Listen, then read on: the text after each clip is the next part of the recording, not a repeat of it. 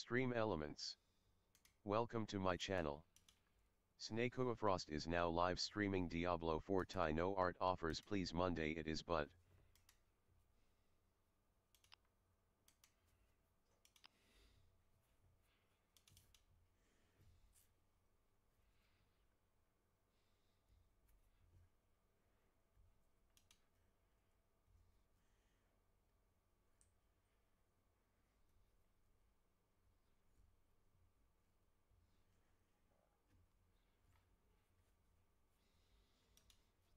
No.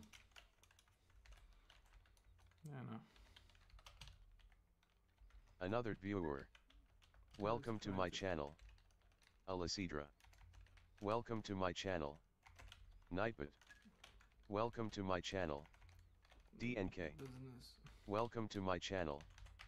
Drapsnat. Welcome to my channel. Rogue RL. Welcome to my channel. Ella. Welcome to my channel. Alien Gathering. Welcome to my channel. MXRKSY. Welcome to my channel.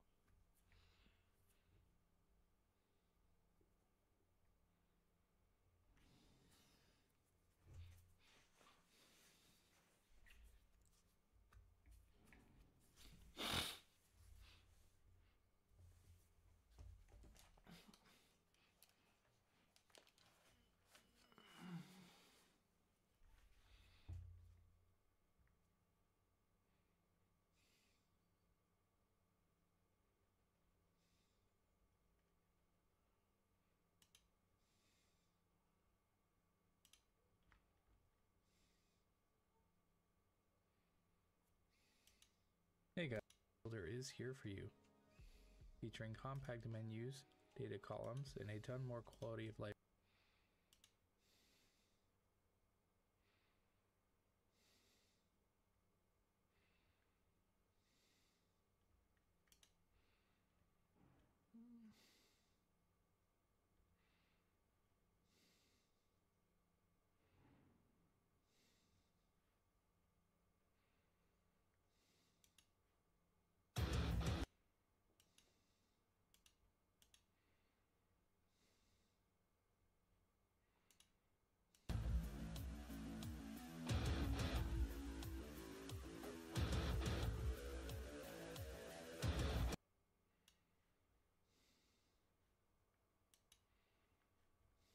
Rihanna.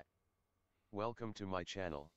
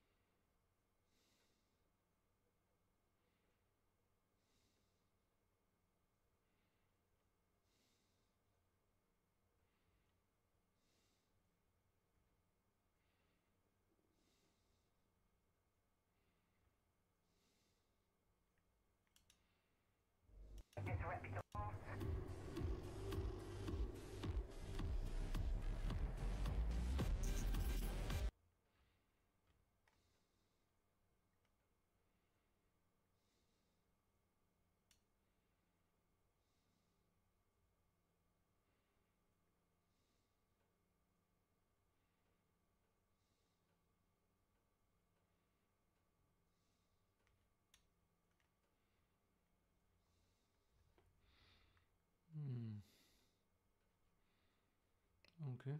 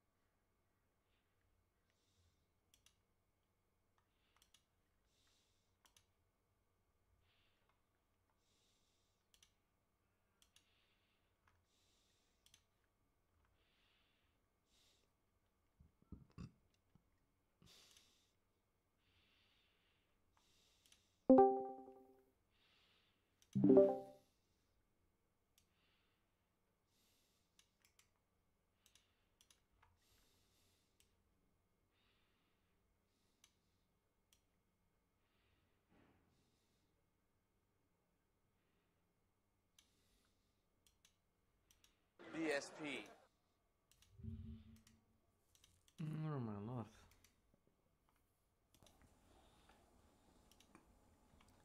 Oj, gladna sam. Boga nisam ja. Sirotinja smo, uboga Slaviša, nema.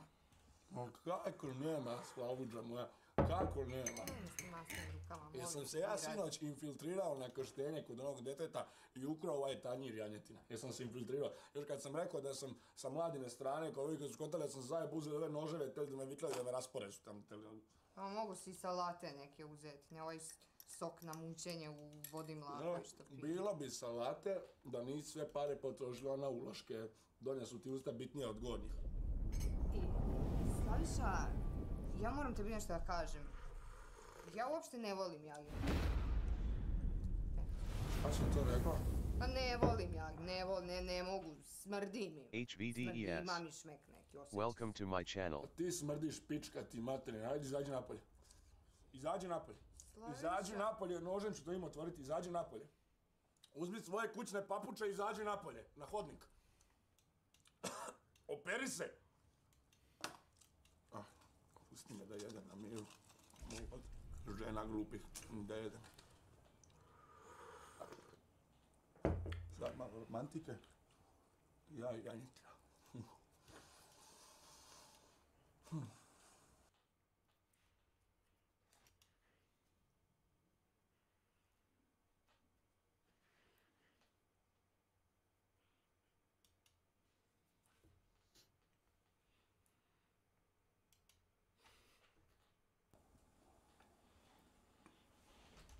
Oj, gladna sam. Boga nisam ja. Sirotinja smo, uboga Slaviša, nema. Ma kako nema, Slavuđa moja? Kako nema? Nemoj me s tim masnim rukama, molim. Jesam se ja sinoć infiltrirao na krštenje kod onog deteta i ukrao ovaj tanjir janjetina. Jesam se infiltrirao.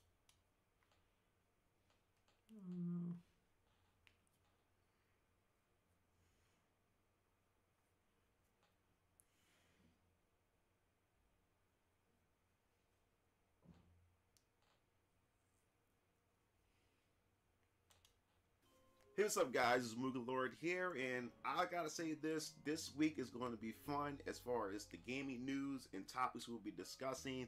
Definitely can't wait to hear your thoughts and opinions on them as we go through them during the week. So today we're going to talk about Young Ye, who's also a content creator, and this guy over the weekend has been going through a lot of heat, been getting hit left and right as far as his voice acting is concerned.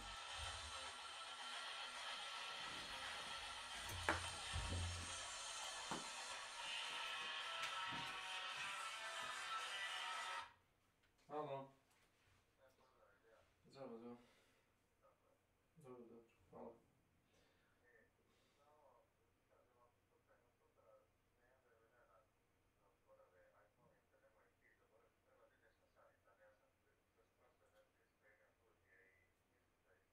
A ujutro? Ili...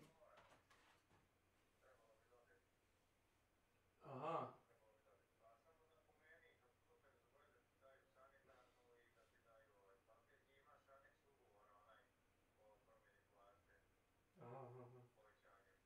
Dobro, pitat ću ja, hvala ti.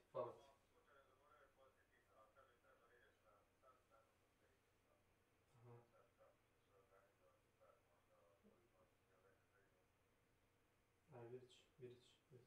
Hvala ti. Zdravlje, prijetno. Dobro.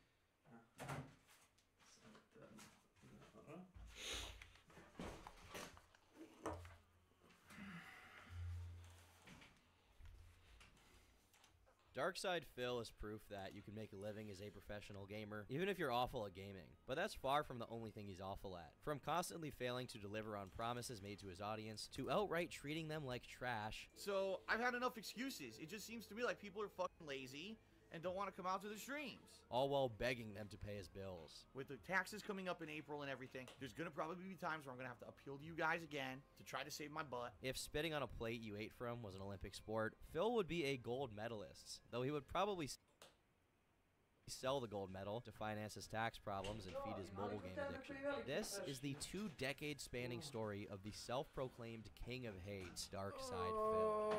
Jedan ima napolje.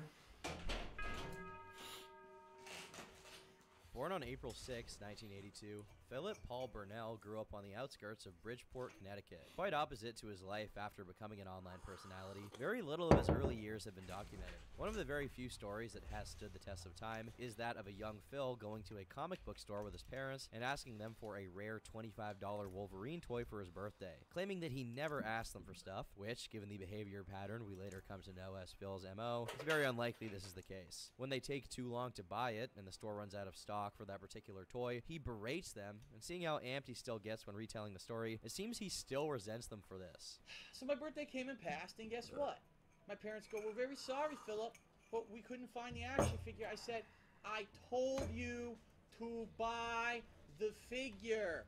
Why don't you listen to me?" If we can take his word for it, he graduated from Catholic school, St. Ambrose, in 2000 as the valedictorian of his class before going on to study business at Fairfield University. But before studying business, DSP was already getting busy in the competitive fighting game scene, with a particular interest in Capcom's Street Fighter series. In the 90s, he actually traveled across the United States to attend tournaments. Mind you, this is at a time when gaming was still seen as somewhat of a loser thing to be engaged in, so to be dedicated to it as much as he was pretty rare. However, this dedication didn't manifest in exclusively positive ways. Phil often lost his temper and was a generally toxic player, which turned many of the other attendees of the tournaments he participated in against him. Now, when I go to these tournaments, I say, "Hey, guess what?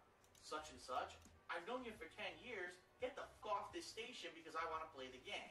And usually, when you threaten them like that, they get the fuck up because none of them want to fight. None of them want to step outside and get their ass beat. What's worse is that for many years, despite his dedication to the point of toxicity, he consistently lost every single tournament he was in. For a while, that was true. I was one of the biggest shit talkers in the Street Fighter community.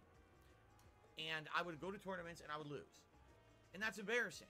As he tells the story, when he finally turned this around and started winning, it was to the general chagrin of everyone involved, which earned him the title of the King of Hate, because everyone hated him. The competitive fighting game community by 2005 had largely made the transition from the use of arcade cabinets to console ports. EVO 2005, however, proved to be a bump in the middle of that transition. A PlayStation port of Super Street Fighter 2 Turbo was particularly divisive in the fighting game community, with various bugs and technical details that would mar its reputation. The port fell so far short of minimum expectations due to the differences in this particular port that, as a result, various high-level players would end up boycotting the event in protest to its use. While they went high, however, Phil went low. On his credit score, to be more specific, in perhaps the earliest manifestation of his ability to handle his finances in anything resembling a mature way, a 23-year-old Phil was living in a 3-bedroom apartment he knew he was going to move out of within half a year. In the meantime, he had no idea how he was going to pay his bills, let alone find and pay for another place to live in. With his only job prospect being an entry-level position at a Best Buy, Phil applied his business diploma to the best of his abilities. Instead of buckling up and being frugal, hoping to scrape by until his conditions improved, he decided to take cash advances on every single one of his credit cards, which ended up being about $3,000, so that he could travel to and attend EVO. This decision mangled him financially so bad that he spent the next 5 years only managing to pay off the interest. Was it worth it? Well, he placed not third, not second, not first, but fourth in the tournament. However, since the top 3 players were all Japanese, Phil rearranged this win to mean he was the best American player, exclusively because it has a nicer ring to it, since there's no real reason to separate players based on their nationality. This gets even sillier when you consider that he's acting like this tournament somehow represented the entire country, which instantly falls on its face when you take into account the fact that many American players didn't participate due to their issues with the port. Other people in the community picked up on DSP, and they didn't take his comments about this event very kindly. That's the answer I was looking for. You got some idiot named DSP who's a total piece of shit, by the way. I like to get that on YouTube, but this guy thought he was hot because he beat me and Choi in a game that was like, it's like fucking Neo Geo conversion of Street Fighter or some crap, dude. This may seem like a minor issue, but it's less about the tournament itself and more about how Phil himself behaved afterwards. In later videos, he belittles the other players' issues with the port, saying that they shouldn't have expected arcade-like gameplay from a console, and instead should have practiced more. Instead of about it, which is what it seemed all the OGs were doing, we'll just play the game and learn the differences so we know for the tournament. Being a sore loser is bad, but not content with just that, Phil managed to also be a sore winner, because even after he started winning tournaments here and there, he continued to make everyone around him dislike him by behaving like a buffoon for no reason. While there is a video of Phil doing things like loudly and obnoxiously talking over people he was playing with, it seems he was self-conscious enough to keep the more egregious displays of his lack of self-control and respect for others to behind the scenes. In one instance, in 2002, he pushed the limits so much that, while he was leaving the place he was playing at, him and his friends were followed by the friend group of someone he'd recently lost to, who proceeded to compel him to pay a nominal amount of money for being a general nuisance. According to Justin Wong, another avid Street Fighter player whom DSP had beat before, he had the tendency of being nice to him in person and saying terrible things about him when he wasn't around. However, the most detailed account of why exactly DSP had such a terrible reputation in the community came from another fellow Street Fighter player, Viscant. His Reddit post reads as follows. This would have been either EVO 2005 or EVO 2006. Phil had been talking trash for weeks/months before I finally got sick of it. I'm pretty sure I challenged him to a money match and knew he wasn't going to accept and was going to be like, lol, fight me IRL at EVO, and I accepted. From here, it turns into what sounds like a total farce, except I can assure you that it was 100% serious, which makes us both look like total, complete idiots. So first, Phil was like, okay, well you have to sign some document because if I kill you, I don't want to be responsible. And I was like, whatever. Then there was an actual serious negotiation over who the ref was going to be, but I don't remember this part either. Then there was an honest-to-God negotiation over weight and that we were going to have to weigh in and everything. Again, I'm not making any of this up. As dumb as this sounds, this absolutely happened. Finally, it was agreed that he wouldn't have to go on a diet to fight me, and it was settled that we were going to fight. It was going to have MMA rules. It would have a referee, and we'd sign waivers. I was dumb in the mid-2000s. Anyway, so we agreed upon this early in the year, and from here on is where the story gets weird. So apparently Phil was under the impression that this wasn't going to happen and that this was just internet shit talk, but a few people from the West Coast went out to one of the East Coast tournaments and told him that I was taking this seriously and was going to fight him, and had probably been in more gym fights in the past 2 months than he'd been in his life. So one day, Phil instant messages me on AIM and tries to back out. He was like, hey, so how about this? How about we pretend like we're going to fight, and then when a whole crowd is around us, we both do DX cross chops to the crowd. It'll be such a goof. This really happened, and I'm just like, are you fucking kidding me? I honestly couldn't believe he was pulling this, and I was still mad about the whole thing, and actually wanted to fight him. I told him I wasn't going to do any of that trolling, but if you want to drop it, then fine, I'll drop it. We can both be adults about this. And that's pretty much what happened. I'm not going to jump him from behind in the parking lot or get in his face and threaten him. From that point on, there never really was any problem between him and I. In fact, the next year when EVO West was in San Diego, I let him stay at my place that year, and when Mike Watson and Jaha were about to kill him in a parking garage, I stepped between them and defused that situation. He later would go on to have more serious problems with Watson and Jaha, but I made sure it wasn't going to happen when he was staying with me.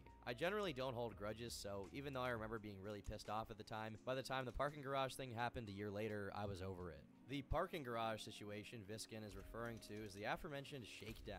But enemies weren't the only thing Phil made in his time as a competitive Street Fighter player. He also made some friends, however unlikely that may seem, and they went on to collaborate with him in the future. One such acquaintance was Mr. John Rambo, who sought Phil out after his victory at EVO because he wanted to get better at Super Street Fighter Turbo. He'll come up again later, so keep that guy in your mind. Despite his infamy in localized gaming communities IRL, Phil found a way to circumvent this by tapping into the realm of online gaming. Even if word got around about his excesses at the competitions, it wouldn't be enough to prevent him from making a name for himself based exclusively on what he chose to put up online. He created a YouTube channel in 2007 where he uploaded random vlogs related to his interest in competitive gaming. But in 2008, he slowly transitioned the channel into a rudimentary proto-Let's Play channel, though instead of having the screen captured directly while he played it, he recorded it with a separate device, meaning he pointed the camera at the TV basically. At the time, Phil lived with his parents and saw content creation as a pastime rather than a job. Not that content creation was much of a job option in the Jurassic period, which was YouTube prior to the 2010s, but even still, he was somewhat realistic about his expectations. Still, that didn't stop Phil from taking inspiration from one of the early internet's most adored legends, Angry Video Game Nerd. Now, as I was a Street Fighter player, I used to travel with a group of friends, and it was actually in a hotel room at a Street Fighter tournament where we were just hanging out and having fun, and one of my friends said, did you ever see this guy called the Angry Video Game Nerd? I was like, no, I don't know who that is, and they showed me a video of this guy who looked like very much dressed up like a nerd, right? He had a button-down white kind of shirt, thick glasses, right? Even talked kind of a little bit high-pitched or whatever, and here he is, ranting at a video game, making funny lines, talking over the top, swearing like a sailor. Hilarious. No production values, no budget to it, just him and a camera making fun of a video game. Commander Root. Though I get what he's saying, there is a Welcome kind to of my purity channel. and earnestness to early YouTube Kino, and I use that word loosely because I'm pretty sure AVGN was on another site before he was on YouTube, but I digress. I think Phil took the no production value part a little too seriously. He took pride in posting Hello, playthroughs Hermit. in bulk, with several hours of video dedicated to each game with absolutely At least no I think editing that's involved. him. On this decrepit, old, and abandoned channel, there are over 7,000 videos, because back then, you couldn't upload very long videos, compelling Phil to split them up into dozens, if not hundreds of individual 10-minute clips. Again, I should remind you, we're not talking about Bandicam or unregistered Hypercam here. We're talking about actual camera footage with built-in microphone audio capturing all of it, completely raw, untreated, unedited whatsoever. Unsurprisingly, the channel didn't exactly blow up overnight. Somewhat surprisingly, Phil is proud that he spent 3 years of his life doing this for no money and actively derided other content creators who only started doing gaming videos after they began being monetized on the platform. Mind you, this man is 28 years old and living with his parents, and somehow he thinks it's a merit that he makes no money out of playing video games alone with no one watching. On top of that, he brags about the passion and effort he put into the videos and his larger upload volume compared to these other, much more successful creators, when in reality, he just has the most videos precisely because of how awfully low effort they are. It's a perfect example of quantity over quality. Once again, it's not what DSP is doing that's the issue, it's that he brags about it in a really grating way while putting others down. Oddly enough, Phil's first conflict with someone else to be documented online wasn't a result of him disrespecting other YouTubers who were trying to make money off of their content. Instead, it was during a recording of his playthrough of Spider-Man Shattered Dimensions when he was making too much of a racket, and his neighbor decided to interject. Being the good Samaritan he is, Diablo 4 defeat.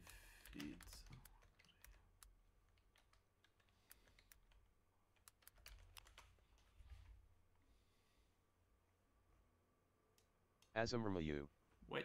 Welcome to my channel. I'm going to go over how to summon and defeat Grigore the Galvanic Saint, aka Greg the Lightning Man, since that's a lot easier to say. If you find this useful and want to see more guides, reviews, and much more, if you want to start hunting down Greg the Lightning Man, you need some living steel. So select the living steel in World Tier 3. It's pretty inefficient, so instead I would recommend waiting 100 aberrant cinders, guarded by a gigantic demon called He Grins Wide and Waits. He certainly does a lot of waiting. Should you manage to defeat him, spend your cinders and open the chest, you'll get 3 living steel in World Tier 4, an interactive map tool to help pinpoint its location. Now Grigore is very famous for his lightning damage. Therefore, before you head down to the Hall of the Penitent, to the south of Ked Bardu, you'll want to stop by the Alchemist and pick yourself up an elixir of lightning resistance.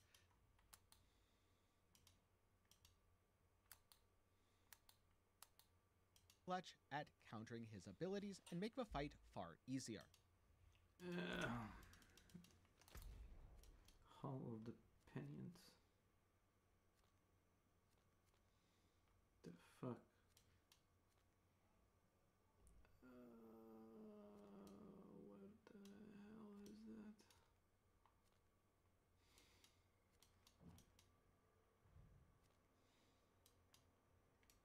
the hell is that? Hello?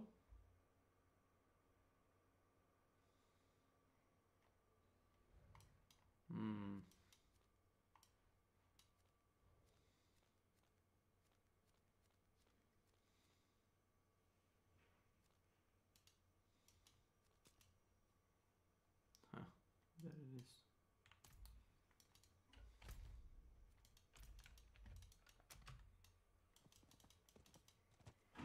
And so with that said,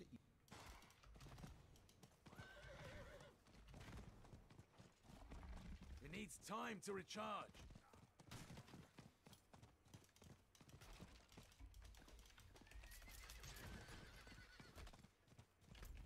It needs time to recharge. Yes, yes, it's time to recharge.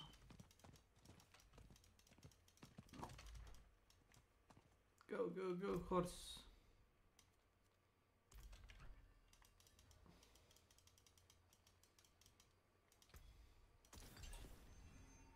Good job.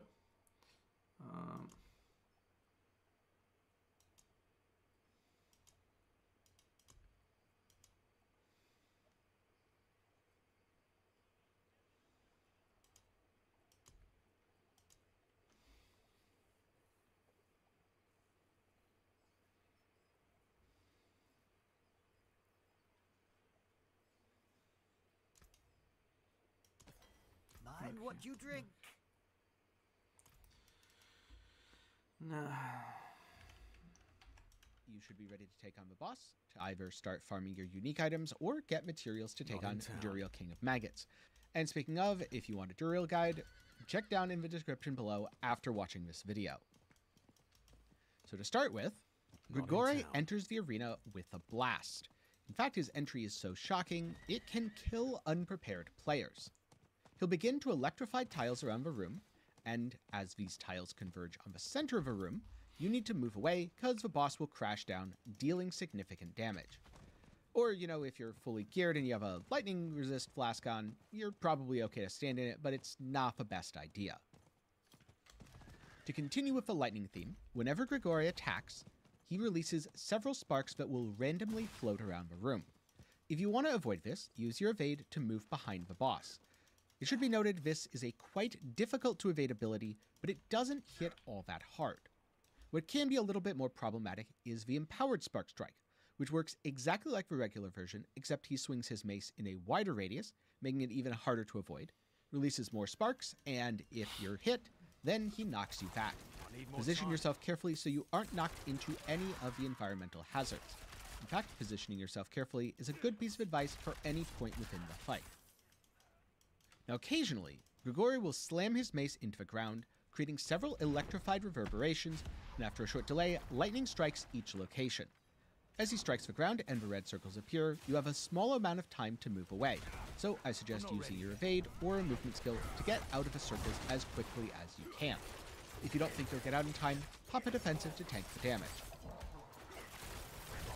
After losing some health, Grigori adds one more move to his roster, where he begins to summon Knight's Penitent to aid him in combat. They appear in a ring surrounding the player and quickly converge on your location. Luckily, they don't hit very hard and don't have much health, so you should be able to use AoE skills to dispatch them quickly.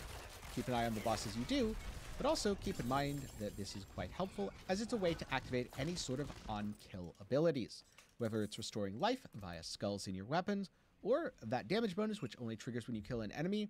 There's a lot of reasons why these adds are more of an advantage for the player than Grigori. But another big part of the encounter isn't just the boss itself, but also the environmental hazards.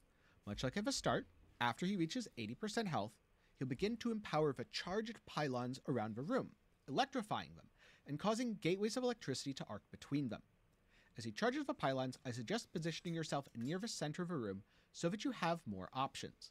And by themselves, these pylons are quite easy to avoid because the pattern won't change, but you have to position carefully so Grigori's attacks, especially those with knockback, don't knock you into the beam. Alternatively, if you know you're going to get hit, use a skill that has Unstoppable to prevent yourself from being knocked back. Now starting at 60% health, Grigori begins to use his ultimate move. He'll teleport away from the arena entirely and channel massive amounts of electricity into the room. This will not only activate multiple pylons, but it also charges floor tiles, which light up in sequence before he crashes back into the arena, dealing significant damage. This can be a little bit tricky to evade because the pylons are going to restrict your movement. Yet again, I suggest going to the center of the room at the start. The room has 9 total tiles, 7 of which will be electrified in sequence, and 2 of which will be safe. He'll never crash into the safe tile, but he could crash into any of the electrified tiles. Therefore, you want to watch the pattern closely and move to one of the 2 safe tiles. In general, it is better to be towards the center of a room as the ability starts, but sometimes he will activate the electrification of one of the center tiles first, which can make this a little bit difficult to evade. This is where your lightning resistance potion, and possibly a careful use of a defensive skill, comes in clutch. So when you're challenging Grigori, what should your strategy be? At the start, there's not too much to worry about, so just focus on DPSing the boss, and if he happens to slam his mace into the ground, move out of the red circles. Don't worry about the sparks, you should be able to heal through their another boss guide in Diablo 4.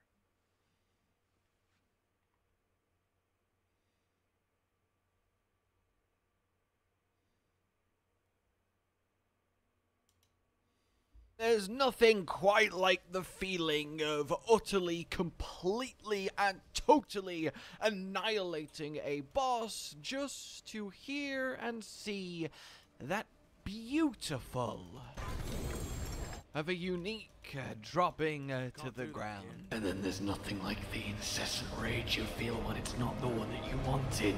Hello then everyone, and welcome, as today we go over how you can best get in record time all the uniques that you would ever need for all of your builds going forward in Season 2. Because, well, we actually have a definitive proper way to go after uniques now, and it's shockingly effective. Oh, and if you're wondering what the sorcerer build that I am absolutely ruining the bosses in this video with, I will link it down below. It is up on the channel. Like, when they said that we were going to be able to kill bosses and then uniques would drop, I really took that to mean, oh, okay, so I guess they've got like a maybe 0.5% increased chance, so whoo-hoo. But no, not even close. So today then I want to go over each boss, how to best farm its special ingredient to actually summon and face it, and where all of them actually are, along with everything else you need to know in regards to this entire unique farming machine. Hell, even uber unique farming machine, as we've already had multiple of them drop, and that is kinda ridiculous that in a couple days of Season 2 we've seen more uber uniques in the entirety of Diablo 4's lifecycle beforehand. So before I take you through each one, let's talk why you really do need to care about these guys. First and foremost, ignoring uniques for a second, the gear that they drop is ridiculously potent, and you will likely get some really nice pickups. For example, I am currently walking around with a 925, which is the new item power cap weapon, with a 908 offhand, thanks to doing these bosses. I've only killed them about 12 times or so now. It's really that consistent. You also get about 4 to 6 legendaries per kill, so you do end up farming aspects really hard. But yes, the uniques is where it's at, and so far from all of our testing, they have a roughly 50% chance to drop one of the uniques from the pool for your class. And so far from my 12 kills, I have gotten 7 uniques, 6 in my stash here, and 1 that I'm wearing, 3 copies of Essu's Heirloom, no copies of Raymond of the Infinite, but that's okay. I'm totally fine with that. But to use an actual example then, with Varshan for Sorcerer, he can drop the Staff of Endless Rage, Essu's Heirloom, Raymond of the Infinite, and then Frostburn and Mother's Embrace. That is 5 uniques. With a 50% drop chance, that means every other kill I've got a nice 20% chance, so 10 overall, of getting Raiment. That is incredibly consistent, all things considered, and why they are so relevant. So I think it's about time to break them all down then. We're gonna go then in order of power / difficulty, starting with the 2 that are also in World Tier 3, Nightmare. Starting then with the one you are probably already most familiar with, Echo of Varshan, our malignant remnant, and thankfully that's the only remnant of Season 1 still around. This then needs you to get 4 specific body parts: his bones, his head, his hand, and his heart. The heart is only needed on Torment and can only be gotten on Torment, but regardless, you will get one of them randomly when you open a Whispers cache at the Tree of Whispers. They can also drop from the Grotesque Debtors that will spawn after a world boss, and they can also rarely drop in the Blood Harvest. You can, as well, transfer any of them into any other. By that I mean, if you go to the Alchemist, you can give up a hand, a bone, or a head to randomly have a shot at a hand, bone, or head. So if you have 2 hands, 1 bone, and no head, well then give up the hand, hope that it turns into a head. If it's a hand or a bone, re-roll again, and so on and so forth until you have 1 of each. The hearts you can change into any of the other 3 specifically and deliberately without any RNG involved.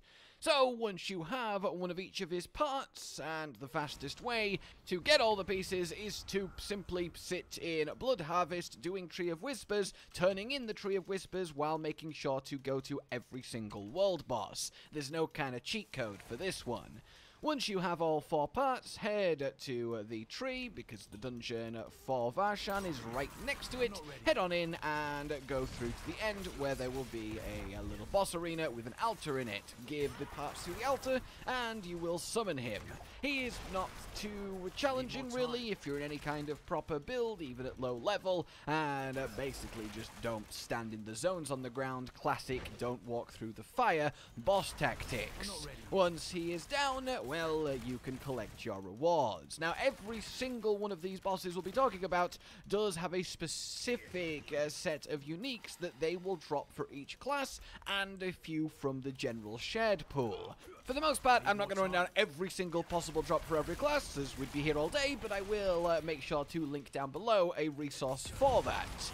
So that is Varshan then. Let's move on to Grigor.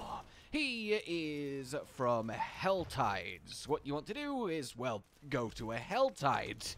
I know, absolutely next level guide content. And instead, Helltide, you want to farm 300 cinders and then go find a specific chest. Now, these work like the mystery ones in that there is a handful of set spawns, and only a couple of them will be up when the Helltide starts. You can use the various sites that track Helltides and will report where the correct chests actually are based on people confirming it, and that way you know exactly where to go. But if you don't want to do that, well, you're wandering randomly till you bump into one. You'll know when you see it, because there will be a big old elite with a blood bubble around him channeling into the chest, and, well, the chest itself will be one of steel. When you click on it, you will have to kill the elite, and then you can actually click on it properly, spend the 300 cinders, and get your reward. The reward in question being living steel. You will need 2 on Nightmare and 5 on Torment of this to actually summon the boss, and the chests give 3, so you need to do 2 chests on Torment to have a go at Grigor. Once you do have your 6 then, and this is really literally just farm 300, open a chest to get 3, you still get useful materials from the chest on top of the living steel, like the enchantment supplies, though you don't get random legendaries, so do bear that in mind. You still want to go for mystery chests if that's what you're there for. In any case, when you've got your 6, you want to head to here, the Hall of the Penitent. Once inside, just like Varshan, run to the end and you'll get to the boss arena with an altar to place your materials in. And when you do, you will make him appear. He is all about lightning, and you can therefore prep by socketing in some serious lightning resist into your jewelry, which will make this significantly easier. But past that, the only attack that's really dangerous is the circle slam that he will try and repeatedly do. Make sure you don't stand in the connected lines of lightning, and generally you will be fine. There are a few adds to deal with as well, but he shouldn't take too much killing, again, even for an early build, as long as it is min-maxed, even if you are lower level. Moving on from that then, let's talk Lord Zir himself, our big vampire boy. He is only in Torment, as are the other 2, and for him you need something called Exquisite Blood. This comes from 2 specific places. Legion events around the world, you know the ones, they're on your map, they've got a timer, and then you were around killing all of the things and get really good XP and rewards. This will drop a blood for you. Then you have world bosses. They will drop 3 bloods for you. You need 9 in total to attempt him, so you are going to make sure to have to watch the map like a hawk and actually make it happen. The Legion events are quite a slow way of doing it. Personally, I would just go to every world boss as it appears and just have that sort of passively happening in the background, and you'll slowly build up your Lord Zir attempts.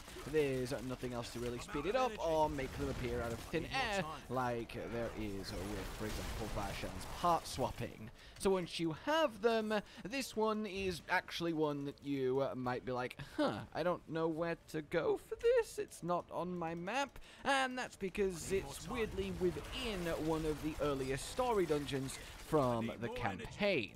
That being the Darkened Way in the Fractured Peak. So head there, go inside, and then a little bit into that, you will actually have the dungeon that Lord Zir can be summoned in. The Ancient's Seat. And just like all the others, get to the end and use the altar, give it your offering, and watch him appear. This is the exact same fight as his fight is in the campaign, but of course turned up to 11. Now, the first two, as they were also available in Nightmare, are tuned to be easier than these last three.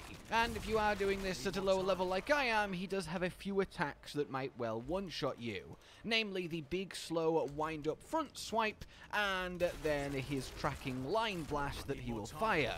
Other than that, it's don't stand in the things and try and manage the adds as much as possible. He does a lot of teleporting and moving around, and if you don't have the defensives and healing and sustainability to handle it, you might actually fall to attrition here. Though it is at this point, I should say as a general tip, don't be afraid to offer the offering, use the items, and have a few goes. Even if you die, you don't lose the attempt at the boss, you just respawn and can keep trying forever until you either give up or do get the kill. You want as much burst as possible to get through him before he starts pulling out all of his shenanigans. But once you have defeated him, well, congratulations on your hopeful unique that he will reward you with.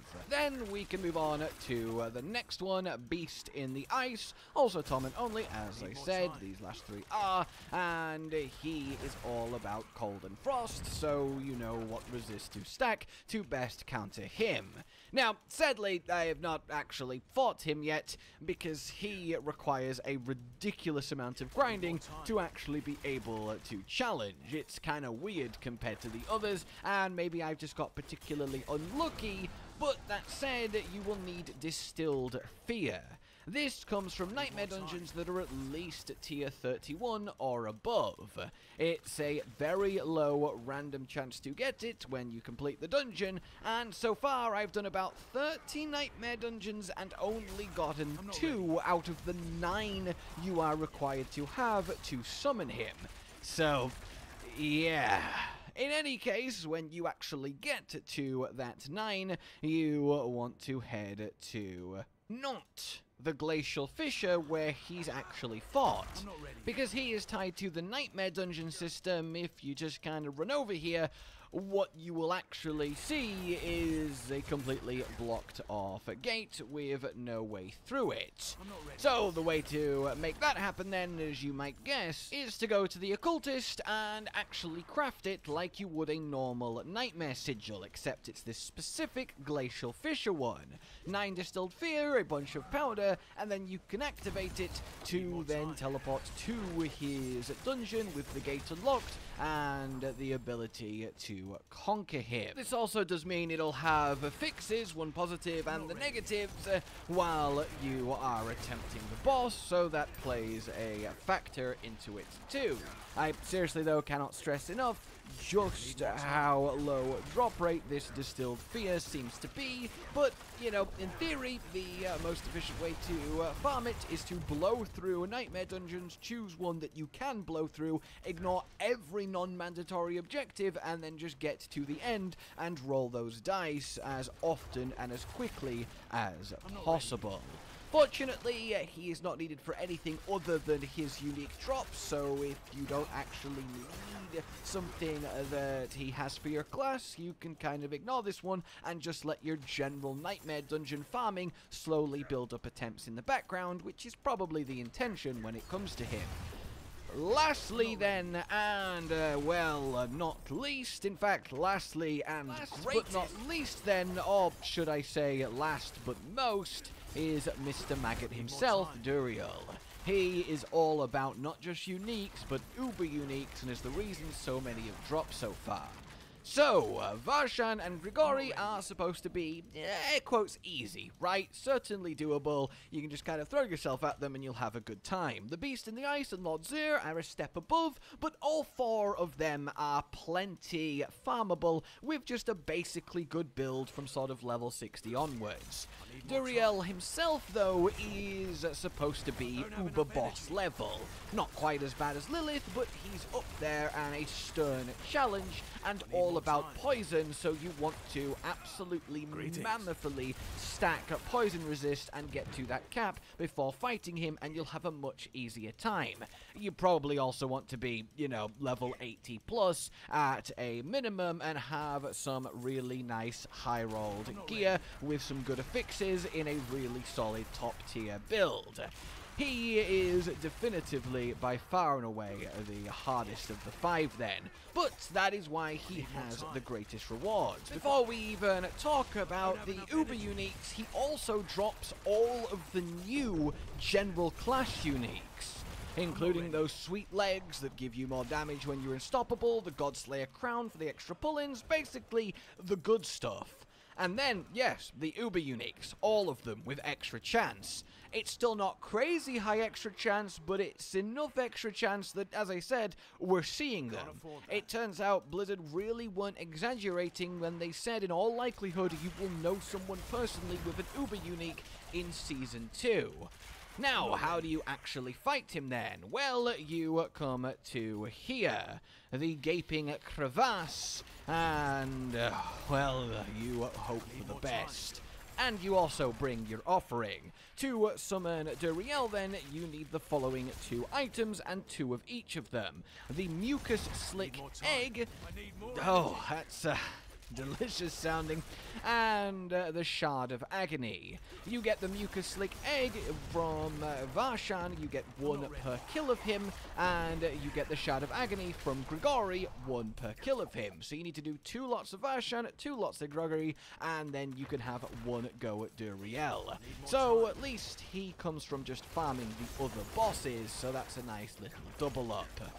There you have it then, ladies and gentlemen. All of the new unique bosses, how they work, how you fight them, and the way to go about it, and perhaps most importantly, why you should really care about it. They're also just fun. It's nice to have some actual single target damage rewarding, mechanically involved fights in Diablo, and is one of the many reasons that Season 2 just is the best the game has ever been. It's a low bar, but still, that remains true. For now then, like if you enjoyed this, subscribe and hit the bell for more. Consider supporting the future of the channel on Patreon down below. And until we meet again, a goodbye. Josh, Cotton, and Hollow with the videos, dropping the humor like a hammer on your tippy toes, bringing entertainment on a daily arrangement to take our insanity and turn it into entertainment. Yes, I said entertainment twice, to reiterate that it is nice to look into your faces on a mostly daily basis when you let us in your homes to make the whole world a stage. Goodbye.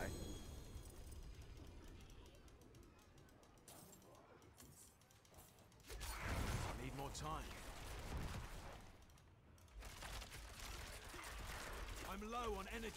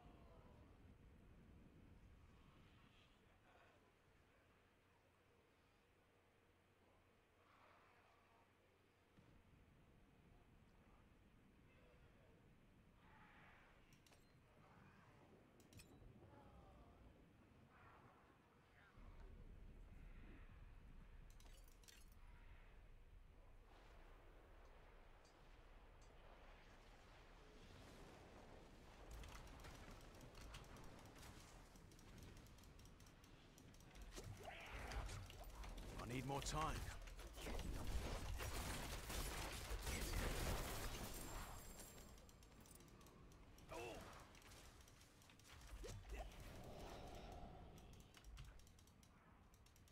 I'm not ready yet.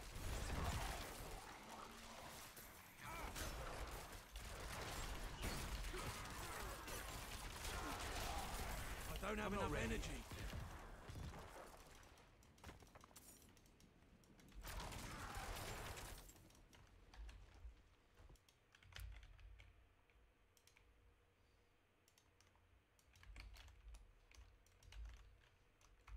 I need more time.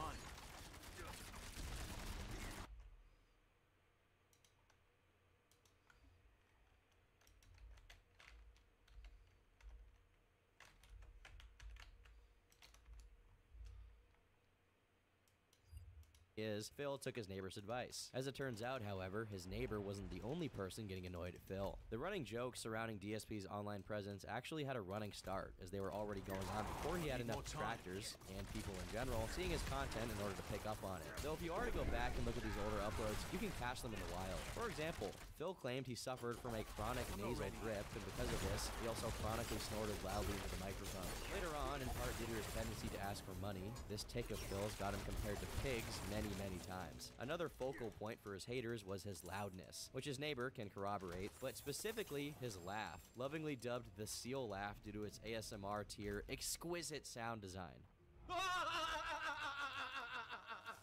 But let's be fair here, regardless of how entertaining or irritating these may be, they're most likely done unconsciously by Phil. This is just how he is. He had no choice. However, what he has chosen is to be the real-life incarnation of a character from South Park, as he made a series of videos dedicated exclusively to cataloging his funniest racist remarks while gaming. Many people's careers get decimated when they have one racist remark revealed to their audience, but Phil is such an absolute based unit that he himself compiles and posts his own expose material. Around the same time he started putting more effort into uploading to his YouTube channel, he was also hired into a job as a customer service phone operator for a company called Aftermarket Support for Helicopters, though sometimes he refers to it as HSI, which means Helicopter Support Incorporated. According to Phil's retelling, he constantly worked extra hours and was paid less than other people who did the same job as him, despite the company's actual vice president telling him he was better than his customer service position, and that he was to undergo extensive training for a promotion into what sounds like a general managerial role. He supposedly did all of this training while remaining a customer service employee, which he described as equivalent to working two jobs simultaneously.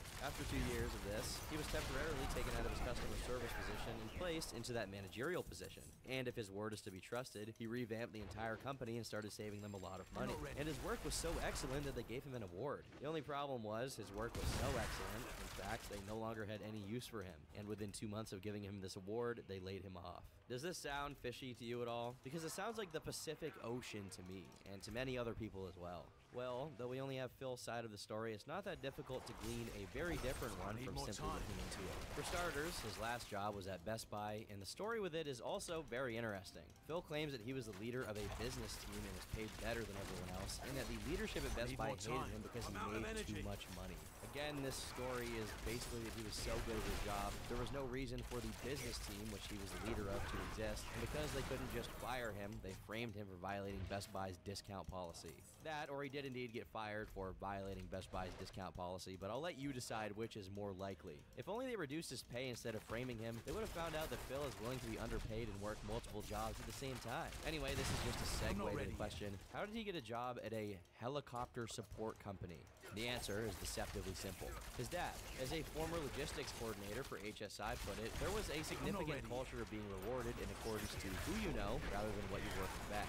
Presumably, Phil heard these kinds of complaints from his more blue-collar workers and decided to pretend he was one of them, but the truth was precisely the opposite. His father, David, worked at the company as a customer support manager from 2005 to 2007, later being promoted to logistics manager and finally continuous improvement leader, which is noteworthy since this is the exact phrase Phil uses when describing his job and training at the company. It instantly becomes clear that David, having achieved a reputable position in the company, had his son hired as the position he used to occupy. The highest likelihood is that Phil simply transplanted his dad's achievements onto himself. Unlike Phil, his dad is an extremely experienced and highly skilled person, a former Marine with GPAs north of 3.7, along with a bachelor's, 2 masters, and 1 PhD, all related to quality management. His stint managing HSI was just an extension of his already decades-long business relationship with its parent company, Sikorsky Aircraft.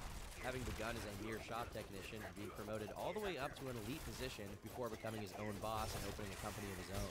The job he passed down to his son wasn't an entry position, it was something he worked up to for 3 decades. So it's no wonder Phil couldn't fill his shoes even a little bit. All of this becomes particularly egregious when later on in his career, Phil punctuates this story with his complaints and grievances about how corporate America is mean and exploitative to poor little blue-collar workers like him, when he was literally a nepotism hire. The whole being thoroughly trained for an elite position story also disintegrates once Phil makes the mistake of showing the award he got during a stream. As it turns out, the award for his amazing work was in fact simply a certificate that he had completed something called ACE certification program, which by doing cursory research into the company is something that tens of thousands of people go through at HSI and not a special program he was assigned to by the vice president himself.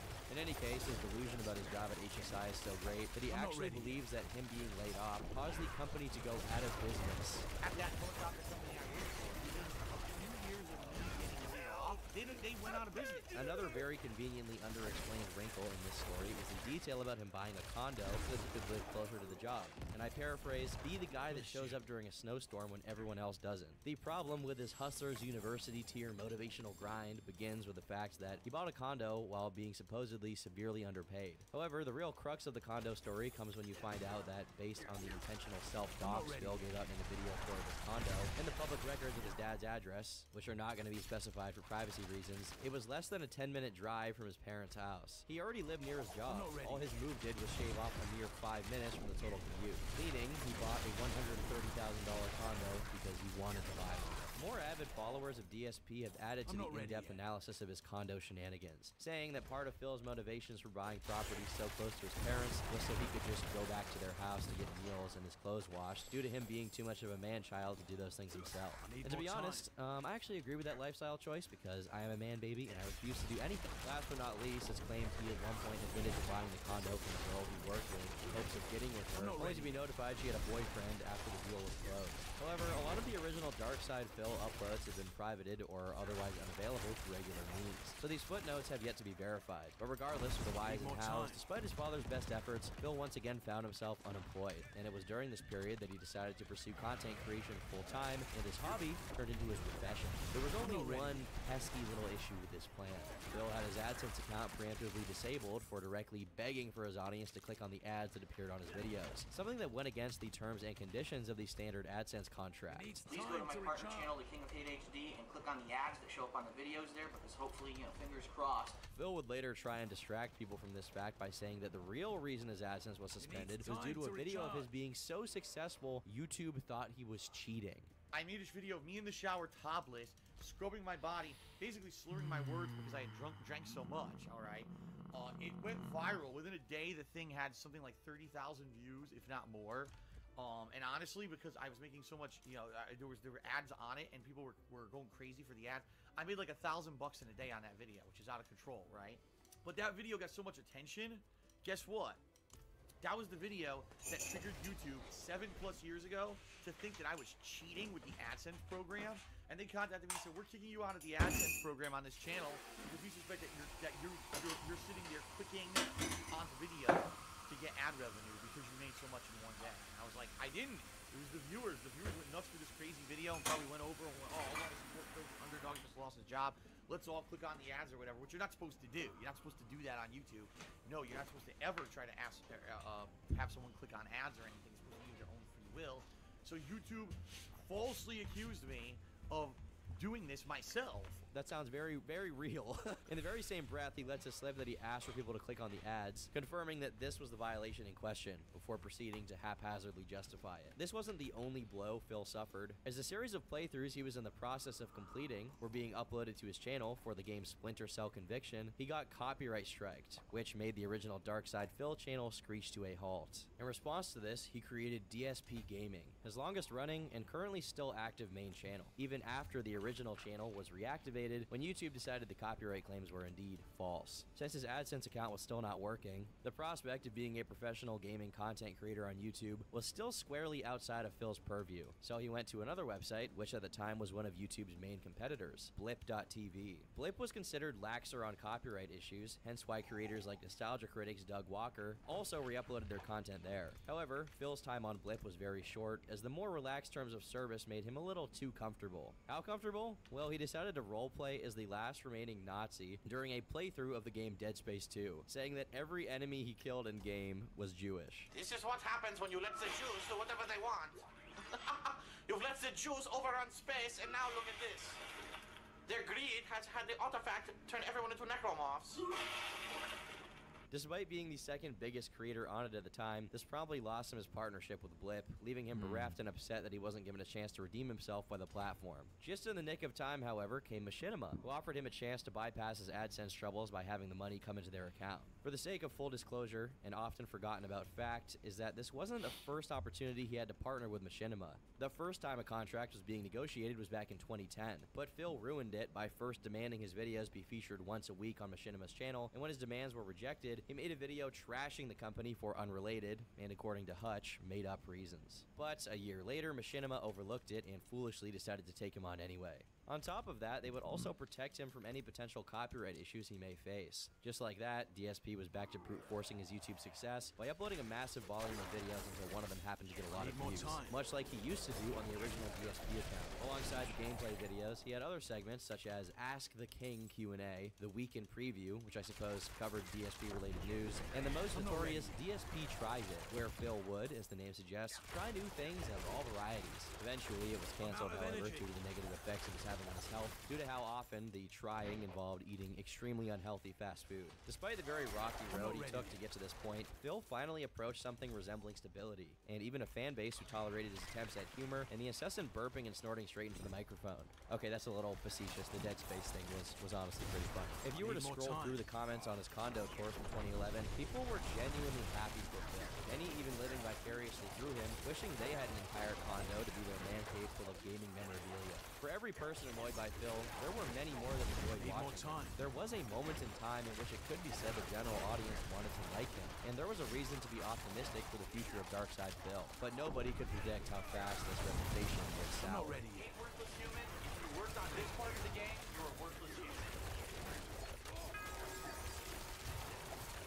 In the early 2010s, Google reformed its AdSense system, and now it rewarded viewer retention instead of sheer numbers of views. Essentially, the longer someone watches your video, the better. Just getting a click is not enough to make as much money as someone who gets people to stick around on their video for an hour. This was an issue for Phil since he had a penchant for splitting his videos up into dozens of little tidbits, rarely cracking 10 minutes, often being as short as 2. He also refused to improve the technical aspects of his content despite how much money he had already made out of it and how many of his actual legitimate fans were begging him. By 2011, PewDiePie was already soaring to insane heights of popularity with relatively good quality, a decent mic, and even a face cam, setting a new standard for gaming content, while Phil was still languishing with his busted camera filming his screen, with little to no editing to speak of. The problem became more and more inflamed as time went on, and Phil's viewers let him know that if he wasn't interested in evolving his format, they would move on to newer and better channels than his, to which he either responded with derision, a ban from his channel comments, or both. In short, DSP made it clear he didn't want to treat YouTube like it was, his job and his only source of income.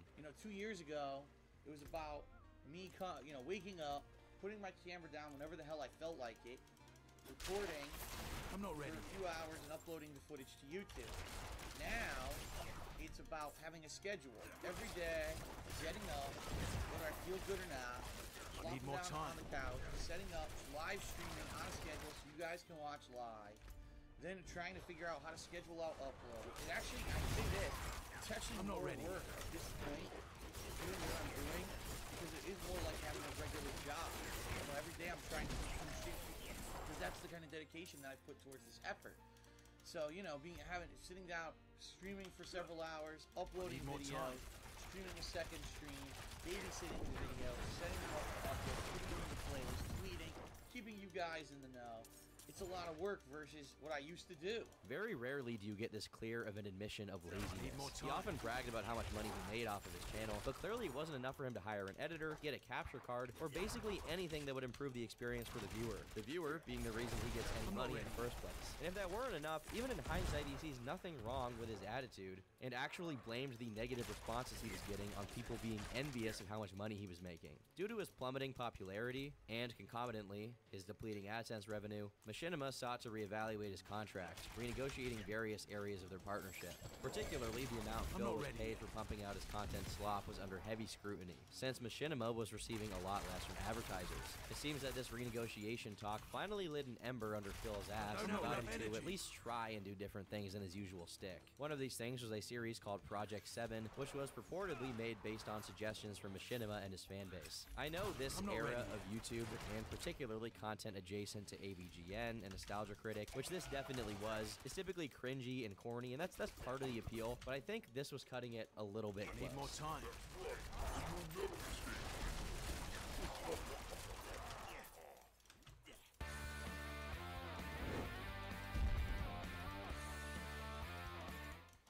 I'm not ready.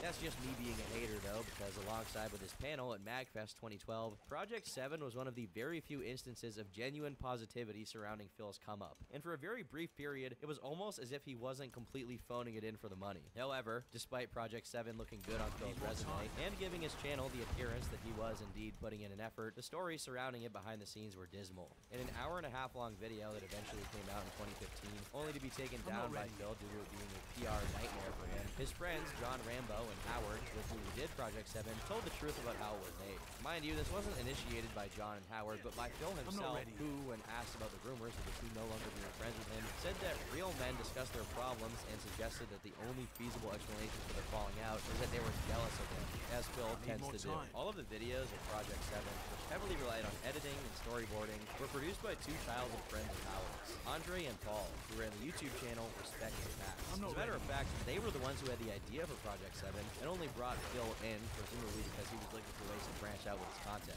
Initially, Phil being the face of it meant for their work to get more eyes on it than usual, which is a good thing. However, they quickly realized Phil wasn't exactly someone who exhibited good faith. For starters, the editing and special effects, which again were the brunt of the series, was taking up a lot of Andre and Paul's time, especially since Andre was about to become a father. This prompted John to tell Phil to pay them for their efforts, to which Phil replied he had already offered to do so, and they'd turned it down. This turned out to be a bold-faced lie, which was instantly revealed once John mentioned it to them. Apparently, Phil had every intention of keeping every proceed from Project 7 to himself, and wanted to share it with absolutely no one. And before you think this is because of Machinima renegotiations or what have you, during the production and publishing of the show, Howard noticed that Phil bought a plethora of expensive man-baby gamer toys, which he's known for decking his house out with. And if that isn't enough to invoke a sense of injustice, a BMW. Notwithstanding, everyone involved in the series contributed out of their own pocket to produce and sell merchandise for it. But only Phil ever saw any of the resulting revenue. The pettiness on Phil's part was so extensive that he didn't even tolerate positive comments about the other participants in Project 7. Upon seeing John Rambo's contributions to the show be considered funnier and better performed than his, Phil rushed to claim that everything, including their lines, was his idea, when they were not. They confronted him about it, and he apologized, but according to John in particular, Phil's apologies meant very little. Over the course of their friendship, Phil tended to either make a slight or tell a lie about John, apologize when confronted, only to do it again a while after. Ultimately, this is why their friendship broke down. They simply lost all faith that Phil could listen and care about what actions of his made his pretty much only friends uncomfortable or upset, and gave up on interacting with them altogether. Eventually, in 2022, Phil claimed that the reason no payment was made to them for their work on the project was due to the fact that, indeed, the project was losing money. Even if this was the case, and who knows, there's a fair chance it was, he could have just communicated that to them. The fact that he didn't talk about the project failing until 10 years later is at least a little bit suspicious, I guess. Just a little. While the seeds were being sown for the disintegration of Phil's relationship with his friends, he was beginning a new relationship with someone else. Leanna, also known as Panda Lee Games or just Panda Lee. Immediately, people people took issue with the fact that Phil was 30 years old while Leanna was born in 1993, meaning in 2012 she would have been 19 turning 20. Since Phil's life was indistinguishable from his content at this point, since he would spend most of his waking hours doing something or other to contribute to the pumping out of more content, Leanna coming into his life meant that she was bound to show up on the videos as well. However, some viewers took issues with this, as her presence was sometimes considered disruptive to the regular flow of content. Personally, I don't get this very much because as far as I can tell, she was basically the female version of Phil and close to being as obnoxious and insensitive as he was. But anyway, yeah, you gotta like expose the Illuminati. They know everything, but I know more. Viewers attempted to negotiate with Phil regarding her presence in the videos, but Phil, like he always does, took this constructive criticism as abject hatred and responded exactly how you'd expect him to. When a commenter said, "Don't mind her doing playthrough with you, but these type of vlogs are just for you," he replied with a very gracious, "You're a fucking idiot." The Leanna situation went on for a while, despite the consistent grumbling of some members of the audience, until one day, it scabbed over during a stream in which Phil was playing Kingdom Hearts. Panda Lee began provoking the chat by making a series of remarks about the game's quality. Kingdom Hearts is boring. All fanboys, please cry into jars so I can moisturize in your sadness and rage. Due to this somewhat inflammatory comment towards a beloved franchise, people fell to her goading and began arguing with her in chat. This is hardly a shock, since when people are watching Phil play a game, it tends to be because they like the game. This went on until the crushing majority of chat turned against her, not just because they liked Kingdom Hearts, but because she was actively drawing negative attention to herself for no reason. All of it culminated in her appealing to Phil to do something about people being mean to her in chat, and so Phil conceded. Alright, and now I'm going to tell everyone in the chat I had enough of your bullshit tonight. I see everyone arguing with my girlfriend instead of talking about the game, and I've had enough. So we're going to put it in sub-only mode, and now none of you can fucking talk, since you can't act your age or act mature, and you all want to argue with my girlfriend. Now you can just have no chat. How about that? So, fuck all of you who are acting immature. This is what you get now. We're putting it into sub-only mode. Idiots. If people had found her to be a slight, even if infrequent, annoyance before, now she had been seen as a bully and a coward who was prone to instigating conflicts with her boyfriend's audience, only to run back under his umbrella of safety when people treated her how she treated others. She also took on Phil's tendencies regarding participating in flame wars in the comment sections, saying things like, "I get paid for trolls to watch and whine, so I don't see the harm in letting me get paid for them to cry more." Yeah, you clearly aren't getting any, but Phil is and has for over a year now. And let's be honest, do you think Phil and I care about what you or anyone else thinks? Because we don't. If you were in front of me face to face, you get a nice helping of my fist punching you right in the balls. Perhaps the most ironic moment out of the whole situation was that years later, Phil actually threw her under the bus and described her as someone who was confrontational and always wanted to get the one up on everyone else. I mentioned it before, but that's exactly the same trait that made Phil so unlikable early on. So he's not even projecting it onto her, he's accurately noticing why they got along with each other so well. They were similar people. But Leanna did serve a purpose in the larger narrative of DSP. Her presence led to much more concrete displays of disrespect from Phil to his audience. Indirectly, she was the reason many of Phil's fans noticed how comfortable he was, disregarding their opinions and just doing whatever he wanted at their behest. Besides the beginning of Leanna's presence in his life and content, 2012 was also marked by even more examples of Phil being terrible at gaming, despite it being the core of his job. The most glaring instance was during a video of Half-Life Black Mesa, in which he failed to pay attention to the game's tutorial instructions, proceeded to struggle for 30 minutes in an area of the game because he didn't know how to crouch jump, and then claimed that this core mechanic of the game's movement was actually bugged. Up until this moment, Phil's haters were disorganized and disaffected, believing that no matter how poignant their criticisms of Phil and his content were, they'd just fall on deaf ears. But as 2013 began, this was fated to change. A YouTube account called EvilAJ2010 uploaded the very first entry to a sprawling series of videos that would ultimately spell Phil's downfall as a content creator. This series was called "This Is How You Don't Play," and it compiled DSP's playthroughs while highlighting the funniest examples of him being awful at a game. The first one contained clips of Phil playing Metal Gear, a stealth game, like it was a regular action game, and dying a lot in the process. Phil addressed this during one of his long-winded rant videos, and though he made an effort to claim that they were the dumb ones for bringing attention to DSP's playthroughs and indirectly making him money, it was clear that for whatever reason, being called bad at a game bugged him, even if just a little. At face value, it's just a video highlighting how much he sucks at Metal Gear Solid. It's not that big of a deal, right? Like, somebody could make a whole channel on how bad I am at video games. They could make billions. But for Phil, it was the straw that broke the camel's back. The dam was cracking, and many of Phil's detractors, as he came to notoriously call them, saw it as a sign that they could also speak about their grievances with DSP in general. Slowly, the spark created by this video turned into a wildfire, and to an extent, it was more popular than Phil himself. Due to Phil's focus on quantity over quality, the views his videos got weren't weren't really attached to him or his brand, nor on how good the videos were. Hence why they oscillated so much depending on what game he played or what the video's topic was. Meanwhile, the How You Don't Play video catered to a very specific audience, people who didn't like Phil, and there was definitely an audience for that. It seemed like Phil felt the shift to his public image happen in real time, prompting him to make 2 videos to address the negativity, though he acted as if people actually hated him just because he was bad at the games. The thing is, many people have marketed their gaming videos on them sucking at it and dying a lot, but DSP was the opposite. He had a history of branding himself as a pro player and of blaming the game whenever he sucked. Part of his ego, part of his persona, was that he was good at games. Furthermore, he also had a history of putting other people down for not being good at games. Case in point, Tobuscus. Back in mid-2012, he made a video called "Get Competitors' Ads Off My Videos" that supposedly was just him being upset that other channels were being advertised for in his videos. Putting aside the issue that he was still pocketing the money for these ads, in actuality, the video was a lot more malicious than Phil let on. For a significant portion of it, he did nothing but bash Tobuscus gratuitously. That being said, please understand, disclaimer, this video is not intended to be a direct attack on anyone. A few moments later. Your videos suck, you're not funny, and you're not good at gaming. Watch your own f***ing videos. You're horrible.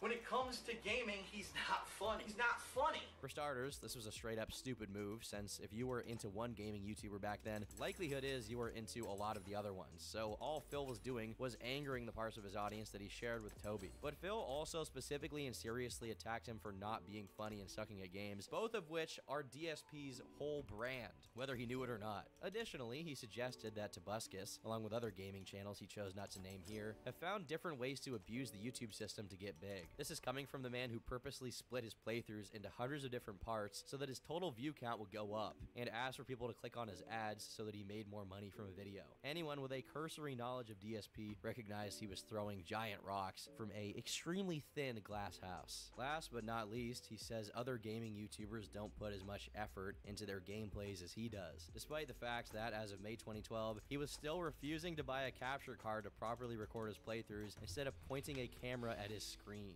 In his mind, his decision to not pay anyone to edit and improve his SEO by making decent thumbnails for him is justified due to how stellar his commentary is. So much so that he describes it as non-stop improv comedy. I'm not going to sit here and act like popular early 2010s gaming content was all comedy gold, but Phil's brand of comedy definitely managed to be even more obnoxious. All in all, it was very clear that Phil was simply seething because there was someone being more professional than he was and making more money than he did because of it. Okay?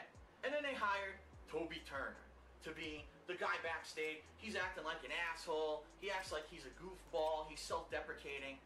Complete, utter flop. This entire commotion was particularly rich due to how many times Phil accused other people of disliking him out of jealousy, including the creator of the How You Don't Play series. The wave of hate towards DSP coalesced into a decentralized group called Kojima World Order, whose intro can be seen in many of the detractors' videos at the time. Unfortunately, there was also a downside to Phil being faced with all of these criticisms. It gave him the opportunity to play the victim. Despite his decline in viewership having begun all the way back when YouTube's ad revenue system switched to retention, he swiftly shifted the blame to Evil AJ and everyone who was on his side, if that could be said as a side to be on. Finally, in early to mid 2013, DSP did the unthinkable and bought a capture card, presumably his way of caving to the negativity. Also known as listening to reasonable advice your own audience has been giving you for years as to what they want to see, or maybe just like what the industry standard is. However, it was a little too late, and the tide had already turned against him for good. Undeterred, Phil went on to cause even greater controversy within his audience when he started the Hardcore Gaming Season giveaway of 2013,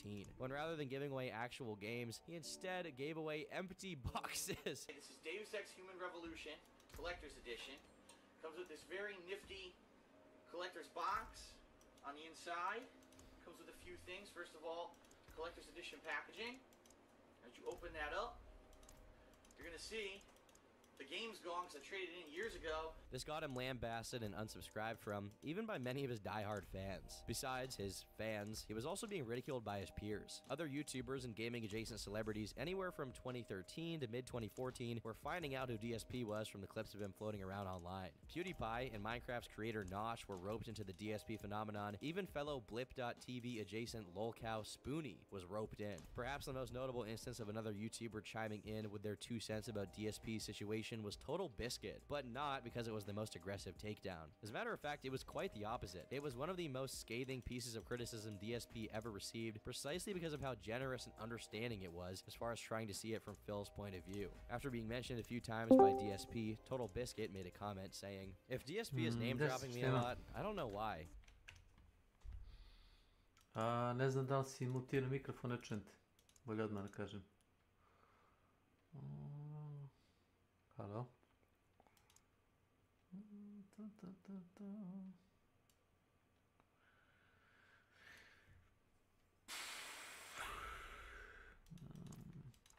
Test, proba. Sad radi. Zaboravio sam ovo, slušalice da uključim. Sve red.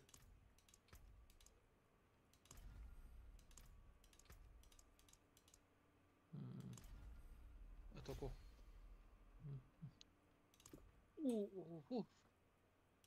Sad će boss za 24 minuta. Da, gledao sam. Negdje mi je tap iskočila. Imaš video, bacio sam ti Sad sam ga baš gledao, komentarisao sam ti. Jebote, ja Legione nisam radio uopšte. Uopšte nisam radio Legione. Legion? Da, Legion, ono. Za 22 minuta, hoćeš, jebote, 20 minuta, šta... Ajde odradimo, hoćeš neki Nightmare odradimo za 24 minuta. Možemo li da stignemo? Ajde. Koliko sad, znači 22, gdje je sad ovdje? Znači to je... Tačno u pola 5. 29 minuta, pola 5, ajde tako. Jesi na T4? A ne isplati mi se na Tar 3. Da pola gira mi je... Ma nema razlog. Pola gira mi je 90% gira mi je zapravo Ancestral, znaš? Da.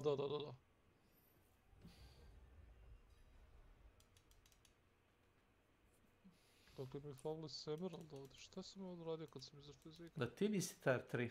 Ja sam bio na Taru 4 da znam. A ne, evo piše mi Tar 4. Čekaj, ovo...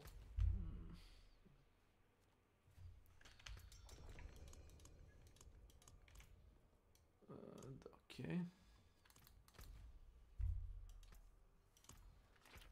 O, pa gdje si ti? Jebote, sinoć ću vas gledam, ne znam koliko je bilo, oko pola... Mardelis. Pola 10, jebote vas petorica i svi su ono totalno mutirali. I ništa, no jer ako je kao ono šta je od ulazi u ono u chat, vidim smo nešto mutirane, svi ste nešto AFK i... Vlada ima previše glasan mikrofon i svaki put kad on pusti nešto, čujem uvijek šta gleda, zato što vjerojatno ima zvučnik ili nešto. I onda to baš bučno bude i onda ne mogu čovjeku da kažem molim te daj stišaj to ili stavi slušalice. Da. I onda ja sam... Ono već par puta pa posle toga bude ono glupo da se podobi. Da, ili mu kažem da toliko mu je mikrofon blizu miša da se čuje svaki put kad čuje se klik. To bode u mozak, zato što recimo ja se fokusiram recimo na nešto, sad čuješ klik, kao ono kinesko mučenje vodom, znaš, kad ti ono pada kap. Da, po glavi, da. I ja, brate, govorio par puta na kraju, ono, ne mogu više da pričam. Ja sam sebi spadam zlikova. Welcome to my channel. Pa to kaže, znaš, kao nekom ponoviš nešto mu kažeš jedan puta i posle ga ti više bude glupo. Nego htio da kažem ništa, tako ja čekam do nekih 12 sati, na koje kao valjda će se neko od vas vratiti. I ono, kad se završi ono kao igru, bio mi upaljeno Twitch, on je tvoj kanal, ja vidim, brate, on igra, tako ne sede čovjek igra svo vreme, jebote, ono, mogli smo zajedno, znaš, jedno to, da. Ja sam bio otišao ono Kevi da pomognem da ono koze pomuzemo za mleko i poslije toga sam ono, ja sam bio juče 50, 60 ili 58. Vidiš šta se sam... Vidiš, juče si isto baš ono, baš si pokirao koliko si uradio. A ja gledam da uvijek imam onaj, znači maksimalan XP, nebitno je šta radim, znaš. Da. Znači zato sam uzeo onaj XP boost i zato igram Torment 4 zbog XP-a. I gledao sam uvijek da imam onaj mali potion za 5%, znaš šta je 5%, ništa. Da, ja ove sezone zaboravljam da ih koristim uopšte. Pa, vidim da zaboravljaš, pošto ne znam kad si počeo da igraš sezonu, ja sam 74. level. Evo, sad kad si pomenuo, ja sam tako uključio. Eto, ja, ajmo, beži, ne, pusti. Ajde, minut. Gotovo si, koliko minuta. Znaš šta mi se dešavalo, toliko brzo ubijam mobove da imaš one kao u onom Blood Harvestu, kao kad stojiš pored obeliska, kao non stop summonuje vampire. Da na kraju jednom sam summonuo 4 ona kao 2 puta po 2 ona kao bossa, da vidite, 2 puta po 2.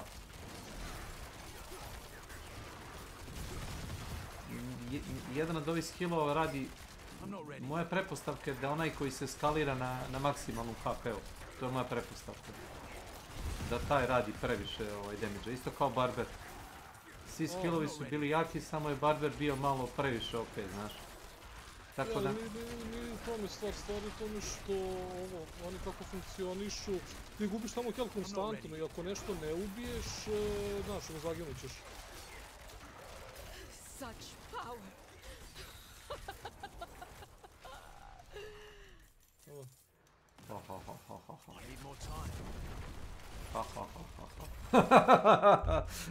Evo me neće kad zamrznem ovaj bossa, znaš. Ne znam koliko ima, 20... Koliko je to? 22% šansa da ga zamrznem. Ali dobar damage to onda uradi. Pa on ništa ne radi, ja ga bijem, razumiješ. Šta ćemo sad?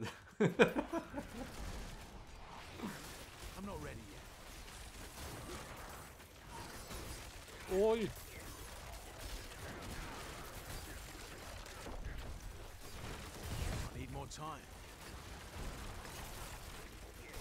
Pa da, ali kažem ovo, ja sam gledao po chatu na Discordu, nisam kliknuo na ovo.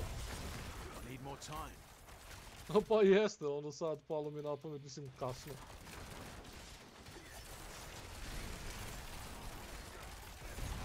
Mnogo, kako kažu, mnogo je krviju.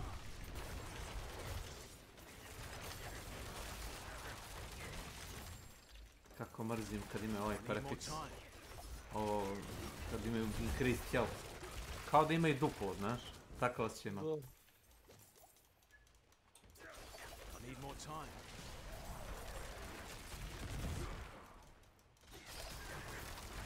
Imaš gluposti, ima onaj kad hodaš kao da ostavljaš vatru za sobom. Ono nije upola korisno, na primjer kao ove rukavice što imaju šansu da ga zavade. Ali vidiš Milane, kad se budeš izvešti onda ćeš da igraš i da slušaš muziku u isto vreme, razumeš? Ne moraš da odvajaš ta dva. Ja sam jučer slušao 2 dokumentarca dok sam igrao Diablo 4. 2 dokumentarca po 2 sata, svaki.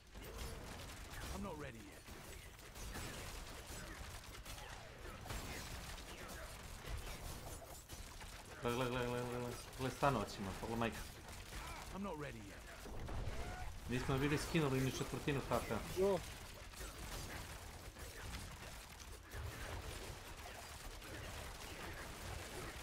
Ali zato za drugi put mislim da ćemo malo sutra. Zato što ima neki resistance vjerovatno. Aha. Hoćemo, ali je gotovo već. A vozit ću motor, a?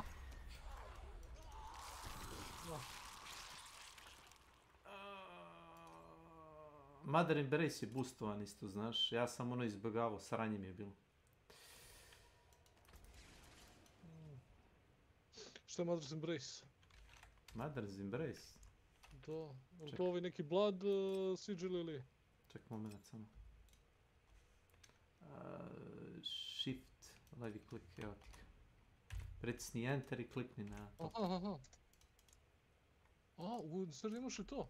Da, ma ja imam toga, imam u regularnoj ono, znaš, kako se to zove? U regularnoj, ono, permanent ligi, kako hoćeš. Jebote, ovo je super čoveče. Znaš kako su to su naboostovali, sad je zapravo koristan, pre je bio kurac.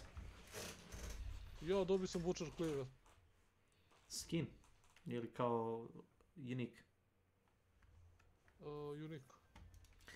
Pošto je bio onaj skin koji si mogao da claimuješ za... Beš li... Kad smo igrali onaj Da? Sranje mi je broj. Misliš taj power level? A da, a dobro, ne znači mi hit critical strike. Znači mi se papirno sve, ništa. I need more time.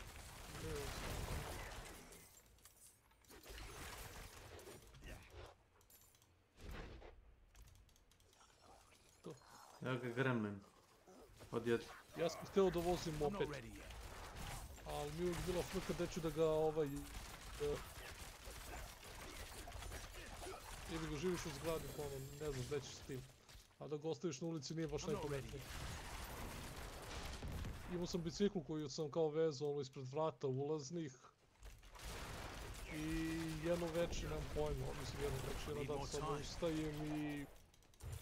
nema bicikle više. Neko mi je ukrao bicikl jer ga nisam dobro vezao lance. Bukvalno to je bilo. Ali ne, dobro sam ga vezao lancem, nije to bio problem, nego... Ma to je... pesma samo, nema veze. Nego došli i sekli lanac, brate, i znaš, ono kao, to je to. Lepo što ste se ovo i trudili, ali doviđenja prijatno. I tako mi a moj komšija živi na čistom, ja sam na trećem spratu, komšija isto živi ono na trećem spratu preko puta mene. On godinama, brate, znači na isti gelender, ono, moj bicikl bio vezan, njegov je vezan i ništa. Tako da, nemam pojma šta da mislim.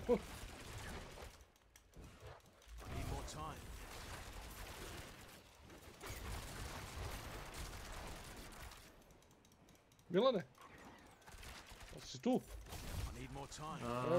Valjda je tu. Nešto si se zagledao. A pičeš hunt.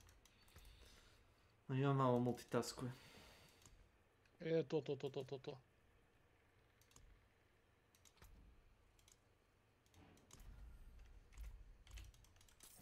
I onda opet za hunt.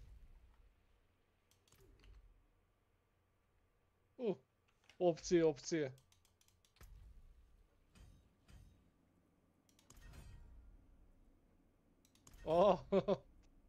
Ja mislim da Već lovčenac, je li tako? Lovčenacki. Jest, lovčenački, šta god. Lovčenački. Kecmane, ja nisam claimao od prošle sezone sigurno 100-200 silvera, znaš? A šta, ne možeš da ga dobiš ako nisi, neće sam da ti se on autokolekt. Zamisli to. 100%. A mislim nema veze. Joj, brate, imamo još 11,5 minuta. Ma ja sam otišao da bijem oboje dosadno. Pa treba, nego nisam ni obratio pažnju, nego... Ne viš za koliko smo bili brzi. Ja znam. Čekaj, treba da napravim neke nove ključe. Sad imam 30. Pa, svejedno moram da napredim bar jedan od ovih gemova, tih kako se zovu, glifova. U level 21, tako da ako budeš hteo da ih upgradeš, reci. Ne, već radim, ja sam jedno stavio sebi na 15, znači prošle sezone je bilo na 10 povećanja onaj radius. Da. A ove sezone kada staviš na 15 je povećanje, znači za 5 levela su podigli taj standard. Tako da ja već radim na drugom. Pa jebek znači te stvari, ono, sad sam gledao ove bossove, čovječe, brate, svi su ono baš health sponge. Treba dosta damage za sve njih, tako da će trebati ti si žili da se dignu. A dobre bonuse dobiš, jebi ga ono. O, imaš 6, exploit je najbolji koji sam ja video. Mislim svaka klasa ima. Ja sam exploit uzeo kao prvi, znači baš da bi mogo da radim... Samo s druidom sam imao sreće pa sam exploit uzeo bukvalno prvi, a nije mi se otključao kod druga. Meni nije na primjer, ja sam ga ovdje tek dosta posle dobio. Bukvalno nisam znao koliko sam imao sreće, znači čim sam mogao da ga unlockujem i da ga aktiviram, znači skoro svaki fight startaš i pobiješ ih pola. Zašto su svi su exposed kao.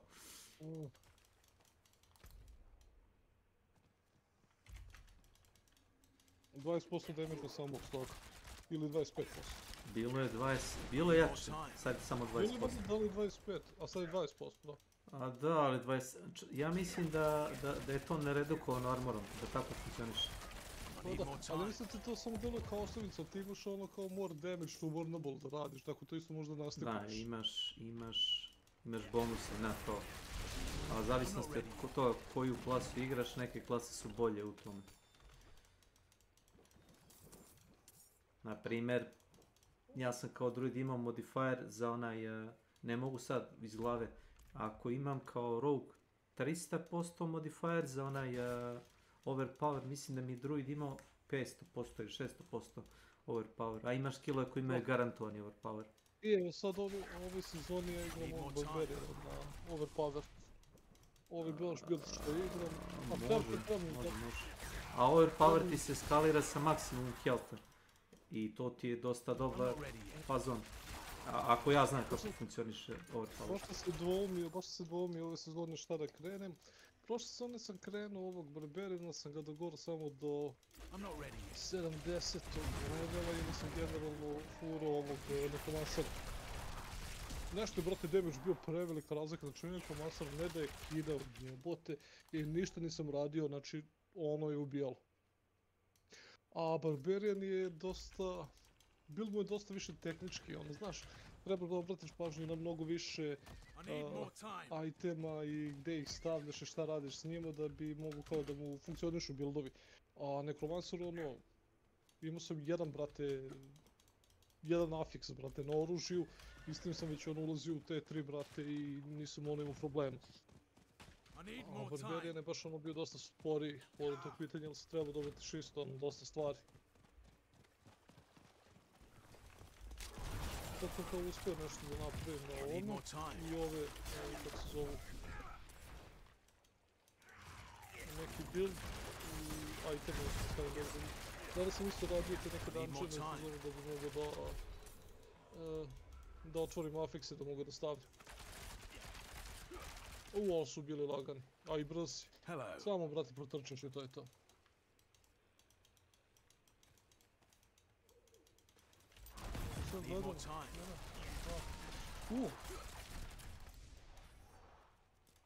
Exquisite blood. Imaš da summoneš bossa s time, znaš? Da, Exquisite blood, to sam video i ima ovi living still, znači mogu da, znači, Varšana na te 4 ja mogu da ga prizovem 3 puta, jer koliko imam srca. Jest, ja sam stukao onoga inkvizitora, šta je već, malo pre. A, to je nešto mu treba living still, 5 ili ne, 9 komada living, koliko treba living stilla za njega? Za te 4 ti treba 4 ili 6, za te 2 ti treba 2. Ali se ne, ali dobro, nije velik drop, onda je item level niži. Pa na Tormentu 4 dobiješ, ja mislim, 3 komada. What the fuck is this? Kako je ovo palo, ja ga nisam pokupio. Bože, sad čuj. Evo ga, nek lik su 4 hvali sa 23 living stila. Bra. Get life. Ja kucat. I da, tačno mi fale oni itemi što se dobije iz Legiona i... Koliko ima minuta do toga? 5 minuta. Ti imaš mnogo, imaš još 5,5 minuta. Mogu dobiti Paragon, znaš? A? Za to vreme. Ja sam dobio Paragon u 79. levelu u dungeonu kad sam bio. Ajde tamo da vidim dok sam ovdje, gdje ću i dalje onda da radim s svojim Paragonima. Uda, znači 1, 2, 3, 4, 5, 6, 7, 8, 9, 10, 11. Jel ima neki planer možda? Jel to neko napravi već kao alat neki? To me zanima. Imaš ih odavno i imaš ih, nemam pojma, na nekoliko stranica, sad pitamo čiti se i UI više dopada. A mislim, mogu ja da, možeš ti ovako da to uradiš, ali mrzi me da klikćem, znaš? To onaj Green Dawn kad... Kažem ti, on imaš planira do prve sezone još, ono kad si napravio da uveliko postave ovi planiri i imaš ih na nekoliko sajtova, znači zbog toga ti kažem samo pitanje da izabereš koji ti se UI planira najviše dopada. Aha.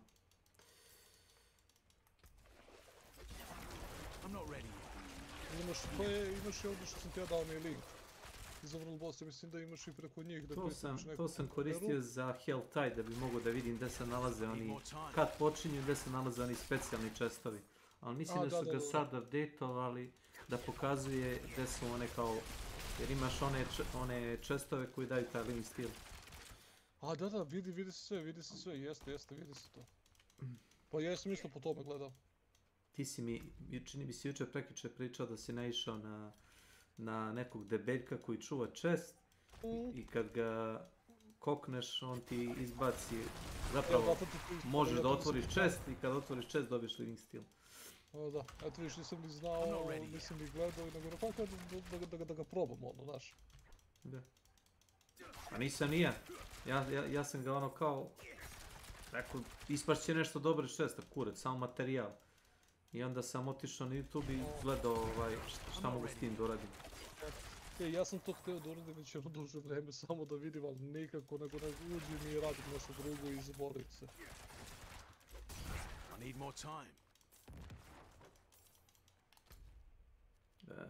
3 minuta. Misliš da ću tamo da stojim pored vas? I need more time.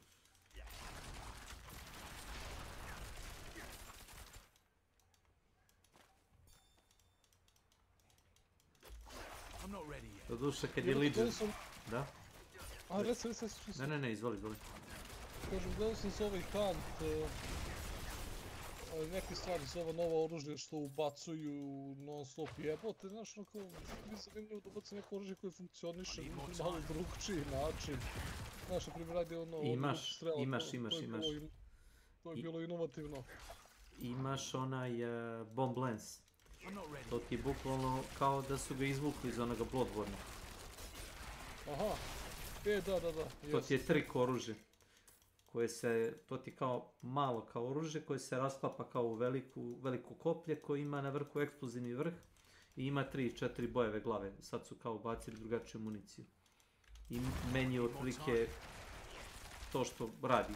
Ne baš fundamentalno previše, ali recimo imaš onaj frag charge koji je u suštini frag bomba koja može u vodu da se lansira. Ne ubija, ali iskrvari sve u okolini. I deluje kao AOE.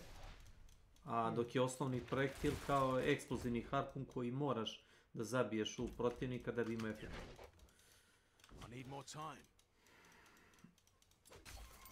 To je recimo bilo unikatno oružje konkretno za igru. Ja sam očekivao više takvih oružja. Oni su se bazirali kasnije, razumeš, 90% na nekim stvarima koje su stvarno postojali. Što je dosadno, znaš.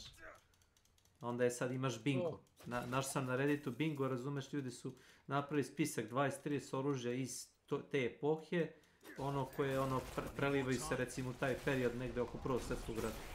I onda su radili bingo da vide koji će kao oružje, kao sledeće da ubaci u igru i nisu se razočarali. Među 20-30 oružja, 2 su tačno ubacili, razumeš.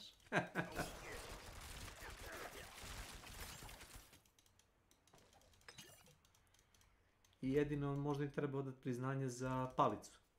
Su bacili onaj baseball bat. To je vrlo jednostavno mele oružje koje se pitam zašto ranije nisu bacili, razumeš, pošto je vrlo jednostavna mehanika. Oružje koje radi blunt damage. Ako imaš bleed oružje, ako imaš piercing, sablju oficirsku, stvarno mala, ja sam mislio ću baciti... Hello. A, to si je dobro. Znaš šta mi se sad radio do sad? Pa ne, ja bio u ovom meniju gledao ovo sezonske nagrade i te stvari. I sad uđem da vidim... Ja nemam autoclaim ovoga, bukvalno moram da kliknem da uzmem. Nego sam ja mislio da trebalo bi ono kao claim all da imaš ili tako nešto.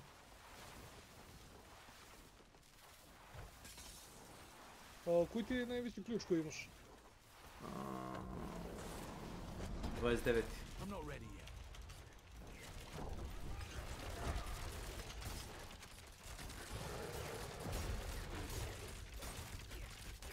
Tebi? Mislim da je mrtav. Dobio 32, dobro, gotovo. Dobio sam vladova.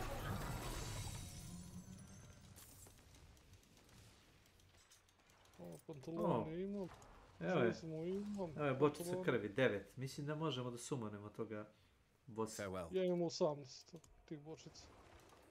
Samo zaboravi gde se to kraftuje, mislim kod alhemista.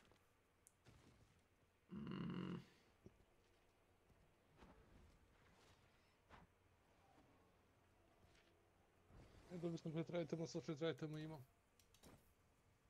Pa ja tražim... Izvoli. Kažem sad da vidimo sljedeći boss za 3,5 sata. Eto vidiš, umjesto 8 sati da čekamo, čekat ćemo 3,5 sata. To je opet dobro. Hoćeš neki Nightmare Dungeon ili da probamo jednog od tih novih bossova? Mada, svejedno moram da uradim Nightmare Dungeone, tako da... nema vrdanja. Može bi se sad imam 30. Ovo što smo radili mislim da je bilo 29. Sad ćemo da idemo na 30. Ovo 29 je baš lako prošlo. Čekaj samo da odem, da uzmem nagradu od ovoga drveta. Evo malo retardirano, kad hoće da se teleportujem negdje. Moram 5 puta nekad da kliknem na mapi, na onaj kao kamen, onaj portal stone, da me teleportovao. Zašto ne krenem da mi mrda mapu umjesto da mi odmah teleport. Ne znam da li si ti imao tih problema. Da, pa kad sa mountu trebaš da pokupite neke stvari, malo su ono... It is done. Blizzard,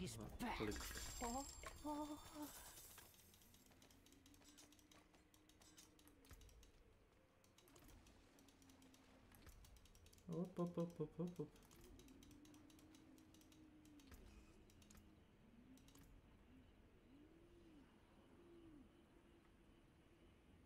Čekaj, šta je bacio ovaj glavonje? Jel bacio išta 900 tog levela? Ješ skurac? Nije bacio 4 itema, ali ih imam sa 4. Evo ja gledam da li ima išta 900 ti level. Ono, 900 power. Nema. Samostal je bacio. 925. Da, vidim.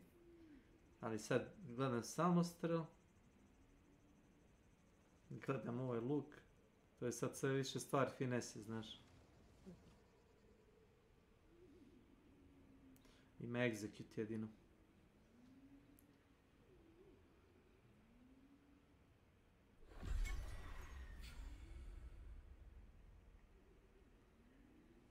Šta? Seller complete. 100 ti uradio? A da. Meni falio taj jedan bod da imam za drvo. Tako da uradim jedan seller. A to ti ne biš. Jesi ti dobio isto? Pa ja mislim da jesam. Mislim, nisam siguran. Samo je pisalo complete. Ja rekao dobro, whatever. Vidiš što ljudi kao prodaju Exquisite Blood sad?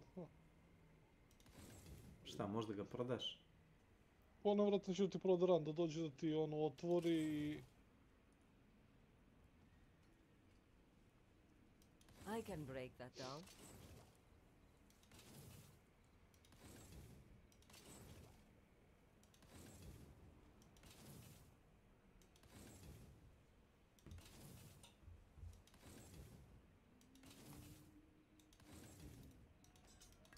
Što sam dobio jedan black-handed femur samo. To je za ovog Vašana. A da. Sad ih imam 16 komada. Otkud meni 60 miliona, ja nemam pojma. Ali imam. Ali imam. Nije ni važno, znaš.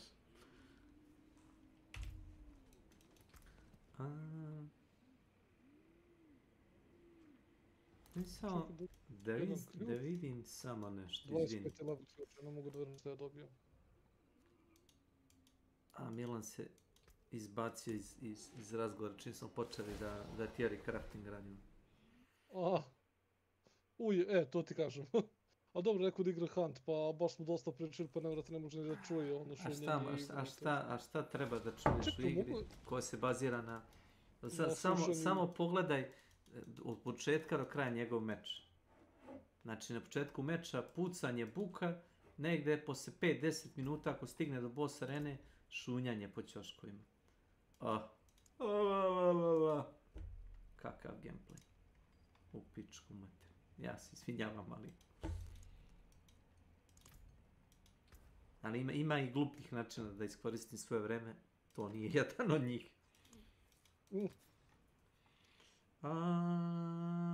Šta se dešava? Meni neki lag. Skočio mi, brate, 454, brate, vidim. Šta to, latencija? Aha. Ne znam zašto mi se skočio toliko latencija. Wonderful damage of time, pa.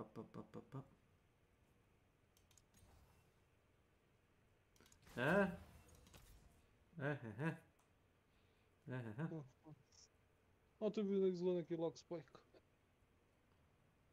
Ovo će biti dobro.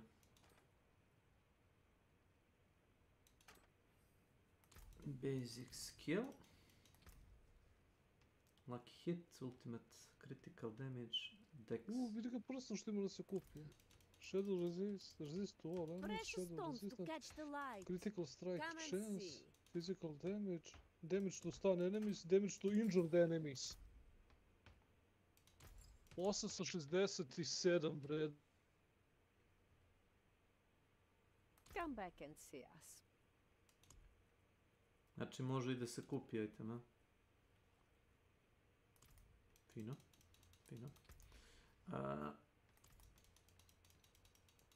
Samo malo da upgradeem ovo.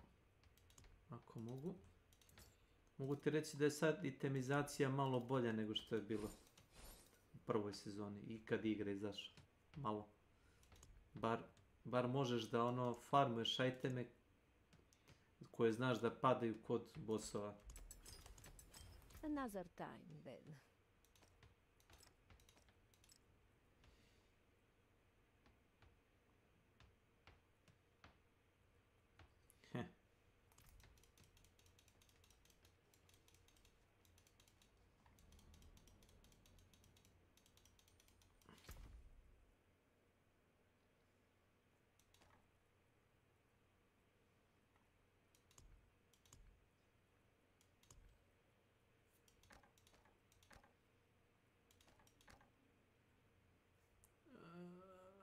Sekundu samo, gdje mi je ovo basic skill?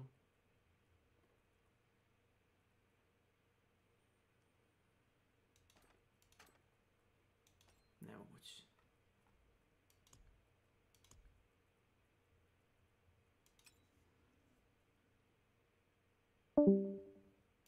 Hello?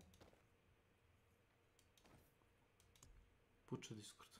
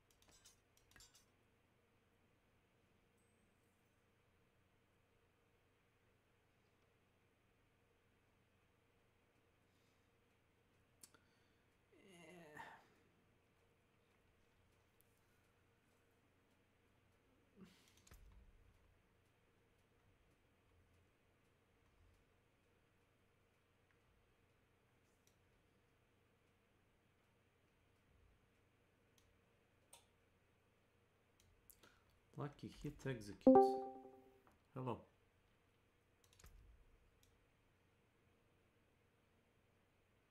Šta bi? 1, 2, 3, 1, 2, 3, 1, 2, 3. 2, 2, 2, 2, kec. Halo, halo. Da, tu sam. Ništa, puči mi net. A, znam. Skonto sam da nešto nije u redu. Pa to, znaš, ako skoči mi kao onaj lag latencija, rekao šta je sad ovo, jebote A da nešto... nije to ni do neta, vidim da kako vrtim po meniju za ovaj... Ne, meni baš net, meni baš ono net nestao, ono router mi se nešto se glupeo i sad sam bio ono resetovao router i... Evo ga šjaka. Bah.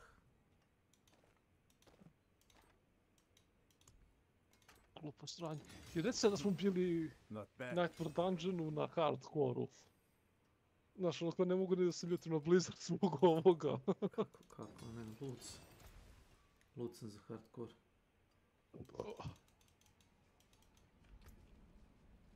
Samo da vidim. Ohoho. Evo ga, ovo je aktivno. Da, pa nešto sam isto htio da izgooglam. Znaš onaj armor set jebote što imam iz shopa, rekao, prate da vidimo odakle mi je to.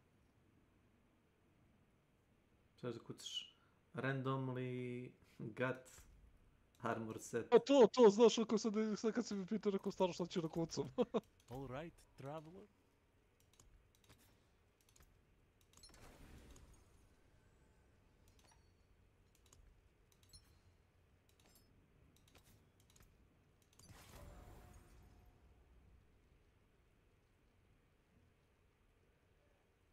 Kako se zove?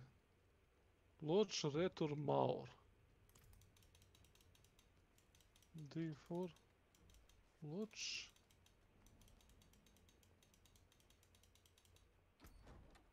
Randomly got from shop. Tako, probaj. Raet.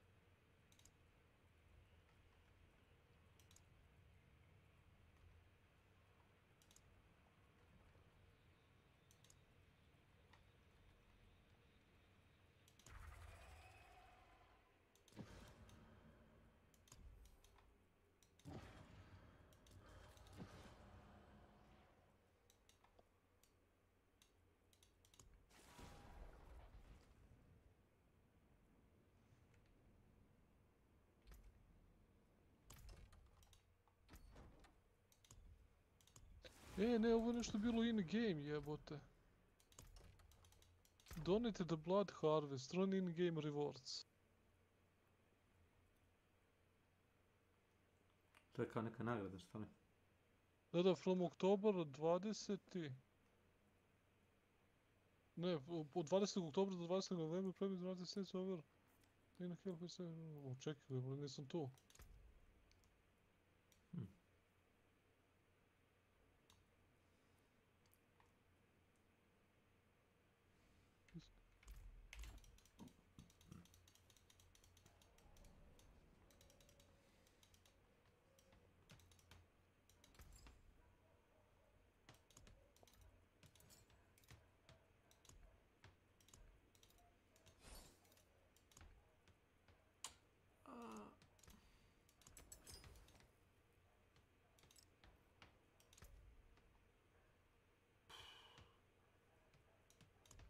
Ja sam zadovoljan kad mi je resist na sve oko 40%.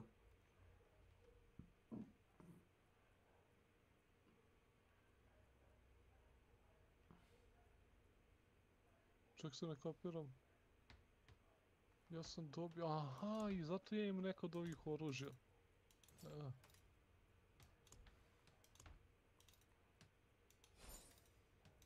Dobro. Kako si to dobio? Evo ima 48 sekundi video. I davat će još i konja na kraju kad završi da taj gol. Od prilike radiš samo Blood Harvest event i to ti je to. I dobiš set, šta? Pa da dobiš ovaj set, prvo na 33% su davali oružje, sad pitanje je da li si ti to igrao u to vreme. Znači šta sam rekao, 20. novembra do 20. oktobra. Ne znam. May the light keep you. Ne znam, ja znam, to je bila akcija, ona.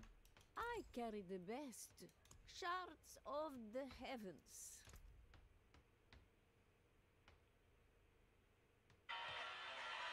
Ručak. Molim se. Doći za 5 minuta. 10. Plafon. Redu.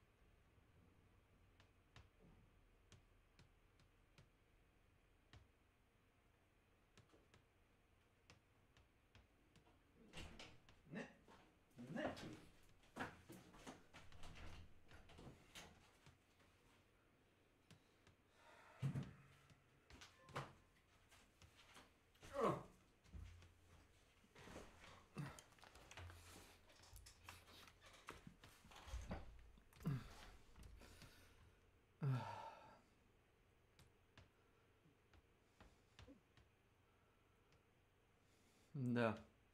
Ja. Yes.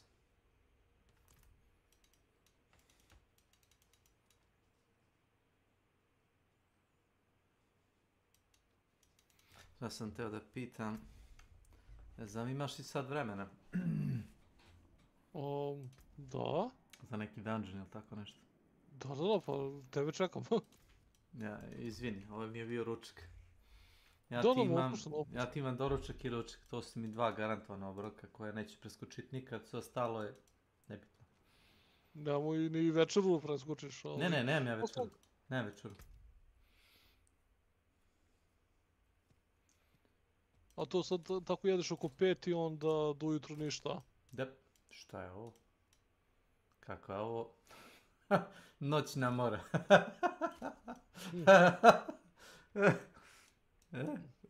Pa pogledaj ovo. Ja, izvini je. Ček, sad ću... Šta si dobio? Zombi konj jebate. To je neki boss, ja mislim ti baca. Ne znam. Znam da imam zombi konja. Evo, boca krvi sa strane. Što da ne? To. Za... A vidiš što on menja nivo? Pa da, mi nismo u timu, da. Ajde, zove. Zato što sam ja dobio disconnect, da. Jeste. Vidi nešto mi sve čudno, ali... Ništa sam odradio na dungeon. Pazi, 1.30. Možeš, ček samo da razlupam ove sigile. Ne trebaju mi ovi level 20. Šta će to tu? Da, ne, 30 smo sad završili, tako da nemoj držiš ništa ispod 30, ja mislim. Ma, sve sam polomio. Brš. Imam još jednu 32, ali nešto ne mogu. You don't have access to Sepulcher of the Sworn yet. Moramo da odemo da oslobodimo to. Koji je to del mapi, samo mi reci?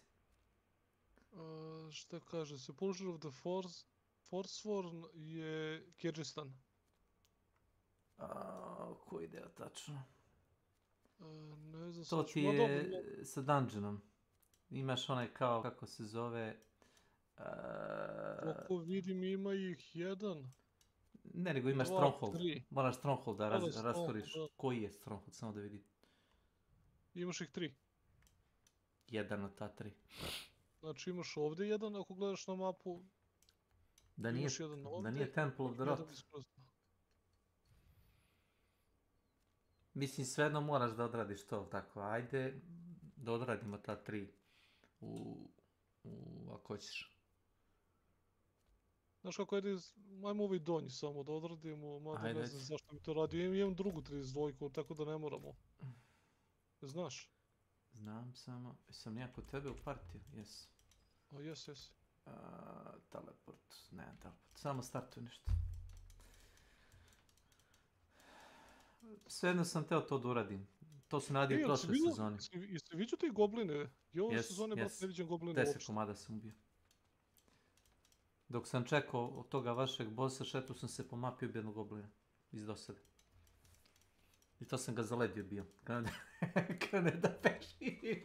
Bio zaleđen jedno 3 sekunde. Ja ne znam da li sam ubio jednog ili 2 goblina. Ma de nisi. A to već zvuči kao da se ja hvališem ili nešto tako.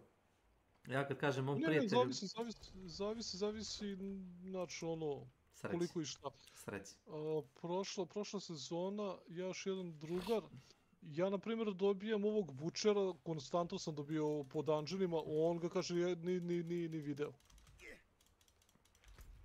Aha, ovo treba da razbucam, no? A ovo je lako. I need more time.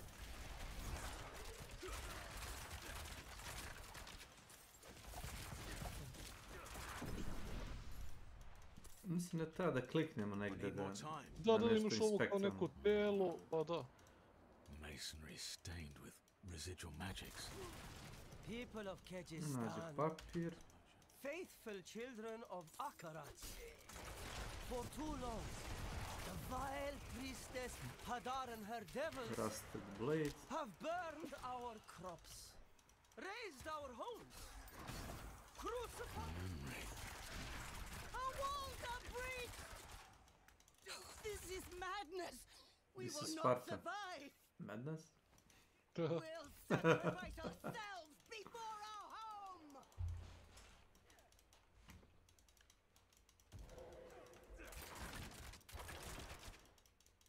I need more time. Ovo ti je najlakši koji čini mi se možda uradiš. Posle toga ti je ono selo iz Diablo trojke. Imaš ono selo iz Diablo trojke da se boriš protiv bossa u drugom aktu. I ono je kao nešto infektovano. Možemo da uđemo, možemo. Ne mogu, evo ga, nije teo mi da klikam. Moramo da ga... Kao, znaš, to je to, jel? Sad možda ga reinforceš, ja mislim. Da, jesam.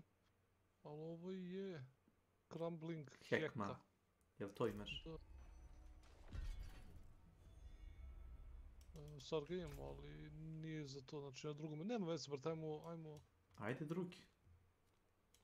A drugi misliš da idemo, nećeš dungeon, ajmo jedan dungeon, ne stari. Koji god dungeon imaš najveći, nema veze. Poenta ti je većina ovih dungeona, Nightmare ti je baš zaključana iz ovih, znaš, strongholda. Većina, nisu svi.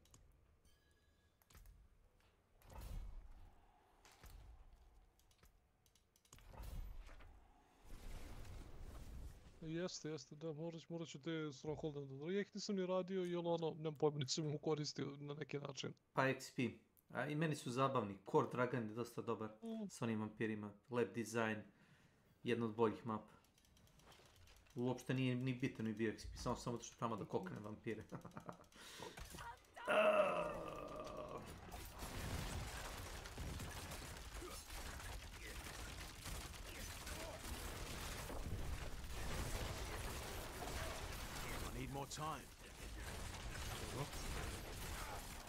Ovdje su dosta izdržljivi. Pa koji su 85 i 90 level? 86 level.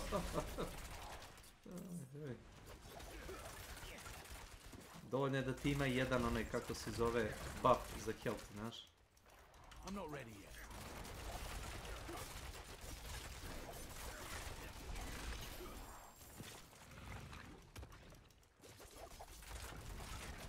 I need more time.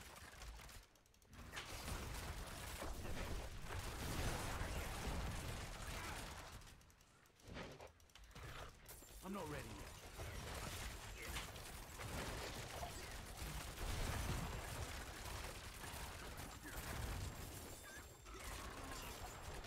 I'm not ready yet.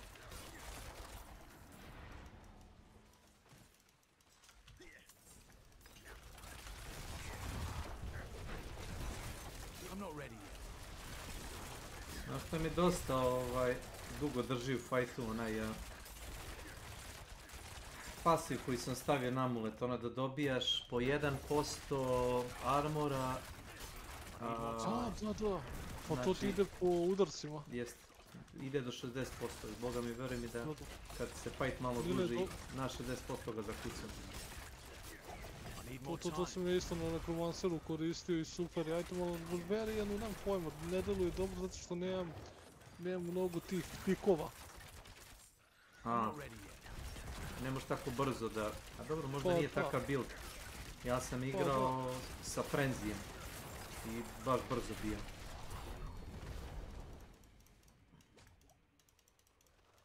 Barem kad god sam igrao pre, Diablo 2, Barbarian, uvijek sam gledao što brzo udara. To. Šta? Ajmo gore. Vidim da se vraća nazad. Gledao sam mapu, vidim da vodi samo u...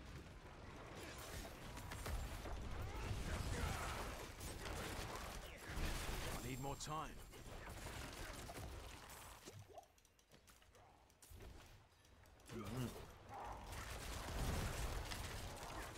I'm not ready yet. Ja, ovo je opcija, no.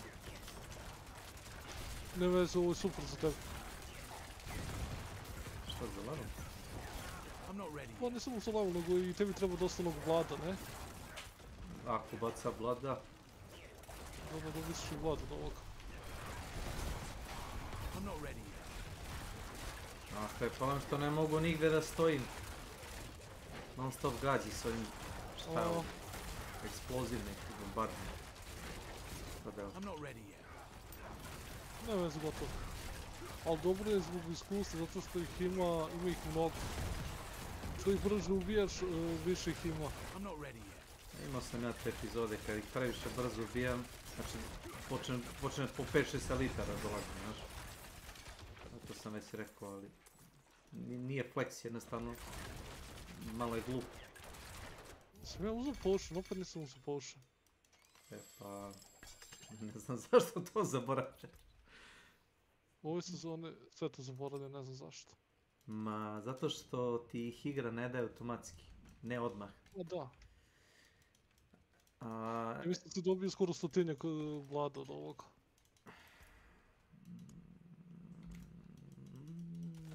90 možda.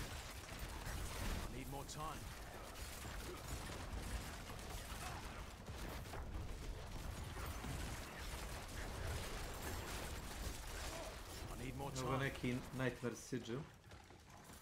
Super, znači... To je možda za veći level. Da, znači dobit ćeš 32 ili ćeš dobiti nešto jače. Da im sam op... O, 33.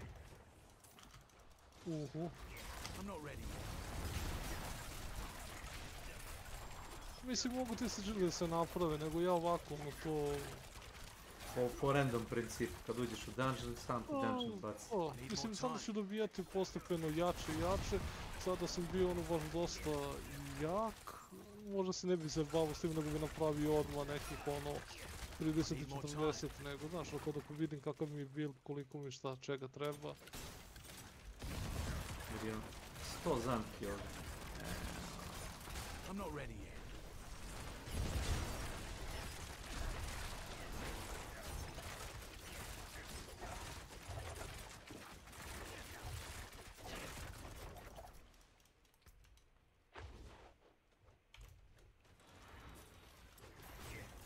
I need more time.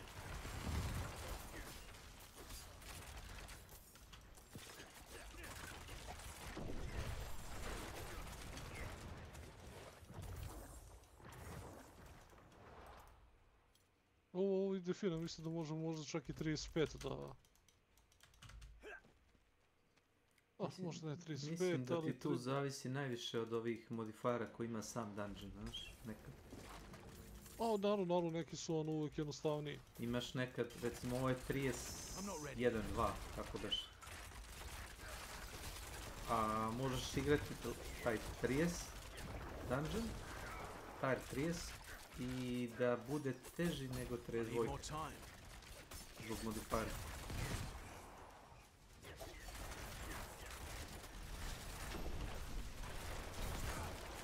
I'm not ready yet.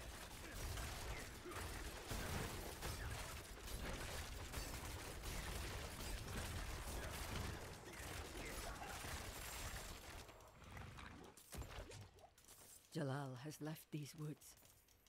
The forest is filled with endless howling. Woe to us all. Šta je ispalo? Opet 33. This felt tight Imamo mlocikere. Pažnja. Vidim. I'm not ready yet. Jel ti nekako čudno ide gore dole.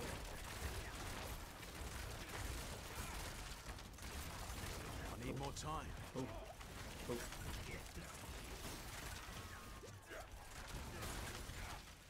Gledaj.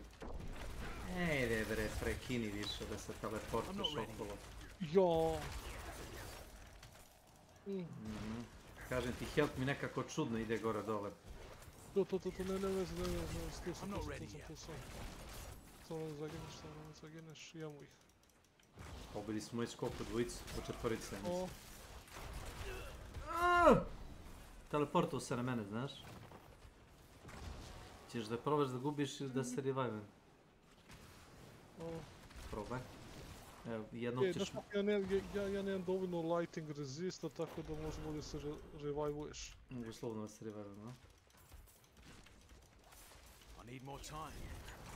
Ja imam all resist, bar 40%, znaš? Bar 40%.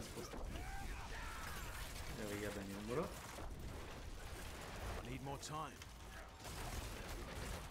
Gle. Vidjeli ovo? Vidjeli kad me proradio onaj lifesteal modifier. Napunio je pola kill. Od toga dobijam ospice. Jedina je sreća što taj modifier ne ide stalno, znaš. My bags are full. Ovo je bilo zajebano. Je zato što je bilo 4. Inicijalno. Ne vezi, isprosavijali smo ih. Hoćeš samo da se vratim, da polovim ove stvari. Mogu? Ajde, ne problem. Ne volim da ostavljam stvari za sebe, uvijek volim da imam materijal ako neću da je ostavljam. Jasno, nikakav problem. Bilo bi dobro kad bi imao peta, ne znam da li bi platio pare za njega, da nam Blizzard kao ono, pay for convenience, znaš.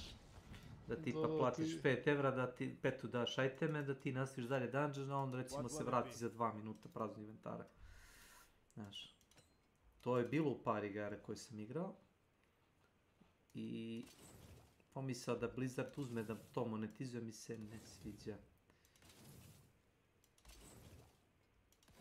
A samo to nek neko predloži Blizzardu, Blizzard će reći dobre ideje.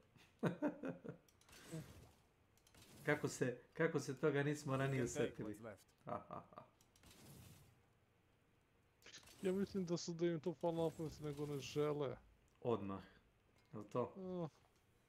To. Jer sve znam, te stvari nisu toliko možda bitne svim ljudima, pa možda i zbog toga. Zamisli da dnevno igraš po 10 sati Diablo. Da. I da možda platiš petak koji ti razumeš umjesto da se teleportuješ. Pa prvi onaj Azmogul bi ovi, razumeš, ti streameri što igre, znaš, dosta ovo. Prvi bi oni, razumeš, platili ma koliko god kukali, znaš, da to nije fair i da je to pay to win, prvi bi oni tu uzeli.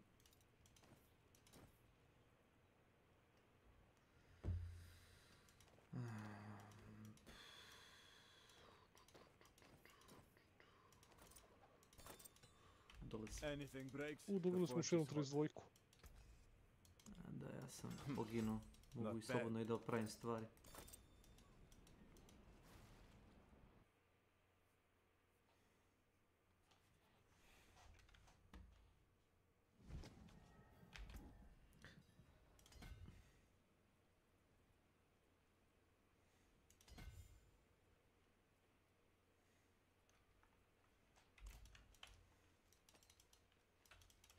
$10. I need more time. Just check that.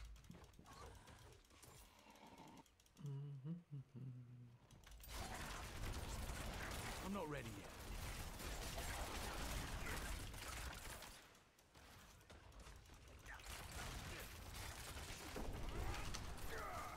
I'm not ready yet. A imaju ovaj kao kad su u grupi, imaju ovaj horda bonuse na defense. Od tog ospica dobijam. Znači imaš 10 kostura koji imaju fortify i imaju boost, onaj defense.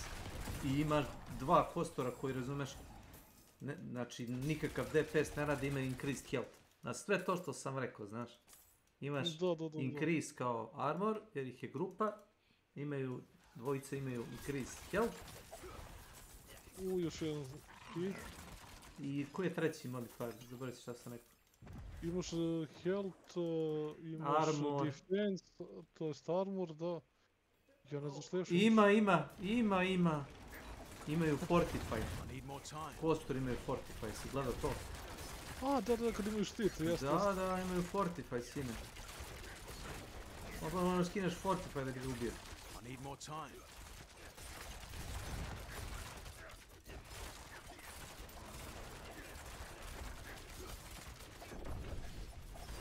I'm not ready yet. Kozec.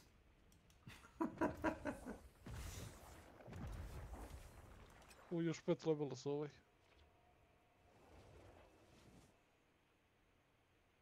Nadao sam se da ću dobiti neki mace u onom boss runu kad smo sad radili, baš mi treba jedan mace. Ali? To nije pao. Viš, ja sam tražio chest plate, chest piece. Dobio sam 2 česta, ja sam dobio 2 česta, evo te. Mislim da mi se najviše sviđa ovaj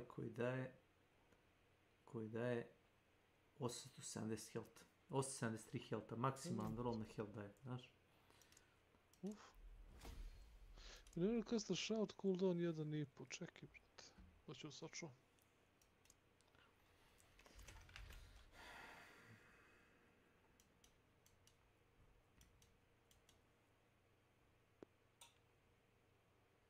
I kad se ovo proširuje, ovaj glif, na levelu kom? 15. Vidim. I ovaj gotov dungeon, možemo sleći. Može? Dobili smo, ja sam dobio onaj fear, Destillated fear. Nemam pojma, sam ga dobio. Šta je to kao crafting item? Da, za onog isto... Na što to liči? Siva flašica. Vidim. Nemam. To je baš random drop, vidim. To je, koliko sam ja čuo, super random drop i treba ti ne znam tačno koliko komada da treba da igraš dungeone. Pa kad budem igrali ovako dungeone da levele moje gemove, dobit ćemo sigurno. Ovo je meni prvi, a do sada evo imam, ne znam koliko sam dungeona jebote odradio. To je zato što je bio update. To su oni bacili, nisu bacili odmah to, znaš. Možda nisu tere da izbombarduju igrače sa svim zebancijama. Da ne bude kao... Ima i to. Kao što imaš sisteme u Path of Exile, kreneš da igraš Path of Exile... Bradara.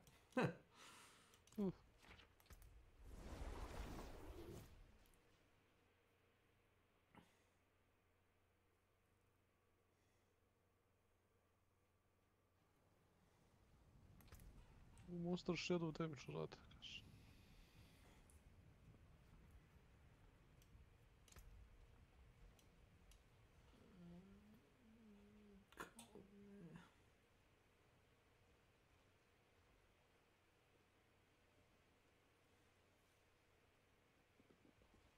Poison.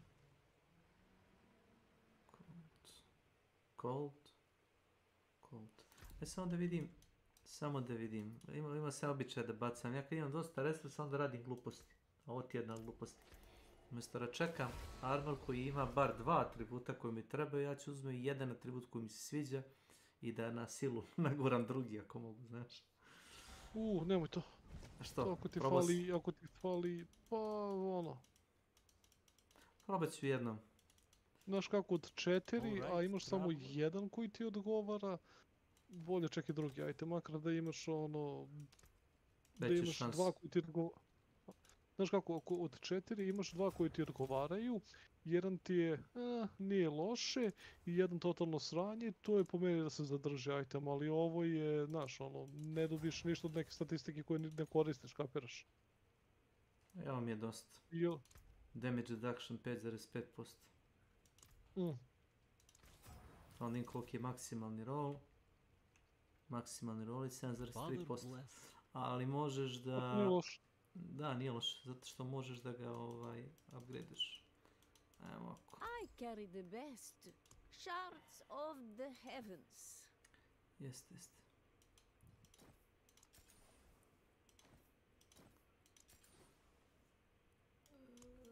Socket.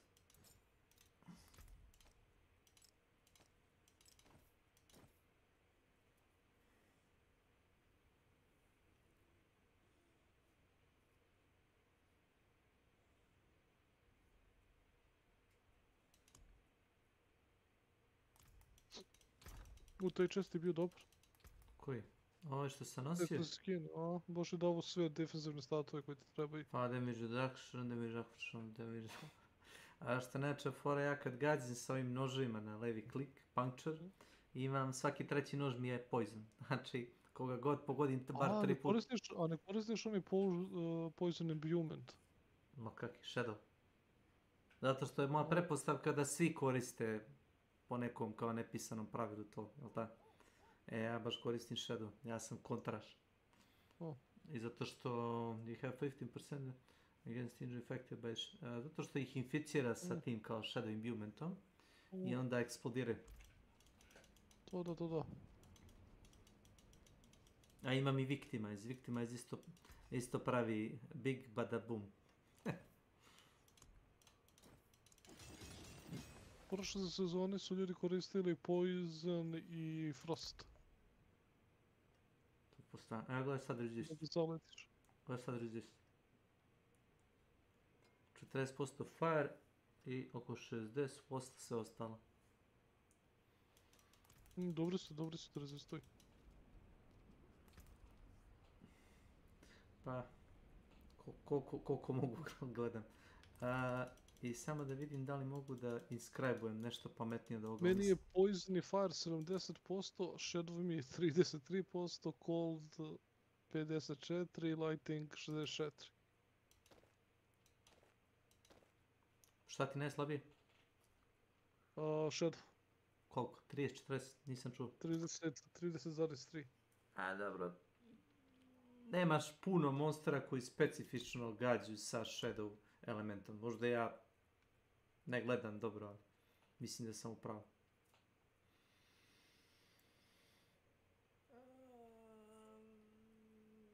Šta je bilo ovo što se ja nosio? Dealing direct damage to vulnerable, has 25% šanse.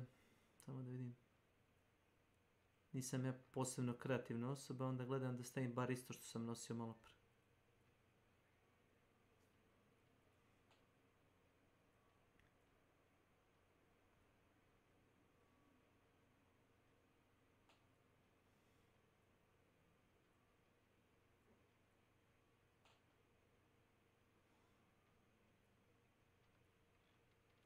Meni je ostalo još dva sigila za ovdje da ih napredim.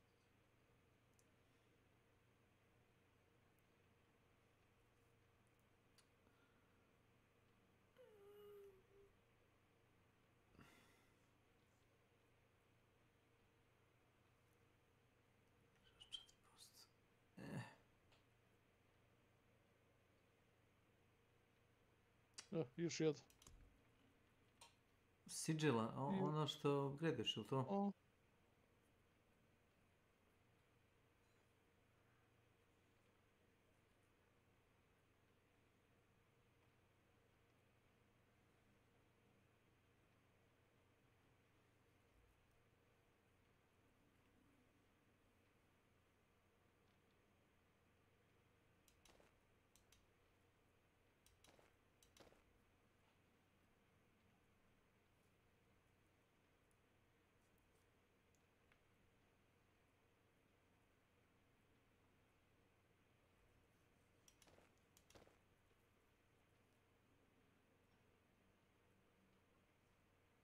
Kontam da su ove granate jak build, ali mi se to ne radi.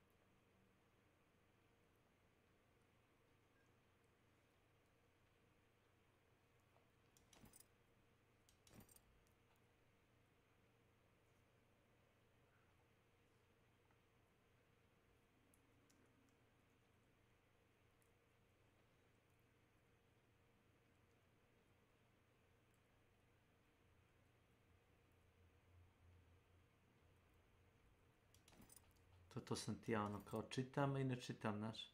Što ima 15 stvari ko radi isti đavo. Isti đavo.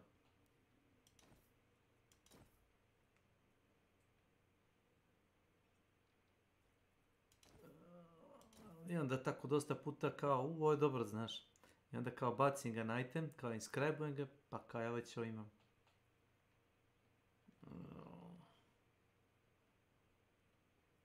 Dealing direct damage to vulnerable. Ja gledam prvo item level, koliki mu je ono item power. I tek onda ako mi je zadovoljavajući, na primjer sada ništa ne prihvatam ispod 900, znači šta gore sam dobio ako ispod 900, ono, uopšte ne razmišljam o itemu. Pa slabe ako ima statove, znaš šta bi trebao da ima? Ako ima ti je prosječno 900, 920 taj gear power, jeli? Znaš šta bi item trebao da ima da bi vredao stvarno, recimo da ima 870 item power, treba da ima 4 stata na maksimum rollu, razumeš? Koje ti ono kao ima, ne znam, critical, attack, speed, critical damage, Ne, mislim naravno da dobije da ono. I to sve bude ono kao maksimalni roll i onda ga upgradeuješ i kao ujebote od ovoga ne može, verovatno, jače. Came apart nicely. Let me see. Neka je mrzi da čitam, onda počnem da lomim redom i onda se zajebem. Ma da, ma samo pogledaš prvo item level, mislim tako ja radim ono. Item level font. Ne zbog konkretno item levela, nego zbog ovih inscribe-ova, znaš. Aha. Ne, inscribe-ove uvijek pogledam. Nemaš toliki luksus da čuvaš sve. I onda uzimaš ono što ti treba. Bukvalno to. Good fortune that is. To je to. Ako hoćeš startaj nešto. Osim ako ti ne radiš nešto. Ne, čekam tebe. Fair enough.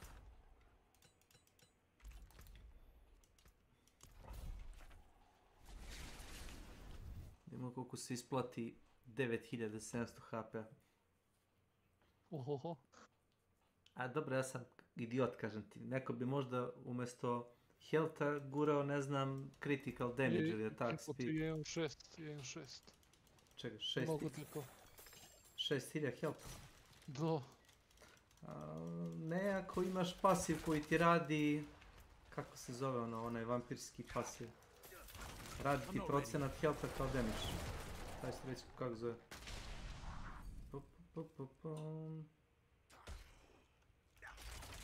I to je na boost, gledaj sad ovo. Kaže, your attack deal 80% of your maximum life as physical damage to nearby enemies.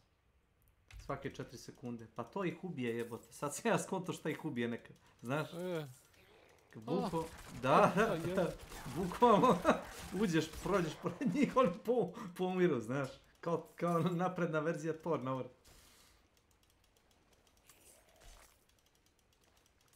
X puta mi je bilo da nešto ih pogodi i ja gledam poginu svi, znaš. Ne znam šta je. Pa to je to. Pa to prokuje ga svake 4 sekunde, znaš. Mislim, ako ga nisi dosad koristio i ono, nisi išao na tu foru.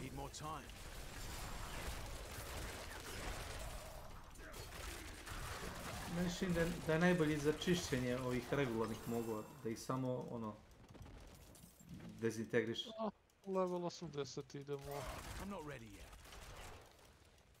Stop je na pitak za XP.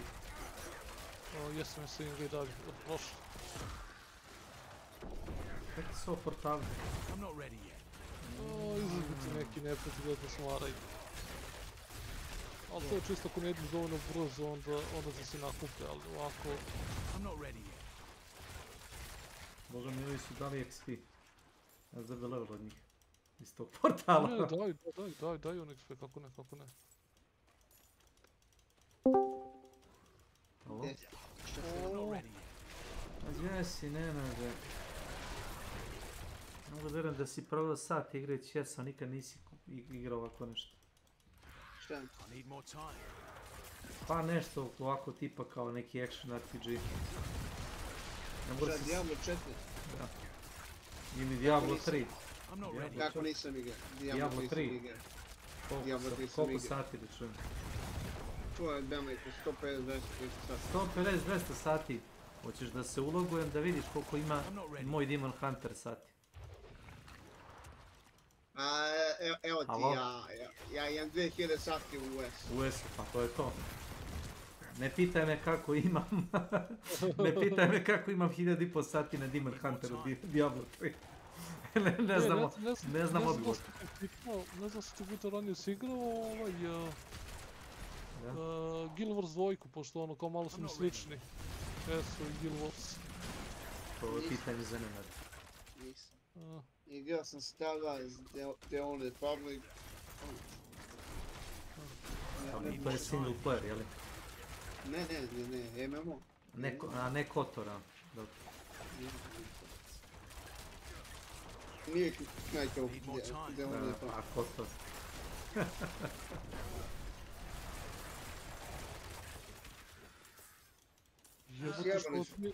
Ta igra je bila jako dobro i popularna. Sjebali.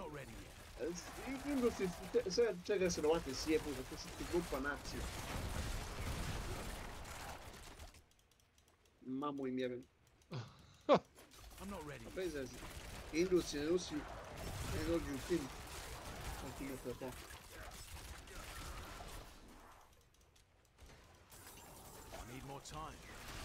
Sve tu treba da se pobije, da se sede na nula jedinke. Pa ko će onda da nam proizvodi igre? Belci. Znam baš, tehnički ti, kako se zove, CD Projekt Red, oni su Sloveni, Poljaci, tako? Da. Tehnički oni su Rusi, znaci navoda. Poljaci nisu Rusi. Ostali su pre Rusije. Pa znam da jesu, ali ono, Sloveni. Nisu dobro Sloveni, više su.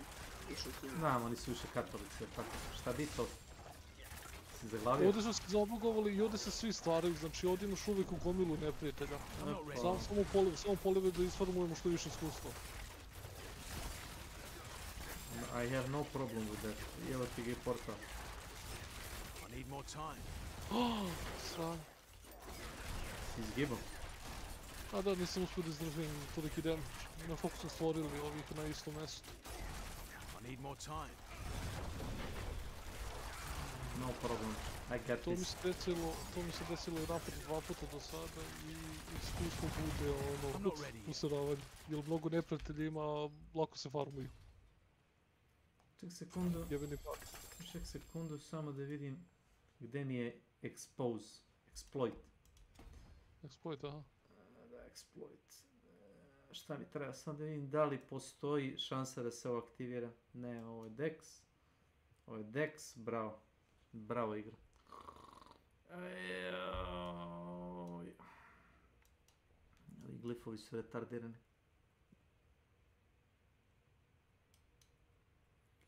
Nisam. Da izborim samo ove glifove za strength. 1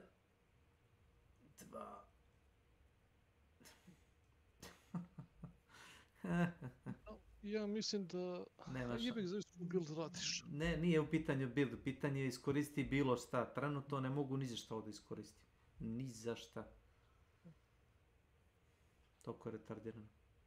Mogu nešto što traži dosta dexa.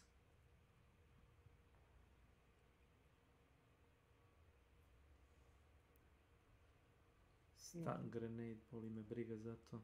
Marš. For every 5 dexterity you deal increased damage to chill targets, you gain 20% increase chill. Šta je increase chill? Aj ti meni reci. A ja ću ti reći šta je. Aj ubijemo bossa pa ćemo onda to. Samo nam je to ostalo. Yes. Ako imaš prostor, imaš sigurno prostor. Theory crafting. Full. Pa da. Meni je stekao napitak za XP.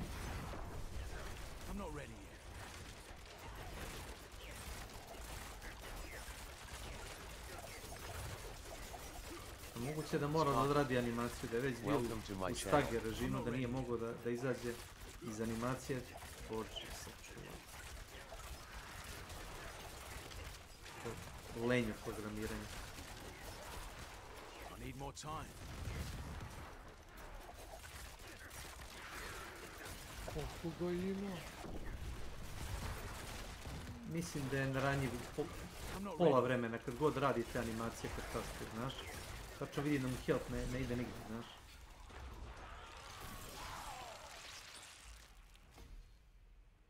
Zamolo da me one-shotuje, brate, pao sam na ispod 10% health. Pustuj health, ne znaš šta ti kažem. Tvoj karakter.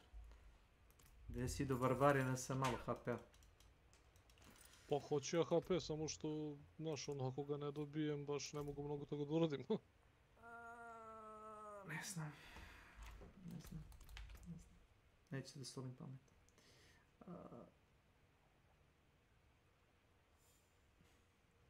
Mislim, dobit ću ga... Ne znam da ćeš dobiti šansu. Ali malo kasnije. Pa ako ne favorizuješ odmah Girku i ti to daje. A ne preko Gera, nego preko Paragorna. Preko Paragorna. A, Paragon? Znaš, imaš... Ma da, znaš, imaš ono... Dobro. Tipova...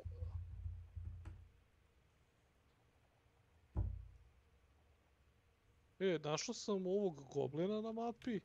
Gdje? I čovjek je samo nestao. A, to znam.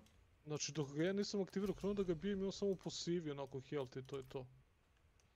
Šta ti to? Ti si nešto startao, mene izvuku iz dungeona. Da, ja otišao kao dok ti završiš to da uradimo ovo kako se zove. A, može. Idem tamo, op. Zapravo, znaš šta uradi? Priča je s njom, a ja ću da počnem da bijem ovo.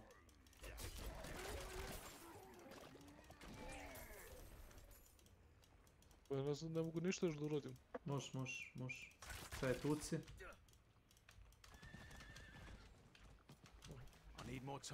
Vrlo je linearno, znaš, pičeš s njom, pa onda ona pobegne, pa onda odeš dolu u selo, pa razbiješ one gluposti. Izbacila knjigu. Subject 23. The plague of Alcanus was born from the dead of Imaš the još city. knjiga. Like all of the corpses here, Sad sedi na konja i jaši dole. tissue appears flush with the demonic ether. Yes. Still alive, in a sense, after... What is Marš. happening here? I'm not ready.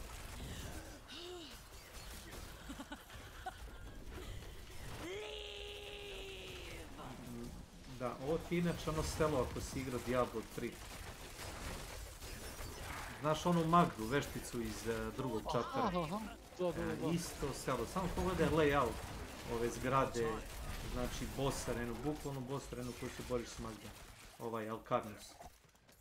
Tu imaš kao robove i ove kultiste u Diablo 3, a ovo je bukvalno selo ono razbucano, razumeš, ono infektovano, vidiš, neke zaraze. I need more time.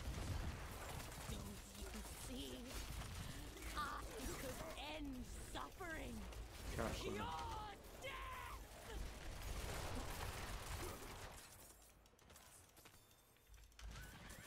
Lair of Witch, da, tako ti si isto zovu Diablo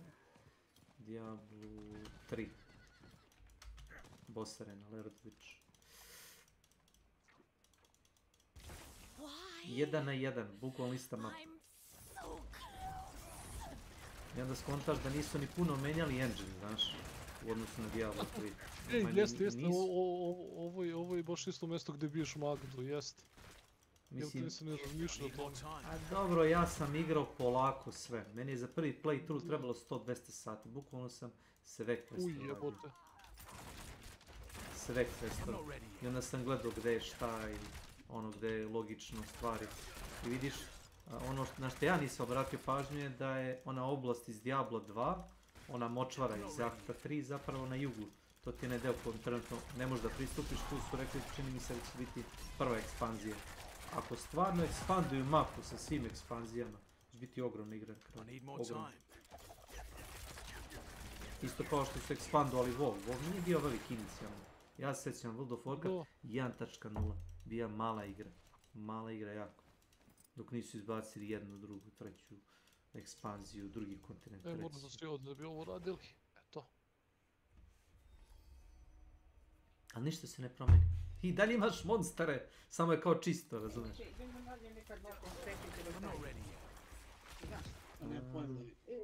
Pogledaj film. Ja mislim da ima izvavoj. Samo da razbucam iteme, meni je inventar dupki pun. Možda zato sam mi rekao da uradim ovo sranje, Strongholde dok ti to završiš. Ali meni ne, osim što mi daje samo na ovaj jedan jedini skill mi daje boost, znaš? Na ovaj vampirski skill, pa kad budu, znaš, uklonili taj skill iz ono sezone, to bukvalno će pola itema postati bezredno, što će imati 10.000 health-a, razumeš, kao, wow.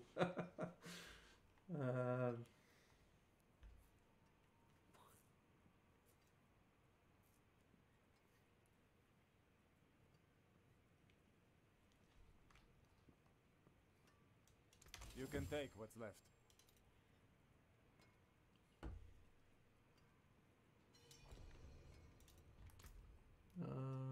Može.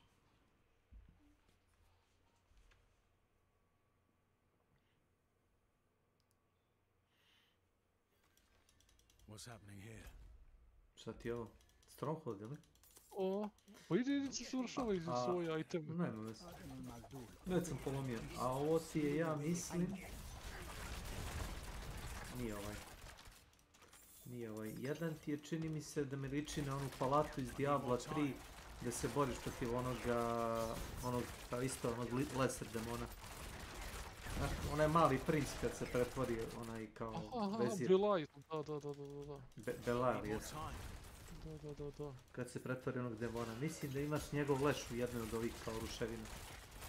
Bukvalno je koraptovan i ovi divljaci su ga, ne znam, konzumirali i postali koraptovani.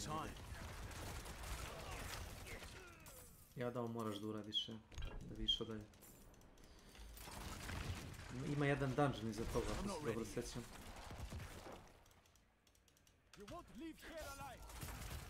No jel da? Need more time. Ovo sam se pitao šta radi taj suppressant ili kako već piše. Drainuju ti resource. Ne, znaš, ne, imaš onu plavu auru ko bossa, kao cilindar onaj. Ne možeš da ga gađaš, ne možeš da ga gađaš. A ja to nisam... Supresore koji ti drainuju ti ovaj... Mislim da moraš ti da interaktiš. Da. Ti drainuju resource. To nisam, s tim nisam imao nikad problem, ali nisam... Ako nisi imao... Ne, nikad. Da mi fali resursa za nešto. Ne, nikad. Zato što mi je većina buildova koje sam ja igrao ide na cooldown, a ne na resurs, znaš. Ili prokuje se. Sa druidom, ono što sam igrao, ima šansu da prokuje free skill. I dešavalo se u 15 sekundi da ga prokuje 3 put, na primjer. A inače normalno cooldown je 20 sekundi. A u 15 sekundi ga 3 put baci.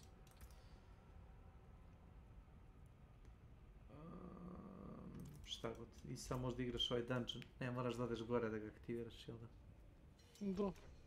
Pa moraš ti da budiš tu. Sad će me teleportovat. I to je to. Ni ovo se nešto ne promeni puno. Jer ima ljudi? Da, neke se baš promene, neki ne. Da, ima teleport i ima škrinje, koliko vidim, to je to.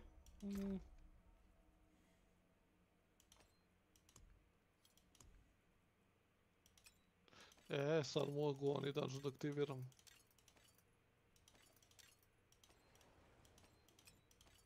Može slobodno.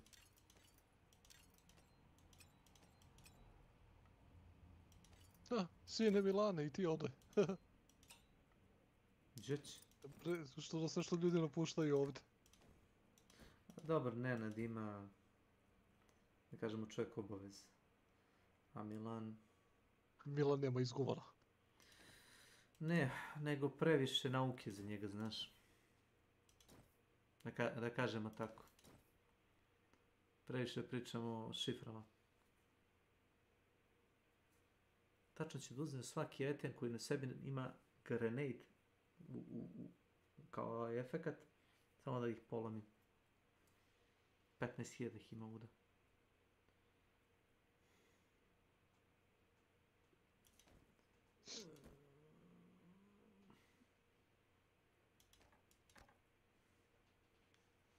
Da, ne mrdaj nigde. Obećao si mi da ću imati vremena.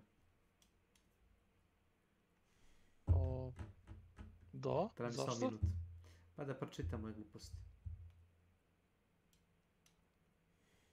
Može, nekakav problem. Nego kažem ti, ja sam ono mislio dok ti to završavaš da ja to samo otvorim da mogu da iskoristim taj ključić. Obilnik arranged, ništa. Ma kaki. Jok.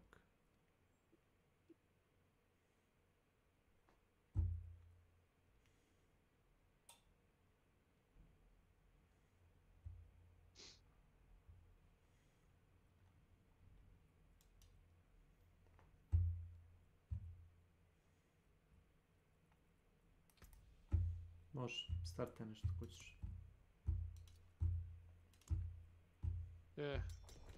Sad ćemo oni što nisam mogao da ga otvorim do sad. Šta je ovo, 32? Ja...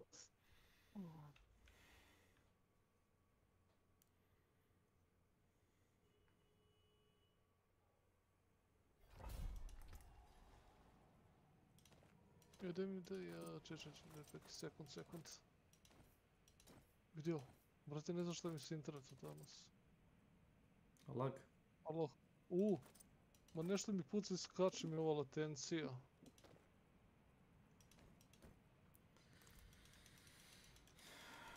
Dobrodošao u Srbiji.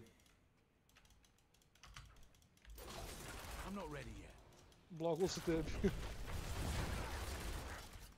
A to Milan Plexi, ja? Moje nadlovno. Ne pričamo o brzini downloada. Da li ti je latencija 5 milisekundi ili 15? Razlika između 5 i 15 ne postoji. Jer to je latencija prema domaćem IST-u, a ti nije ti server za Han Shodan u Subotici ili Somboru, već i u Nemačkoj, magače. Isto kao što su serveri za Diablo nisu u Lovćencu, nego su ne znam, u Londonu. Kako nisu? Pa u Londonu, Pa naprimjer. Lovćenac je centar sveta, evo. I ti kad radiš taj proveru brzine, on ti proveri ka najbližem provideru. Najbliži provider ti je Sombor ili Bačka Topola. I on ti uradi ping, tap, piše 5 milisekundi. Ovo je brzo. I okej, ti uzmeš da opališ igru koju hoćeš da igraš, on te ne konektuje na Sombor, druže. Nije ti server u Somboru, nego u Frankfurtu. Molim? A Frankfurt nije iza ćoška. Pa to je sjajno.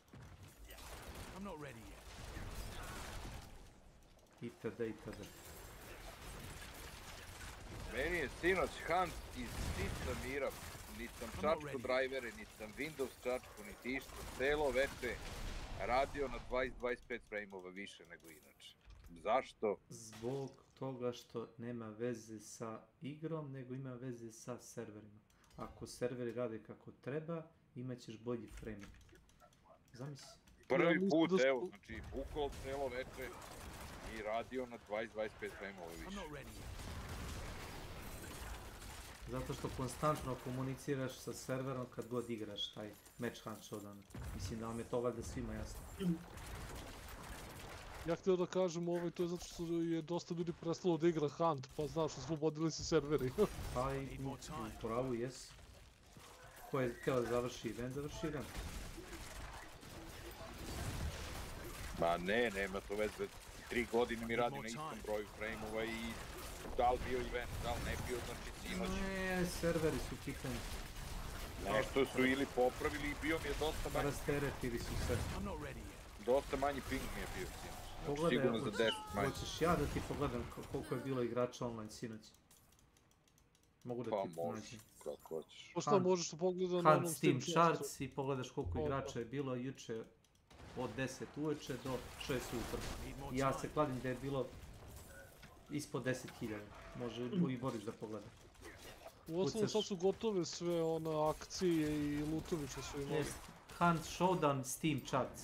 I tu imaš grafikon, možda vidiš u satima kad je... Počeli su Rumun, Holanđanin, Franjo, Kostić, da se već lože unapred za neku igru što izlazi za nepunih mjesec dana. Kaže da je kao verzija Hunta u malo savremenijem okruženju. Koja igra? The Day Before. Znači, bit će živi timovi protiv timova, bit će zombija, bit će svašta nešto. The Day Before, dan pre. To ona prevara što nikako da izađe ta igra, je li to? A 7. decembra izlazi. Samo da nije to što mislim da jeste. A ne znam šta misliš, ja sam sinoć prvi put čuo za to i gledao sam na YouTube. Aj samo kucaj Asmongold Day Before. Ako ima o tome jedan review koji on radi za tu igru, to je to 100%. Gledao sam, on je reagovao na nekog lika koji je napravio reportažu za tu igru i ta igra je čist skam. Samo kucaj monitor, ja ću mi ga pogledati. Asmongold Day Before. Ne volite Asmongolda? Ne, nego više volimo Raktuzija. Jeste, to je ta igra. To će izaći nikad, Boris. Hvala. To je prevara, da se uzmu pare. To što oni kažu, tvoji Rumuni i Franji, to je istina. To što su obećali da će igra biti, zvuči dobro i ja sam gledao. Koji Arčija, koga u Arčija i? I koga? I Rak. Da, a toliko su poznate face da i ti znaš ko su oni, ili kako?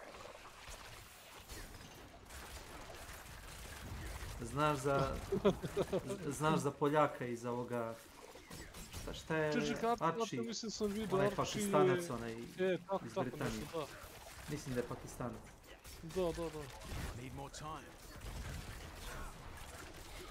Kaži cigan iz Britanije, a ne... A dobro, oni ih zovu cigani tamo. Ko je cigan? Pa onaj Arči. Onaj malecki sa kombočom. Stani malo. Ilija, ali pritom Milan šta sam sinoć doživao. Šta? Sedim kod mog venčanog kuma, koga sam ja oženio, a njegova žena, moja kuma, ima sina iz prvog braka, 88. godište. I priča nešto čovjek telefonom, leži na krevetu i lovčinac pa lovčinac. Ja rekao, šta si ti zapeo za lovčinac? Ja kaže, tamo sam detinjstvo proveo. Ja rekao, s kim pričaš to? Kaže on, neki sin Duće Rolexa, to mu je kum, Ivanović. Da, ima. Ja kažem, pitaj, zna li Beladu i Kosovića, kaže on, Beka Ilija, ja umro od smeka. Joj, kaže mali Sale, kaže, lovčinac, to ti je država u državi, kaže, to je najluđe mesto u Srbiji. Verovatno jeste, nije puno pogrešio. Ne znam, Saša Bož. A si gledao ono, pa si vidio onu sliku što sam okačio za Slobu kako ga podržavaj. Da ih ne diram. Nisam na mobilnom pričam, na poslu sam. Nek crknu tamo. Kojih je? Uglavnom, ali ne zna, pazi, taj kumu je, taj Marko Ivanović i Ivanović, a Beku ne znam. Ne, to je druga porodica, istino je prezime. To je sin nekog bivšeg mafijaša. Znam Milan. Pa neki kapić Rolex, nešto mi tako reći. A tata im je bio malo jači mafijaš. Pre.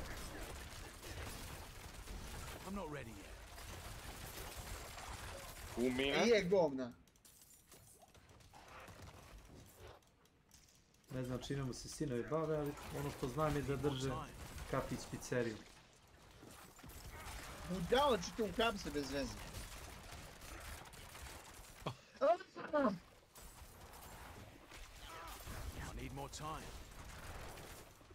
Šta je to Amerika? To pesma iz Helllet Loose. Švapska pesma.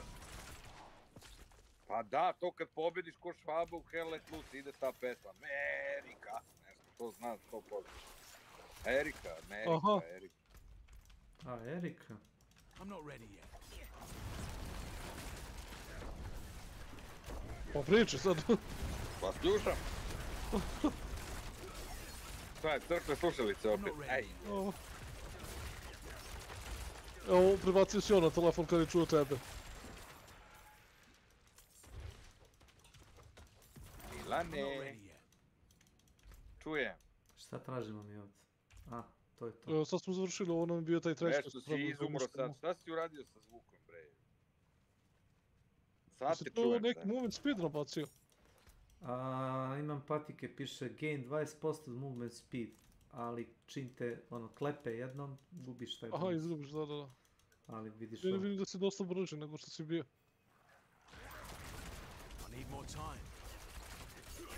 Ovoga imaš u Helltide-u, ovog ne podnosim u boss.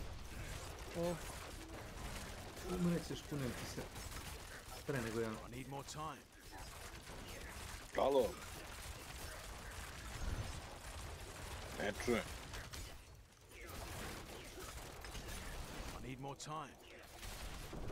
Što je on sad mene nokovo, ja ne znam, uopšte nisam bio ni blizu. Evo, čekaj, Da, isto je ovako težak zubiti u Helltide, isto, samo što ga dvojica bijemo, to različno.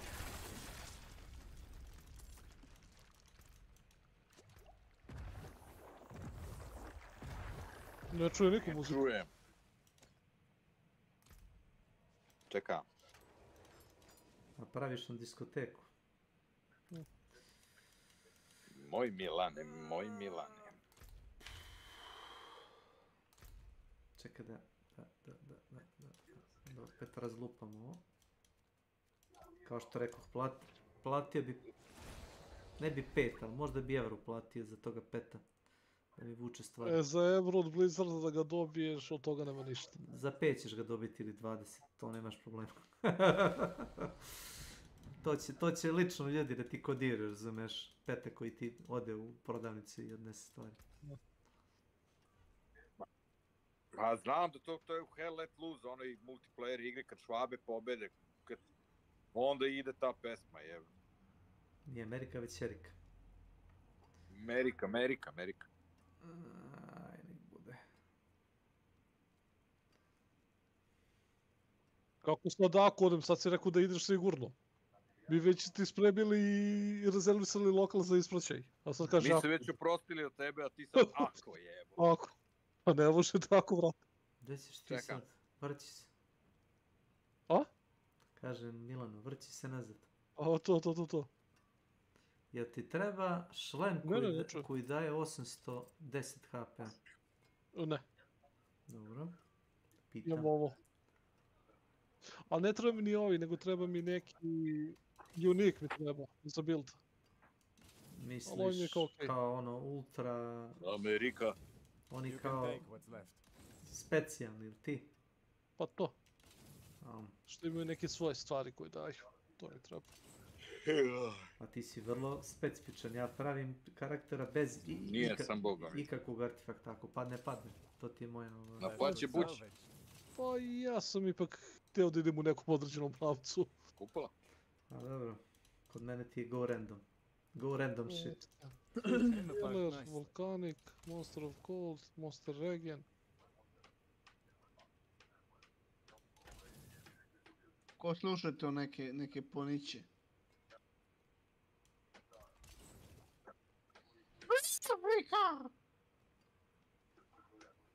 Halo?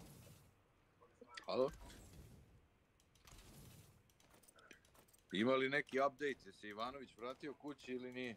Update za Ivanovića. 2.0. Čekaj ti Folklovićer, stani ovaj. Neka.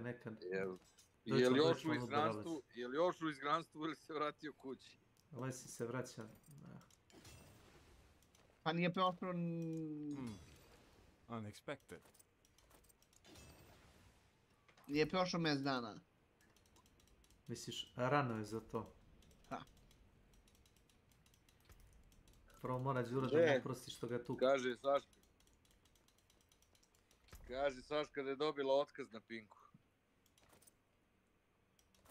Ko Saška radi na Pinku? Ne, nego je videla negde. Neku. A molim?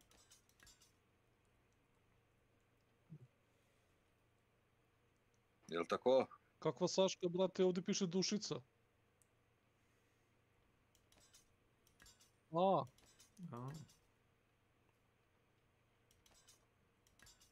A nisam, na telefonu sam, kad budem seo za kompjuter, vidjet ću. A ko je ova? A tu je, pored mene.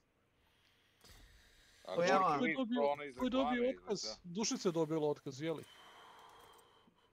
Pa čekaj, Te, što je a to ona ono iz reklame za što Bikoviću sipa za šanku, ta. A što je dobio otkaz? Kako govor, ne? Možda ga je dirala na neko neprijatno mesto? Možda je rekla čika Željku nešto što mu se nije svidelo, jeli? Možda je rekla danas izgledate kao da ste prehlađeni, zato trljate nos tamo. Danas vam curi nos, nešto ne. Ja htio da kažem, brate, što ima ona, pričaju te koliko znam, one samo vodila one farme, nešto i to komentarisala. Možda... Joj, krstavi.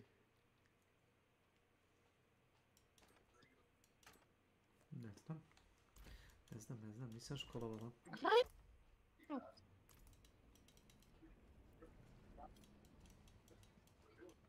Da podignemo ustanak u Nemačkoj. I šta ćemo onda?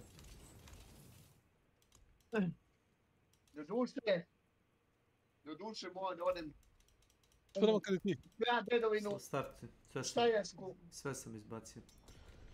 Dobre, dobre, smiri se. Ja, sehr gut. Terlih. Šta? Critical strike damage 330%. Samo što moramo da oslobodimo deo Štajerske od peljavih. Ja ne znam. Kako ja se teleportio na tebe? Ajde, nemo oko. Štajerska je pod okupacijom. Nisam još ušao. A još nisi ušao. Samo uđeš u moj portal, samo kad se bude početi. Sad sam kliknuo ja isto malo kasnije.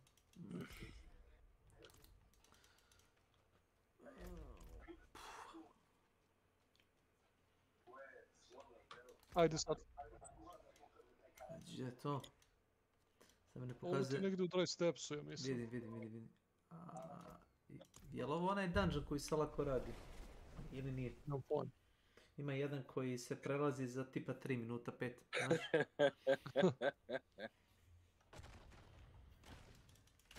Dungeo. Hoćemo.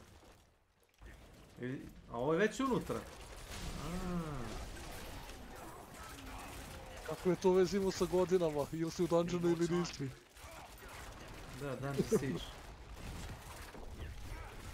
Koji je to govno od filma, jebote. Ne govorimo o filmu, o igri. Da si ikad igra dungeon siege. Ne, za igru da. Nije bilo loše za ono vreme. Pa... počinješ kao seljak s vilama. I ako nastaviš s vilama, počneš da boostaš strength. Ako uzmeš luk i strelu, počneš da dobiješ dexterity. A ako nađeš magični scroll i onaj štap, ovo je nemoguće za pobiti. Dođi, daj mi neki AOE ovdje. To, može i to.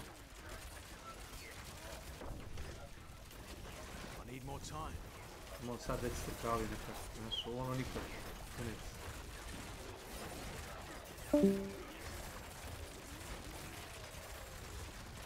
Kao. Niko ko XP-a. Kratar se baci. Kako ne? Let's go. Vidi. Kad se ovako zaglavi... A kad šlajfuš u mesto, to si meni dešao. Ne mogu da se pokrenem, to je ali se da servera. napadne. Da, stojiš u mestu i ne ideš nigdje.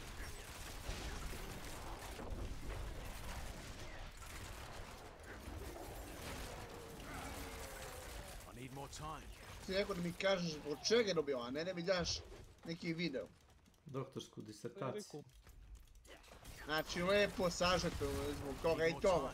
Moj ne mi daješ video. Svojim rečima.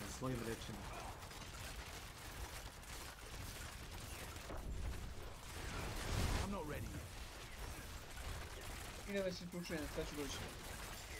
Ajde, uđemo te mogu bi ja isto. Prvi. Kad ti reče da je onaj event u 9? 8, 9? Da. 9. Tako još. Ja sam uzeo statiju. Ili si ti uzeo? Neko od nas dvojice zgradio. Ti, ja mislim. Ali ajde nađemo obe. Možemo dve da nas na drugoj strani.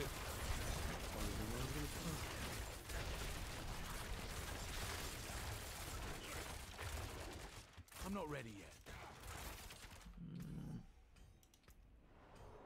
Ajde, klikni bre.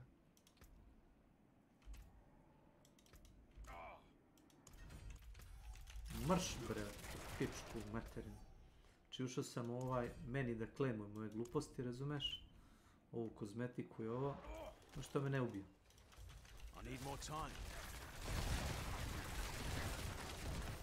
Ovdje je event, ću radiš event. Šta je ovo? Event. Ovdje ih branimo. Jedan jedini. Ovo se jo, nije, više njih, beš. Beš, nekih. Nekakvi. To u dvoje se može uraditi, kad igraš sam, redovno pikiraju elite jednoga, ono, i drugoga, i onda ja, ono... Nije, nego ima previše AOE napada i ne mogu to da izdrže oni. Nemaju toliko HP-a. Da imaju bar neki, recimo, mogu to bolje, mislim, sam quest je naporan, ali mogu da ga učine manje napornim tako što bi, recimo, dali im nekakav bonus kad god si ti pored njih. Da. Ili ako ti cepneš napitak, možda ih nahiluješ. Postoje način da se to reši. A nisam im mislili toliko o tome. Da, kao... Dodali su kao više tipova misija, svi su isti, ali...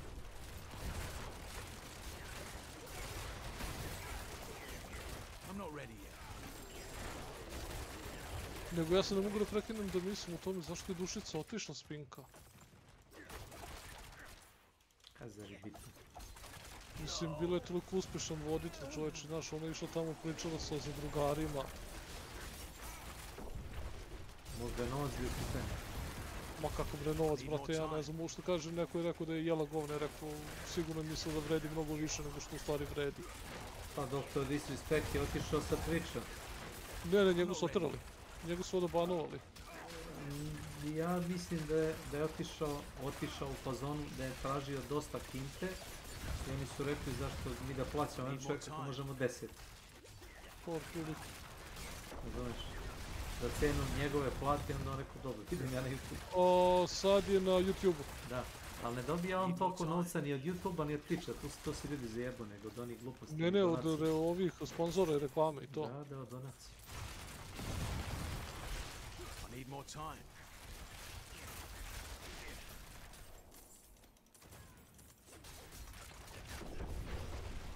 Gleda negdje intervju, njegova persona, kad nije, pred kamerom, od onim sasvim drugačije, razumiješ? Pa naravno, što i treba da bude. Što znači da, većinu vremena on zapravo glumi karaktera, razumiješ, nije. Pa da. Samo što on to radi očigledno, a dosta njih to izdaje se da nešto što nije. Zato što mu je takav mu je lik, taj internet njegov. Milane, sreću moja, reci ti meni da si ti neki streamer, youtuber, kakva bi tvoja internet persona bila? Ili bi ti bio ćelav sa Kylom ili tako nešto?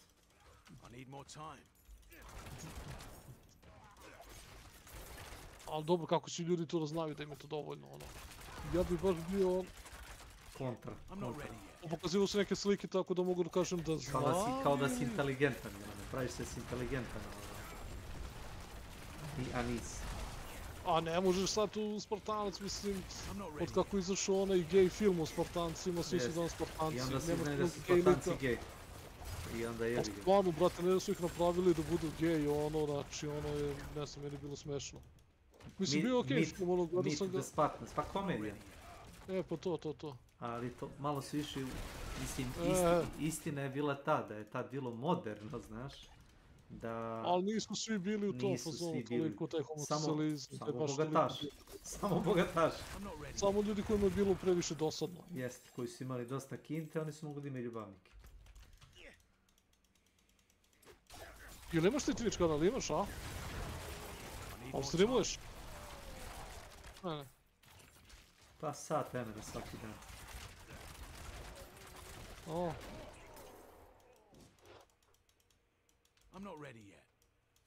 Ja da odlučim da radim tako nešto kao ozbiljno, ja bi bio ono u fazonu 90-ih kako su se ljudi oblačili i ponašali. Ja mislim i tako personu usvojio. Dizelaš. Čekaj, šta je s tvojim bossom? Vidjeli ti ovo? Odvalio sam ga s overpowerom. Odvalio si ga s overpowerom? Ne stoje. To ti kaš. Vidio. Imamo sreće. Kovačev sin. Malignant Heart, Ilija, Malignant Heart, idemo. Šta je ovo, šansa da se ovo goveda spone? Da, i onda kad imaš event, staneš u tu lokvu krvi i dođeš neprijatelj i onda hoće ti, kad gubiš, da ti baci Heart. Da nisam odgovorio to za Eriku, pitao sam u čemu je fora sa Erikom. Pa znam, ali...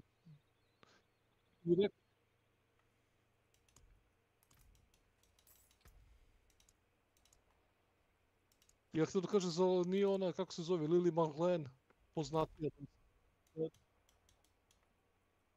Mislim da je Erika ipak. S ovim štitom, a ne možeš ovako, ne možeš, rekli bi ti da kopiraš ovog disrespekta. Rekli bi ti da ga kopiraš, pošto ono isto nosi kao taj neki, pancir fazon. I naočar, a brati, skinu si ga skroz. I periku stavi.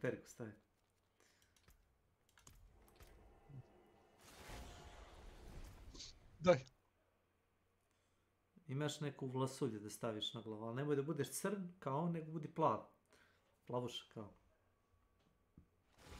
I onda će reći kao jebi ga, nije to. Pa dobro, ovo ti malo, mislim, vidi, i onaj prvi je fazon dobar, sviđa mi se, kažem ti, ali ako pogledaš Disrespecta, on isto fura već to dugo godina, tako da bi te, mislim, bilo bi kao da ga kopiraš. Čekaj, pre nego što nastavimo dalje, samo želim da se obrati pažnje na ovu sliku sa biciklom. Mnogo mi se sviđa to što si upasao trenerku u čarape da ti ne zakači mehanizam. Znači, samo sam to htio da prokomentarišem. Tako je, samo sam to htio da kažem. Možemo li... Gdje je Nenad? Nenade! Alo? Nije tu. Tu je. Tu je? A tu je kao, ali nije, on ti AFK. Pitaću ga da mi radi Photoshop ove slike sa naočarima i sa ovim body armorom, znaš, da mu stavimo periku, da ima našto će to liči. Htio sam te pitam, imam 33 jednu, hoćeš to da probamo? Može, samo stani da izlomim ove gluposti, ove sigil. Ajde. Imam pun inventar sigil. Bio još jedan onaj fear, ne znaš? Pa koliko ti treba za bossa? Daj da vidim. 3, 4,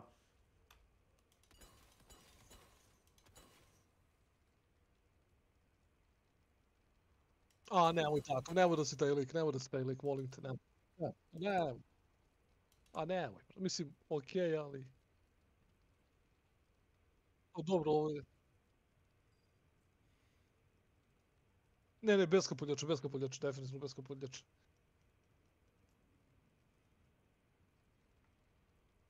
Koja je razlika između ovih slika? Ovdje mi deliš dosta... Uđe kažem starije, ili ovo novija slika sa kapuljačom, ovi su starije onda. Nije, a? Ili samo zbog svetla? To je šom.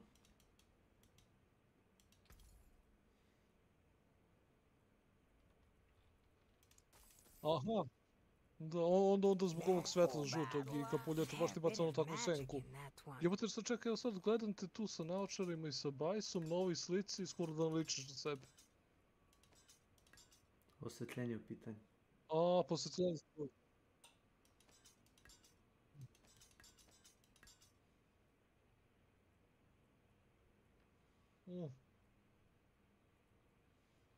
Gde si vozio 50 km, vrat te ljubi, vrati u Lovćencu. Kad je sve okej. Ako. Čekaj. Kad je sve okej, onda evo ti jedna ovakva vatrica. A to je Instagram onda. Veal Mercy. Welcome to my channel. Tako je, nisi ti to hteo, one su te naterale, sram ih bilo, besramnici. Da, žene te tere. Jadan ti.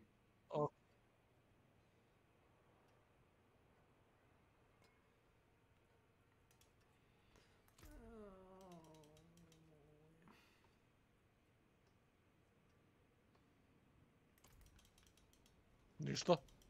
Da bereš plodove. Beri plodove.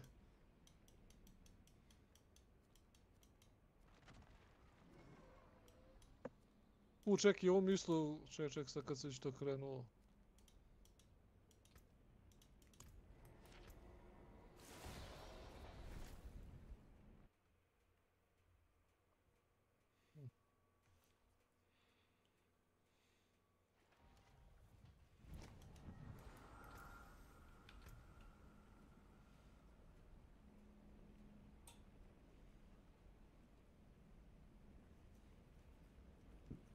I ovo je bila isto istog perioda, ja mislim, nemačka pesma.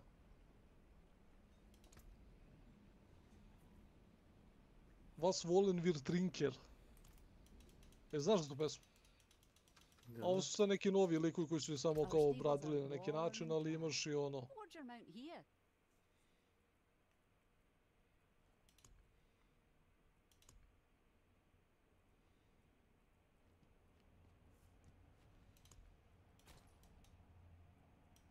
Znam zbog čega, zato što baš na ovom drugom kanalu isto bile im sa nekim Novosađanima, oni su ti Irig i Rivica. To je dosta ispod, vi ste iznad Novog Sada, oni su ispod Novog Sada. Pa da, to ti kažem, oni su samo ispod vas, ali kažem ovako. Ja im rekao u fazonu, kao upoznao sam tamo vaše neki Novosađani, pošto ja ceo taj deo zovem Novosađani, kažem ovo ono. Lovćenac kaže, ovo gde je s Crnogorcima, prati, gde je s njima, ovo ono, zabavaju se oni, znaš. Pošto, znaš, ovdje isto bilo, na tom kanalu bili su, znači, kažem ti oni i još kao par Mađara, ono.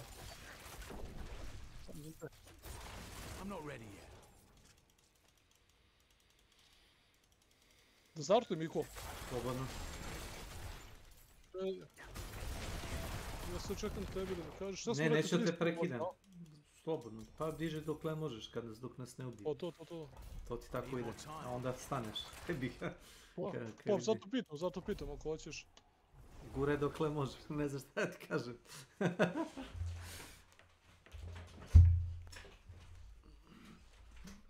Samo ove neke siđile da nam malo nabuđimo. Pa ja gledam bar jedan na 15. level.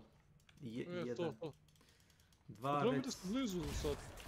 Pa 10. 11. level. Samo sam jedan upgradean. Ali znaš kako, sad zato kako idemo ove jače, više experience dobijaš. Ja znam, samo što nije eksponencijalno više, na primjer može ti biti razlika između dva ova dungeona. Ali vidjet ćeš kad budemo došli na 50, znaš kako će biti na 50-ci. Budemo počeli 50-ke da koljemo čovjeka. 10-ci. Ja mislim, pa možeš 50, a nemam pojma više. Ja tu kažem ljudima, kako ti se osjećaš ono prirodnije? Imaš oni koji vole to da hvataju nešto iz red. Ma ništa, ne smeta mi to. Nema ništa.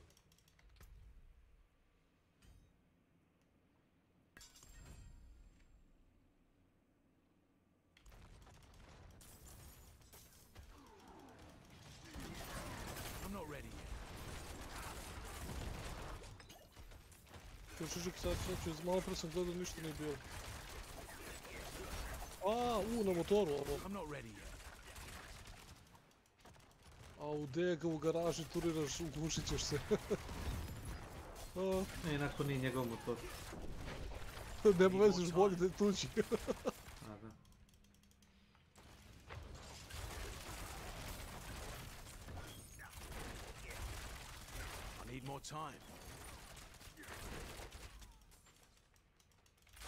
Ja sam jedan puta seo na drugarov motor, ne znam zbog čega mi je to dao, ja rekao, mi se bancio, kao mogu ovo ono, mislim, to je bilo još nekako, skoro klinac sam bio nekim, da li nešto posle vojske bilo, da li 21 ili tako, ono, seo ja na to sranje, brate, kad je ono poletelo napred. Uff. Laži.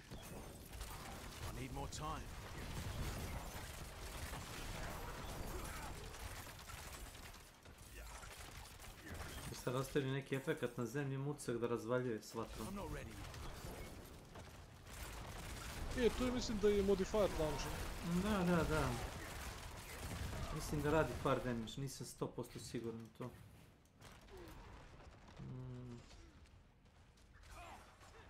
Piše flame. Piše flame.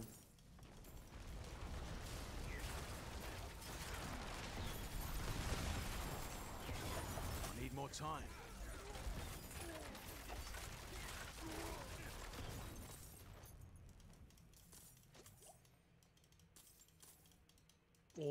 Ovaj 3 strojke ide mnogo super, a? Meni se čini da ovo baš dobro ide. Pa ja ti rekao, guraj, dok nas ne ubiju ono, ne bude totalni poraz. To. Ona prva 32 je bilo malo, ono, diskutabilno, ali da, tu su imali one zajebane sponove.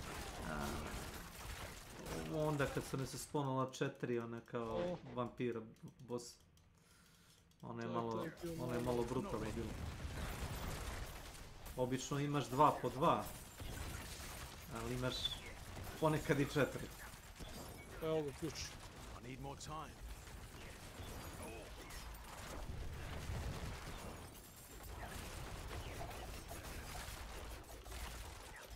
I'm not ready yet.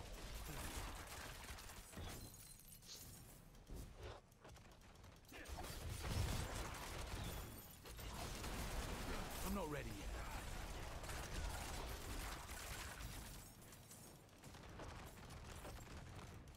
Evo ga ono što ti najviše voliš. Arbor. I'm not ready yet.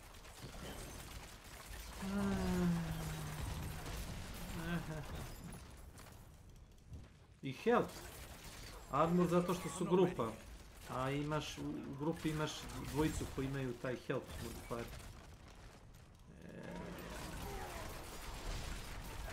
I need more time.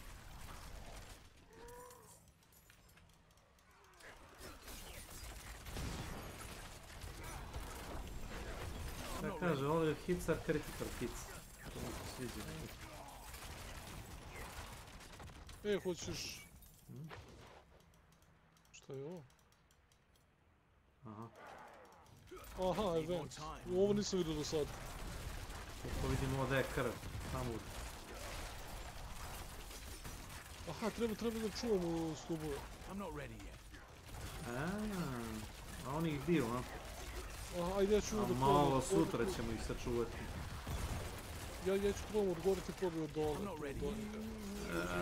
Previše se brzo spone. Bukvalno čim se spone, kleki ga bar jednog, znaš.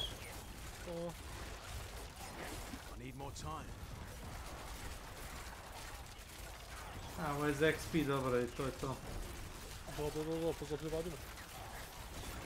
Pa ja bi nekako probao par da sačuvam. 10 sekundi. Još 10 sekundi, jo. Gotovo. Imamo još jedan stup. Dobre, bar jedan. Fail ti ako ti sve razbije, znaš.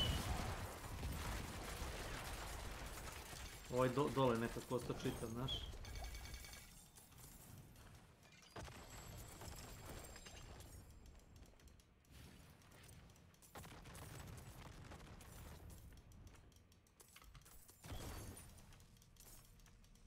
I koliko ima moje krvi?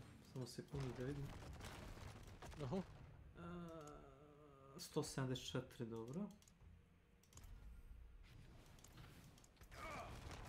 Brate. Prestani da me goriš, bukvalno sam AFK. A, nema tu čekanja, izgleda. Ja znam, zato se pomalo mrdam, znaš. Da. Ja puštam, ali dungeon neće da da. Moram ja da budem blizu, šta? Ne, to se dešava na random. Uhvatite i pratite ta vatra. Nema veze, gotovi smo, ovo sad je boss. Gdje je boss? Aha. Pa idemo na bossa sad. Znam, nego gledam kom delu dungeon. Aha, pa evo kod mene.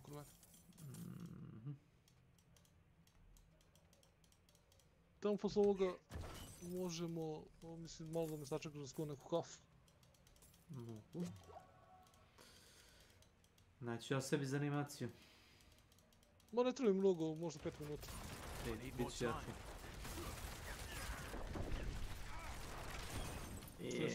Otišu u stealth. Otišu u stealth. I need more time.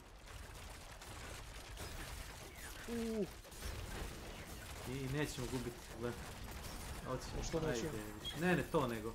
Rekao, opet će da nam pobegnu stealth sa 0 kill. Ne. Zveknu sam ga. Znaš oni debeli što dođu pa te zveknu s onim maceom da te stanuju? Da. To radim ja sad. Ako imaš pasiv kao barbarian, da. Ne, imam ovaj sigil, zove se Crusher. I fora je u tome što imam 10% šansi da mu uradim stan, a ako imam 2 mace-a, onda dupliram tu šansu za stan, plus imam šansu za stan zato što koristim takav build. Ne znam za sigil, ali ima pasiv. Imaš pasiv bez sigila.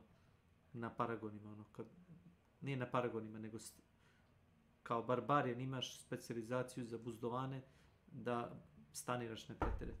Da, ne, to ti za hammer, Pa... To je za hammer, a ovo što ja koristim je sigil, zove se Crusher i doslovno ti radi to. To sad inače i unapređujem. Baš taj. Prvi mi je bio exploit i onda sam uzeo taj Crusher.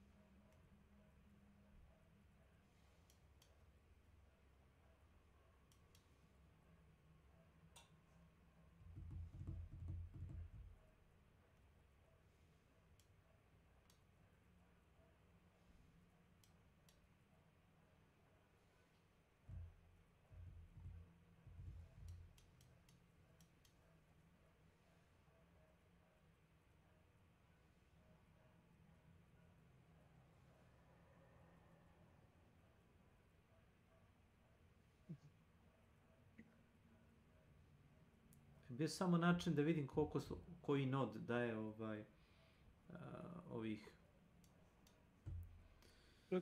Treba bi da nakupim 25 strengtha na ovim nodovima, znaš, a to ću malo sutra, znaš, zato što su ovi nodovi retardirani.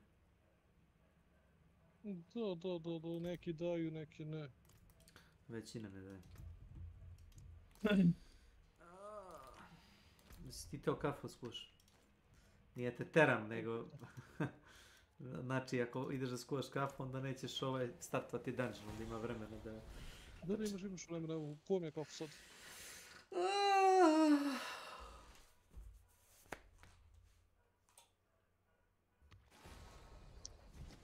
Jel to mace zevalo?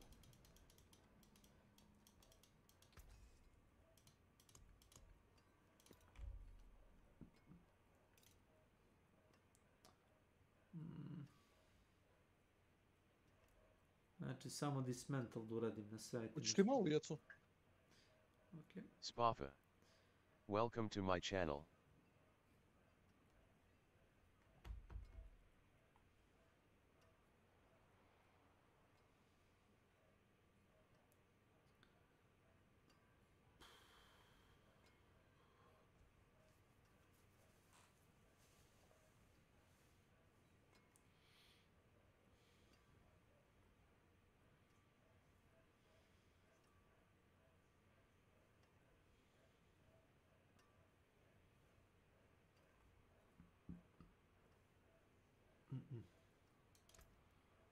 You can take what's left.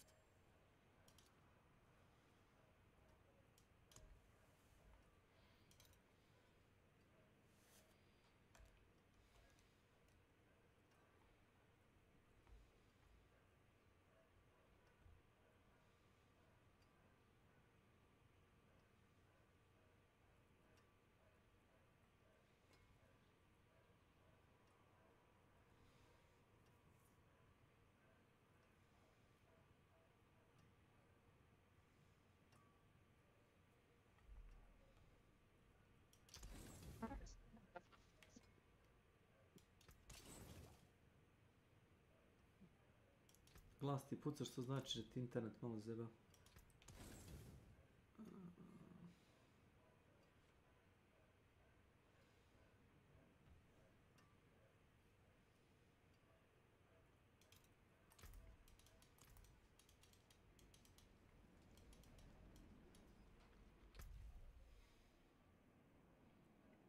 Imam još 10 levela ovoga, kako se zove... Čak. 10 levela ovoga Battle Pass. O, ja sam svoj završio skoro, mislim. Ili sam ga završio. Nisam ne gledao. Možda jesi.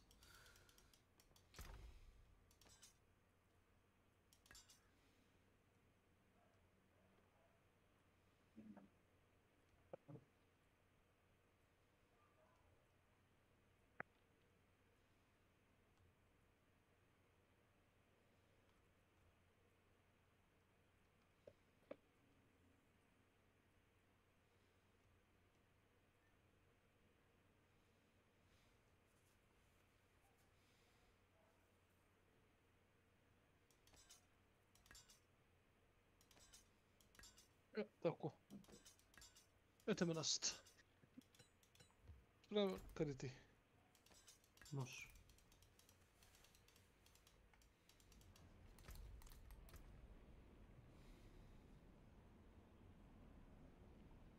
Starte kada ćeš. Otkud meni? Otkud meni 10.000 health. Lighting, drifting, shade. Čekaj, ovo nećemo. Znam. Nađene dvejt.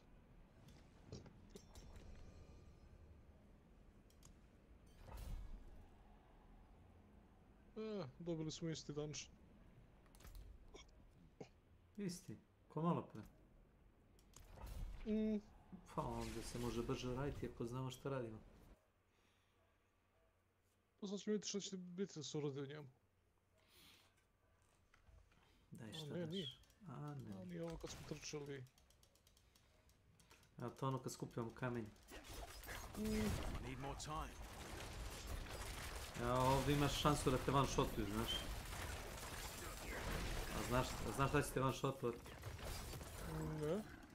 Ove krave. Da, krava ima charge. Ako se... Ovo su za sad medved, to nije toliki problem valjda. Ali ako ima onih krava koje se, onih bikova, ne znam šta je to, koji se charge-uju, znači dešavalo mi se mrtav odmah, ne znam, radi neki brz damage koji treba rasturi.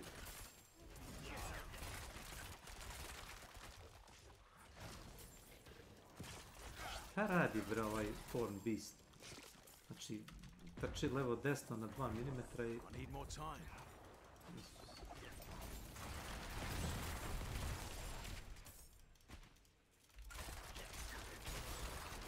I'm not ready yet. Nisam im udomiti ovaj doputim.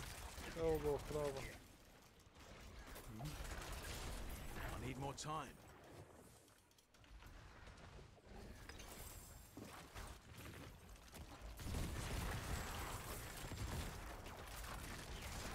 I need more time.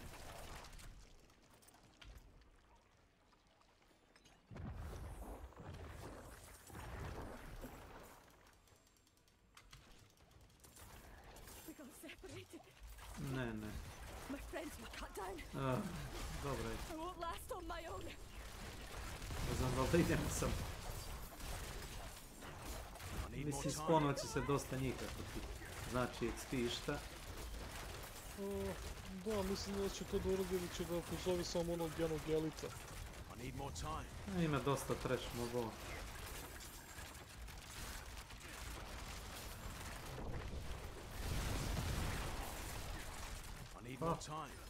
Pola Paragona, čini mi se.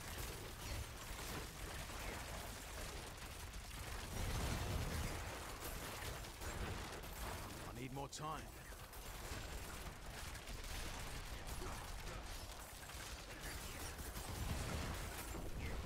I need more time.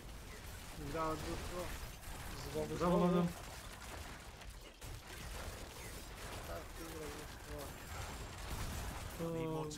Diabolo. Diablo, ali generalno nije nam to... Nije da sam fokusiran 100% na to što radim. Mozak mi radi po automatizmu kad igramo. Tako da slobodno možeš da pojedeš neki razgovor, samo ako nije nešto religiozno. Važi.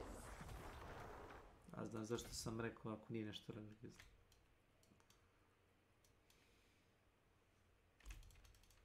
A, Vlad.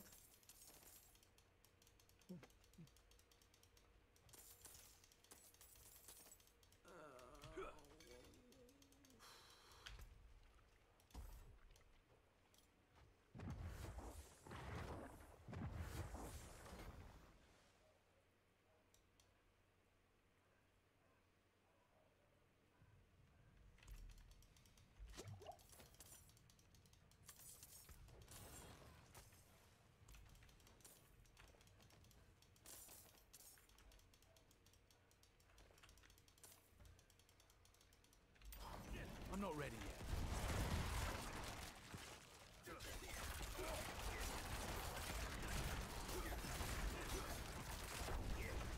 I'm not ready yet. A evo ga ono što ti voliš s tim burićima. Bogu obožavam. I'm not ready yet. Jer valjda neko od vas... Balkan bude Balka, jesu. To je Silos. Silos? Da. I on ne znam što ga to mogu poznati. Je to ono gde Harrison Ford čuva onoga malog, a taj mali je svedok ubistva, pa oni su mormoni, žive u onom malom zajednici.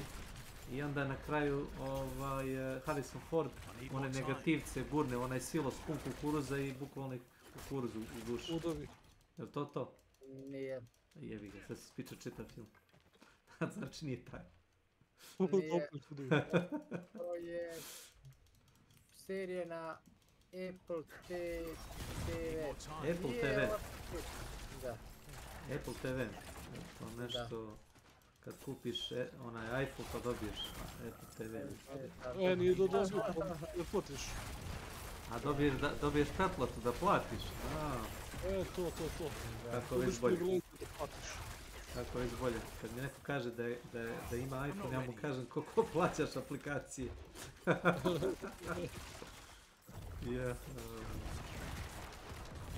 Jednu pesmu da downloaduješ na iPhone pa platiš preko iClouda, iStore, šta je već.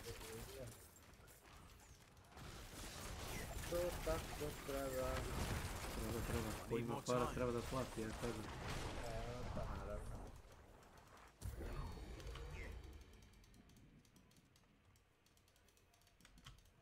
I'm not ready yet. Ovo boss već. Da, ovoga smo istukli jednom. Boga mi neće ni sad dugo. Pola vremena ne prima nikakav damage, znaš? Evo ja gledam. To što je kao staniran bio. Tad prima najviše damage? Ne. Kao u nekoj animaciji gdje on kao stoji u mestu, se vrti u glavi. Pola 12 gledam glif.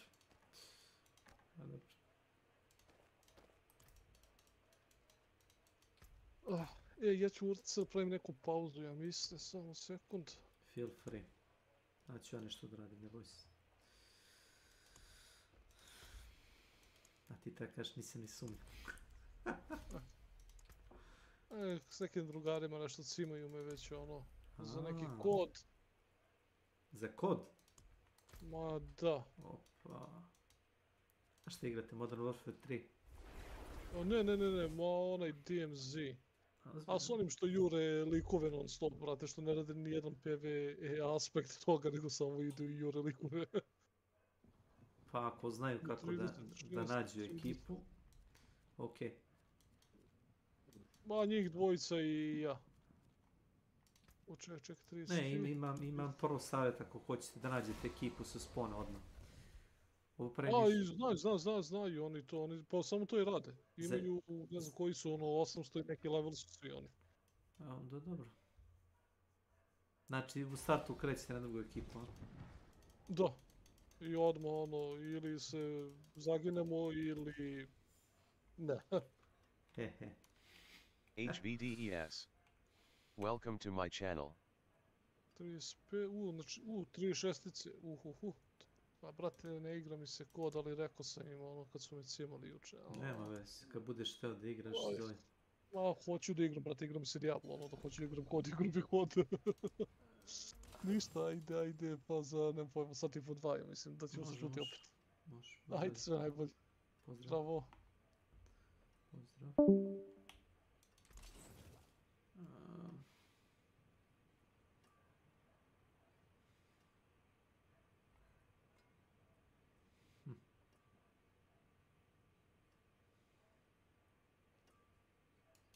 Ne.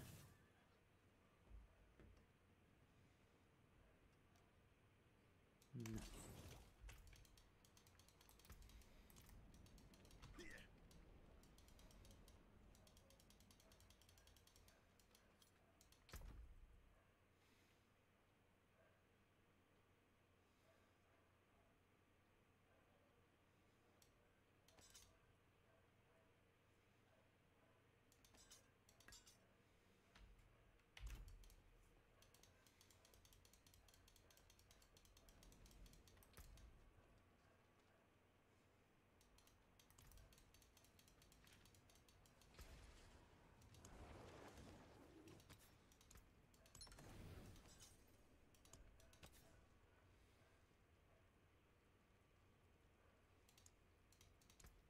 Ovaj opet nije... Ko Tarkov? Mikrofon.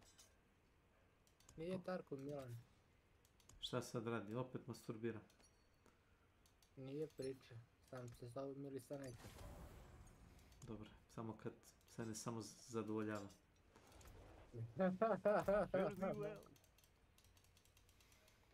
Tebi je to smešno, meni nije.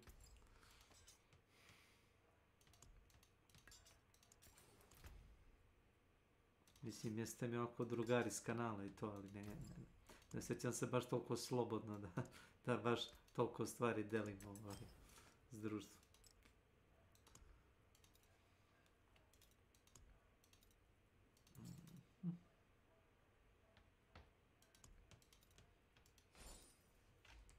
Come back and see us.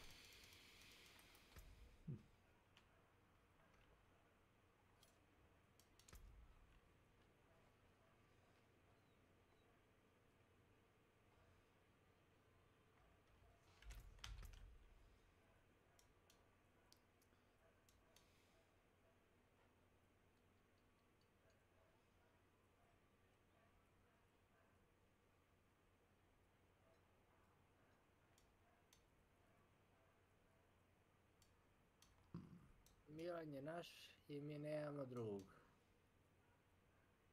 Drugog nema? Nemamo, bre. Pa jedino da ga napravimo.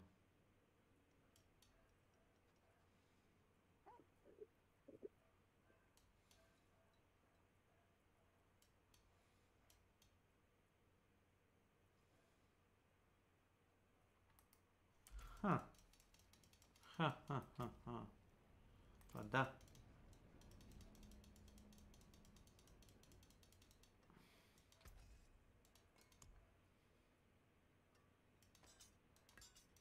That there is worth the coin.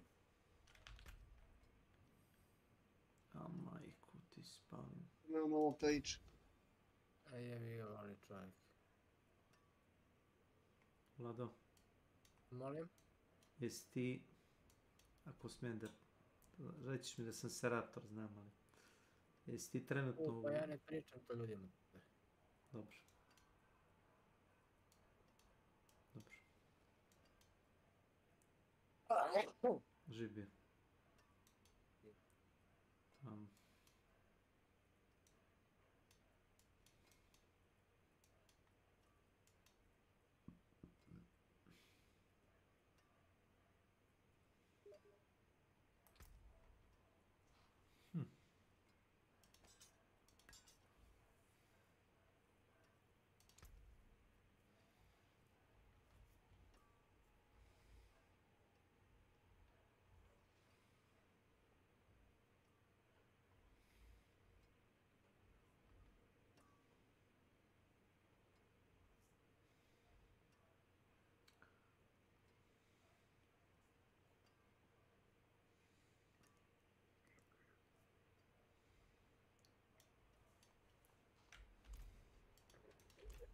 Need something forged? Came apart nicely.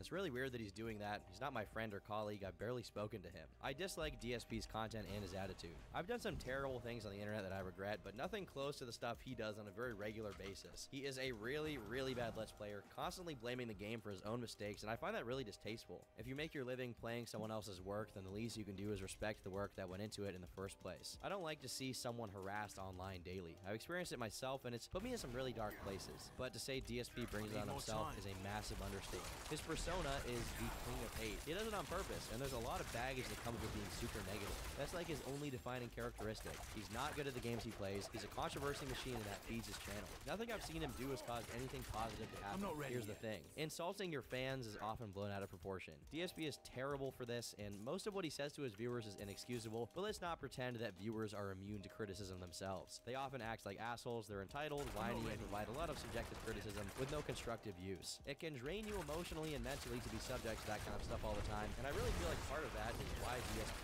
acts the way he does that. Sometimes viewers do things and should be called out, but let's be frank, DSP has a long history of calling viewers out for no reason. Rather than try to move away from that, he has embraced it. I'd like to see DSP get some help. Therapy. DSP in his current form doesn't help anyone, least of all himself, and incidents like the I'm giving away boxes thing make me believe he has some problems that he needs to deal with and get past, because regular people would not consider that a normal, sensible thing to do. I kind of pity him, but there's no smoke without fire, and DSP is a metaphorical arsonist obsessed with burning his house down. Kojima World Order is still hilarious. Phil, upon reading that comment, didn't take kindly to it. The entire comment is incredibly flawed. It's obvious he doesn't watch my content at all, and has only formed an idea of who I am and what I produce from the KWO montages. Because watching any playthrough for more than 5 minutes outside of Metal Gear Solid 2 and 3, you'd know that my content isn't constantly bashing games, game devs, and blaming the game exclusively. Yes, complaining about the games are part of what I do, but not nearly 100% of the content I put out. The fact he thinks that the king of hate means that I've embraced being negative about everything, and that's my hook, just proves he has no idea whatsoever what he's talking about. Total Biscuit thinks that his videos are some kind of godsend because he's informing people about new games that you might not have heard of, and frequently he rips the sucky ones a new asshole. He thinks his content is better than mine because people don't buy bad games when they see his stuff. Only I've gotten thousands of messages over the years saying the exact same thing about my playthroughs and or reviews. Just because he puts out one highly edited video and I play through an entire game from start to finish doesn't make him better than me. And honestly, one edited video versus playing through an entire game, which is really harder to do. Seeking therapy because I sometimes get upset over / baited by trolls, if I'd let it get that much to me, I'd be in a nut house by now. Little did Phil know he was indeed in a nut house, except it was his condo and only had one inmate, himself. Besides him pretending like Total Biscuit was saying DSP's content was exclusively negative, Phil completely sidesteps the treating fans like shit accusation and the empty box giveaway so that he doesn't have to acknowledge there's at least an inkling of truth to TB's comment. Despite the fast approaching instability due to his plummeting in popularity and YouTube's ad revenue policies not treating his content kindly whatsoever, the financial mastermind that is Phil Burnell decided it was time to once again buy a new condo, this time in Washington. Supposedly he had no outstanding debt besides his condo, which he was still paying the mortgage for, and decided that Connecticut was too expensive to live in due to its very high taxes. So much so that it was worth it getting a house in another state, despite his outright admission that he had no prospects of selling or renting the Connecticut condo. In early 2014, Phil and Leanna move in together. Phil made it clear from the get-go that he was going to need his audience's money. A lot of it. Again, the issue isn't necessarily that he's asking for support, it's that the reason he needs support in the first place is that he decided to do a very expensive move at the same time his channel was dying. To make matters worse, he tried implying that his lack of money wasn't his fault, but that the slow months he was experiencing was due to the games being released at the time not being good. It even got to the point that he suggested he was going to upgrade his video's quality to 1080p. You know the situation is bad when Darkside Phil is considering doing the bare minimum. But the trolls didn't fall for the pity party. If anything, his pivot to e-begging after his AdSense brute force strategy was no longer functional only earned him even more distaste, since instead of doing the smart thing by admitting this format was outdated and obsolete and changing it radically, he would rather beg for his fans to give him money directly. Before, Phil was just ignoring the requests of people who watched him, but now he was setting himself up to inevitably ignore the requests of people directly putting money in his pocket. But tensions weren't rising exclusively on the YouTube front. Over at his fan forum, because yes, he has a fan forum, the users were beginning to become upset over DSP's tyrannical method of management. Without due justification or warnings, Phil tended to ban users and lock threads without any concern. One infamous quote to come out of this situation was Phil saying, "I can't break the rules, I am the rules." I believe he's actually unknowingly quoting Louis XIV, King of France, who said, "I am the law, I am the state." His own fan base got so sick of it that even the mods of the forum, who were appointed by Phil himself, took issue with it and tried to strike an agreement with Phil so that by establishing clearer rules, he would no longer act as an administrator and let them do their job. Consequently, he made a post announcing it. Effective immediately, all account names, avatars, signatures, etc. related to known internet memes dedicated to negativity regarding myself or my work are considered trolling, and per forum rules are a permanently bannable offense. This includes the Kojima World Order in particular, but is not limited to it. I'm already seeing accounts that, no surprise, are popping up on the site and doing nothing but spreading unfair and unwarranted negativity about me. I'm all for legit criticism, but these anti-DSP movements are not that. They're one-sided bullying campaigns and will not be tolerated on my site in place of business. If you have a problem with that, contact an admin for immediate deactivation of your account. Thanks all for understanding and moving forward positively. Despite this agreement, Phil proceeded to not uphold his end of the bargain by permabanning a user for what he deemed was unwarranted and unproven slander. The mods of the forum, along with many of the Twitch mods, resigned en masse, saying, "For those who read the settled agreement, this was not allowed. It was in direct violation of our agreement. We tried our best to stay, and unfortunately we failed in that regard. All the best to the departing staff." Noticing that even his own mods had left him, or in his eyes betrayed him, a la Julius Caesar, Phil decided to respond on the forums. Mods did not uphold their end of the bargain first, which is why we've come to this. I refuse to pay thousands of dollars for a website where I get personally attacked with slander on a daily basis by the same people. Getting slaps on the wrist, such as warning points, haven't done anything to change the fact that the forums are a shooting gallery for my head. In the future, I'll either be seeking new forum staff who actually have the time and willingness to properly moderate, or I'll be downgrading the forum altogether to something more manageable for less people. I guess I didn't really need a $3,000 website, and I set myself up for failure when I got it. Thanks for those leaving, and I wish you all well. For those wishing to stay, let me know so we can talk stuff out. I actually don't know what the hell he's talking about here. There are free forum template websites you can use for free, so unless he's an absolute idiot, he's a really bad liar. As a matter of fact, there's no reason to even bring up $3,000 in the first place, so I suspect he just said it to brag. Unless he's trying to suggest he was paying for the mods to do their job, in which case we're back to lying because they were unpaid. The situation continued to escalate as an administrator ousted Phil and would continue to take over the site, who in turn canceled the giveaway he was doing at the time due to it relying on fan art that was being published on the site. After the site was flooded with not safe for work images and completely wrecked, it went down and stayed down for good. At least until Phil revived it sometime later with a new, less inflammatory name. Just the DSP forums. When someone entered DSP's stream as he played Mortal Kombat 10, they successfully got him to lose his temper by bringing up the Leanna Kingdom Hearts incident, prompting Phil to spend the next few minutes just airing out his rage. I thought it was gonna happen 2 fucking years ago on Twitch. I mean, could you be more of a fucking loser? Seriously. The reason this guy joined my match was to do that. Not to play the game, not to have fun. He ruins it for everyone. Delays. People who want to play have to wait now, right? Because we have to listen to this fucking idiot. I mean, what?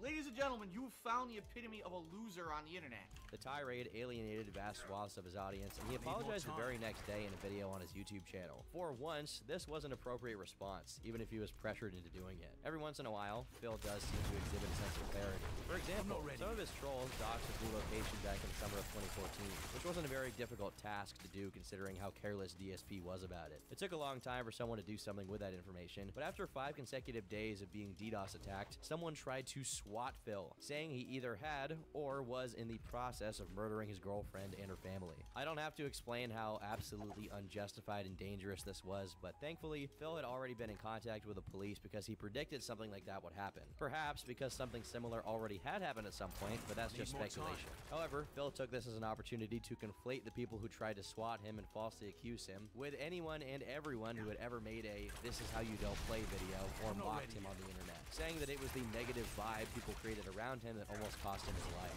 As bad as swatting is, that's just a silly thing for him to do, especially in the relatively serious situation he found himself in at the time. Obviously, not every hater is responsible for the one nut job that decided to swat him. The noise surrounding his name was getting a tad too loud for Phil's liking, but since he was too proud to start paying an editor and putting out decent content to quell the mutiny that the Kojima World Order had created, his strategy to deal with his detractors was to abuse the copyright privileges he had, in part due to being a member of Machinima, to strike the channel of whoever was bad-mouthing him. Once again, Total Biscuit, this time along with Slow Beef, popped up on Twitter to address what Phil was up to with the abusive copyright claims. Ironically, DSP was soon going to suffer the same fate he put many people through at this time, when DSP Gaming began facing various copyright ID takedown notices due to his use of fan art in his pre-streams. The threat that this posed to Phil's livelihood was so immense that drastic action would be taken. Hundreds of playthroughs that featured fan art were deleted and privated in order to prevent further strikes. Consequently, the accumulated views on DSP's channel dropped dramatically, which, according to Phil, lowered his ranking in the YouTube search engine.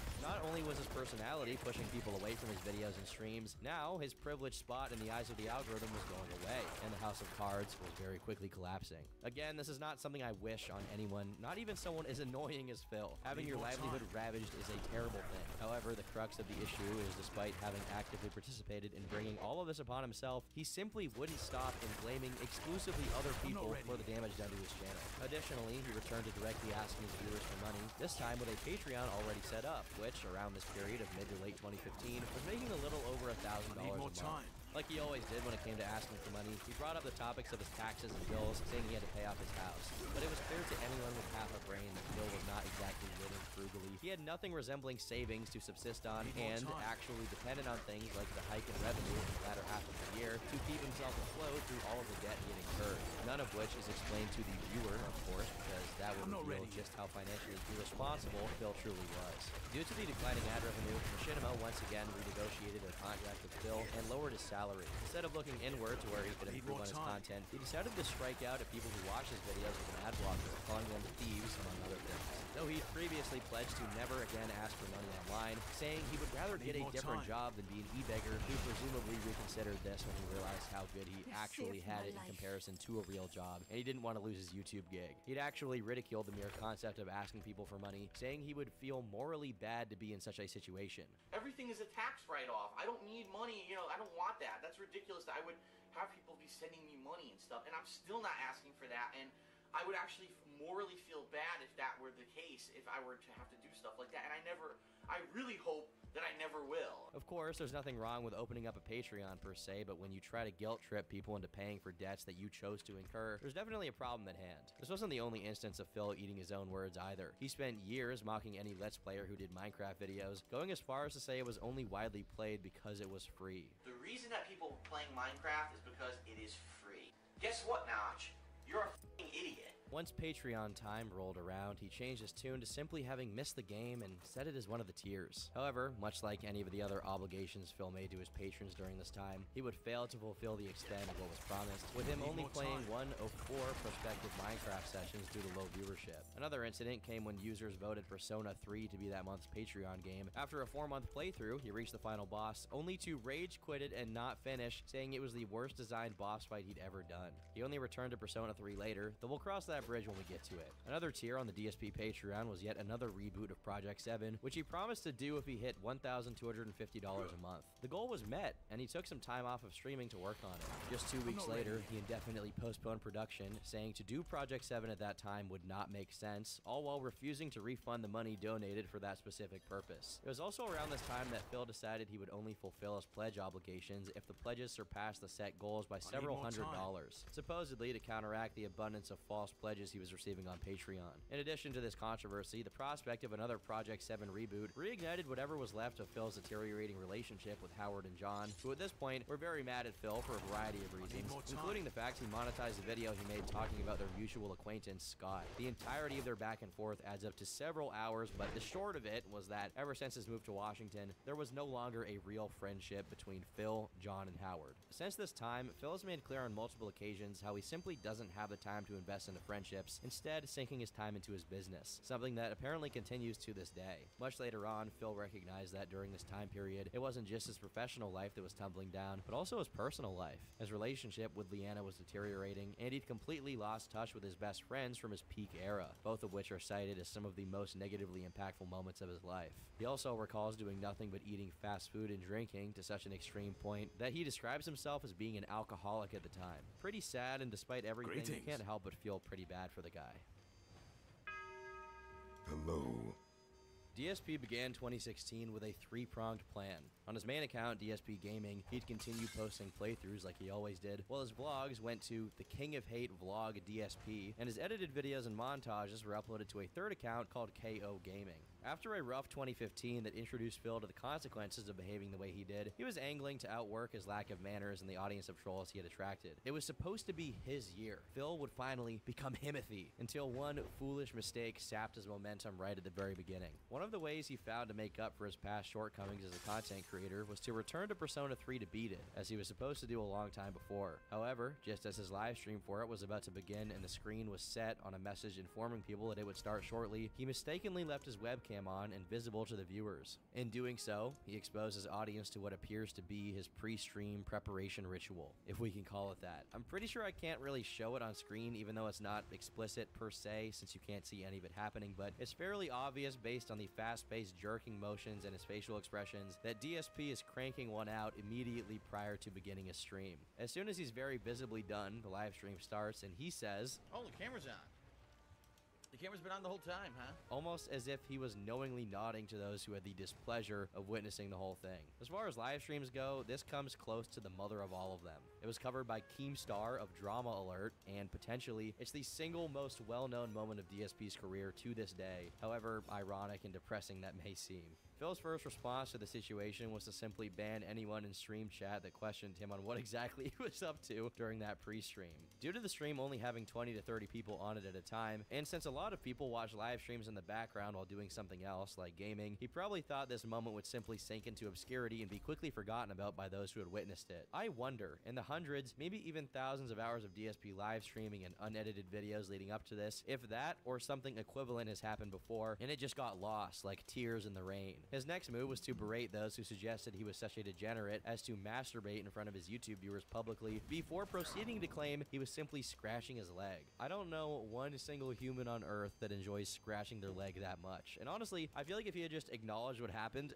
and made a joke out of it, it probably would have been pretty funny. He just couldn't do that. The hit to his ego was too big. After the immediate shock and embarrassment wore him down to the point where Phil felt comfortable in ceasing his reflexive lying, about a day later, he embraced it and admitted that he was in fact not just scratching his leg. Due to how thoroughly he welcomed the mockery this time around, some people thought that Phil either faked it or did it on purpose in order to get attention to his floundering career. However, as misdirected a person as Phil is, I doubt this is the case, not only because it falls outside of the purview of the typical shenanigans he gets up to, but I honestly also think he lacks the imagination one needs to have that sort of move. It's too Andy Kaufman for good old Phil. There are way simpler and less risky ways to boost engagement besides public humiliation, and if we've learned anything, Phil loves to self-aggrandize, not the opposite. To be fair, despite how bad the incident in and of itself is, this is one of Phil's most competent bouts of dealing with backlash, as he just very quickly owned up to it within like a day or two. However, despite dealing with this flub minimally well, Phil couldn't look very optimistically towards the future of his career and was very much past his prime. On the 1st of May 2016, while streaming the new Pokemon game, Pokemon Moon, on Twitch, his fans would incur Phil's wrath as he lashed out at them.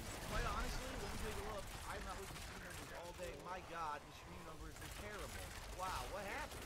Here's the bottom line, and I'm tired of it now. No more excuses. I'm not ready yet. Because the bottom line is people are like, Phil's not engaged in his commentary. Phil's commentary is boring, and that's why people don't want to watch the playthroughs of the stream. Bullshit. I'm loving this game. I'm voice acting. I'm engaged. I'm commentating on everything that's going on actively.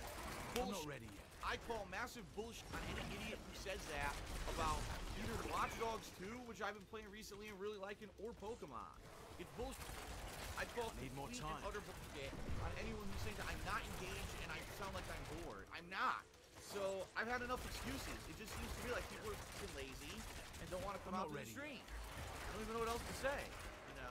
There are few mistakes as easy to avoid as openly complaining you don't get more viewers. While it's not a particularly grave one, it shines a light on Phil's perennial state of mind. He isn't open to consider that his lack of popularity is due to the lack of quality of his content.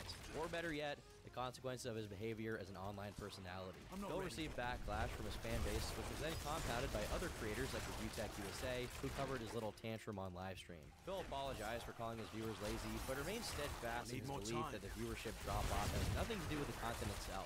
At this point in time, the How You Don't Play videos made with clips from Phil's content has completely eclipsed Phil's actual content as far as views and engagement, and Phil thought to capitalize on the community source content. He allowed other people to submit videos to be uploaded to the KO Gaming channel and promised to pay them with, you guessed it, exposure by having their channels named in the description. I have to make a small note here by saying that he still hasn't tried hiring an editor to work for him to help make his Let's Play content watchable. It's actually mesmerizing. Anyway, the success of posting community source content on KO Gaming was short-lived, as in 2016 the channel was demonetized for reasons unclear. The situation was already dire as far as channel growth was concerned, but soon things took a turn for the worse. As the adpocalypse hit in early 2017, much of Phil's backlog on his other two channels got demonetized, meaning he could no longer profit off of them and depended even more on his immediate income. However, the potential for AdSense revenue was stripped away from Phil when his content was deemed advertiser unfriendly, mostly because of the years of content on each channel loaded with every offensive expletive known to man. Because of this quick succession of unfortunate events, Phil found himself unable to pay for the immense amounts of credit card debt he had accrued, the mortgage for his new home, potentially even the mortgage for his old home as well, since it's not clear that he stopped paying it, and last but not least, the medication he needed for his chronic back pain. This panic over his future led to even greater tensions with Machinima, who advised DSP to start uploading shorter, edited content to try and amend the declining rates of viewership. However, at this point, DSP is almost a decade into phoning it in, and especially now that he's tight on money, there's no way he's paying for someone competent to edit his slop.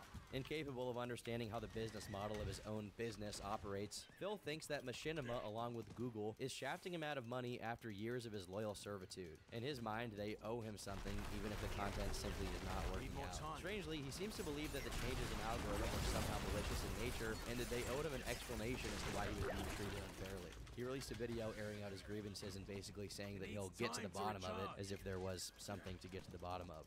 There's no deeper explanation to it, other than his low quality standards put his channel in a bad situation, and once the apocalypse hit, he was too exposed and got the worst of it. Phil obviously didn't see it that way and wanted to get a satisfactory answer as to why he was making so little money, and primarily he wanted an answer to why it wasn't his fault. This tirade heightened the friction between him and Machinima, and finally their partnership came to an end as Phil was fired from the network. Probably one of the only people to ever be fired from the Machinima network. By March 2017, views had never been lower, despite how frequently content was being pumped out. Phil's merch on Teespring wasn't bringing in enough revenue to keep things afloat, so he went on the search for a new MCN to be a part of so that he could continue his work. Keep in mind, by 2017, MCNs were basically phased out from YouTube. Most people saw them as scams, or, in other words, companies that take all of your money, give you a portion of it, and don't really do anything for you as a result. But here, Phil was still looking for an MCN.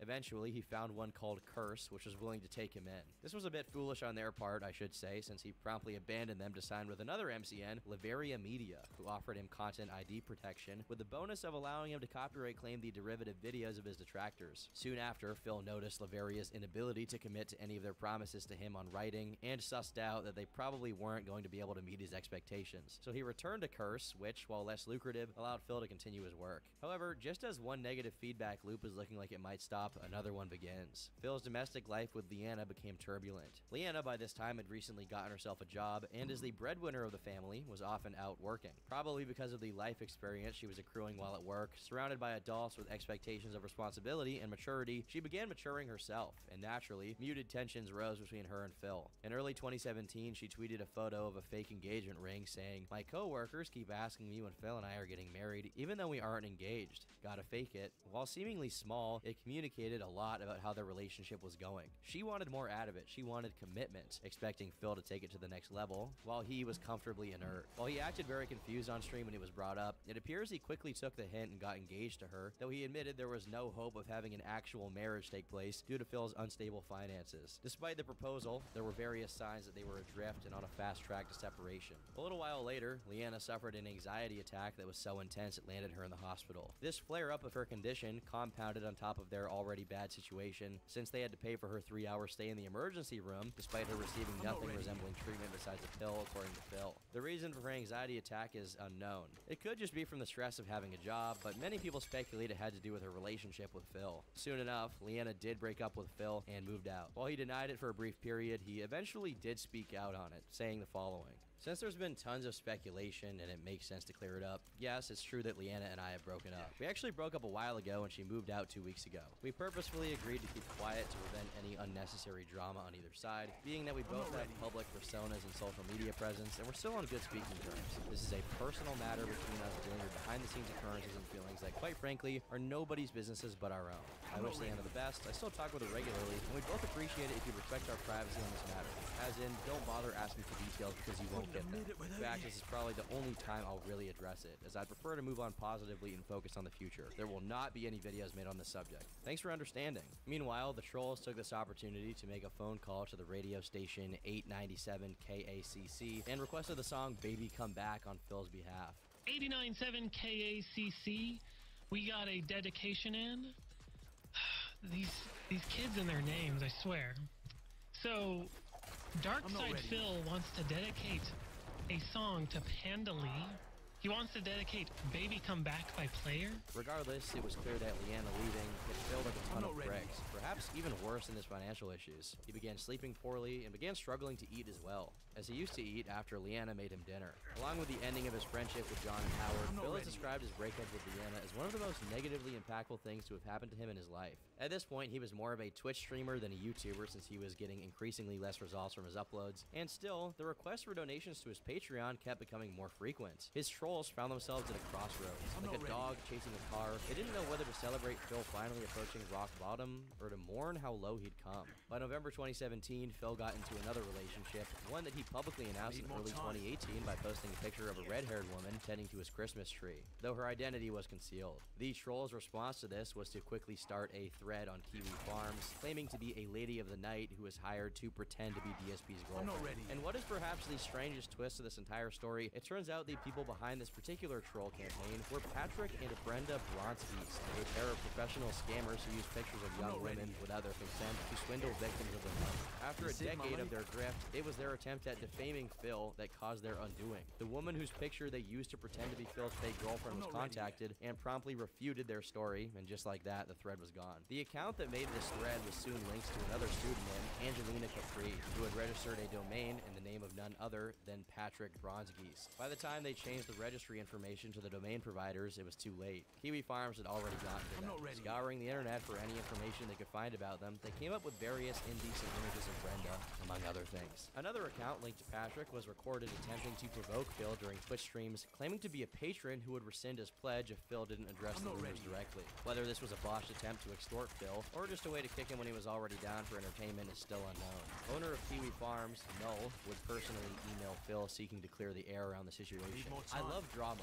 I also really hate being lied to. The escort story had steam to it because the escort identity had tweets mentioning you going back 4 years before the first "This is how you don't play." The escort profile itself had its identity verified by a third party. Every single thing they said was impossible to disprove, but it fell apart in January when she claimed, and no one believed, you had someone. That threw her entire story out of balance, and people began looking for what was going on. The truth? They were professional catfishers, a Dutch couple using random girls' pics to get money and Amazon wishlist items. They were genuine fans of yours in 2014, but turned detractor, then decided to use their extensive catfishing profile against you. I know you don't want to visit my site, so this is an archive of the full details of a third-party site. It totally exonerates you. Cheers, big ears. Following this fiasco, Phil introduced his new girlfriend, Kat. Compared to Leanna, who was outgoing and often outspoken to the point of being jarring for Phil's following, Kat was more shy. Refusing to participate in Phil's playthroughs and seemingly being averse to having her photo shared, she appeared so uncomfortable in front of the camera that it quickly became a gag that Phil had kidnapped her as a hostage. Regardless of what was being said by the detractors, this was a good sign for the relationship, since Kat wanted nothing to do with Phil's online presence and what it came packaged with.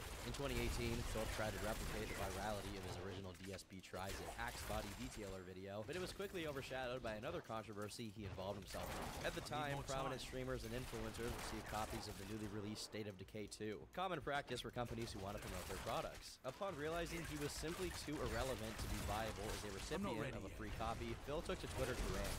Those playing State of Decay 2 a full week early are paid shills. They are walking advertisements, not true gamers, and are doing so solely for a paycheck. I'll be paying for the game and playing it this Friday, just like so many of you. My reactions will be legit, as always. Within a day, Phil retracted the statement once he realized he himself had received free copies of games such as Fallout 4 and Dark Souls 3, and that would obviously make him look like a hypocrite. So he retracted the statement, presumably because he himself had received free copies. Not only did he acknowledge the hypocrisy, he also suggested using Twitter for business purposes exclusively to prevent similar situations in the future. Despite his promising relationship with Kat at this point in time, Phil opened up to his audience about his struggles with depression, pointing to the times when he acted extremely stupid and self-destructive as times that he had underlying issues. Years later, it seems he was at least partially admitting that Total Biscuit was right in assessing him as someone, quote-unquote, obsessed with burning his own house down. In July 2018, YouTube guidelines for MCNs changed, and now every report on a client of theirs had to be manually reviewed. This proved a very big problem for Curse, since for every stream Phil did, there were dozens of trolls willing to mass report him, creating a massive backlog of reports that someone at Curse had to be burdened with. Because of this, along with Phil's low numbers, they decided to drop him, meaning Phil was once again a free agent. This was particularly impactful on his finances, since the month prior, he maxed out his credit cards to pay off the total sum of state taxes he owed, and without an MCN, his main channel, DSP Gaming, apparently couldn't be monetized. He did find a brief period of relief thanks to one troll, who spent a hefty sum on donations to him, planning to eventually charge Phil back for all of it, but ultimately the chargeback didn't work and Phil got to keep the money. Since he no longer had the MCN's AdSense linked to his main account, Phil had to appeal his original ban on DSP Gaming from 2010 in order to make a living. He started uploading his new content into his long dormant KO Gaming account, but that wasn't much of a fix considering the channel was dead from the lack of uploads and engagement. Phil truly was between a rock and a hard place here. On Twitch, he aired out his frustrations in regards to his dwindling income and a lack of financial support from his YouTube viewers, saying, "I'm gonna make a video about it tonight, asking those who watch on YouTube to pledge on Patreon for real this time. If people watch on YouTube, that's no excuse anymore. You guys on stream, I cannot really ask for more. You guys give me so much already. But those YouTube viewers at this point are just taking shit for granted, and it has to stop. Those who have watched me on YouTube for 10 years and just take it for granted that I'll always be there need a wake-up call. How am I getting thousands of views on my video and having less than 200 patrons?" In the video, he announces that from now on KO Gaming, he will be heeding to people's requests and uploading long-form content, almost as an archive to his streams, instead of hundreds of 10-minute or shorter clips that he used to do. Though this is a concession, it's done very begrudgingly, and it's not timely whatsoever. It would have been significant had he done this 5 years prior, but now it's just too little too late. I should make a note here that he's more than willing to press his YouTube viewers for wanting to watch something without paying for it. Meanwhile, he's not very eager to press himself to get a real job if his financial situation is as dire as he claims it is. It's almost like he's completely sidestepping his monetary burdens and placing them squarely on his viewers, like they're the ones in debt to him. Luckily for Phil, DSP Gaming did eventually regain monetization. During that year's Halloween stream, after participating on the stream for a couple of games, Kat abruptly left the stream to go out with her friends. Later on, Phil revealed that the real reason she left was because of the excess of trolls in chat that were upsetting her. One troll in particular got the brunt of Phil's ire, the almighty Tevin.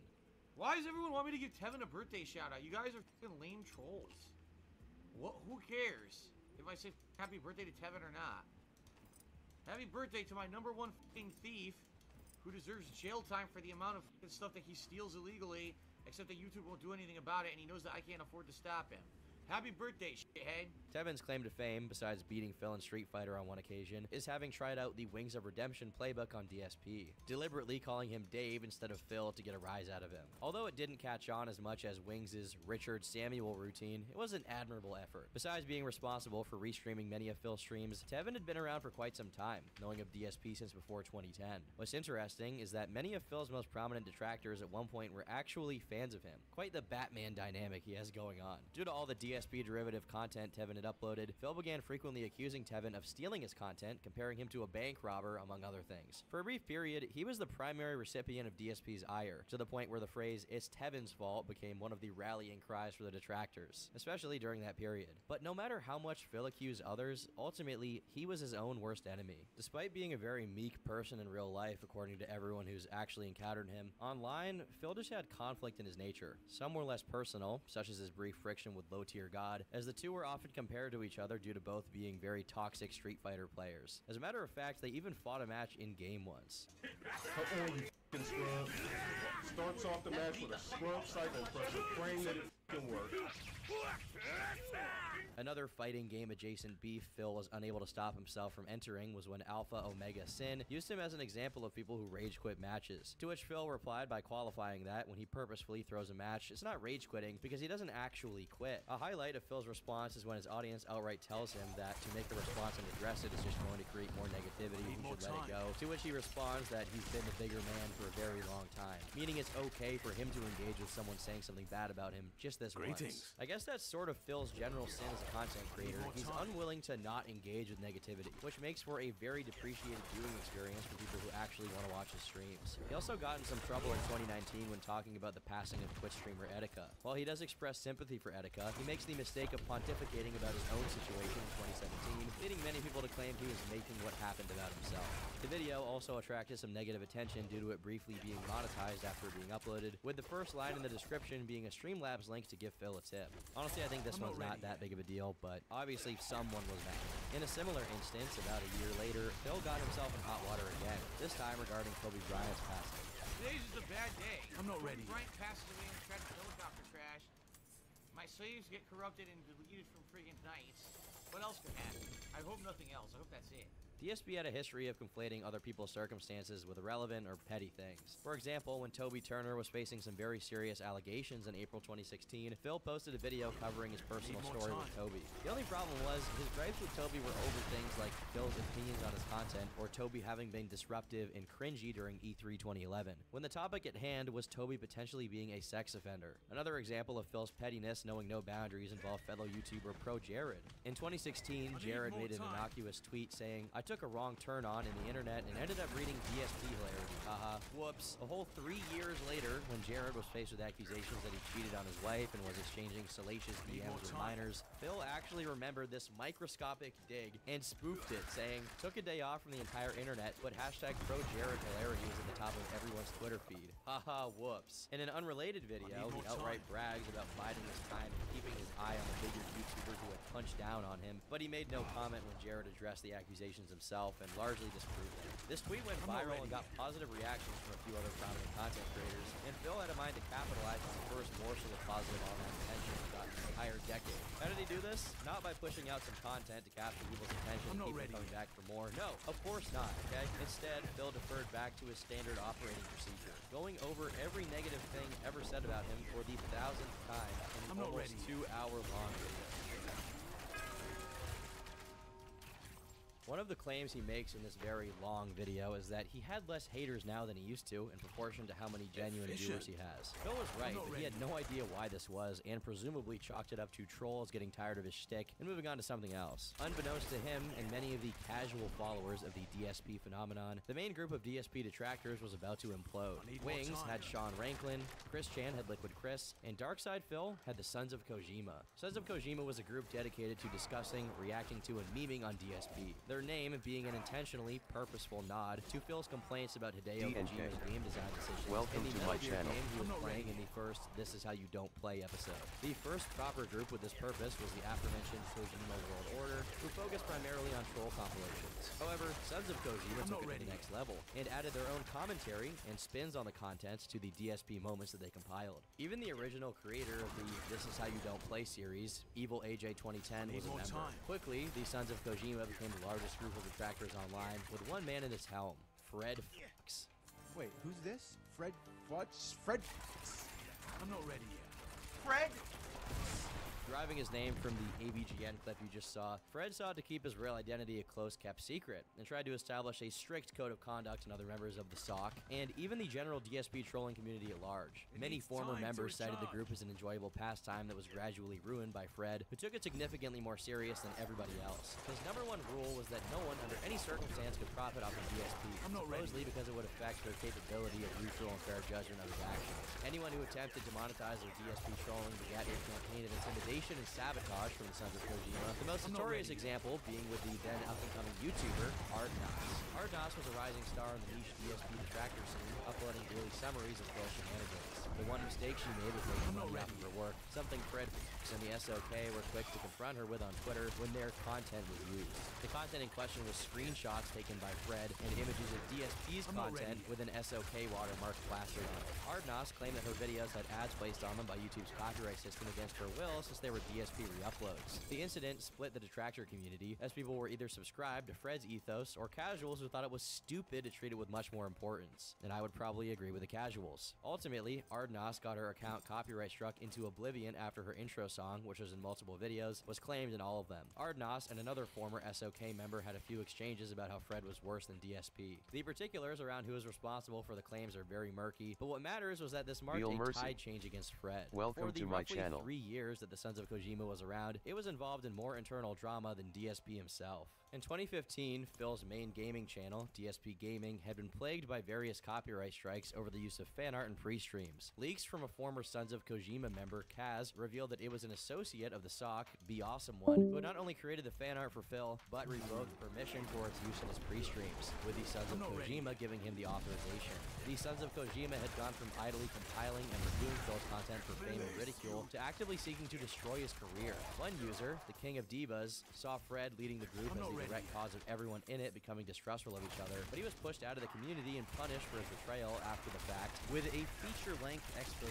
His private messages, recorded calls, and personal information leaked, all for his non-adherence to the cult of Fred. Another user, Doper, made probably the best assessment of what the group was becoming and has quit longer. Let's be real here, Phil is not Hitler. He's an overweight, careerless 35-year-old man who spends his days walking from one end of his house to another while complaining about how hard his life is. I've seen way too many people act as if they're on some kind of mission to defeat DSP. Why? What's the end goal here? Get him off YouTube? Get his Patreon shut down? Why is this something that people would want? What exactly has Phil done to you personally that would justify that in your eyes? He blocked you? He banned you from his shitty-ass forum? He called you names on the internet? Take a second look and think about how little that matters in the grand scheme of things. If he wants to run the forums into his own little safe space bubble with extreme hostility to newcomers or folks that don't kiss his ass, well, he has the right to do that since he's footing the bill for its costs. He has no career future, no friends, no stable income. He spends whatever free time he has going to hotels in his own area instead of actually seeing the world and gaining new experiences. His health and lifestyle is nothing short of abhorrent. We'll find out soon enough how badly he screwed his life up. There's no need to try and hasten that process, and neither should you feel happiness about it happening. This isn't good. It's sad. It's sad that a grown man is wasting his own life by acting like a petulant child, crying while everyone else is wrong and he's right, while banning or blocking anyone who challenges him in any sort of way. If you want to laugh at how shitty his life is or what an asshole he's been, go ahead. But don't pretend you're on some kind of internet crusade against him. Is going on and on about Phil really getting anyone anywhere? Is bitching about him for 75% of a podcast really helping anyone? Phil isn't changing from anything being said on them, and neither are his airheaded fans gonna stop pledging their money to him. What's there to even talk about at this point? Phil says something stupid about something he doesn't know anything about. Phil gets criticized and responds by blocking and then writing another wall of text. Phil whines about a video game not letting him win easily. At what point does it become obvious that it's just the same old boring crap from him? Fred did address this twit longer in the 96th episode of the S.W.Frost podcast, but removed it due to the backlash it received. Fred at this point wasn't just after DSP, but openly talked about his plans to dox DSP defenders, which more and more just meant anyone who wasn't as dedicated as he was to wrecking Phil's life. An audio leaked of him mocking his own friends from SOK, and it was becoming extremely clear their operations were nothing beyond a platform for Fred to deify himself and his unhealthy obsession with DSP. Some people claimed he'd spend over 19 hours a day in calls, attempting to manage the increasingly murky Sons of Kojima. The details of this are extensive and documented, but get to the point of redundancy and how ultimately irrelevant they are. Basically, everybody was under Fred's suspicion of being out to destroy SOK. This is what happens when you don't have better things in your life to worry about. When the previously mentioned almighty Tevin had to pull out from participating in a podcast, Fred became paranoid about him to the point that he decided to release Tevin's docs. In an unexpected cameo, Mr. Mediker tried to intervene in the situation and give Fred some advice on how to avoid the implosion of his group and reputation. Mediker accurately concluded the group had become A-loggers, a term which originated with Chris Chan to describe haters who become so obsessive they end up significantly worse than the people they dislike. Beginning in late July of 2017, a series of leaks regarding the Sons of Kojima, and specifically his leader, Fred, began to circulate on forums. Fred continued his relentless campaign of enemy-making in his own community, this time by persecuting a detractor called TXT for having a monetized Twitch emoji of DSP's face. He provided someone with information to use against TXT, who attempted to retaliate by doing the same to one of Fred's underlings before leaving the community. Surprisingly, this was the last straw that broke the camel's back and made people in Kiwi Farms turn against the SOK for good. Fred resented the whole situation and was still pushing for an expose to be made on TXT. But at this point, people within Sons of Kojima were turning against him. Soon, a massive prolonged leak began with the intent of exposing Fred, including recordings of him intimidating, blackmailing, and pitting members of SOK against one another. In a very strange turn of events, it turned out that in one of his random endeavors to terrorize anyone Fred suspected was a DSP fan, he used a voice changer to stalk and have cyber sex with an autistic man. If I had $1 for every time a lolcow hater manipulated an autistic person into cyber relations via a fake voice, I'd have $2, which isn't that much, but it is kind of odd that it happened twice. Unsung Hero Bot decided to leak a barrage of incriminating conversations between Fred and another primary member of the Sons of Kojima. On the 6th of September 2016, a former member of the SOK, Renegade Operative, posted a video called Responding to the Sons of Kojima and Conspiracies, revealing that not only had Fred tried to dox TXT and Tevin, but even Renegade's ex-girlfriend after she decided to join him on a competing podcast. A day later, Fred's closest acquaintance from the Sons of Kojima also came out with his story, and given their proximity, this is one of the most damning accounts. Che abandoned the Sons of Kojima due to the group's toxic atmosphere, but in his absence, he had largely taken up caring for his then-girlfriend and fellow member of the SOK, Alice. Alice suffered from leukemia, and in 2016, she sadly passed away due to her illness. This is relevant because Fred thought her death was faked, and in scouring through a ton of obituary sites, he only succeeded in doxing Alice along with her parents. This obviously made Che very upset, and in the last episode of the SOK podcast, which was hosted by a member Fred was jealous of, no less, Che chimed in to air out years of abusive behavior from Fred. Null of the Farms would confirm a massive amount of attention being brought to the thread as users flocked to see the collapse of the SOK, as the thread about it hit 23 pages in just 3 days. But in the most cathartic moment of this entire ordeal, the man himself, Darkside Phil, caught wind of the situation. He addressed it in a pretty long twit-longer, saying the following. Tons of people are now messaging me to say that Sons of Kojima is being exposed for doing horrible things to me that they denied for years, and the like via a series of leaks. It was obvious the vast majority of the shit was always them, as they are the only group who delve that deep into my personal stuff. I would not be surprised if they performed the vast majority of negative things against me, including the doxing, DDoS attacks, false copyright strikes, prank calls, pizza deliveries, signing up my emails to hundreds of spam mail sites, signing up my physical mail to dozens of catalogs and magazines I don't want, sending me feces in the mail, yes, all that happened, and even swatting me. And remember, Leanna's father also got swatted. We knew nobody was safe. When it came time to start making preparations to attend Leanna's brother's wedding in late 2015, we came to the conclusion that, ultimately, if we attended, there would be a strongly increased chance that someone would try to with us and ruin the event. That would have been incredibly messed up. Having someone else's once-in-a-lifetime event get ruined by a swatting, we all collectively agreed to stay home and not attend the event. What did Sons of Kojima do? Well, first they decided to find out the address and date of the wedding. They, on their own, and without my mentioning to it for months, researched and found the event, and then spread that info all over the internet. They then decided to spin it that the reason we weren't attending was because I had forced Leanna to skip it so that I could stay home and play Fallout 4 to make money. So not only were they the reason we missed the wedding, they then turned their own vile actions into a way to make me look bad after the fact. It's mind-numbing, isn't it? It's interesting.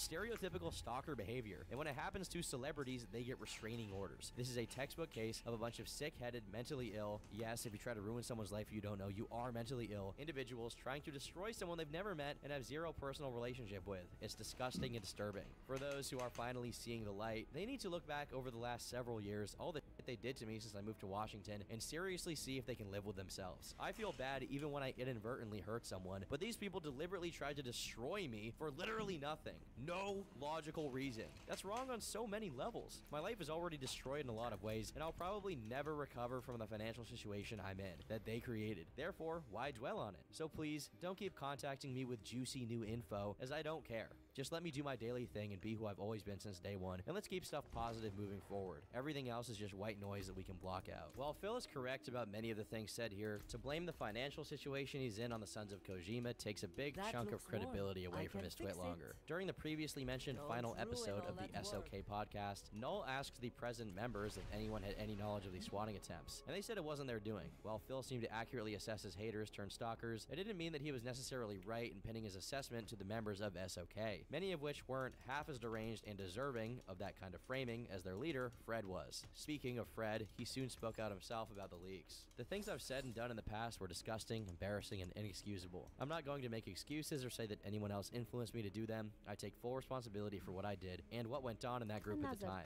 When I look at the pictures, I feel ashamed, not even just because they're public now, but because I acted that way. It's stuff I allowed myself to forget about and move on from that I have to now reflect on. One positive thing I can say is that the things leaking out from 2 years ago are not what the group is today. That is why none of the leaks are recent. A number of things have changed and the vibe is completely different. I want to thank you for your support and your friendship. I have no hard feelings, I can only blame myself. Whenever things like this happen, I try to learn from it. This is no different. We'll see what happens. For now, I'm going to focus on my friends and family. The reaction to Fred's apology was, at best, indifferent. At worst, people, including Almighty Tevin, who represented many of the members of the detractor community, saw it as generic and simply put damage control with no actual repentance to back it up. Speculations as to how the group would fare varied. Some thought there's no way it could survive in any shape and suggested that some of the members of SOK were gladly having Fred be the scapegoat for their misdeeds. However, others saw value in what the Sons of Kojima did, but thought it should be limited to the fun commentary part without any of the officializing and secret-keeping Fred brought with him. Many people discussed whether Fred should be doxxed, which led others to suspect that a vicious cycle was at hand. By hating DSP obsessively, Fred became like him. In fact, he became worse than him. And so if people were to hate Fred obsessively, they'd also become like Fred, and so forth. Regardless, the leaks continued relentlessly, and after years of ridiculing lolcows, Fred became one himself and received his very own thread on Kiwi Farms. With his detractors leaping headfirst into a shredder, Phil felt a burden lift from his back. Because of the void left by the Sons of Kojima's collapse, it meant that DSP had less judicious eyes trained on him at all times, and consequently he knew he could get away with more stuff than usual. Besides things like his old condo still bleeding his wallet every month due to the real estate market in Connecticut apparently being on a continuous downturn, Phil admits not only to have taken on more credit card debt, but also loans and borrowing money from his parents to pay the costs of running his business. He says he doesn't talk about it because he doesn't want to bother people with his problems, but this is evidently not really the case since he has no problem in asking for money and constantly talking about his problems every day. More likely, he doesn't want to speak on where exactly that money is going because it will invite every dormant troll to scrutinize how financially irresponsible he actually is. Notwithstanding, he revealed that ever since his move to Washington, he'd been paying for a ridiculously expensive leased BMW. He talks about having been roped into it by the dealership so as not to pay penalty fees for the car he was previously leasing. But he explains this very poorly, so it's difficult to even pick it apart. The most egregious part of the story is that when asked about why he didn't just get a used car, he tries to make it seem like it would somehow be more expensive and inconvenient than just getting the BMW, which is obviously impossible to be true. Just get a Civic, okay? But Phil's financial situation became exponentially worse when apparently someone, presumably one of his detractors, tipped off the state of Washington that Phil was an unregistered business operating in the area. Phil hadn't paid taxes for his business operations for the previous 3 years, and all of that was about to come down on his head at full speed. To pay off all of the back taxes Phil had accumulated, he did back-to-back live stream fundraisers on Christmas 2017 and February 2018. But despite having a minimum goal of $2 grand, Phil only raised a little over $300. Undeterred, he tried doing even more special events, such as starting the annual tradition of having the entire week of his birthday having celebratory streams. Coincidentally, his birthday is in April, right around the same time taxes are due in the US. During this time, he held an impromptu fundraiser, again to the tune of $2 grand, and this time getting a little over $400. By this time, Phil promised to not bring up his taxes anymore due to the amount of ridicule he was getting from both his fans and haters. Later, Phil confirmed he managed to pay off his taxes for the state of Washington, with only his federal taxes remaining. Only problem is, his federal taxes amounted to $17,000. So during winter 2018, Phil ran 4 different fundraisers to scratch together some money to keep it afloat. Though his YouTube was simply doomed, as we've previously discussed, his Twitch account wasn't. During this period, he went from 517 subs to over 1,800, most of which is thanks to one user who gifted over 1,000 subs during his streams. The total amount donated through gifted subscriptions amounted to a little over $5 grand, which Phil got half of, as is standard operating procedure on Twitch. This, plus Twitch bits, his Patreon money, what was left of the YouTube ad revenue, and the odd tip, actually made things look slightly hopeful. The only stain on this relatively positive moment was that Phil, despite his previous claims that he used to be an alcoholic, decided to spend the Christmas fundraiser of 2018 indulging in hefty amounts of alcohol, which prompted him to become noticeably more neurotic the drunker he got. Luckily, he managed to drift by without causing any major havoc online. Later, he announced that the grand total he needed to raise was actually 17 grand, as to cover the expenses for his tax return. April 2018 rolled around, and during the main event of birthday week, Phil managed to receive a total of $1,300 in tips. For the rest of the amount he owed, he made a deal with his parents. They would pay for his debts, but he would have to set out a 10-year plan to get his finances in order and keep them there. That was just one of many demands made by Phil's parents to teach him some fiscal responsibility. Another fundraiser was done in August of 2019, with the caveat that were Phil to get $1,000, a special positive announcement was going to be made. Once the goal was hit, it turned out he'd just gotten a cat. He alluded to a second goal reward, which was immediately hit when a user donated a whopping entire $1,000 in one tip, only for Phil to then explain that there was actually no second goal and that there'd been some miscommunication.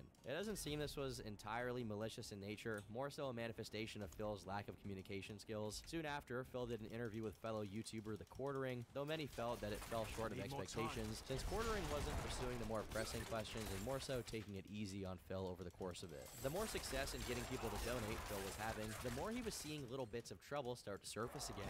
In another situation, a longtime viewer and supporter of DSP, DJ Runo, donated the $20 that would be necessary for Phil to buy Untitled Goose Game, which Runo wanted to see him play. Phil thanked him very much for his generosity, and eventually said he would buy it and play it the following week. However, the very next day, Phil took to his stream to say he didn't have the money to buy the game and was too poor to buy anything, asking for his viewers to donate him shop credits either for Nintendo or PSN. Unsurprisingly, this caused some commotion, and Runo tried to get his money back upon discovering that Phil wasn't going to play what he had gotten paid for. The more generous members of the chat deduced that since his PayPal was connected directly to his extremely overdrafted bank account, the money got swallowed up by Phil's debt before he could do anything with it. Confusion was only made even worse when Phil added Untitled Goose Game to his stream schedule for the month of October, following the end of his late stream at about 10 p.m. on the 7th of October. Later that same night, a post was made on Phil's forums titled, "DSP pocketed my $20 for a game." It read, "I need my money back, but he's banning everybody that's bringing it up. I'm just gonna go through PayPal and save the headache of lies I will be told by him. I've long knew about Phil's dishonesty, especially when it comes to money, but I donated anyways because I wanted to see him play the game. I won't be an idiot again."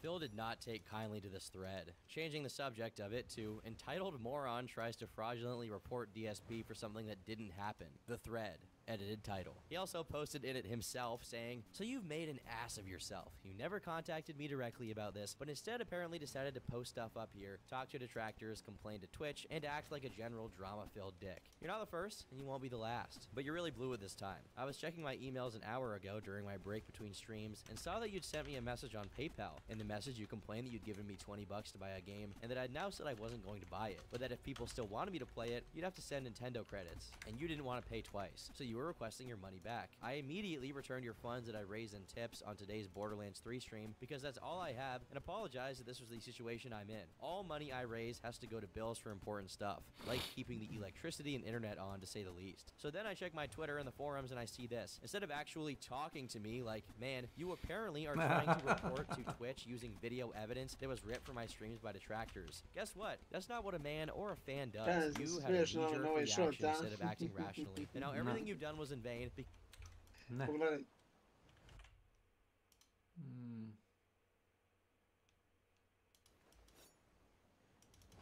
Će pogledam, ali imam dva.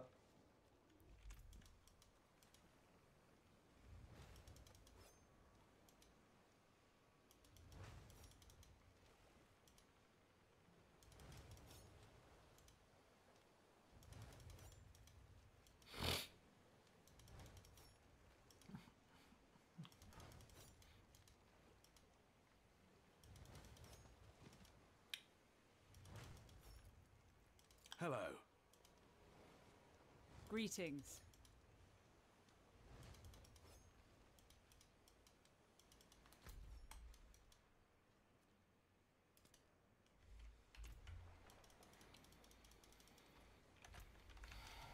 Good luck.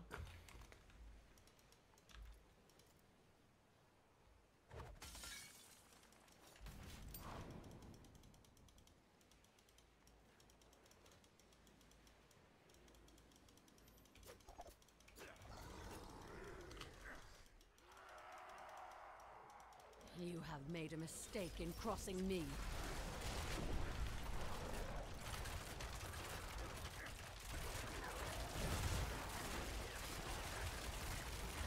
I need more time.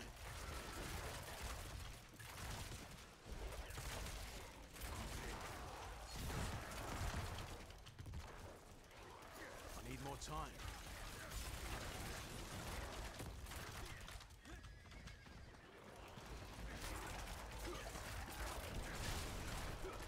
I'm not ready yet.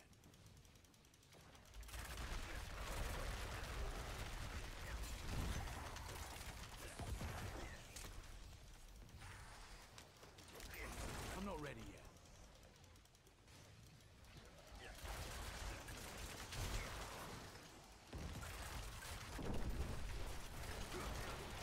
I need more time.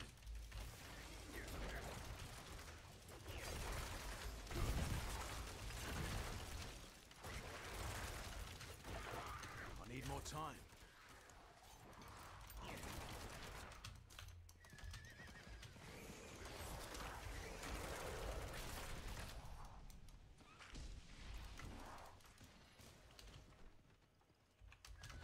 I need more time.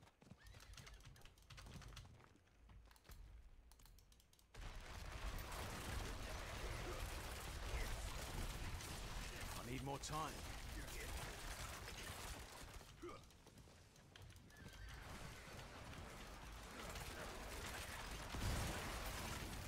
I'm not ready yet.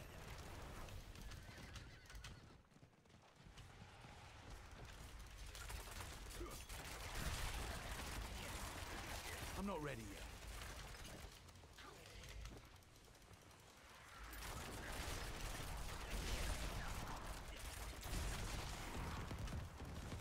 I'm not ready yet.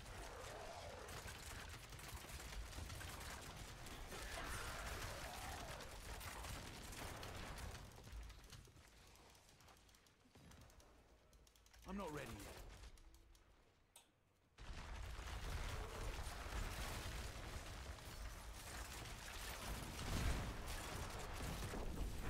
I need more time.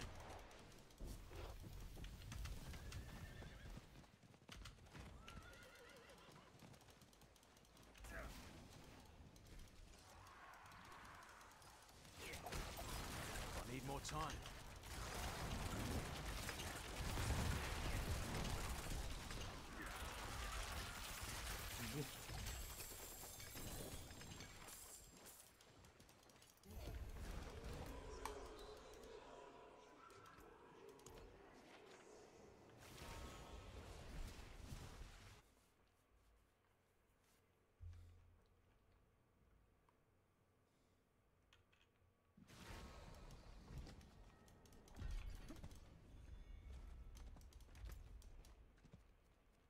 I can't do that here.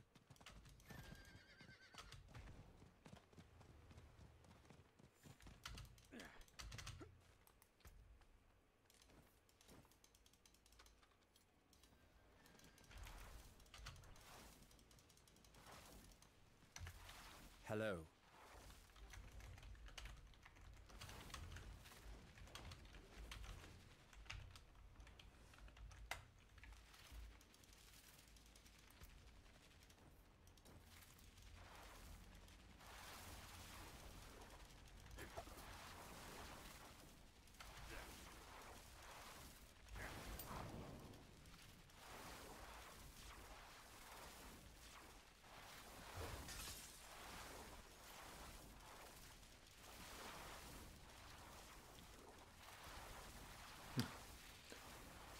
Razmak između dva bossa bio je, jedan počinje za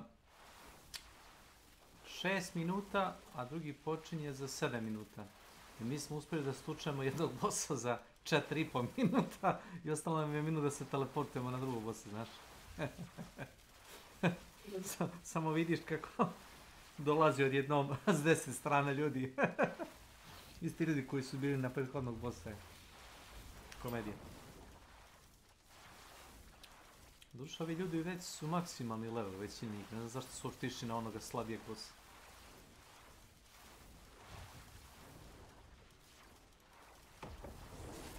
You've doomed yourself already.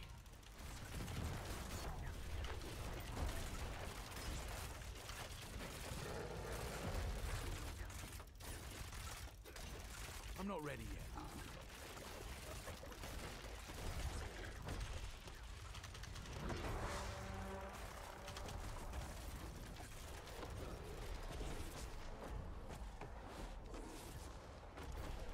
I'm not ready yet.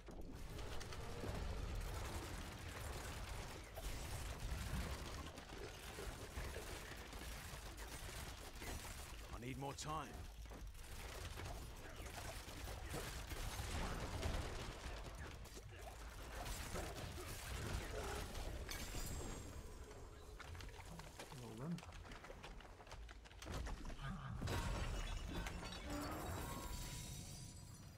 Well done.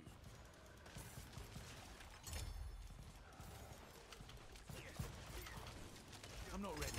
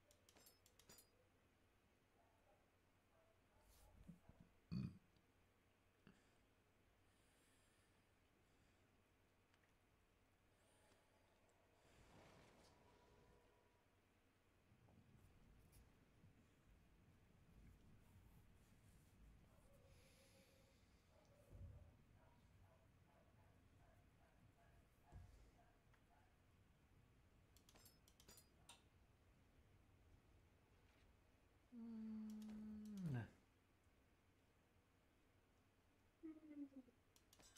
Ne.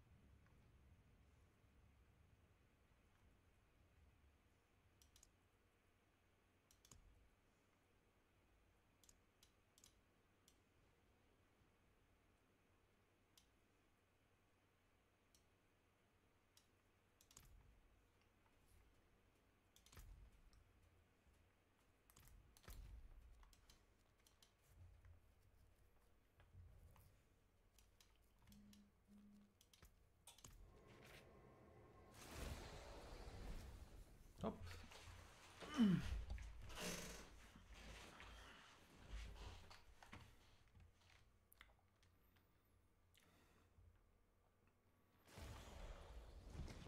Because, one, you have your money back, 2, I haven't violated any rules or anything. 3, you just exposed yourself as a complete asshole. The best part is, I didn't go off when anyone asked about Untitled Goose Game. I didn't see anyone ask at all. I was angry that idiots kept asking for Code Vein / Astral Chain after I'd repeatedly explained I cannot afford any games right now. The subject literally never came, but you're a gullible idiot who apparently believes what detractors say about me. Congrats, you're today's biggest idiot. So you only contribute to me to get what you want rather than actually caring about me as a person or a content creator. Well, you can keep your money then, and you can say goodbye because I certainly don't need entitled, toxic people trying to ruin my life and my business over 20 bucks because you can't talk to me like a respectful human. During a chill stream where he played Minecraft, Phil would spend over 30 minutes ranting about the situation, including insulting DJ Runo throughout for his insubordination. About 8 hours after the creation of the original thread, the actual DJ Runo, as opposed to the imposter who made the first post about the situation, made a thread titled WTF is even going on. Wherein he said, just to clarify what actually happened, I was pissed about Phil because I sure felt cheated. Phil did refund me the money immediately. I did not report Phil to either PayPal or Twitch. I was hoping Phil would realize himself that the account on the forum at least was complete BS, since it was just freshly made, and if that doesn't shout fake, I don't know what does. I hope clearing this up with this forum account that exists for over 4.5 years means something at least. If I thought Phil was as shit as the post I apparently made, why would I have watched him for over 10 years? Why would I cheer or donate frequently? Why would I be subscribed for over 2 years? I can understand Phil's reaction since basically 90% of his life was surrounded by detractor garbage, but come on, Phil. You must admit that you could have figured out yourself that the things I said / did over the years doesn't add up to the stuff I apparently did / said in the past 6 hours over $20. The real DJ Runo attached a print from his PayPal to prove it was actually him. Upon discovering he'd fallen for a strategically executed piece of bait from a troll, Phil apologized and assured Runo he wouldn't be banned anywhere. While this narrative was closed in a relatively satisfactory way, a bag of worms bigger than anything Phil had ever dealt with up until this point was about to open in a fantastic way. In November of 2019, the bank foreclosed Phil's Connecticut condo because he stopped paying for the mortgage, despite it still having $100,000 or so left to pay. Phil did not address this publicly, most likely to not give trolls any ammo. However, when the info made it to his audience, as it always does, trolls began saying that Phil should cash out some of his WWE Champions account to pay his debt off. Now, what could they possibly mean by this? As early as late 2014, Phil made posts on his forum about his addiction to mobile games, such as, I usually don't play any or at all unless I was during a break in my Twitch stream, but I would pick it up again on breaks and in between streams, etc. Quite honestly, I have no idea how much money I've spent as I was alternating between 5 and 10 points frequently. I can tell you it had to be in the hundreds though, and I won't ever be doing that again. Over the course of time, he occasionally dropped on stream that he still played them, but if he had already spent hundreds of dollars on it back in 2014, how much money did he spend on it if you take into account the following years? Well, that's exactly what some of his detractors set out to discover. Upon finding an account in the game called They Call Me DSP, the same as Phil's Twitter handle, they began examining when that account was active and when Phil was tweeting. Lo and behold, the times matched up. Given, that's no damning piece of evidence, but it was something. Next up was ascertaining just how much money that account had spent in the game over the years. And the figure they came up with was a gruesome $38,976. He spent just shy of $40,000, which, to put things in perspective, maybe for some younger viewers who don't know how much like things cost, 40 grand can be a down payment on a house. 40 grand is like a new BMW 3 Series, okay? This is serious money. And that's what he spent on a WWE mobile game. He tried to throw a little pity party over trolls annoying him about his absolute lack of concern with his money, but this time pity was something very difficult to have. Phil was having some serious financial and professional trouble since the very beginning of the decade. There was no justification at any period in time for him to have spent that much on a mobile game. That is, unless some of his detractors, like Tevin, were right all along, and Phil's claims of being poor were to some degree an act. And he wasn't as worried about his money as he appeared on streams. In perhaps one of the best and funniest trolling campaigns done on him for the entirety of his career, trolls began paying for cameos from pro wrestlers to call out Phil on his mobile gaming addiction. Hey, Phil Burnell, it's your Olympic hero Kurt Angle. And detractors have your number, buddy. I've seen the bank leaks. Jasper showed me your phone. We all know the WWE Champion's addiction is getting worse. Oh, it's true. It's damn true. And Cat deserves more than Burger King. And by the way, I'm watching you. On top of a few other wrestling-related people and Ricky Berwick, we even get to see a familiar face chime in and give his very valuable 2 cents.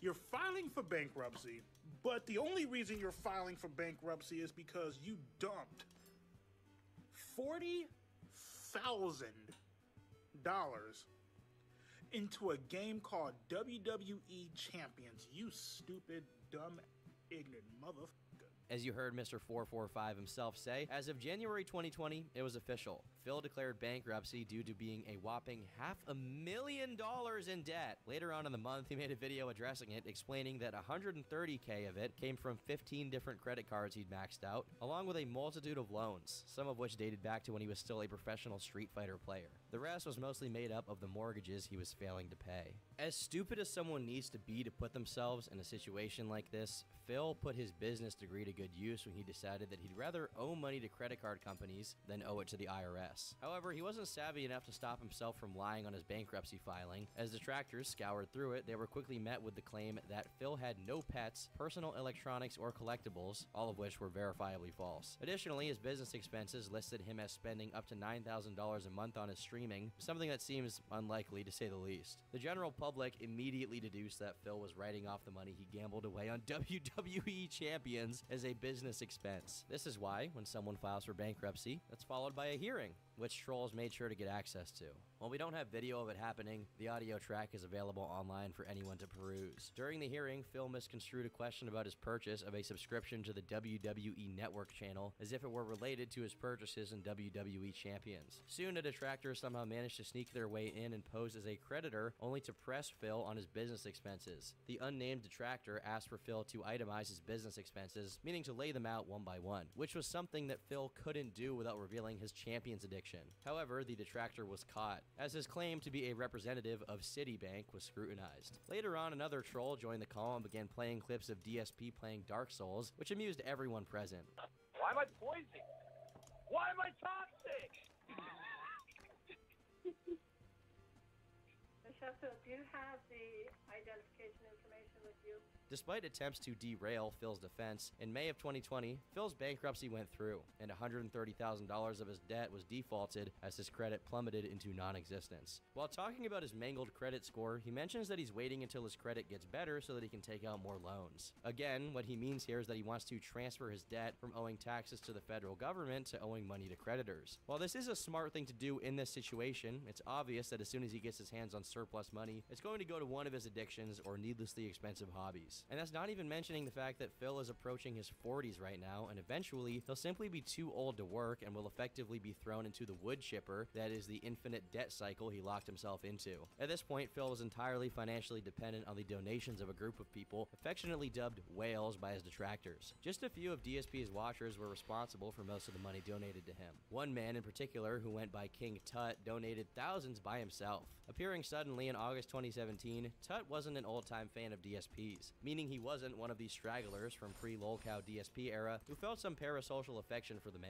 So it's really hard to deduce why he decided out of nowhere to dump as much money as he did into Phil's black hole of debt. Being as much of a pay pig as Tut was had his benefits, so he could get away with pretty much anything, from being toxic in chat and insulting other viewers, all the way to trying to control Phil's streams altogether. While the pay pig privilege lasted for a good few months, eventually it did get to the point where the mods decided Tut had to go. Once he was banned, he became furious and demanded that Phil refund all the donations he'd ever made. This attempt at getting a refund was neglected by Phil, and Tut proceeded to file a fraud claim on PayPal to get his money back. The thing is, PayPal is so broken that this attempt actually posed a serious threat to Phil's entire operation. According to Phil, this was Tut's plan all along and he was a secret detractor, so much so that he supposedly made appearances to DSP Hater podcast after the chargeback, claiming that he got all of his money back and screwed Phil over. Phil's story, however, is that he successfully kept all the money and Tut's PayPal shenanigans floundered, but there's no way to know who's telling the truth in this situation. But while Tut's case is a clearer-cut situation, there's another case where Phil took out some of his anger at one of his mods, despite the latter not really deserving it. Swaggins, another one of DSP's whale followers, gave a tip to Phil on how to beat one of the bosses in the Resident Evil 2 remakes, only for Phil to misconstrue it, blame him, and lash out. As a result of this outburst, Swaggins proceeded to deliberately unban a detractor to spite Phil. In a stream of Sekiro that took place soon after, Swaggins found himself extremely annoyed when Phil relapsed back to his old ways of complaining about a game when it wasn't easy enough for him to play it successfully. But DSP, having none of it, said, "I'm at a time in my life where I don't have time to deal with it, Swaggins is just mad that he told me to do something wrong during Resident Evil 2 and got blown up for it. Then that I plain don't like the combat in Sekiro, and he's so hurt by that. So he was a fair weather friend who wanted to mod when I agree with him, but as soon as there's a major disagreement, don't talk about it to me at all, but instead freak out and leave. That is kitty stuff, and I'm far beyond it, to the point where I'm not having a second John Rambo situation, so he can just get out and stay out. That is literally what happened with Rambo all over again. Nope, I'm done with that crap. Swaggins also had a response in order. Stupid kitty stuff. As you say all the time, the world isn't black and white. To think it's just because of Sekiro is asinine. I've given so much, spent so much time trying to help moderation, only to be shown disrespect from Resident Evil 2 to now. All the excuses, the I did nothing wrong mentality, and general toxicity have driven me away, and I no longer wish to be a part of it. You say all the time that you're open to the opinions of others, but when it doesn't align with yours, you dismiss it and proceed to shit all over it. Sekiro is an example of that. My time is valued elsewhere. Twitch should be a place to escape problems, not listen to someone else's. The amount of money talk has been such a turn-off and will not help with long-term growth. Many have contacted me questioning whether or not you're even telling the truth at this point, and generally say that they're tired of all the taxes talk. I'm talking about actual fans here, not detractors. I tell them that we can only take your word about it at the end of the day. Not much later, Swaggins lost his mod privileges, and as yet another DSP fan died, a detractor was born, and took another moderator with him. Eventually, Swaggins did return to DSP streams after a hiatus, but his hefty donations did not come back with him. Despite all of the financial troubles threatening his livelihood, Phil would soon find a new outlet, in a saga so perplexing and coincidental that it inadvertently ushered in a DSP renaissance, all thanks to a vest. While reacting to an old DSP video from October 2011, fans demanded that Phil wear the vest he was wearing in it, and he conceded. Upon a cursory investigation of his wardrobe, he found it and put it on. For a moment, fans and detractors alike united to be perplexed by the vest, to the point that when Phil wasn't wearing it during a stream, they asked where it was. Phil, seeing the success of the vest, along with his cowboy hat, stopped counting Twitch bits and tips towards his goals, and instead encouraged users to donate directly to his PayPal, which allowed him to get the money instantly and without splitting the revenue with Twitch. He started monetizing the vest as much as he could, setting it as a reward if he hit a specific amount he wanted to get. The vest became a daily occurrence, and people began counting how many days Phil reached his goal of $100 consecutively in a brief period dubbed the vest streak. This lasted for a strong 29 days. Unfortunately, disaster struck, and Phil came down with an ear infection that made him unable to stream.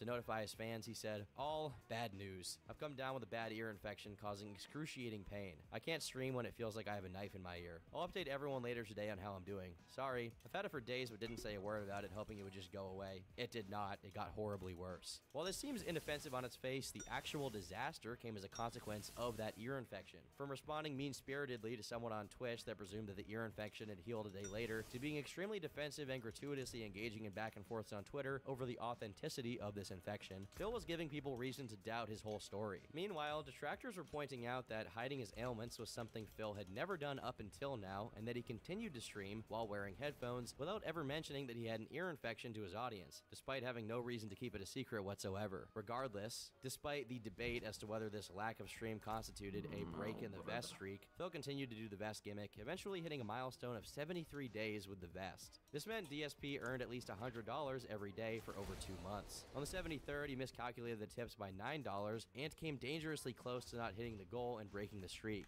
But, lo and behold, it still stood. The vest streak bravely marched forward onto the 100-day mark, which Phil referred to as the Vestival. He also revealed that if another goal was hit, he would put on yet another hideous vest, this one a shiny silver, which he dubbed Platinum DSP. The streak raged on for another 50 days before, finally, DSP mentions that it was starting to become a lot harder to hit the tips goal and put on the accursed DSP vest. This was a few weeks after Phil was hit by PayPal with $800 worth of chargebacks, so as you can imagine, he got a little desperate. At this point, Phil's scheme was becoming irkingly transparent. There were times when the vest streak business overtook the stream entirely, with Phil coming close to guilt-tripping his audience about the streak potentially ending. When it started out extremely positive, the vest was being absorbed into the general dark cloud of DSP's debt-mongering and e-begging. More time goes by, and as DSP was approaching the 200 mark, an anonymous user would DMCA strike DSP's Twitch account, suspending him off the platform temporarily and pushing him onto YouTube. Eventually, he resolved the issue with Twitch and returned to celebrate day 2 200 of the streak. When the time came, Phil said that only now, with the vest's aid, was he able to start sleeping soundly at night without worrying about his unpaid bills. From his point of view, everything was on a turnaround for him. By day 250, he starts talking about buying a PS5 with the money. No matter how much things seem to turn around, Phil continues to be Phil, this time wearing a ballet uniform. For some reason, it was only after 276 days that the streak came to an end, as Phil streamed himself playing Paper Mario and the Origami King. Despite preparing for this day for months, it wasn't easy on poor old Phil, who probably made 30 grand by playing video games with the best on for 9 months. He becomes extremely upset at his audience for not keeping the streak alive, but ultimately he accepts that it's over. Because there was a lot of support tonight, and it was mostly subs and cheers. So I don't know where, why people did that, but that's going to be, this is it. This is literally the end of the stream. I told you guys I couldn't go Need more time. So the best streak is about to end. Unless we get a tip right now at the very tail end of the stream, and there's no time for a vest, the stream is over. So unless we get something right now, this is it. However, what wasn't over was his e-begging, which made many of his viewers wonder, what did he do with that nearly 30 grand he made off of the vest streak? What happened to the vest streak money? It went to pay for stuff, genius. Bills, back taxes. Like, it paid for a tremendous amount of things around here. What do you think it did? Oh my god, it was so dumb. The nervousness and the vague pivot from bills and back taxes to a tremendous amount of things around here pretty much confirmed for much of his following that he didn't change even a bit in regards to how he handled his money. Phil's online inner circle would be rocked when a mod named Anonymous leaked the logs and chats of his private server uploaded onto YouTube in early 2021.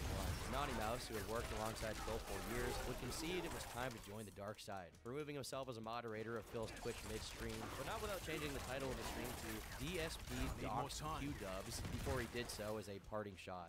Phil doxed QW Dubs? I've never doxed anyone. As you heard, Phil claimed he had never doxed anyone. However, documented history tells quite a different story. Oh, by the way, I have your IP, I have your name, and I have your address. So, congratulations, you f***ed up.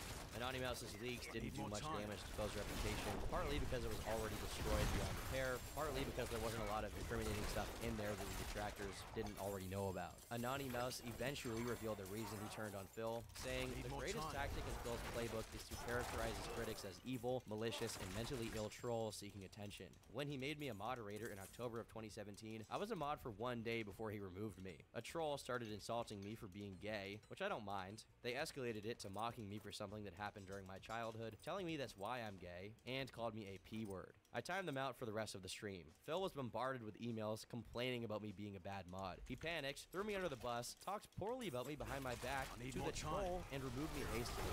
I emailed him to let him know what happened. His response was that he believed me fully, and I was still absolutely in the wrong. He reprimanded me because he felt I had no reason to ever tell anyone that I was abused, and that I had to keep that to myself. He refused to restore my mod status and gave me the same treatment he tried to give his whales. He tried to dangle it over my head. As it turns out, the mod Discord server was just the tip of the iceberg, as Anonymous released a plethora of information that was previously unknown. The user mentioned in the title that Mouse put on Phil's stream, probably along with many others, was asked by Phil to provide their personal information in order to get unbanned. I'm almost legally obliged to say, no matter how dedicated a troll you are, why on God's green earth would you give your personal information to anybody to get unbanned from a Twitch chat? I mean, unless you're a kid, I can't imagine that being a reasonable decision. Phil went directly to the private moderator Discord server and desperately tried to establish what had happened while he was live streaming. Because of the trolling today, I ventured onto the farms. Someone there has posted us impersonating at Anani, who insists it's not him. They're saying they're going to post definitive proof that he's somehow going to incriminate me, but haven't been that specific. They think it will be evidence that this Discord exists, although that doesn't actually prove anything. They are somehow convinced themselves, insanely, that as long as I'm using Discord in some capacity, that somehow everything they've made up about me in the last year and a half is true. They are hinging all this on the belief that I had a falling out with Anani based on his Twitch suspension, which of course isn't true. They think I demodded and banned him from the channel, lol. Phil, so whoever this is apparently impersonating him to get me to think it's him and to get rid of him. Soon it dawned on Phil that he was being fooled, and Mouse was indeed the leaker. He proceeded to confront him in the server. At Anonymouse, are you still sitting on Detractor streams talking about me? Because they are saying this is your YouTube handle that you just created, and I'd like to know what gives. Like, I'm giving you a huge benefit of the doubt here, but I'm hearing from every possible direction that you're actually trying to cause drama for me. They're also saying that both Anonymouse and @King Goken talk to people behind the scenes and both confirm this Discord exists. Not that it matters, that leaked a year ago, but somehow they think it's news. Is it all an impersonation? And are we actually talking about this Discord server outside of here? I was under the impression we all want this thing kept secret, so they can't try to harass us. So why the hell is it becoming public knowledge?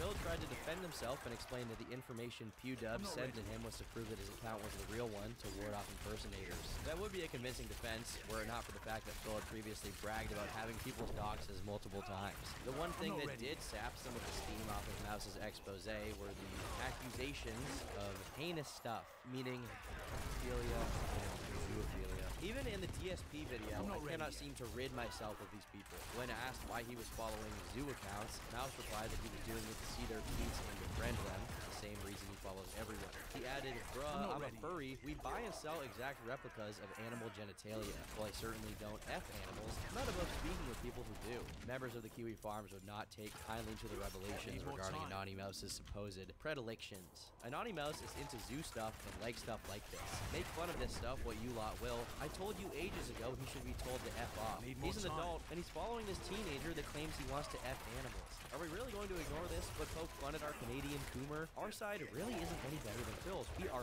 far worse. Reprobates like this adult man taking pictures of himself in a full diaper, wanting to F fur babies, and a zoophile are the people that detractors look up to. His attempts to apologize for what he describes as tantamounts to deliberately telling teens that zoophilia is okay weren't heeded by members who believed it totally insufficient for the extent of his actions.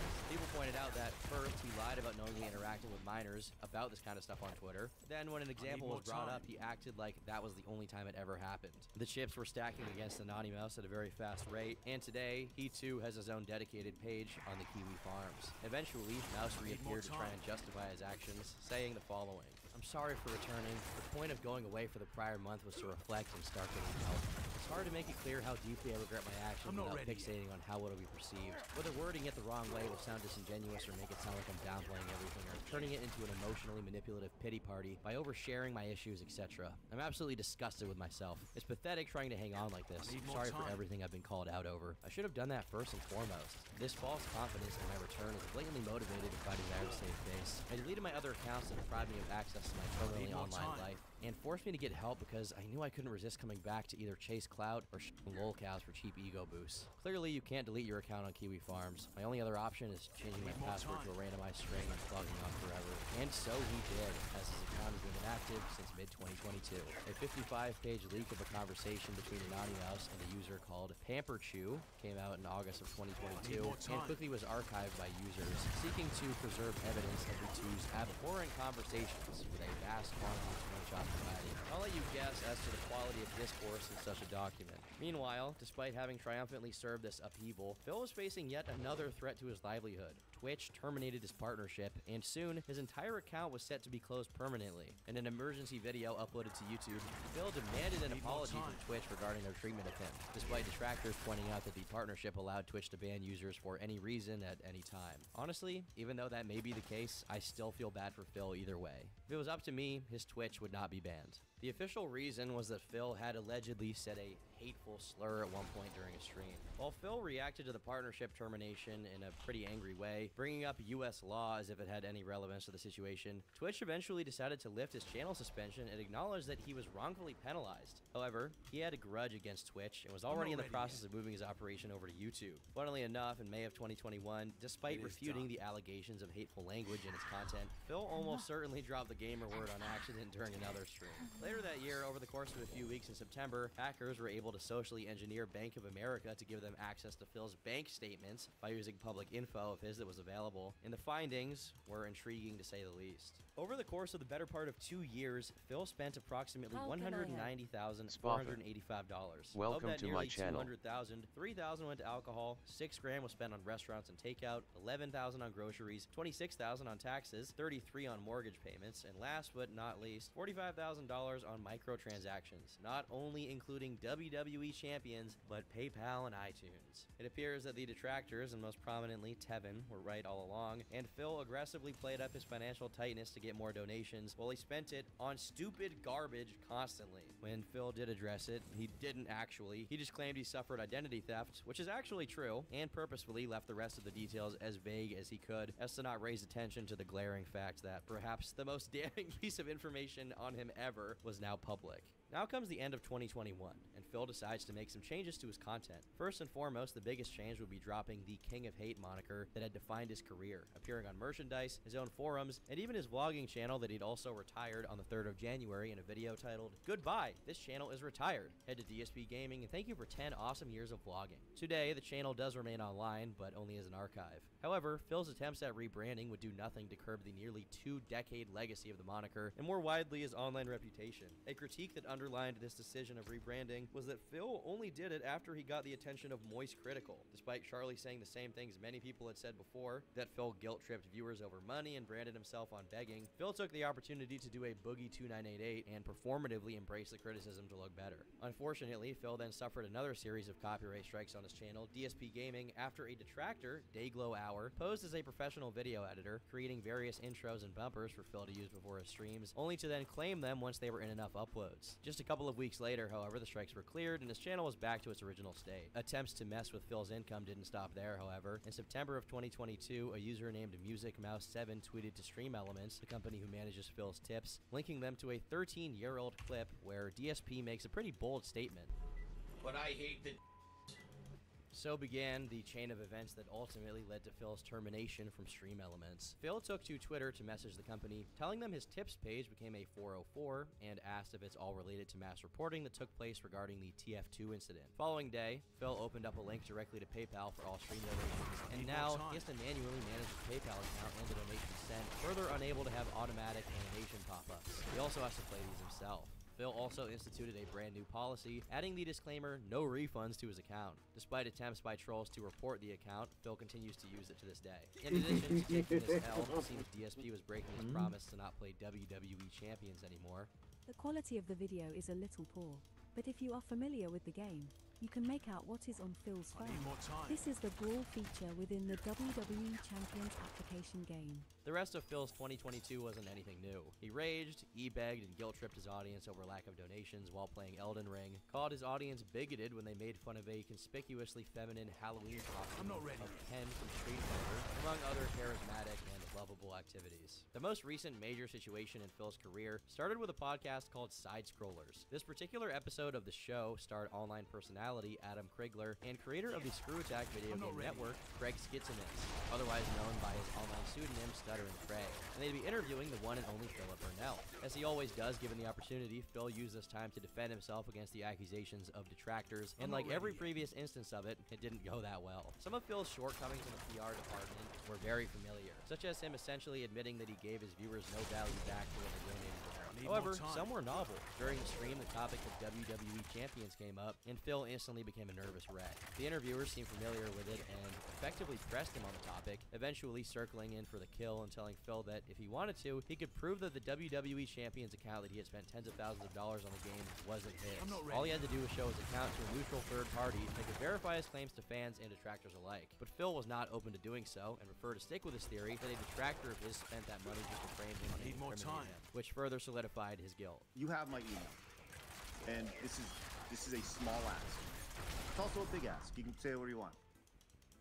Will you, and you can say no, and I'm totally fine with this, but just confidentially between us, will you send me a screenshot of your account, of your WWE account, and just so I personally, I will not share your name to anybody, but just between us. Man, I have to think about and vouch for you. Yeah, and I will vouch for you either way. I have to think about what kind of risk that. I don't want to say. Here's the thing. I'll consider it, but I can't agree. Yeah, I have to see exactly what's the risk. You know. Another topic covered during the podcast was DSP's interactions with Keemstar, the official side character of every lolcow story, apparently. He has to pop up. Keeman recently decided to move past Phil's drama with him over the coverage of the incident from a couple of years prior to make him an offer. A total of $50,000 to join the lolcow podcast alongside Wings of Redemption and Boogie 2988. I got a brilliant idea. Why don't I take the three of you, put you on a podcast, we will call it the lolcow podcast. In an extremely unfortunate turn of events, Phil turned it down on principle. He sought to make his thoughts clear on the matter during the side-scrolling episode. This is some kind of like a big project here. Exactly what? Well, I don't want to talk about it in the DM. We gotta have a phone. Okay, that's reasonable, right? Let's have a phone call. Here's my number. Here's when to call me. I'm available 8 times of the day. Okay? I wait. The call never comes. It's been like 2 days. Well done. Maybe he's not serious about it. I don't know. I don't know what's going on in this guy's head. All of a sudden, I'm on streams. He starts calling me when I'm on streams. I'm like, is he? I don't know what's going on again. So I DM him after the fact. I'm like, hey, you want to? So basically, it's like stupid telephone phone tag. The guy won't even contact me to talk about what he wants to offer me when I'm available. Review Tech USA chimed in with a $50 donation to the stream. Phil, nobody cares about your history with Keemstar. Why are you above a 50K sign-on bonus for a podcast, but will ask for tips for groceries the next day? It makes no sense. Viewers began to speculate that the real reason was actually that Phil didn't need the money as much as he pretended he did. Eventually, Keem himself joined the podcast and he went at it for an hour or so, getting very little resolved in the process.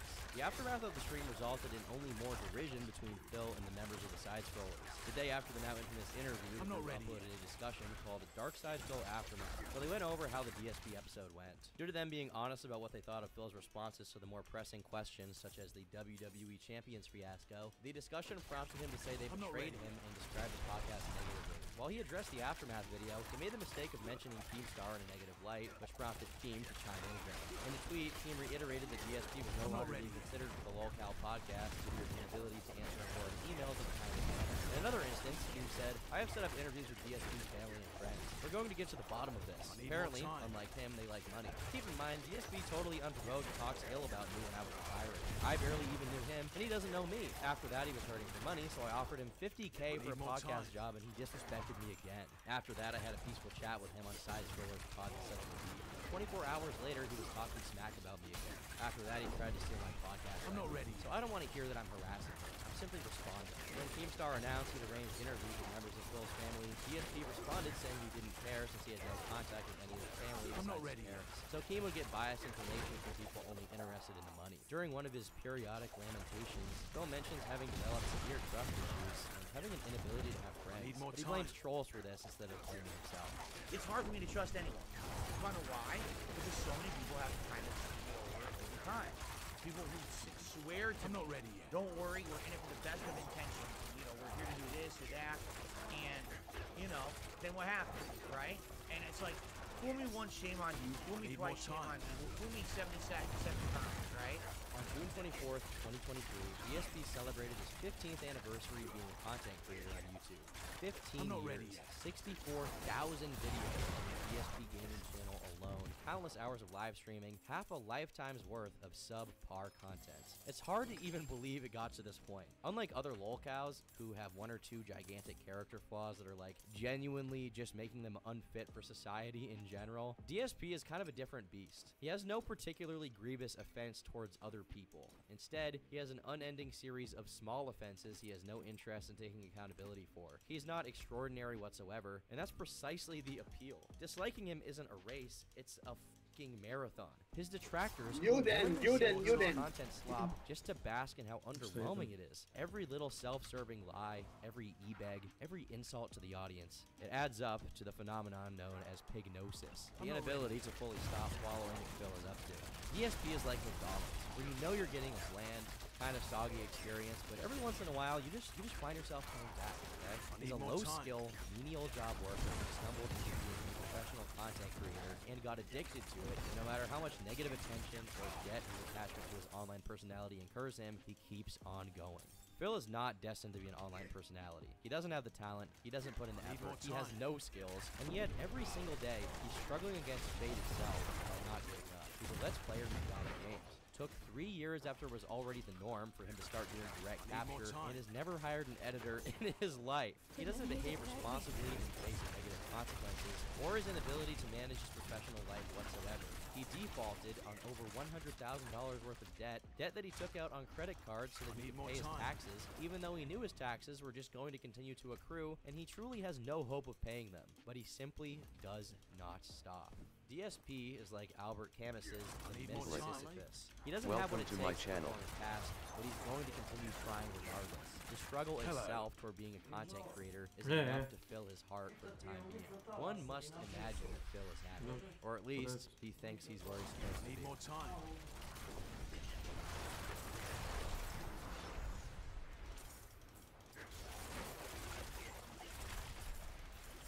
I need more time.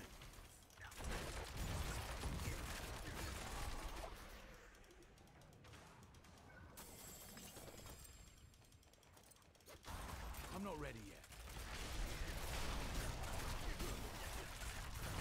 Bless you.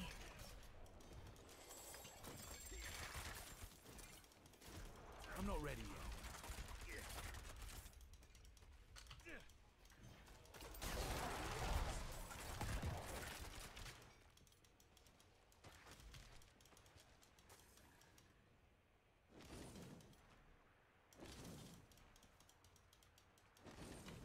I offered you. Efficient.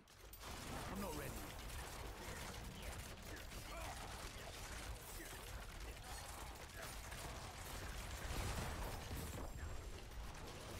I need more time.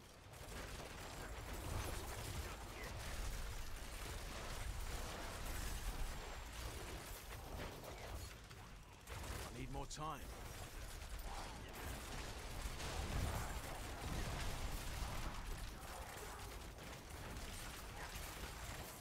I'm not ready yet.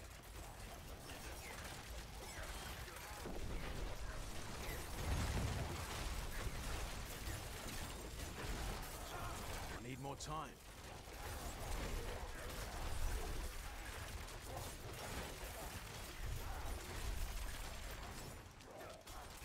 I'm not ready yet.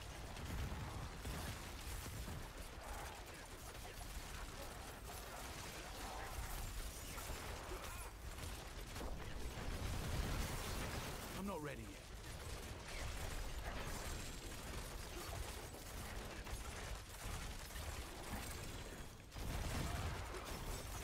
I'm not ready yet.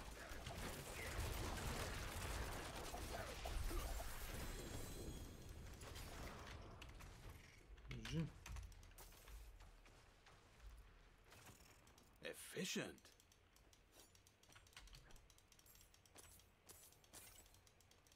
I can't carry anymore.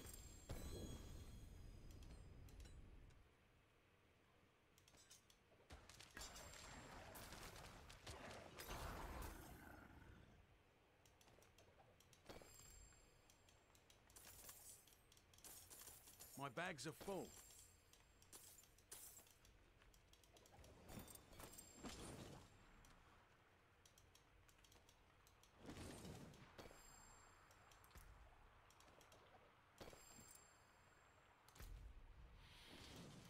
I offered you power. Now you seek to steal it from me.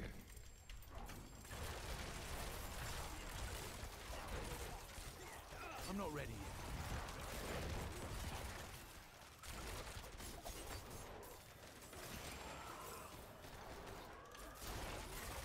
I'm not ready yet.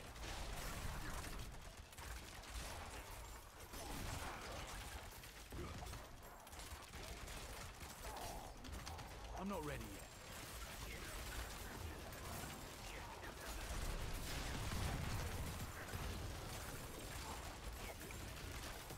I need more time.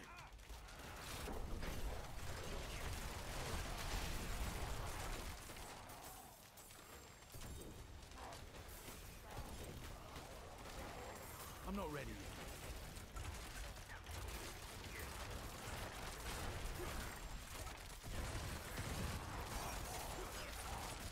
I need more time.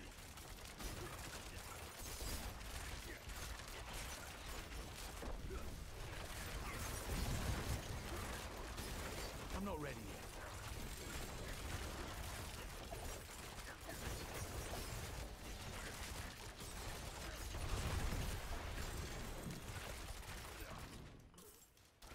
I need more time.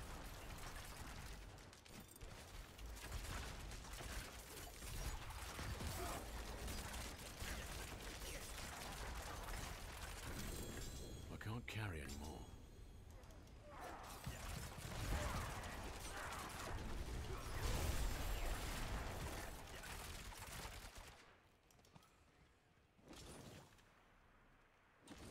I'm carrying too much. I offered you power. Now you seek to steal it from me.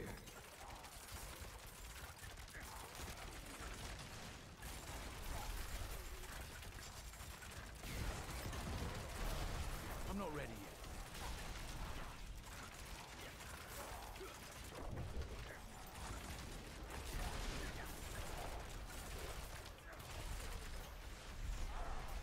I'm not ready yet.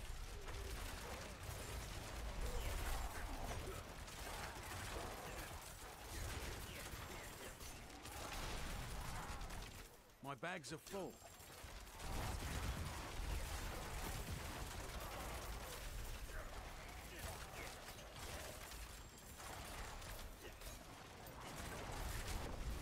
I'm not ready yet.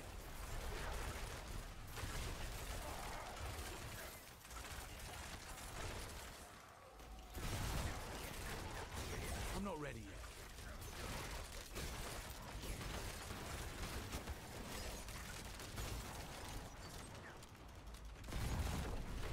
I need more time.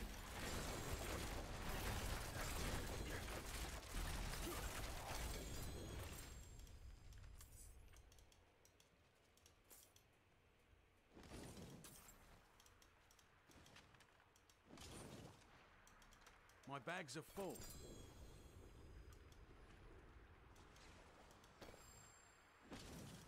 I offered you power. Now you seek to steal it from me.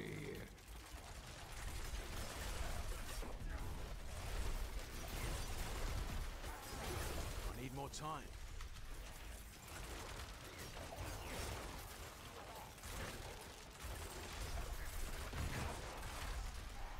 I'm not ready yet.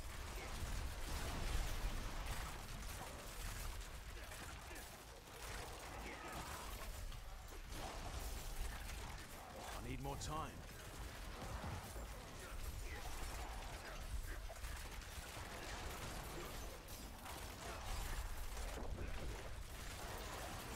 I'm not ready yet.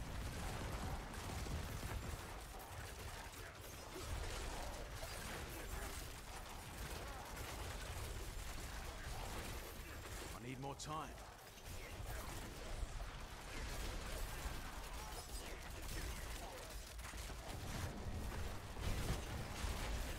I need more time.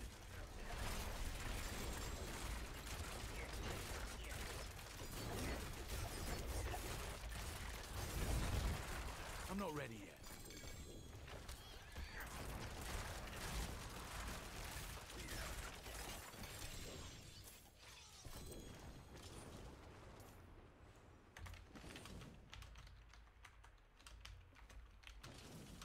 I offered you power. Now you seek to steal it from me.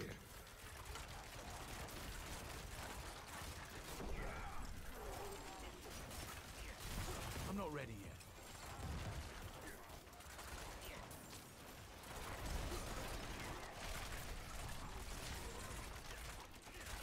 I'm not ready yet.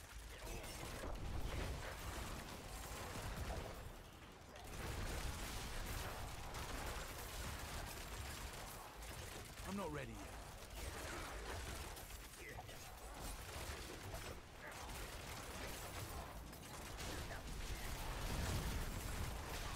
more time.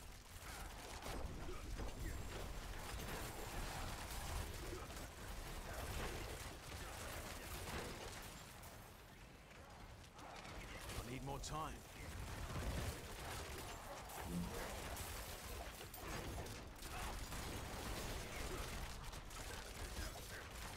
I need more time.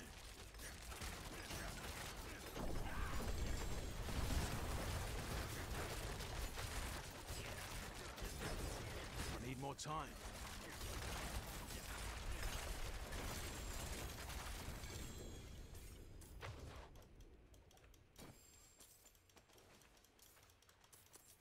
I'm carrying too much.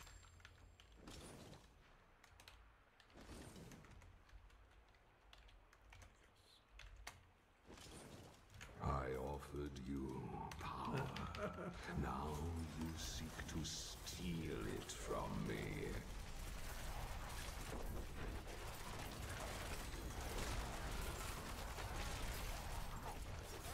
I need more time.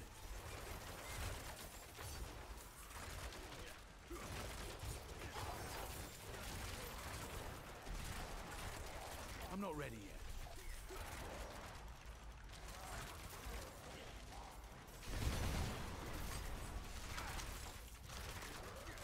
I need more time.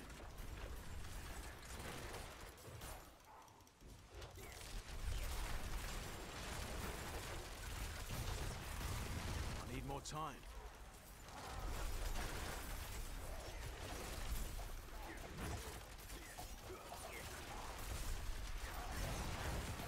I need more time.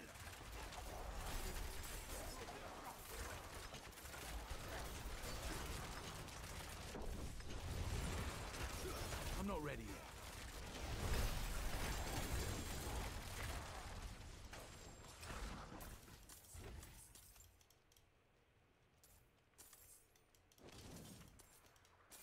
I'm carrying too much. I offered you power. Now you seek to steal it from me.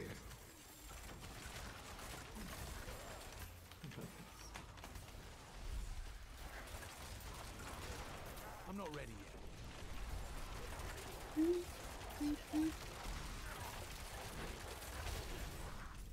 Oh my god, that's some new people. I'm not ready yet.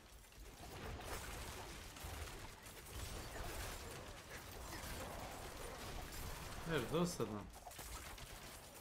I need more time.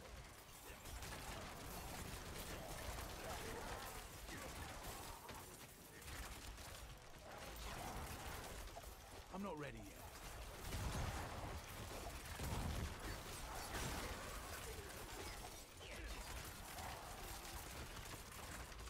I need more time.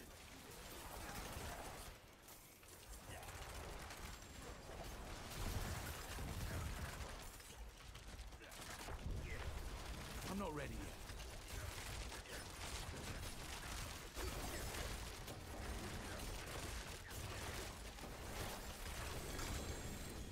I need more time.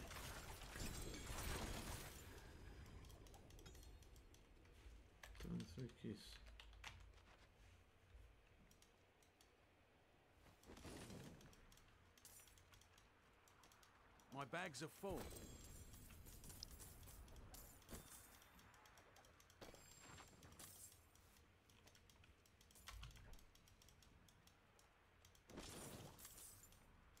I can't carry anymore. I offered you power. Now you seek to steal it from me.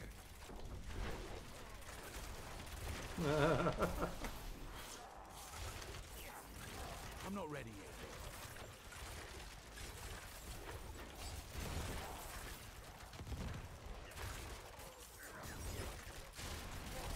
I'm not ready yet.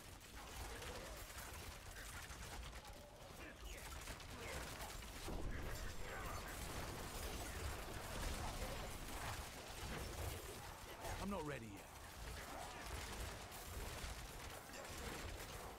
Nice. I need more time.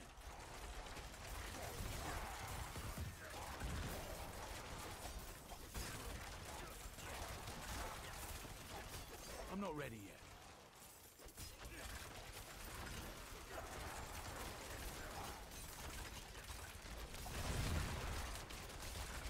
I need more time.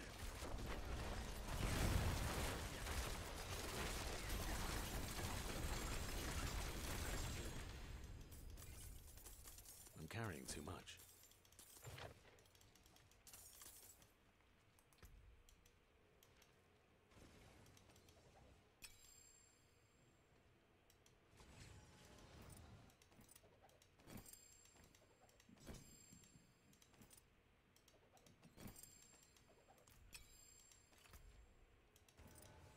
My bags are full.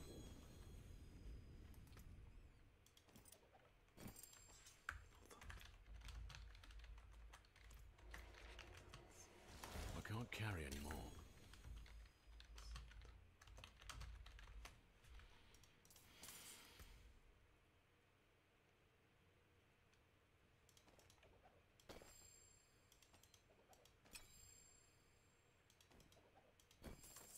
My bags are full.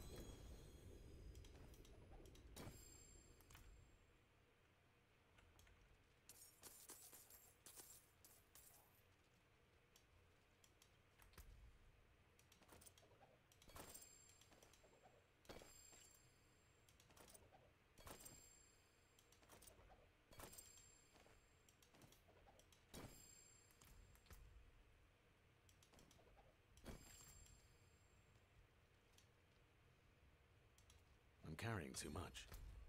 No shit, Sherlock.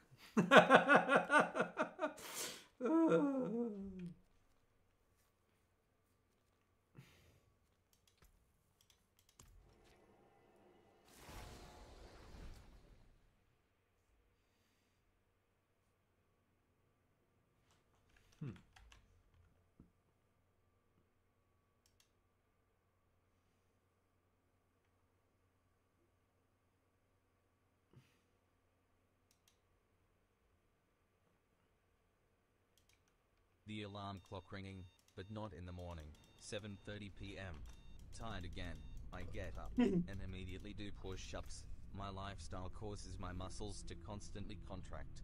I sip bitter coffee while gazing at the city that never sleeps, inviting with its colorful neon signs and flickering lights in the distance. I'll be there soon. I'll reach the center of all the worries. What stories will this city offer me today? I put on my jacket and leather gloves.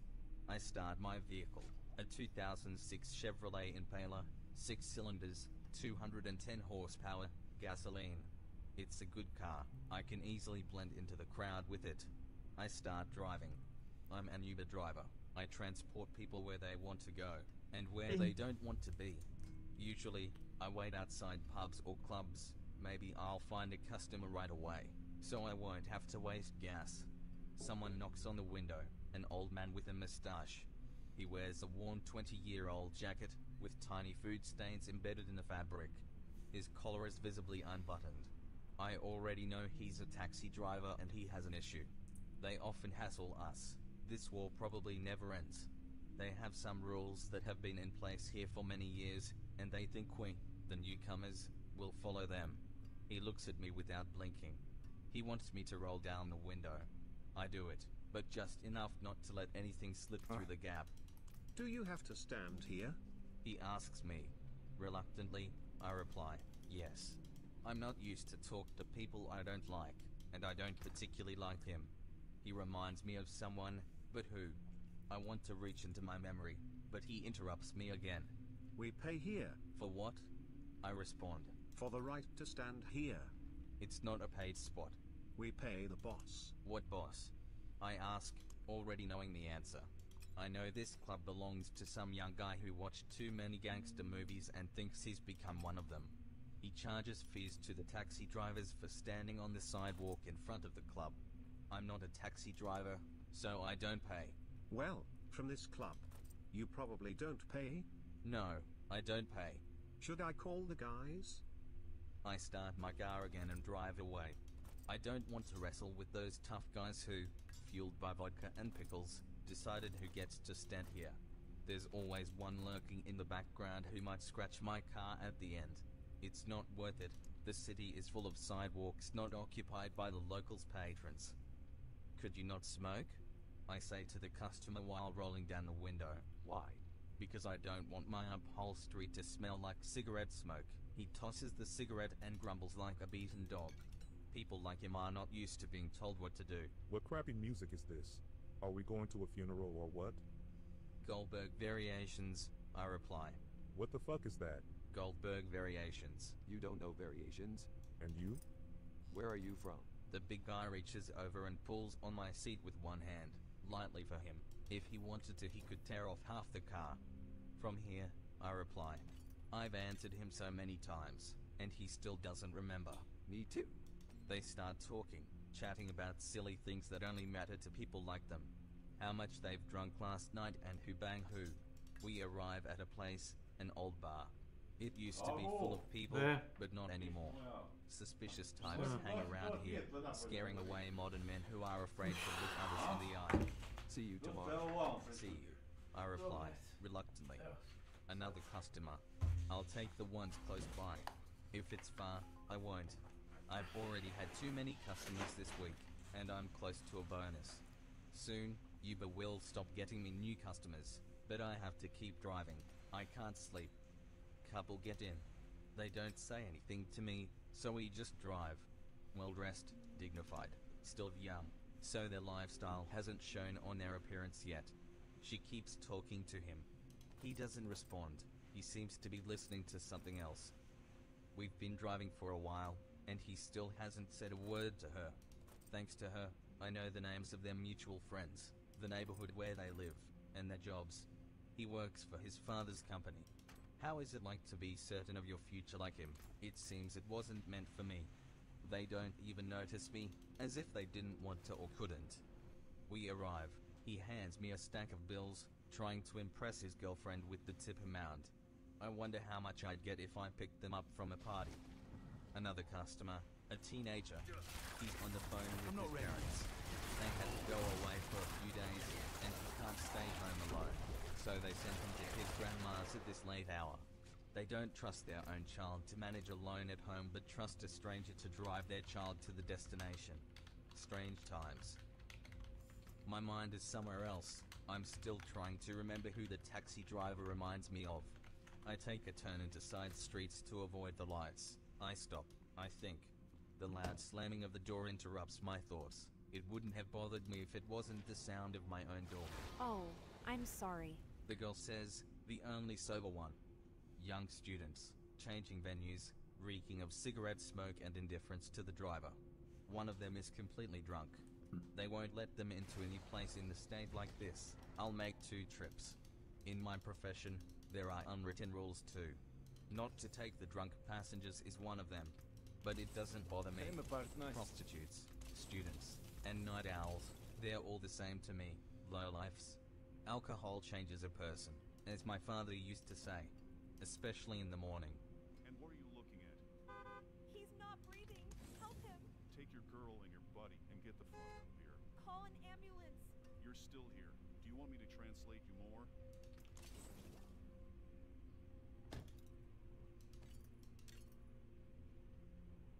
I'm tired of this city, these people. I'm tired of being entangled in their lives.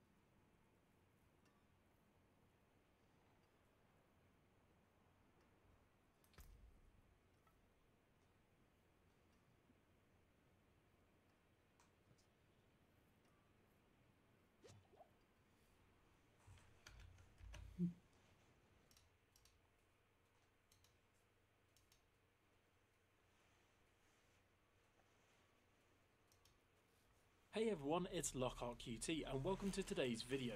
For context, I've been playing Call of Duty Zombies since World at War, all the way through to Vanguard. I've been here for the ups, and I've been here for the downs as well. And today I'll be looking into Modern Warfare 3 Zombies and reviewing it for you. But first, we have to look at what Sledgehammer, Treyarch and Infinity Ward and all the other Activision studios went through to make this game for context. Sledgehammer only, supposedly through recent articles and controversy that has come out, had 16 months to make this game, and were under extreme crunch, meaning that they only had 16 months to make the entirety of Modern Warfare 3, because if you didn't know, this game was actually meant to be a DLC, but was sort of rushed out to be a full £70 game. Explaining the recent bugs involving multiplayer and campaign, as both have had very mixed reviews, but Zombies was actually developed by Treyarch with Infinity Ward and Sledgehammer sort of helping in now and again, and like Toy to Bob, Raven, all of the other ones that helped as well. But they didn't put in full effort due to the fact that Treyarch are fully developing their next main Call of Duty title and their first Treyarch only title since Black Ops 4, as Cold War was actually originally a Sledgehammer project that was quickly sort of taken in by Treyarch because they were struggling, and the same thing for Vanguard. So Modern Warfare 3 was actually obviously a Sledgehammer project that Infinity Ward and Sledgehammer got told, no, you're doing Modern Warfare 3, and then Treyarch had to come in to help with Zombies. So basically next year's Call of Duty will be Treyarch's first full title since Black Ops 4, which is why a lot of round-based Zombies fans and classic Zombies fans are really happy, because it sounds like we're getting round-based Zombies again in that game. So now that you know all of the context with the fact that Sledgehammer and Treyarch basically had to make this game mode in a very quick amount of time and the entirety of the game as a whole, hence why the campaign's so short, hence why the multiplayer has come out completely bug-ridden and broken, to the point where recently Sledgehammer have actually had to pull some of the maps away because they've had issues with spawning in and out. Let's have a look at the good, the bad and the ugly for Modern Warfare 3 Zombies.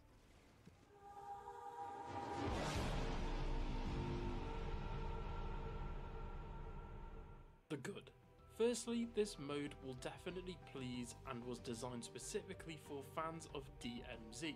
If you think this is normal Call of Duty Zombies, classic COD Zombies, then you're wrong. This isn't round-based, but it's actually an open-world game like DMZ and Outbreak with zombies in it. However, in my opinion, it's more similar to DMZ, and I'll go on about that later. Next up, Modern Warfare 3 Zombies correctly ports over Cold War's mechanics, such as, quick perks like Juggernaut, Quick Revive, Pack-a-Punch, the Ray Gun, the Wunderwaffe DG2, as well as the Wunderfizz machine, and all of these things return and have been brought back correctly, and they work exactly how they should do.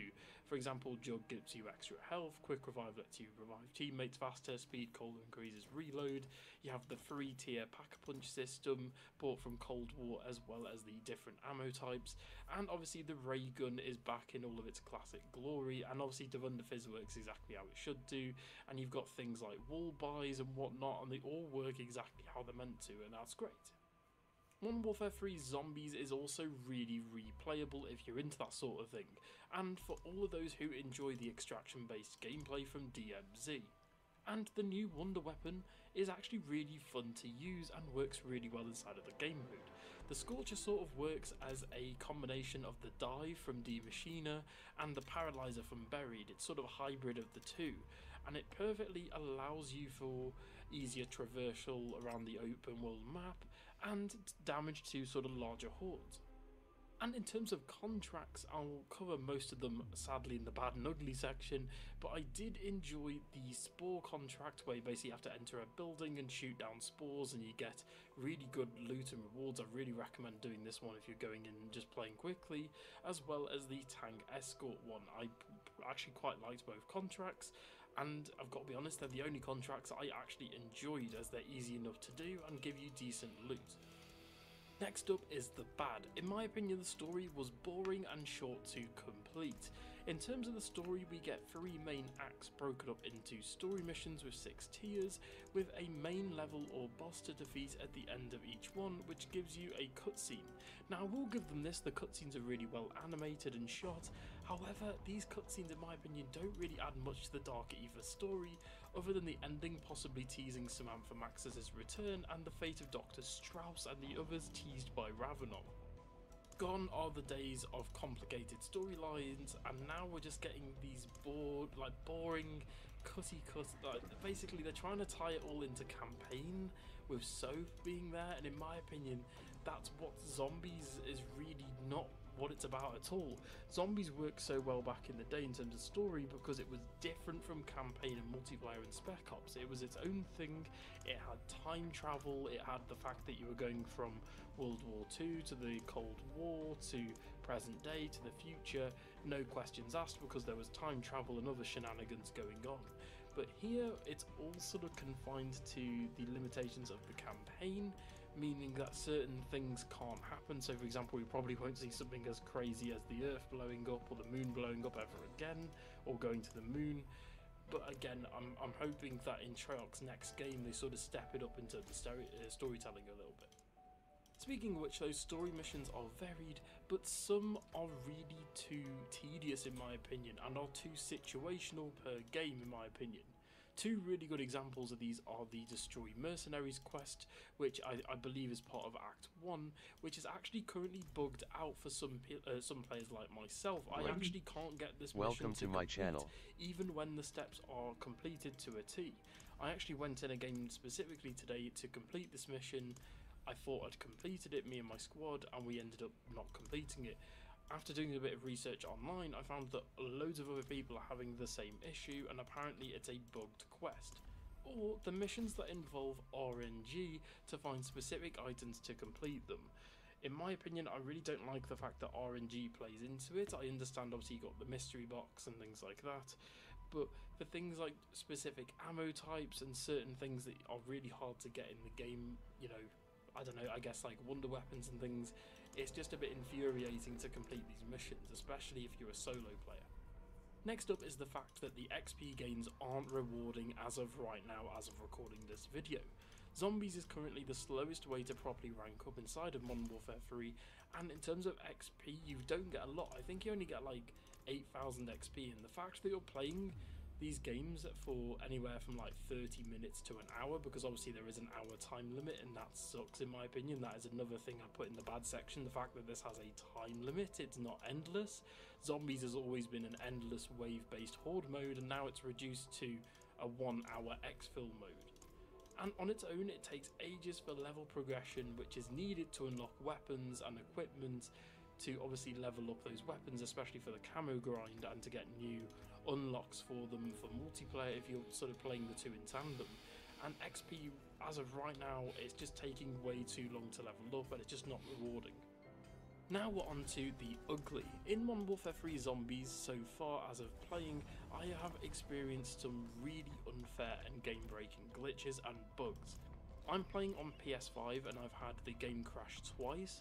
I've had glitches involving mimics pulling me through buildings, zombies actually stuck in staircases as well as the floor being able to attack me, and I've also had a few instances where zombies are sort of clipping into the ground and then they become invincible, but the problem is they can still attack you, meaning that you essentially have zombies that are immortal and invincible, and the only way to sort of get them to die is to run farther away, meaning that they despawn.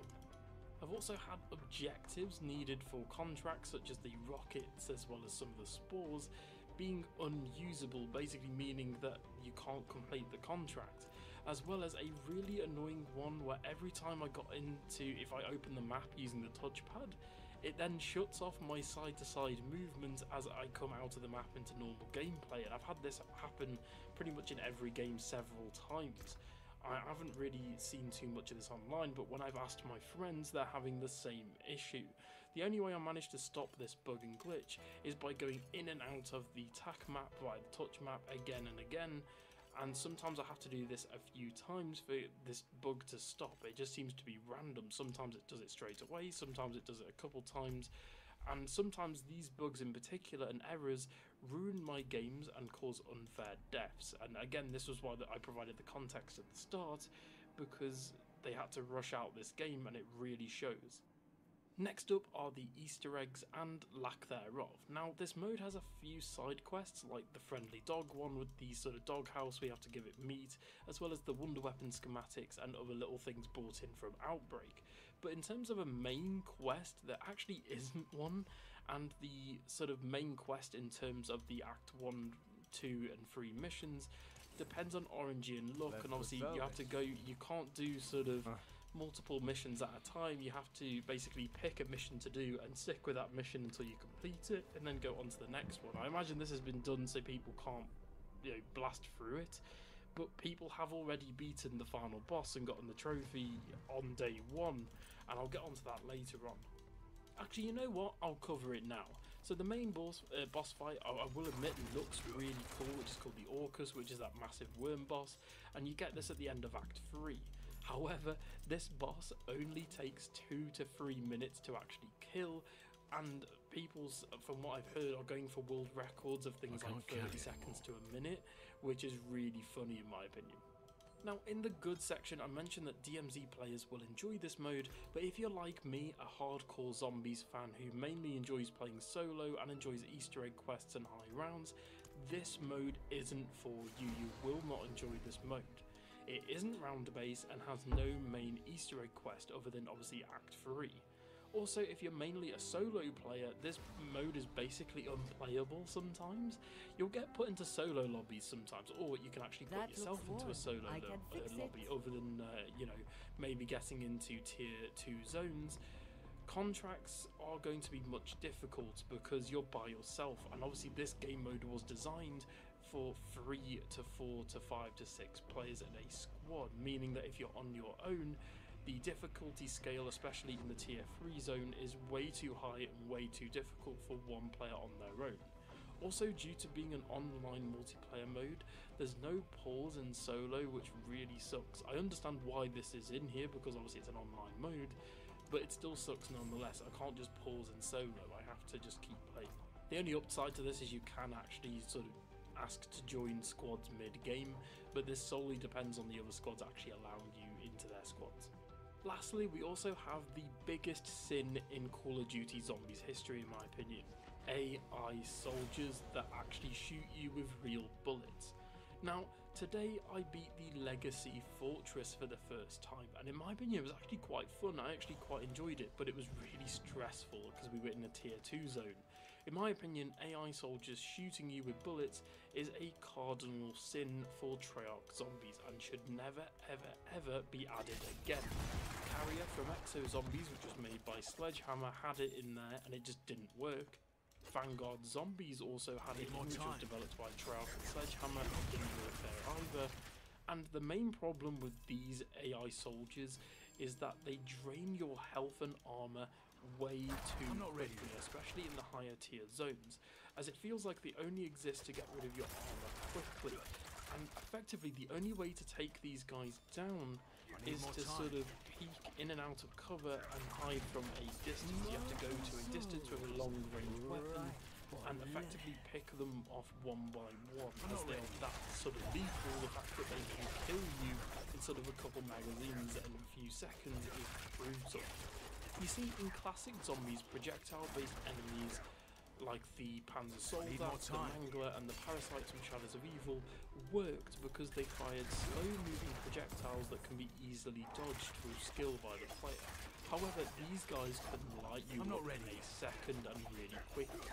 And I especially hate these riot shield enemies, as they're just really annoying and hard to kill and are borderline broken in close quarter areas. I've seen myself and so many other teammates and squad mates die from the riot shield guys, and I hate them with a passion.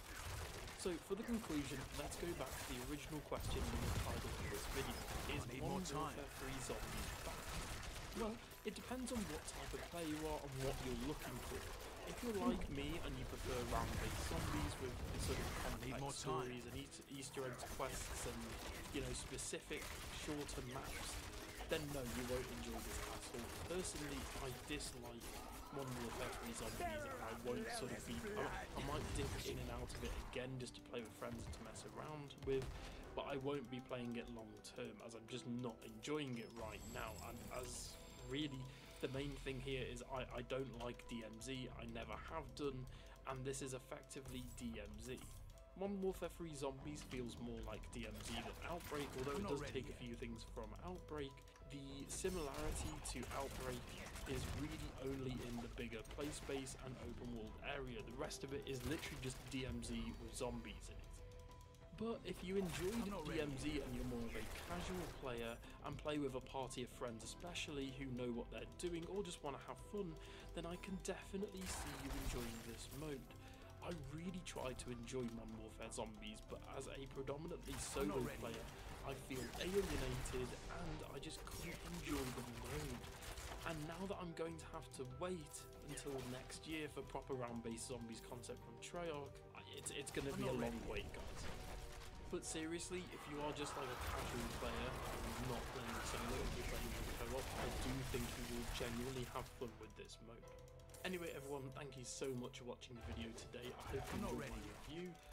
Like I said, I'm not really a big fan of the mode, but what do you guys think about Modern Warfare 3 Zombies? Please tell me in the comments below from what you've played so far.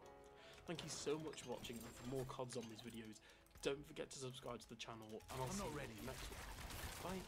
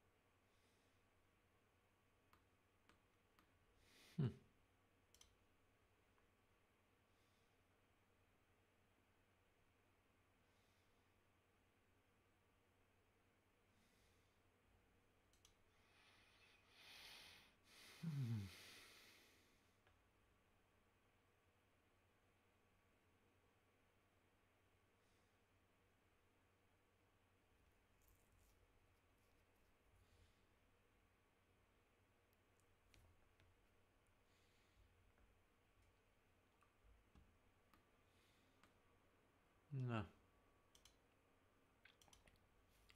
That's fine.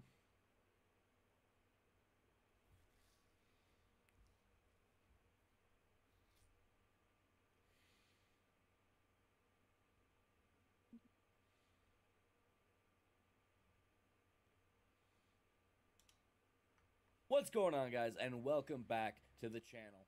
As today we are cheating in Dead by Daylight. That's a joke, I promise, I mean it. It's a joke, please don't ban me behavior. But what we are doing is making fantasies come true. Have you ever played a match of Dead by Daylight and been thinking to yourself, man, I wish I could run extra perks, more than just 4. Well, we found a way to do that. And that is what we're going to be doing today with the raid.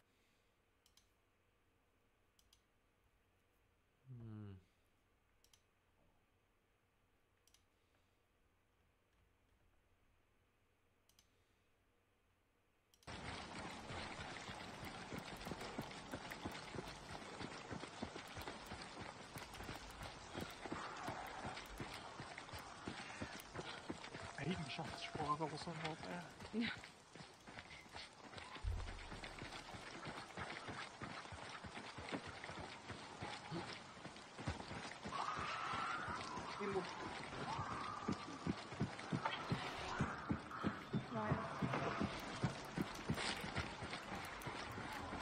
Oh, ich bin Foucault, aber mir tut das auf der Matte. Hello, Snake!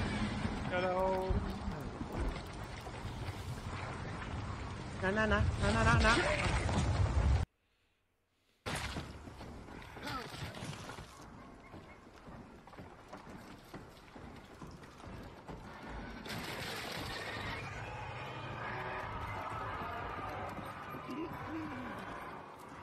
Der letzte Schuss ging wohl in meine Richtung, oder?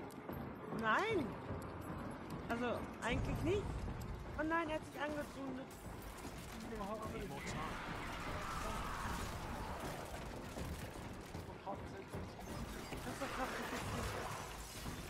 Oh, ich hab ihn angemacht. Nach außen.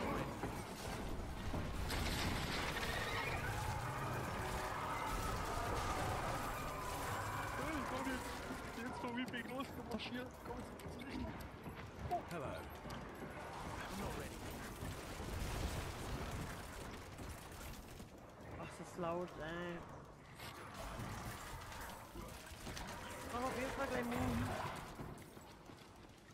Oh, Nekroman, nimm mich mal.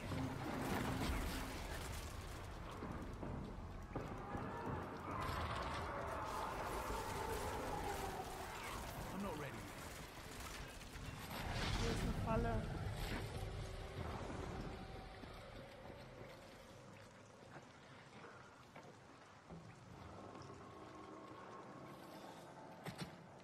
Hier ist eine Falle.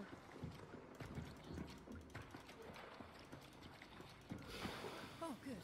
It's you. You certainly move like one.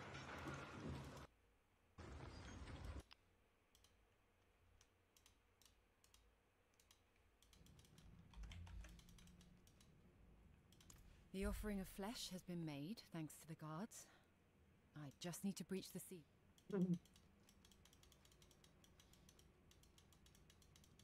We can assume Zir knows you've come.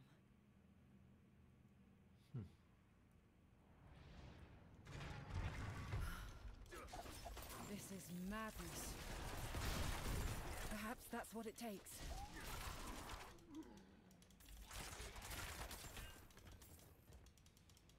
I need more time. Foolish child. I gave you your power. You were mine the moment you crossed my threshold.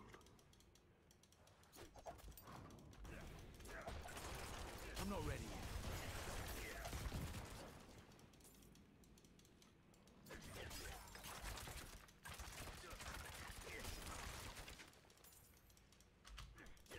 I need more time.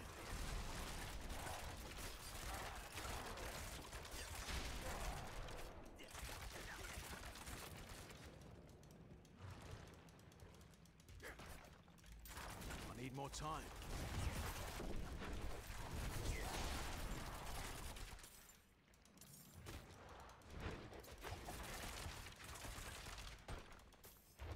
not ready yet.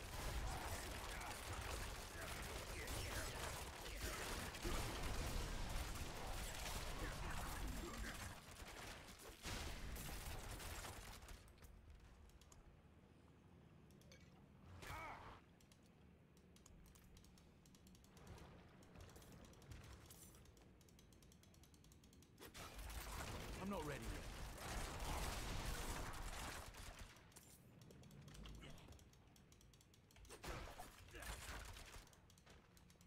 I'm not ready yet.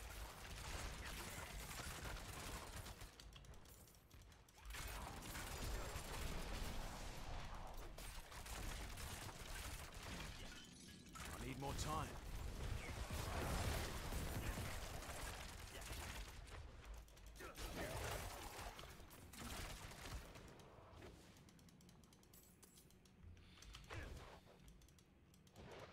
I need more time.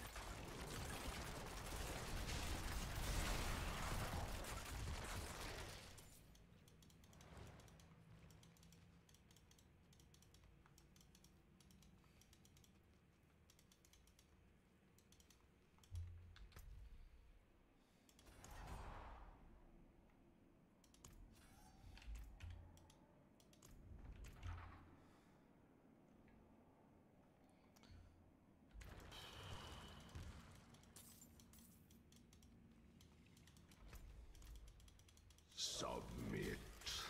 The pain will end.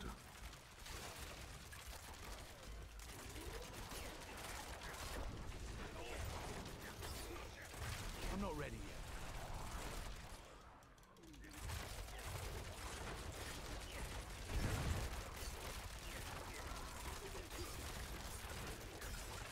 I need more time.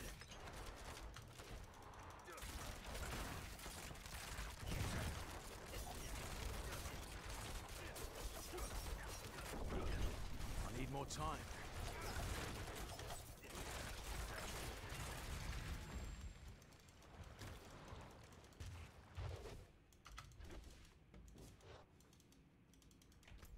I'm not ready yet.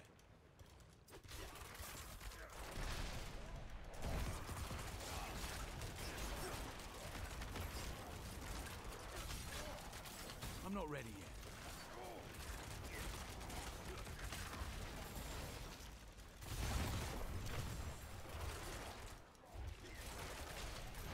I'm not ready yet.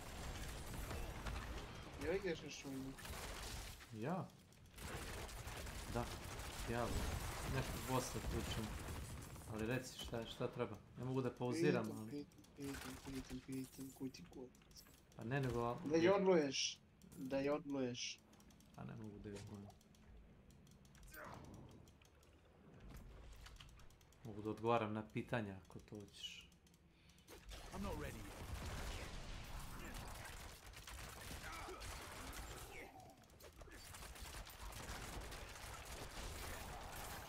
Ne znam. I need more time. Napravili su jako glup potez. Ako moraš da kupiš za $70 igru da bi igrao u suštini DMZ sa zombijima. Umjesto da prodaju kozmetiku, razumeš, kao što su radili u DMZ-u. Tu ulaži dobro lova. Da prodaju ljudima kozmetiku, skinove, battle pass i gluposti, razumeš? Oni će da, znaš, zacenili su ga na $70, to niko kupit neće. Prvi ja koji nisam kupio, onaj Modern Warfare 2, nisam hteo da kupim, ne igra mi se kampanja, ne igra mi se multiplayer modovi, ne interesuje me. Ali sam kupio bio Battle Pass ovaj, za 6. sezonu, svidjeli su mi se skinovi, unlock i to je to. Razumeš? Nije mi pravo da dam $10 za nešto, to sam igrao sve. Ali da kupujem nešto što neću, ne pada mi na pamet.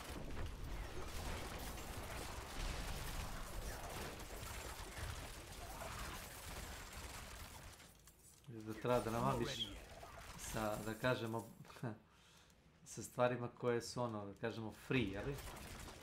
I onda da za to zakačiš neku udicu, razumeš, da im naplatiš nešto. A ne da im prodaš smeće i kažeš, ima još toga.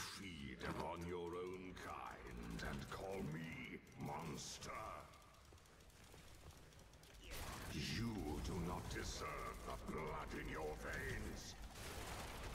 Ma ja. We shall see about that.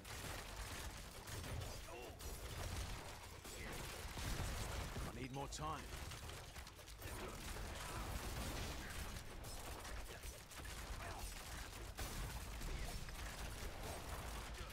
I need more time.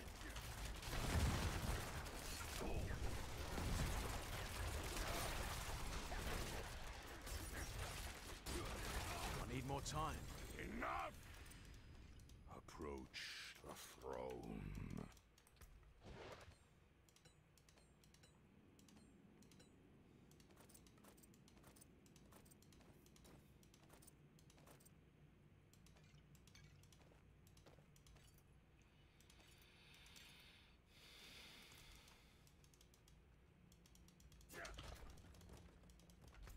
I need more time.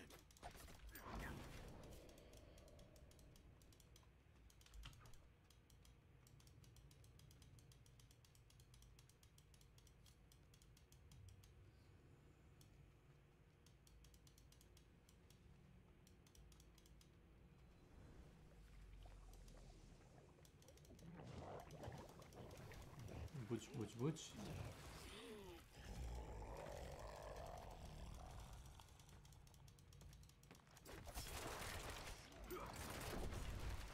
I'm not ready yet.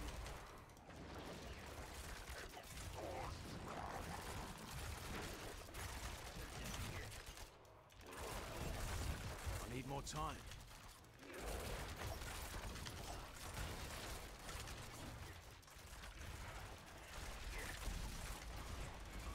I'm not ready yet.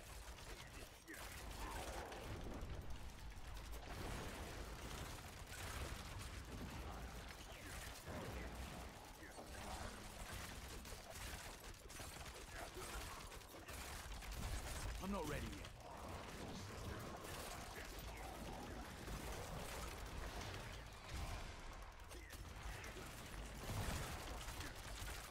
I need more time.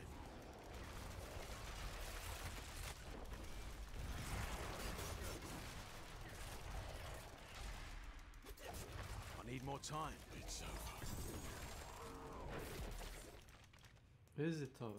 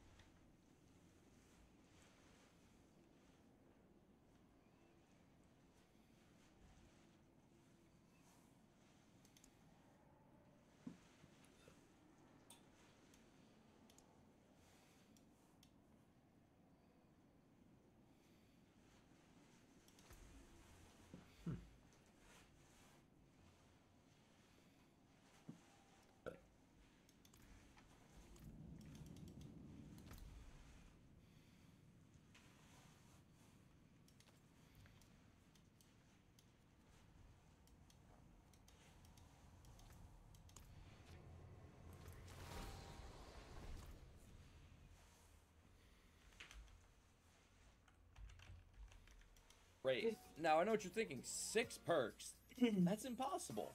Well, let me show you. Here is our 6 perk build. Now we only see the 4 perks, which start with a nurse's collar. So we will be able to see any survivors within 28 meters if they are healing. We bring along, to add some speed to the Wraith, play with your food. Because every time we let our obsession escape a chase, we gain a token to increase our speed by 5%. And in Pa, da bi završio uopšte ovu teskicu. 1, 2, 1, 2. I'd seen most everything. Knew what to Da, trust, tu je to. what to fear, when to fight, when to run. Što? I felt like the world Imali you ste tracked me down. 10 u Nothing religiji makes zakazano. sense anymore. Every law of nature tells me you should Ništa, be a pokušao sam da budem vampire. sarkastičan, ja se Something izvinjam. inside you resists. Ništa, brate. It might Hteo even cure you sam in da time. mu čestitam My best državni guess? praznik. It's something in your blood. Beški praznik. Državni praznik, nije verski praznik. You've Njegoš killed nije... Zir, but his tools are still out there. Dobro, može da So? bude, ali mislim da i više je No idea. stvarna But the ličnost little devil kinda gone far. državnik nego... Šta znam.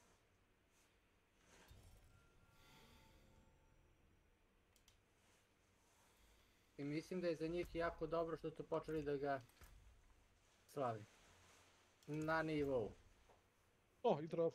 Evo. Samo da... Definitivno ne čujem. I poslije kažete da nama ne treba neko ko kikne. Treba.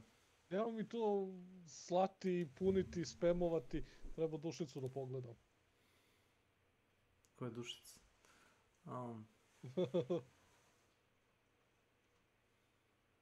Sine, pa napio bi ga u neki rudnik da kopa. Malo pre sam ubio boss.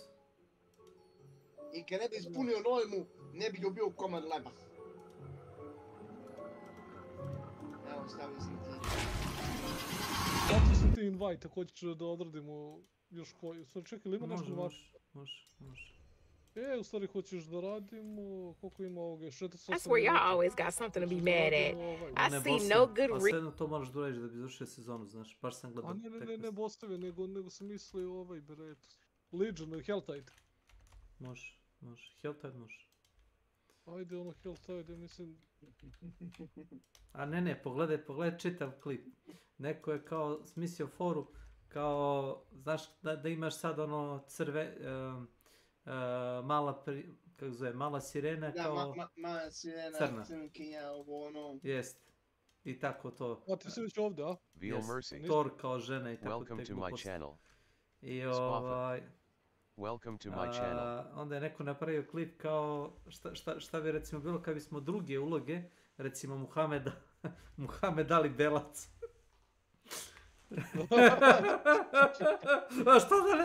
A što da ne, koji kurec, razumeš? Šta uzmali znaš. Kleopatra nije Egipćanka, a Egipćani nisu crnci, Egipćani su Egipćani, razumeš? Ne. Kleopatra je podoban grčko-makedonske neke. Dobro, ali ona nije crnkinja. Kažu da je bila ova Grkinja, ali nađu mi jedna crnkinja što dolazi, njen argumenti, kao mi zanima šta će ti kažu u školi. Mogu sam ja da idem vam kao mogla je biti crnkinja, to je njihov argument.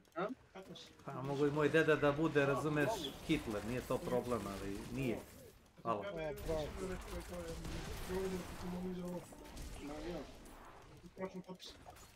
Nisam da još... To je... Kaj popis ili... Ne, možda je moj popis. Da kažem ti da mi se redovno dešava da stvari mi ne udarim da umru. Ko ima taj što je projekt? To je penal, ili neki gdje je polno djelište u petnevu.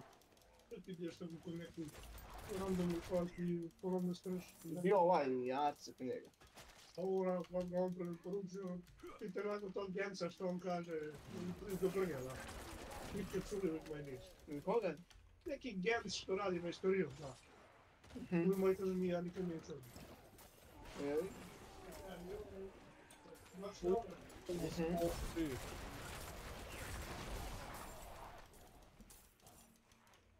Znaš ti da smo mi 10 minuta stajali u mestu ili 15 i samo tukli one bosseve. Znači ja sam summonovao one bosseve, znaš, ono za onaj blood. Summonovao sam ih 3 puta, a ljudi su posle toga summonili još 10 puta. I na kraju jedan lik rekao no more. No more. Bio mi je pun inventar ovih legendary, znaš. A od toga su bila dva ono kao ona... Šta mu to dođe? Ancestral Unique, jel tako? Da. Dva su bila Ancestral Unique od očitog inventara. Znači nije moglo se hoda koliko je bilo, razumeš, itema na podu. Dobio sam 4-5 paragona bio. Za 15 minuta. Nije vidim da se level 80, znači vala baš si mu ga dao, ono. Pa dobro, kažem ti, ljudi su se bili isprsili, nisam ja bio cici, ali isprsili su se i to dobro. Bukvalno smo stajali u šumi i samo su dolazili oni vampiri. Evo te, ti znaš gdje je neki dobar spot u ovoj zoni? Dobar spot? O? Evo ti ga vamo. Ja obožavam ovdje da budem. Ajde vodi, evo te pratim. Srpska koalicija Nada ponosi krivičnu prijavu protiv Vučića. Gas. Da će ga povučete za kurac. Nego krenuli da napadaju poljoprivrednike sad, evo te, da im se rašavaju ispred kuće, da ne mogu da izađu. Ajaj.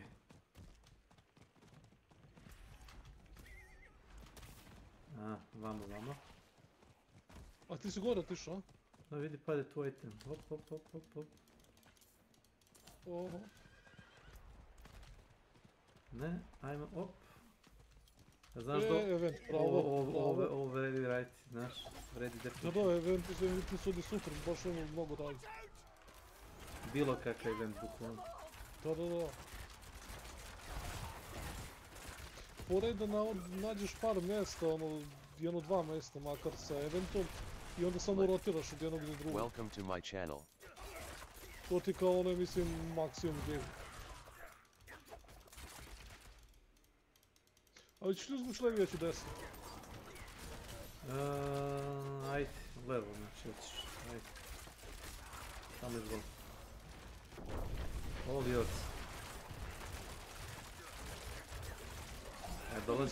Dolazi liko desno. Jeste, došao je jedan, nema da vidim.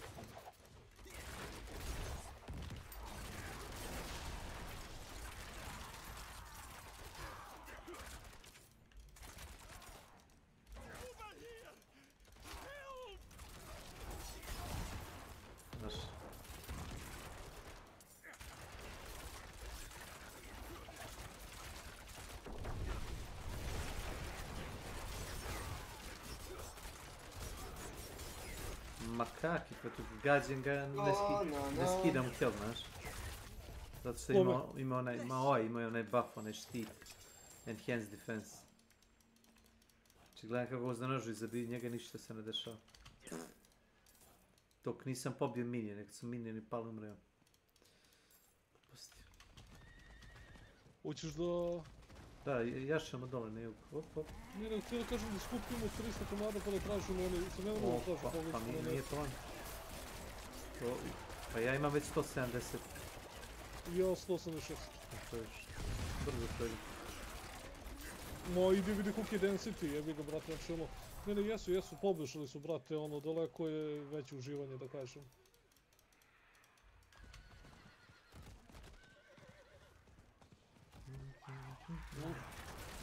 Nešto radi. A šta, vidi se kako poispadalo ono dole, no? O.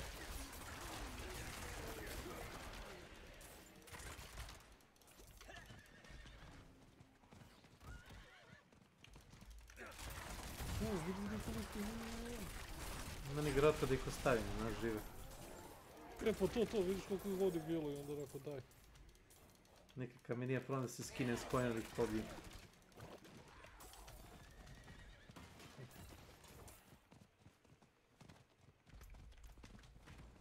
G.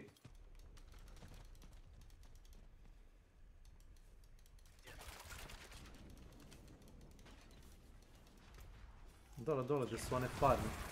Tamo ih ima kako ovdje, samo gledaj. Aha, imamo i event, to isto. Ima? A vidim.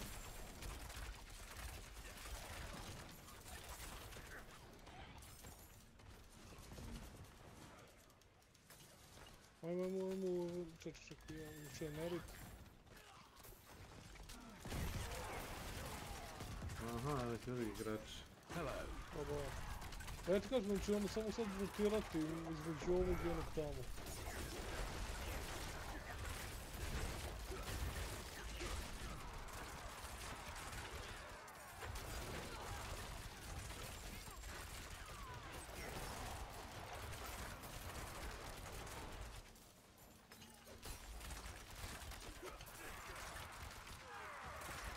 Da, znaš šta smo napravili?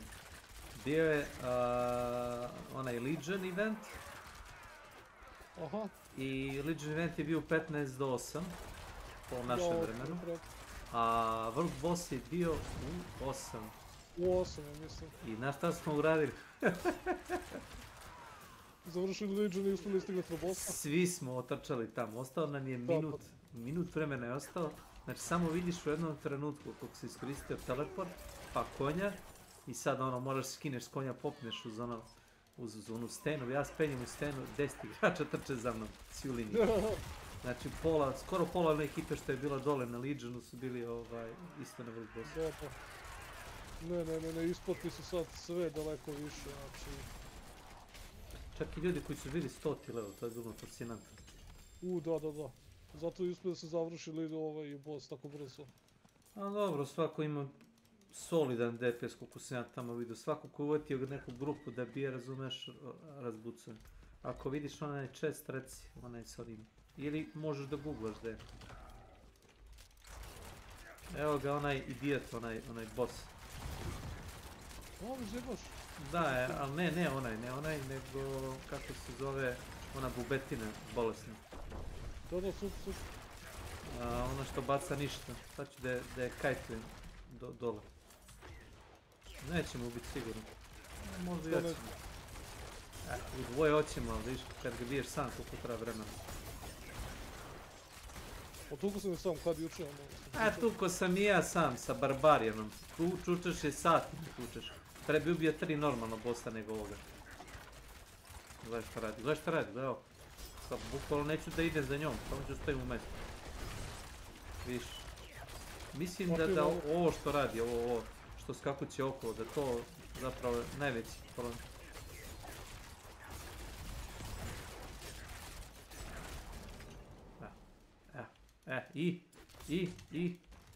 Dobro, to je mehanika. Dobro, ali nije da možda te ubije. I ja dosta ko vidiš šta radi, gledaš flight umjesto. Dobre, dođi vamo. Ali se teleportom. Ja dosta koristim onaj shift levi klik napade, stojim u mjestu i samo spamam. Da. I čini mi se da to pravi AI-u problem, znaš, vidi, ovaj. Zato što je predviđeno da si ti krećeš, a ne ti stojiš u mjestu zakopan, znaš. I onda ne možeš da reaguje, čini mi se, bukvalno pokušava da te prati, ništa se ne dešava. To je to. Ajmo dalje. A što je 85? Čekaj, ajde samo stoji ovdje pored mene dok... Ti googla ako ćeš, sad ću čekaj da te sačuvam. Stani pored mene, pa to, ne znači da dobijem neki spawn. A ne bi da me još rašušelje, jer ako me šašulje izgubit ću sve kristale. Boga mi, pada nam po glavi nešto.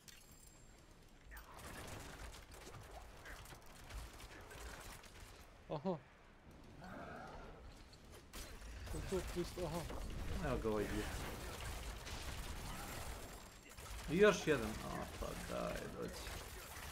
Čekaj.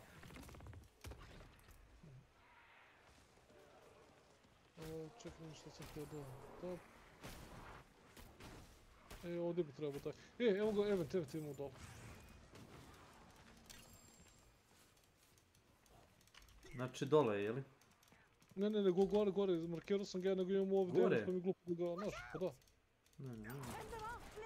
Ali ne znam da li će boss biti, ili ima 2 takovčega. Pa pored jedan će ti biti boss, to ti ja kažem. To ti kažem, znači imamo jedan tu, imamo jedan niže. Kuda će sad ovi? Nejasno.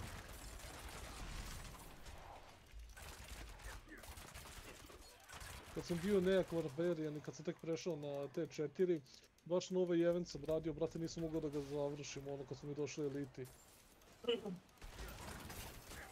Vidio što je došao kradu na mobove, ne. Hello.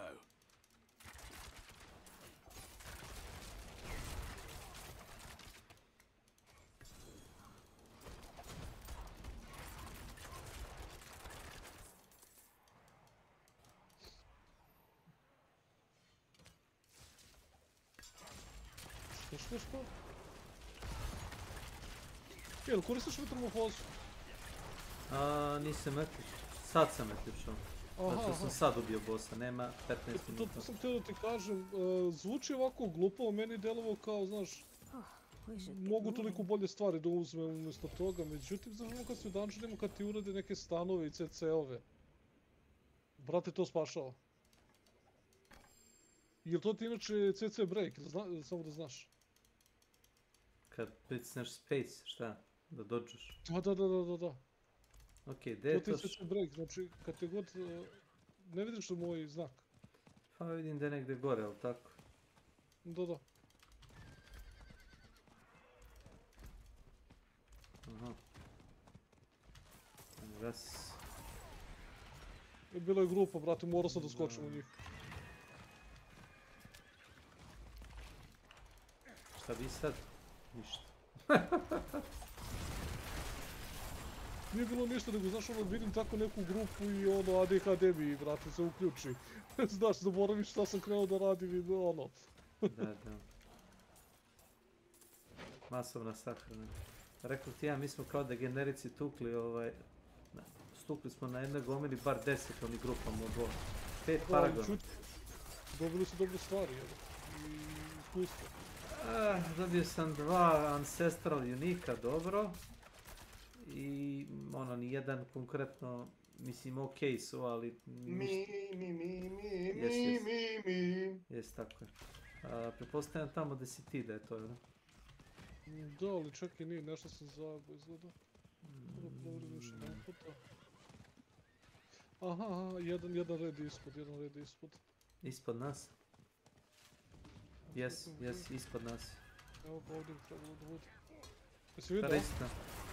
Ali nije ovo taj, možemo ga otvoriti, a nije taj. Nije to 30, a? Čak jeste, piše Living Steel. Gdje je boss? Aha, ništa, onda ako nema on, onda... Čekaj, ima, Living Steel, 3 komade ovdje. Možda je nek ubio boss, ali imao da plati. Imamo i skroz gore isto još. Ne, jeste. Otvori slobodno.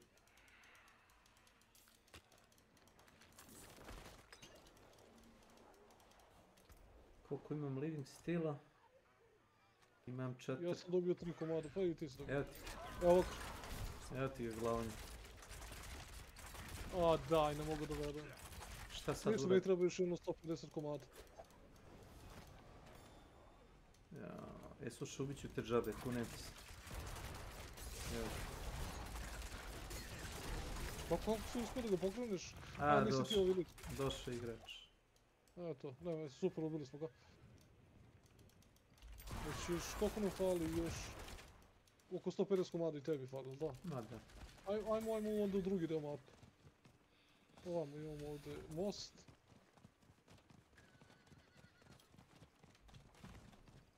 Ili da se vratimo ovdje, pošto znamo ove evente.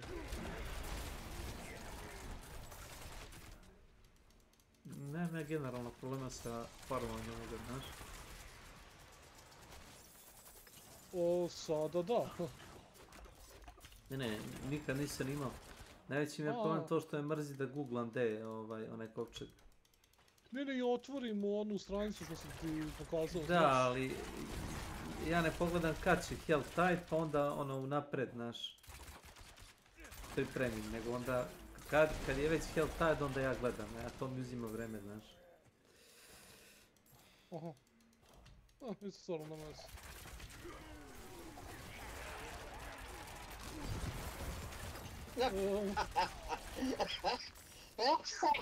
Šta je meni? Jesi pogledao ono šta? Šta? Nisi. Samo si A ovo pogledao. jesam, znam. Ima ovdje.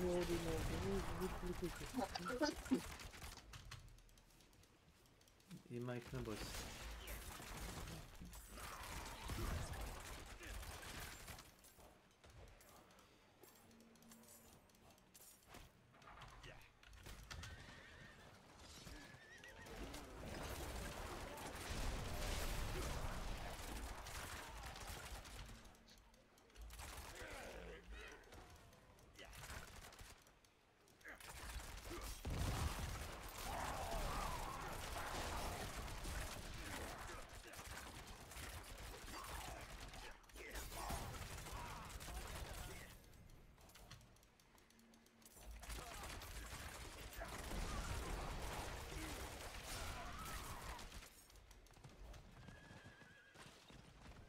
No.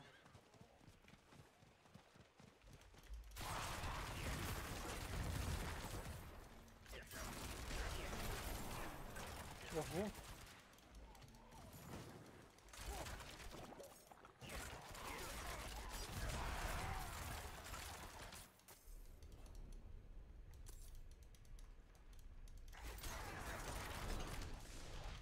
Uzbrdo, nizbrdo. To znaš kako se sumunuju ovi, jel tako? A, valjda samo sačekaš ovo Ne, kad krene da pada. sačekaš da te mlatne ovo, 2-3 puta. A. To ja radim non stop. Duše je malo teže s rogom, a s barbarinom malo lakše. Još jedan da smo... Bukvalno ga tauntuješ da te napadne, znaš. Event imamo. Jesam level. Joj, to je oni lagani. Da, ako stojiš u sredini, to se ja provalio. U sredini? Da, u sredini. Da što svi dolazi sa strane, moraš ubiti bar nešto. To. Ne, ja, evo, nema gotovo ništa od ovdje, sredina nova. To je to.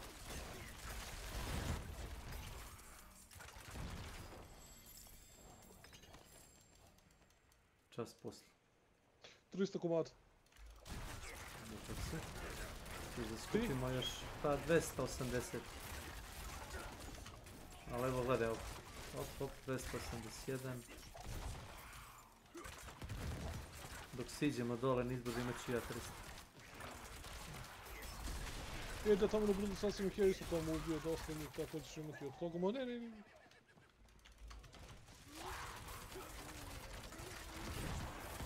Viš. 292. Imaš pola sata, čovječ. O, koliko brže se ovo ide. Je za razliku od prošlog. Ma da. Od prve sezone one.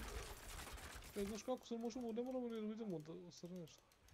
Tamo gradić možeš, isprazni sebi. Evo imam 300. I?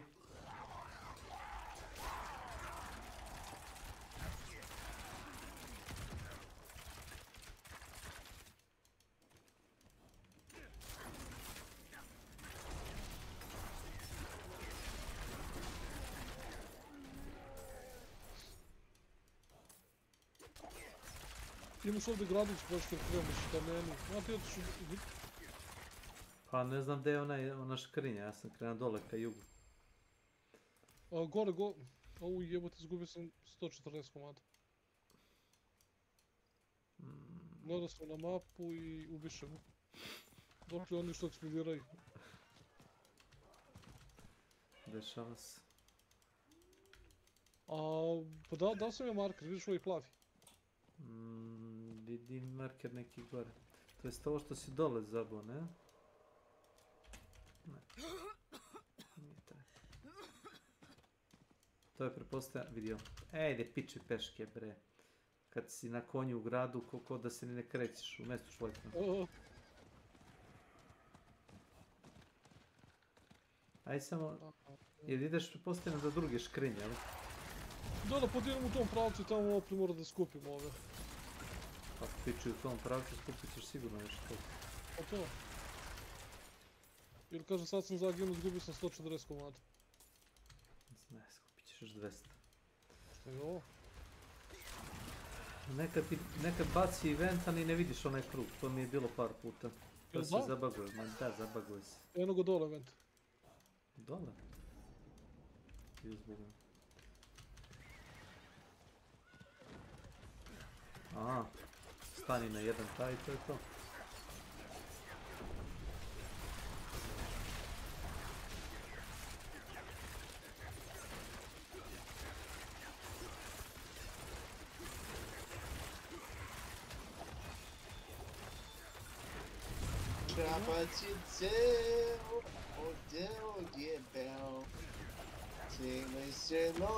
A i onda se nađe pametnjaković koji ima fear, znaš. To. I baci fear upravo na taj krug koji stojiš. Znate ko to baca? Ovi elit. Da, ne vidim ga. Negdje iza gomila, razumeš. Neko iz mase, kako Neko iz mase baca, da.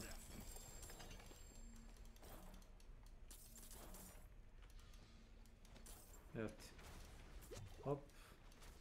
Ajde, baci još malo toga. 1, 2. A to za ovog skupljanje, je li to iz iskustva ili si pogledao? Ne. Lično ja provalio. Evo su ovdje. To. Bam. Nekad po 2 sumanuješ. Ko imaš sreće. Jednog ubijem i još uvijek padi one kugle. Mada bi rekao da RNG. No. Mislim da ih to provocira, bukvalno, jer ako izbegavaš ništa, ali... Primetio sam kad me pogode 3-4 kugle, onda hoće da dođe. Nekad piše poruka kao da si ga challenge-ovao u tom fazonu. Nekad piše to. Šta je ovo? Znam šta je.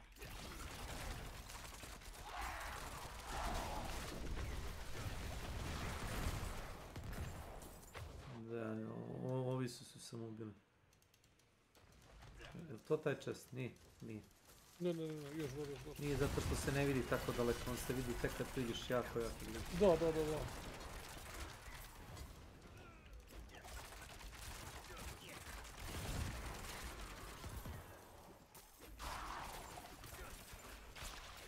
Eno ga iza nas, da bude.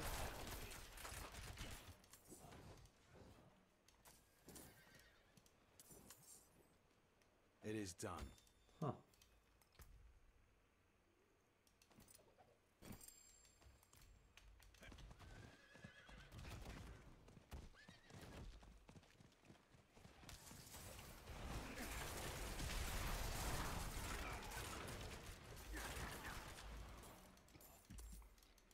Imam 400 ovih zabanci. Čekaj.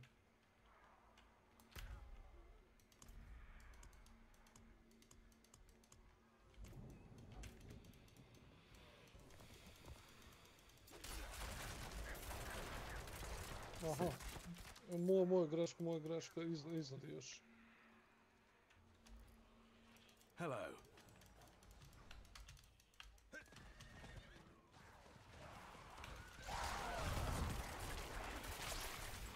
Po mom proračunu moraš imat bar 300 sad. Da li imam 316? Znaš, ja imam 400. Pa da.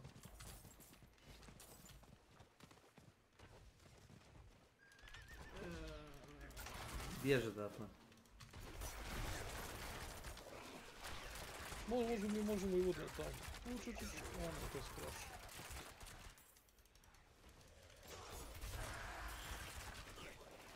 Nego ovaj demon se naguđe, ne bude prođen u njega.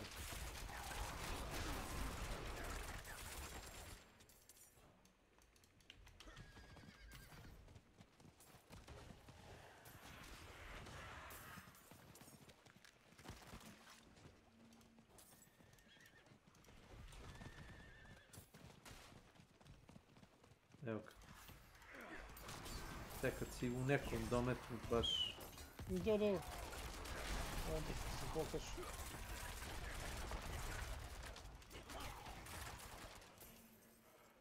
Mogu sad pitanje, jel mi dobijemo onog debeljka samo jedan puta?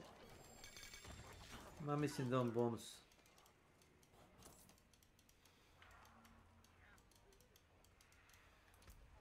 Living Still 3 komada.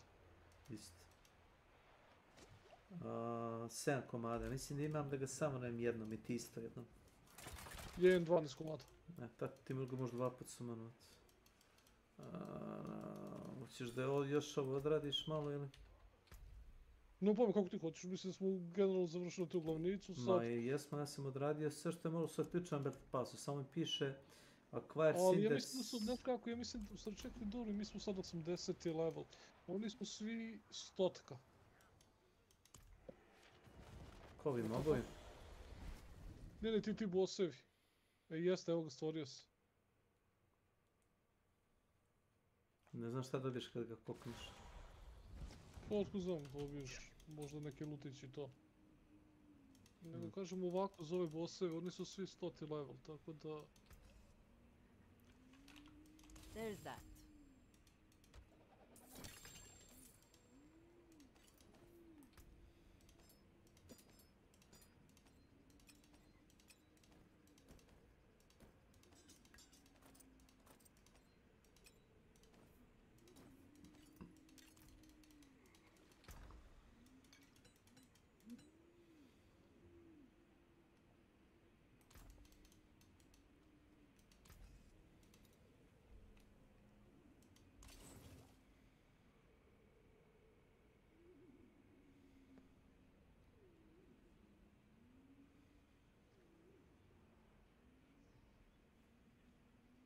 Ja sam završio onaj Vampiric Powers. Skroz? Dobra, ja sam sad pričao metamorfozu, tako da... Super ti ona. I can break that down. Ja mislim da će ti se dopasti.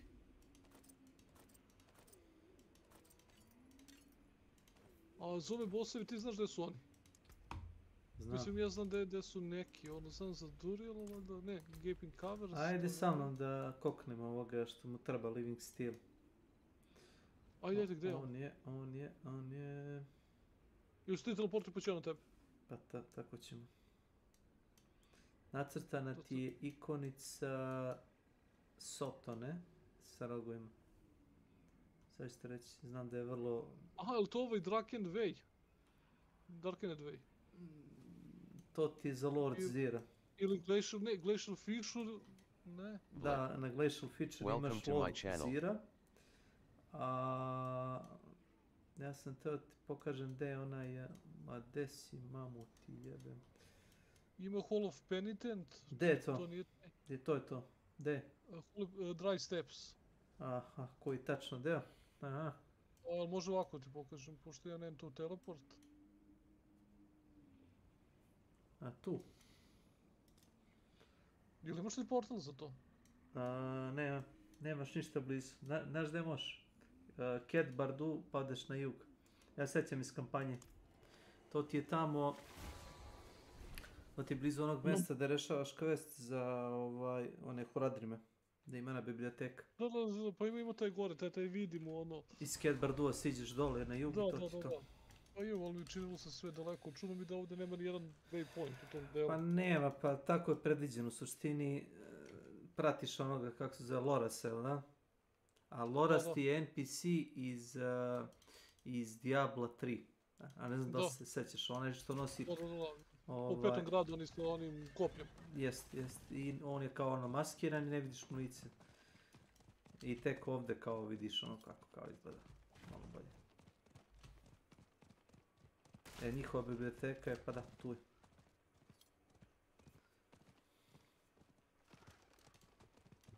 Orbej manastiri, da. S konjem nego šta. Vidi, sišao je s konjem.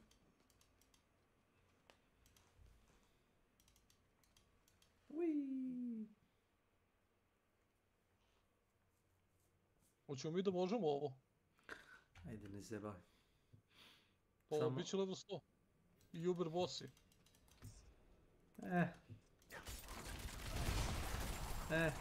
Nemam pojma. Let's see. Tu su sve Uber bossovi. Ja sam gubio na Tormentu 3. Pa sad. Dobro Torment 3. Pa sad. Ajde vidim.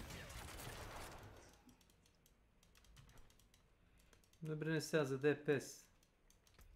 Ja se Mene brinem za brine, DPS. ma nije, mene brine njegov DPS.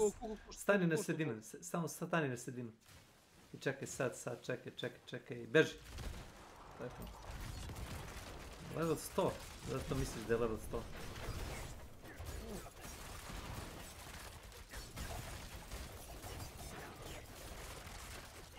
Koliko health ima goveda.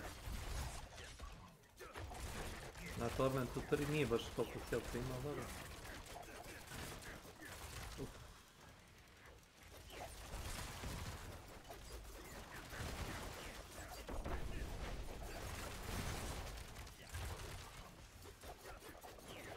Ovo podsjeća na određene bossove iz ovoga League of, kako se zove, Path of Exile. Oni imaju ovakve slične mehanike.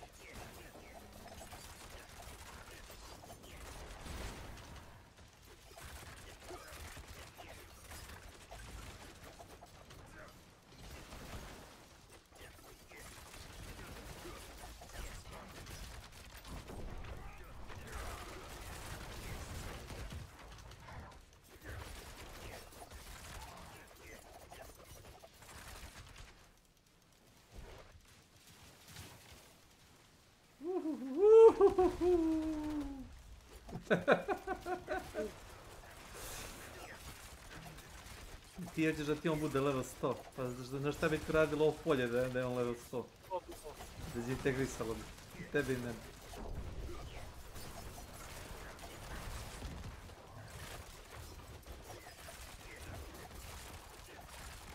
Koliko health ima, šta je? Mislim da nije problem DPS, ja sam siguran da radim solidan DPS. Ni ti ne radiš malo. Bi rekao da je namjerno ovako tanky. Ma da, pogled kolika mu je skala za ovo. Ovo je drugi put da smo ga stanirali. Jednostavno ima dosta health. I još je živ.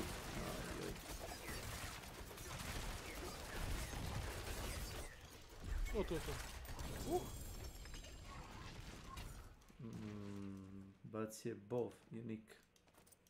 Ja sam dobio mač unik. Eto ti na.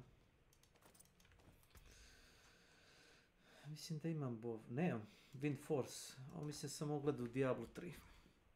Sam još da radi isto. Da radi knockback. A ne znam. Lucky hit. Sam siguran šta bi s ovim.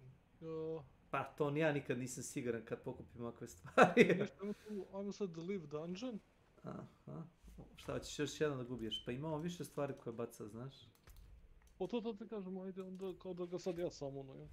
Ajde. 6 košta. Ti ga možeš samo na 2 puta ako hoćeš. Ako se osjećaš toliko drživo. Jednako ne znam šta bi radio s tim materijalom. O, to sam htio kažem, mislim ako ću otići za to. Pa da. Treba da gubiješ par puta da bi dobio od njega ne znam šta baca. Bacio neki materijal. Shard of Agony, znaš? Treba ti Shard of Agony 2 puta. Jesi ti reset ovo? Jesi ja prihvatio? Da. Mislim da jesi. Ja mislim da jesi. Mislim da jesi. Pa ćemo vidjeti. Jesi. Da, ovo su ti itemi koje vredi na farmati, a trenutno ni ja ne znam kakav build mogu da napravim s ovim. Mogu bi kad bi se baš potrudio, ali neću toliko da se trudim, znaš.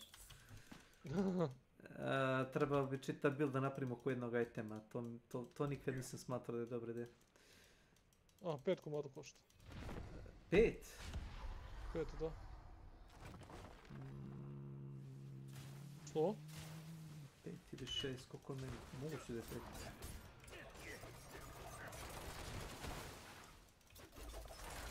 Jes 5, imao sam 7, znači 5, nisam dobro vidio.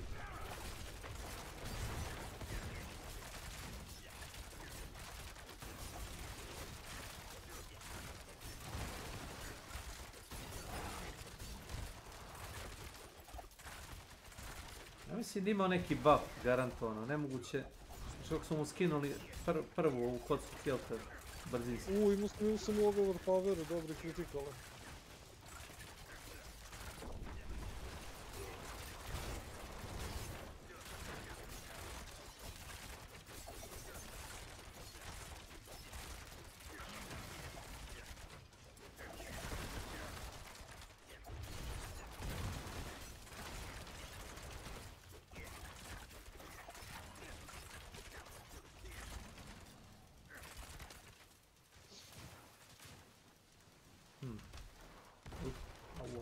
Wow. Ma vaš. Dobro, ne... Sad koji je on level, da je veći level, verovatno bi ne skladilo to. Taj lightning.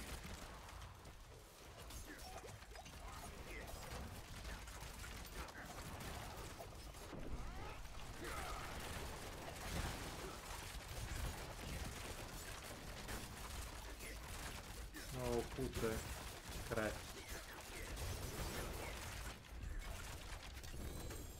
To Shard of Agony sam dobio.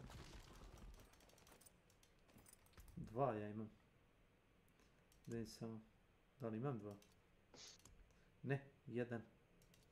Svako po 1. Critical attack, strength, physical, mist.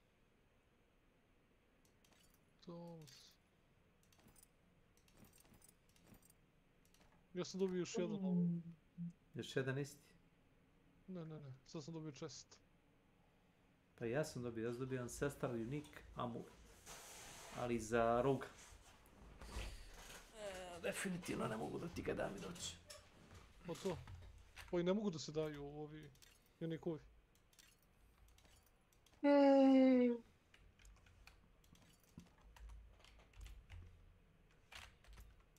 Magnum Opus, čini mi se da sam gledao. Si izašao? Ne. Moment sam. Leaf.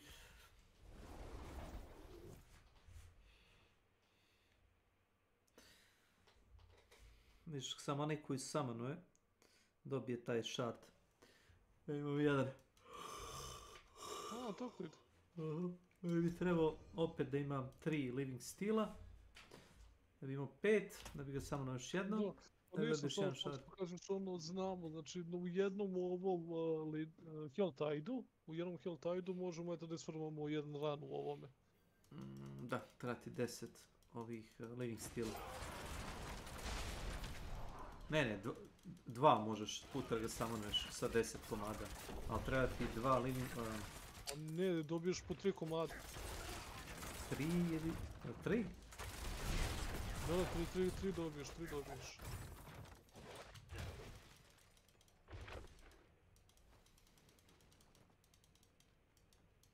Da, i košta 5.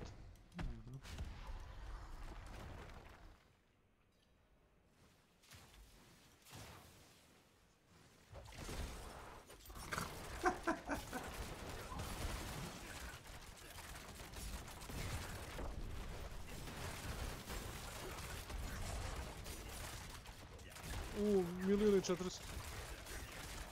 Tower power.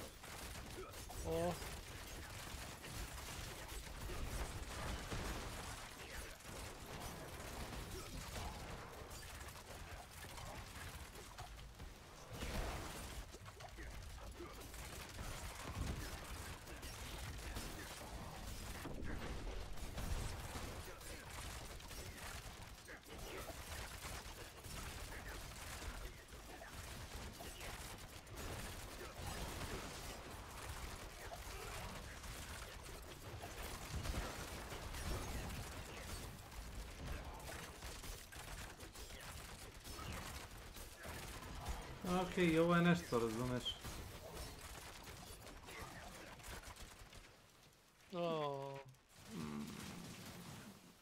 Bar su bacili nekakve bosseve, razumeš? Ono samo s jednim, razumeš, bossom koji je level 100, to je bilo malo... Ne znam kako to da opišem, ono što sam ti rekao. Ne znam to, nego nemaš razloga da ga radiš.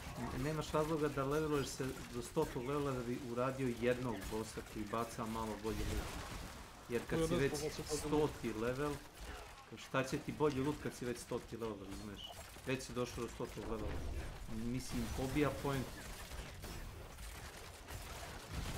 Želim da imam $1.000.000 da bih imao $1.000.000.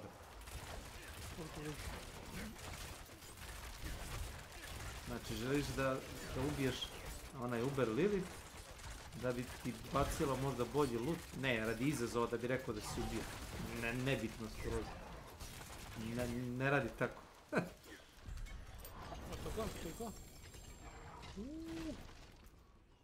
Isti amulet. Ha, dobro. Ja sam nisam dobio ništa, mislim od toga. Ali sam dobio gomilu ovih... Kako se zovu? Materijala? Pa, ne materijala, Unico, nego ovih, Ancestral. Bušilicu, je li to? Legendary, samo Legendary. Mislim da bi treba dobijemo Varšana na Tormentu 4, 2, 3 puta. Ja mogu 2 puta ili 3 puta da ga samo moram da pogledam. Mislim da imam 2 ili 3 srca, a treba ti na Tormentu 4 da imaš srce da bi ga samo novo. Jel treba da nosim materijalite sa sobom ili... Koje? Da znam to. Ništa poneću za svaki slučaj, pa završana. A šta ih ti držiš u sanduk? Pa da. Izbacujem to, ono da mi ne smeta. To možda stavi u sanduk. Da. Sorry, ček, ne. Ne, to ima svoj stash. A ne, evo ga, imam. To ima svoj stash. Imam 5 hartova. Ne, ništa drugo, ne možeš ne držiš tu. A znači da, može ti stoji to u sanduku. Može, ali to ima svoj stash. Samo te stvari mogu da stoje tu u tim materijali. Materijali idu u materijal stash. Ne možeš da oslobodiš materijal stash i da ubaciš oružje. Znam da sam... Samo da pogledam iteme šta sad ovdje sve imam. Dobit sam jedan možda malo bolji čest.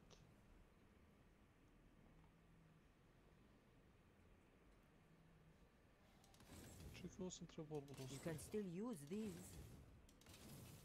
Ne me interesuje ciganko. Čekaj, u stvari 897. Lucky hit and this, the cooldown of your non-ultimate skills. Pa sad čekaj, znači onda ako bi ja ovo stavio... Da.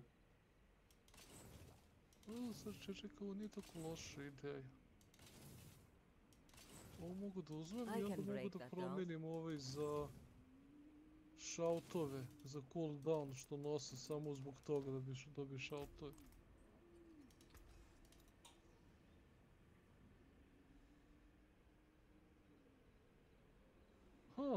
Nisam da sam izvalio nešto super.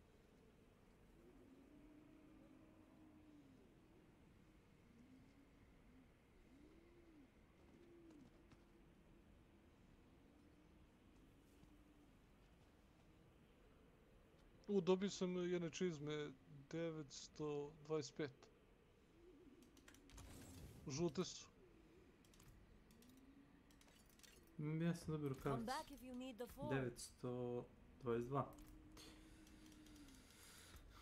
Vidi, ja mislim da možda ih ti koristiš ako ne može bolje.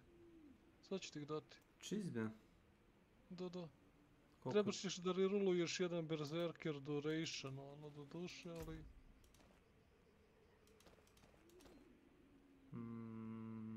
Dobro, nešto. Will power, fire resist, damage reduction while injured, ne. Ako ima...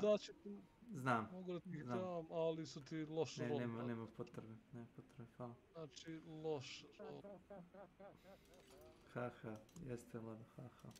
Vrednost im je kao ono dobra, ali rol je sranje. Znam.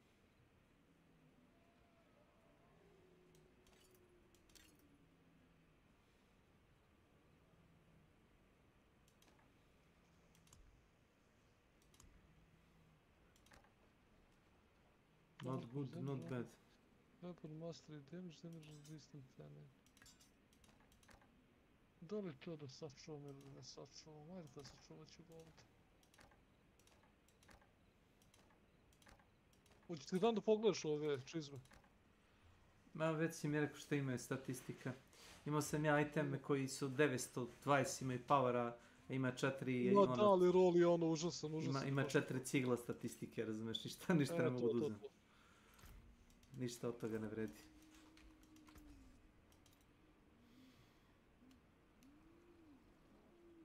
Da, ne, ništa, samo da polomim iteme i to je to.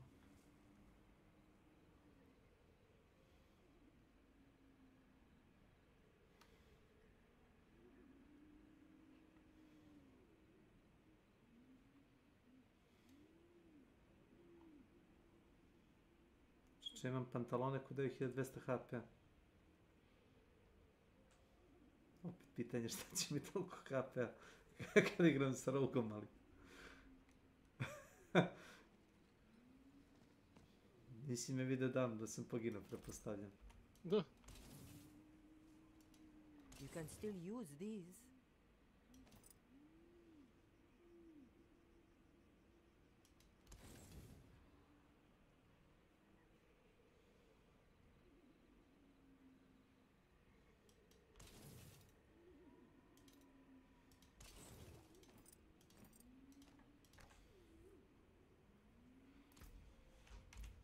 Ja sam ti tamo... Čekaj, pa sad nem je to.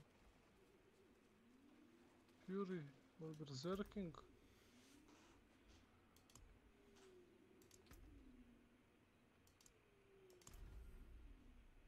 Aha, killing enemy or hitting them boss with a core skill refunds 27 defense score. Can only happen once per cast. To je to. Kako se to zove? Resource aspect.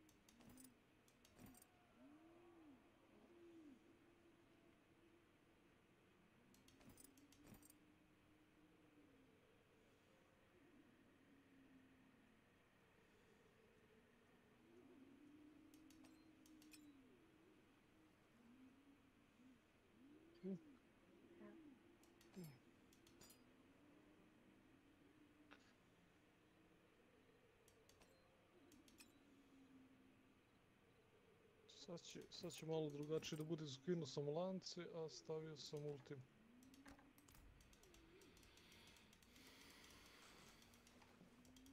Misliš možda malo brže? A šta ste, Berserking ili tako nešto? Stavio sam ovi chest što treba da mi smanjuju cooldownove.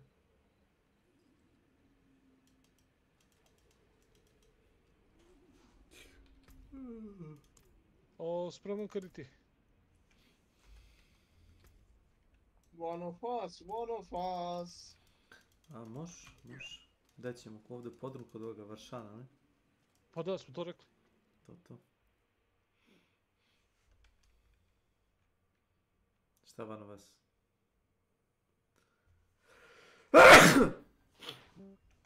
Aj. Ja si išao dole. Brate, ne mogu da uđem u ovo. Znaš ono kao, klikćemo na rupu, ali znaš ono kao ništa se ne dešava. Ti nemaš nekih problema, a? Pa, obično ne moram da radim. Nekad mi lik šlajtu u mjestu, dobro, to je normalan lag. Znaš, da sam pritisnuo space, da evadujem i on kao u mjestu stoji malo.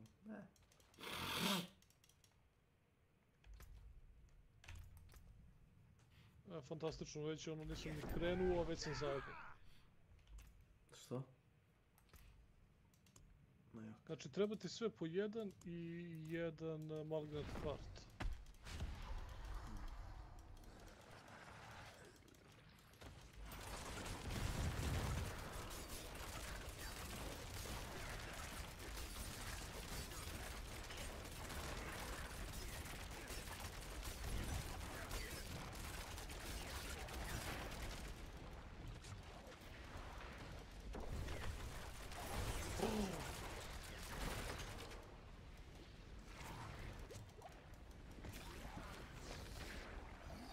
Znaš šta ovo radi? Ovo radi fiksno damage, znaš. Skida 2000 po udarcu, samo da znaš. Ako ne jače. A ti nemaš nešto jak vitality, tebe rasturati.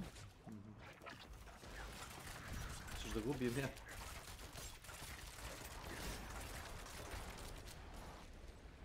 Brate, ono me očistilo, samo me... Ja rekao vitality.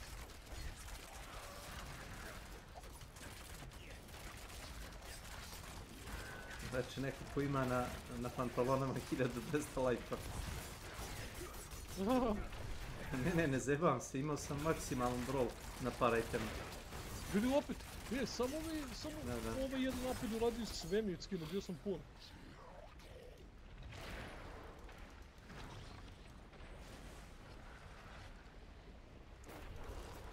A, evade-uj više, šta da ti radi?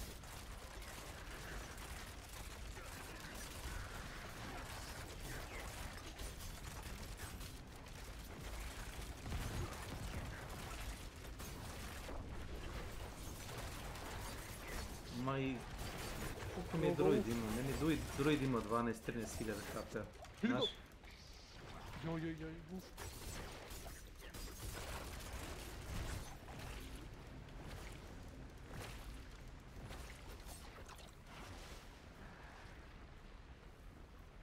Mislim, ovo je... Ako bude neko ovom pričao, umreće od smeka, da?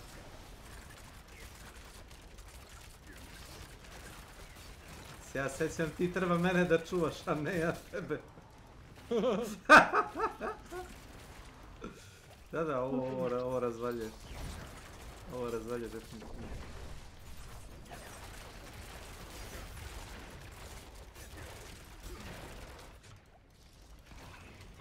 Zašto nisam stavio ove vampirike? Trebao sam da stavim ove vampirike. Ma nemam nije, ja sam to skinuo, znaš.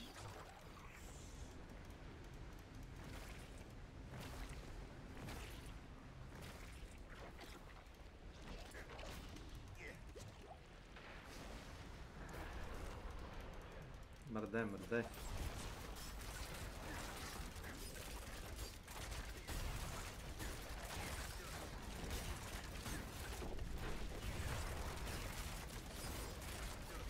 Mislim da on fiksno skida health, verovati meni ima. Znaš, po par iljada udarca. Ako nemaš damage reduction, nikad to.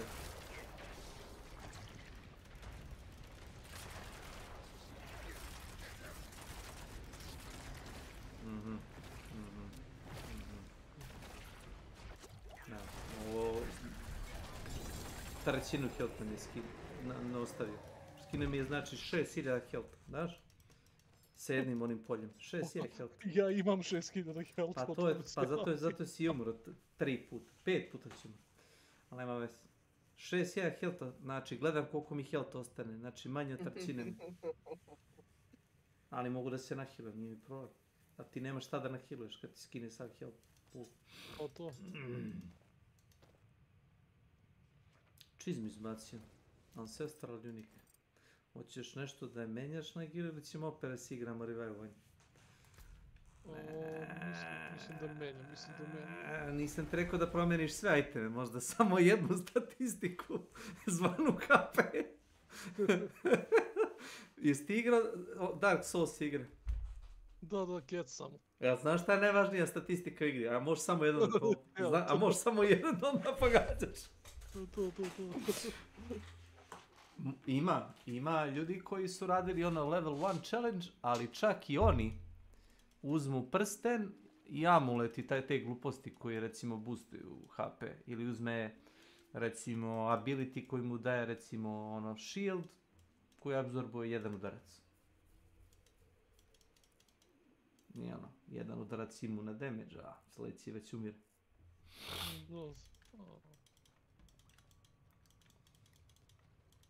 Jel on resetovao ili? Nisu. Ovo sekund, Čekaj da izađem. Ne možeš resetovati kad sam ja unutra. Ćeš da me obrišeš iz postojanja. Ne, ako hoćeš stavi nešto što ti boostuje HP ili ti ja mogu dati.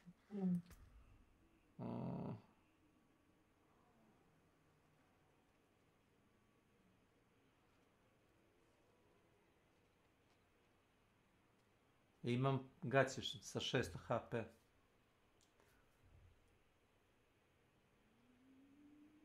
Ha. 600. Ček samo da vidim. Ne. Evo ti. Mislim da ovo mogu da ti tradujem ako hoćeš. Imaš 20% damage reduction, flat. Na sav damage koji primaš. To sam sa Barbarianom ili Druidom. Aha, da. To sam ja imao i to baš ono najbolju verziju toga, vidiš? Znači, za 6 sekundi mi daj. Jeste, čekaj, mogu to stavim na čizme? Možeš. Transplantuj taj pasiv. I to će ti biti dovoljno da ti ne skineš 6000 healtha, nego... Ne može to na čizme da ide. Ide na... Koji je to aspekt? To mi treba. Ide na chest, ja mislim. Da, ali moj chest ne može primi ništa od toga.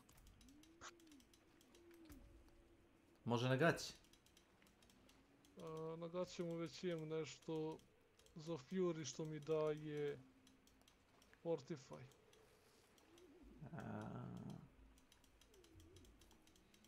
A onaj aspekt gdje možeš recimo da dobijaš armor svake sekunde kad ga biješ, do 6% se stakuje. To ja stalno imam. Čekaj, ništa, ajde uzeo sam sad ovako. Može neki damage reduction, a može i flat HP. Nešto za HP. Sam bilo restovali, jesmo? Ja mislim da jesmo. Ok, šabac. accept. Sad može. Eto, ništa, uzeo sam ovaj stari chest. Na šta ti onda je? Resist neki? Ne, na njemu imam taj item. Taj reduction. Fire resist, poison, shadow resist, ali da njemu su samo resistovi. Nisam siguran da...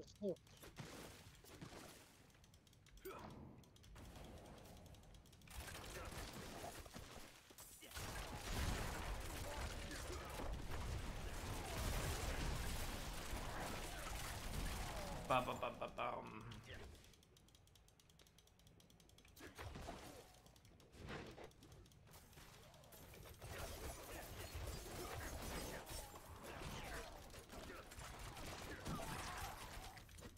Bože, sad čuje kakav je ovaj... Ko je to kodirao da mi je znati da... Je li spavao dok je to radio? To je neki Indus. Mislim, kakav je to AI kad mob se zaleti pun gas pored tebe, ni ne udarite, nego protrči pored tebe, pun gas udari, uzeti stanje. Uzmem sam sad još jedan item. Ne mogu da koristim. Aha, ti ga koristiš. Teško ćeš ga iskoristiti.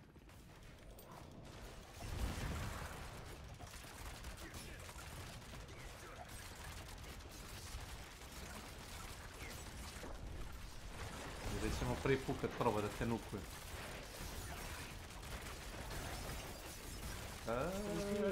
Vidio sam malo prvi.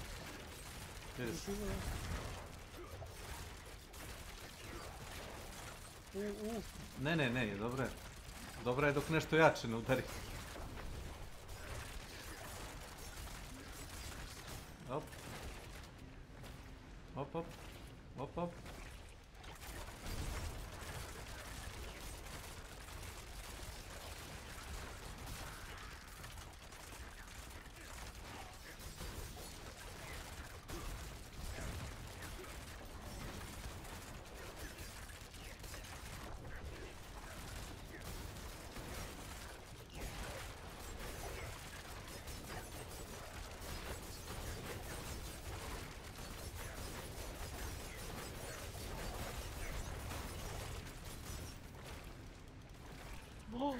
Da.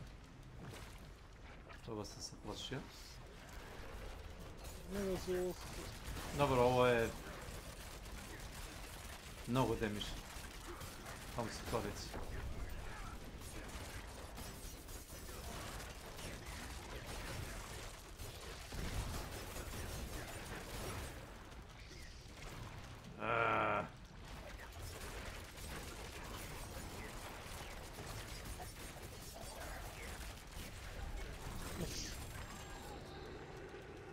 Bolje. Da, flat health bi ti više pomogu ovdje. Kad ispali to. Da. Spinning stuff here, camera finches, okay.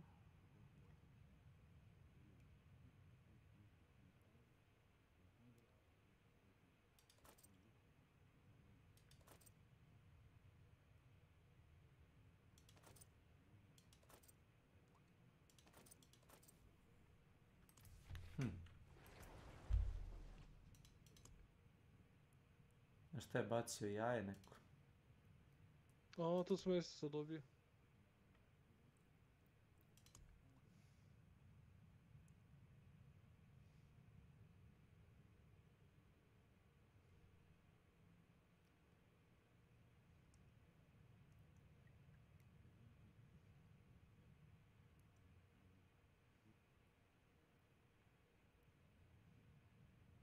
Aha, bacio je...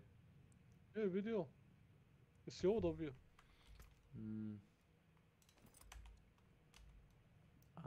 Eyes in the dark.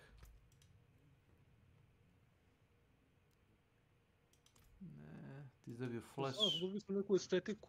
Vidim. Flash Field Road. Da. To je za konje. To je za konje. Šta je to? Prsten. After spending 100 fury within 3 seconds, your next cast of hammer, ovation, upheaval and dead blow is guaranteed critical hit. Da. Ja, znaš šta sam iskoristio? Iskoristio sam jedan veliki potion daje 400 armora. A za ovo? A? Pa dobro, imaš, to traje 30 minuta, ali tako? Da. Tako da ne brini. Hoćeš da izađeš? Hoćeš. Bili izašao napolje. Pa.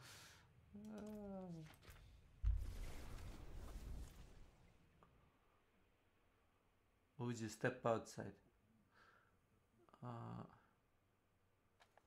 Jeli ko to dira moga kuma zeca?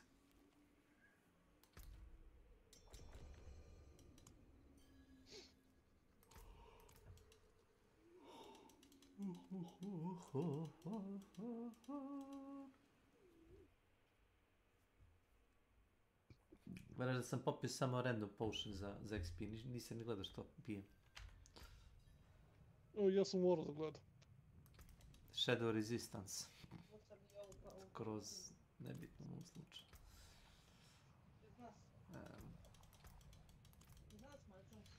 Aha.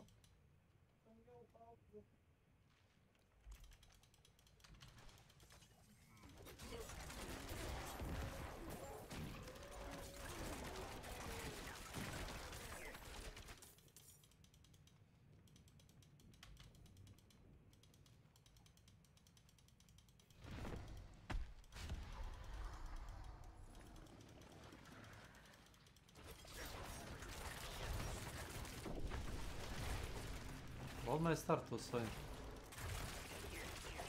Prvo pomoći.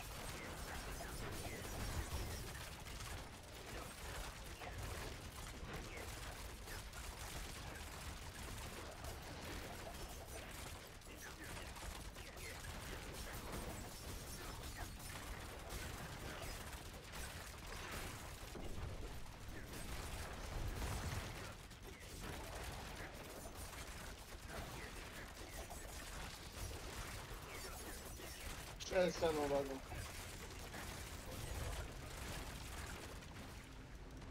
Šta je ovako, Belku?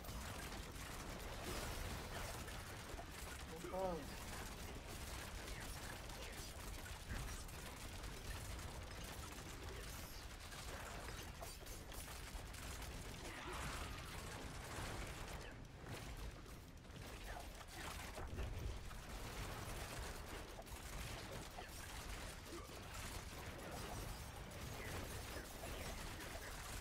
Ti ne nabaciš neki šaut za fortify. No, šaut ne. 1.200.000.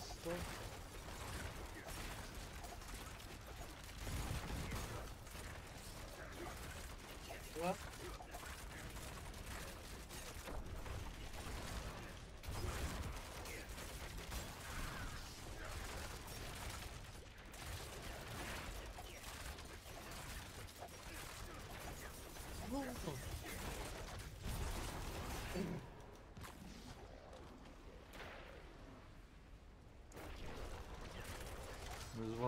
Kusurik. Ne da hoću, nego... Udri ga za mene. Znaš, kod damage, dobio sam rukavice, može vidjeti explodes every 2 seconds, brate, da mi ovo dade.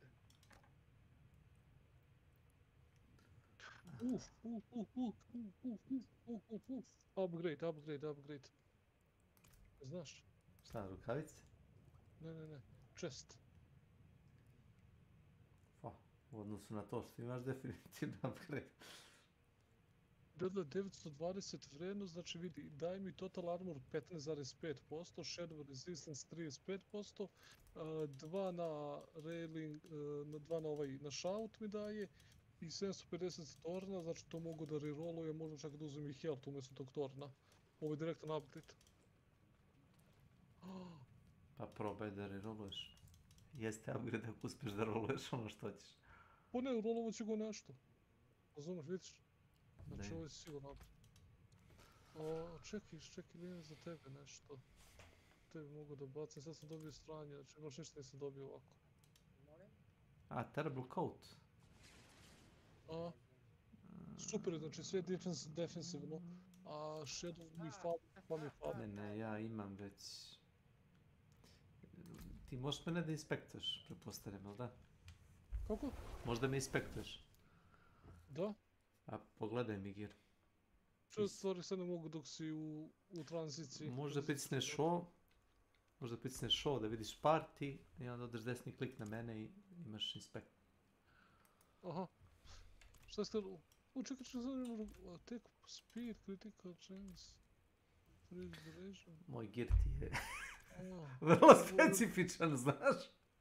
Ne, rukavice su ti skroz super. To je sreća bila. Mislim da imaju garantovan freeze i chance to restore primary resource. To im je garantovan.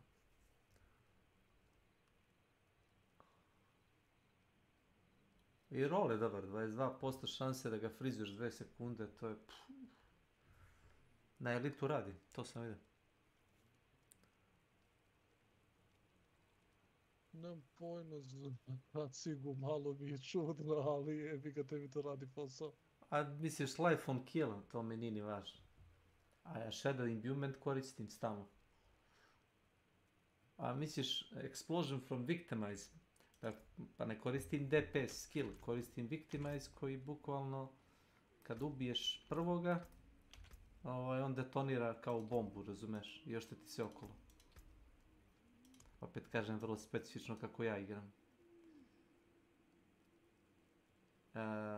Dealing direct damage to vulnerable enemy has 45% šanse to cause explosion, dealing 23% original damage to them and surround enemies. Victimize. Plus, ima šansu da me nahila. Tako da... Do sad nisam zaginuo. Jes kad odem AFK, ili krenem da vrtim kroz onaj meni, da gledam šta sam uradio od questova. Onda me koknu, ali samo tako. Battle pass complete. Thank you very much. Thank you very much, ka? Pa sve što je moglo sad tiče jesam. Samo imaš ove dve stvarčice na ovom 4. i 5. Koje je to? 5. i 6. i 7. rank imaš. Šta je ovo?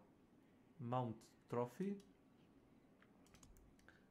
I ima nekakve titule gluposti.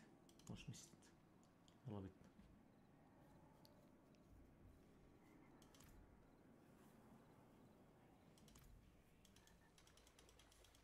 Da li moguće nema da mu stavimo ovo stranje?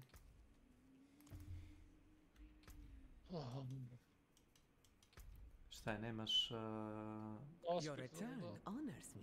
Crafting gear. A powerful calling. Ovo podsjeća na Dark Souls skin, bukvalno. Ovaj set, čitav set.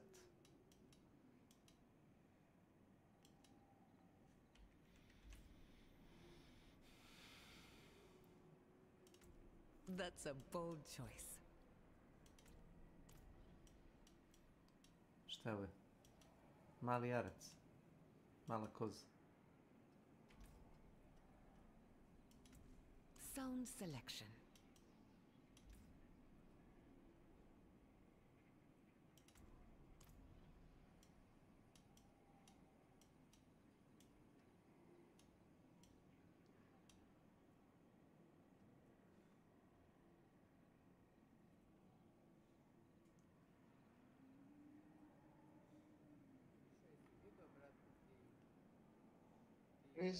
Nisam sad ću. Hoće probamo još koji put ovo. A powerful calling. Inače imaš u prodavnici free skin. Svira to? Ne. Evo ja uzeo buzdovan za ovoga... Za druida. Free skin. Samo ga klemaš. Gdje u shop? Da. Evo ti pogledaj. Otvoriš shop. Ja ono slučajno gledam kao skinove, nešto drž ne daje. I... A šta gleda idem u Cosmetics Addons? Pa bilo je kozmetik. Ja vrto i gledam neki buzdovan, pa bez veze sam gledao skinove. I gledam skinove, ima kao piše free. Ja kao kliknem claim. Hvala. Niste trebali, znaš. Sound selection. To je možda neka njihova fora da te navuku da kupiš nešto, ali apsolutno nije fora. Ne pada mi na pamet da kupim kozmetiku za 2000 platina. Ja to nemam. To je bilo za druida. Ne znam kako, ali claimao sam ga s džabe. Sad bi ti pokazao majke sa streama. Mislim, znaš ono kad uđemo ovdje sve su setovi. Da, bio je izdvojeno buzdovan. Meni to nema.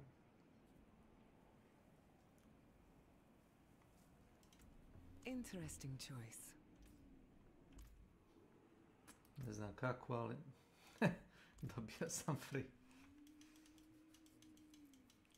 Ajde, ćemo mi da odradimo toga bossa. Smo i restovali ovo? Jesmo. A da, izgleda jako lepo kozmetika i tako to, ali malo su paprne cene. Da je tipa euro 2, možda bi ljudi uzeli ovako $20 da daješ, ne, rastu pare na drveći. Tipa da igraš, ne znam, 1000 sati s Barbarinom, pa kada platiš 1-2 evra armor set, kao, okej, nešto novo. Pa ne znam da su te skinove dali za 5, ali šta ja znam, već i ovako čini mi se da idu. Ovi Judgment setovi izgledaju super meni. Čekaj, nemoj ubijeti se sam. Jeste htio nešto od gira da redološ?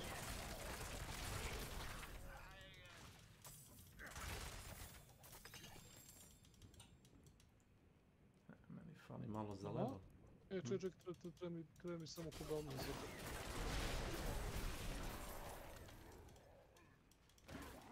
Da ste opošene? Ne, nego imam na 8 swap weapona, imam jedan item što mi daje overpower, garantovan. I onda tako nabijem, ne pomeo, sad sam nabio 5 swapova, znači još 3 swapa i dobijem overpower odmah. Ne, čekaj. Ti ste, a? Pa... imat ćeš priliku.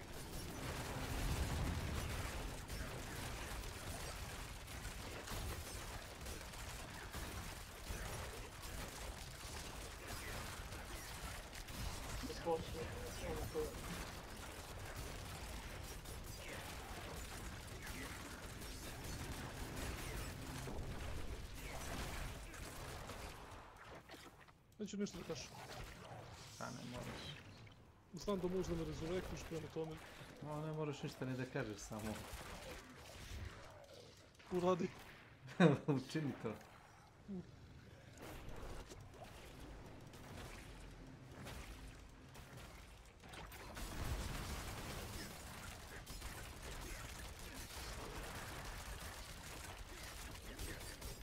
Ovo sam isplatio.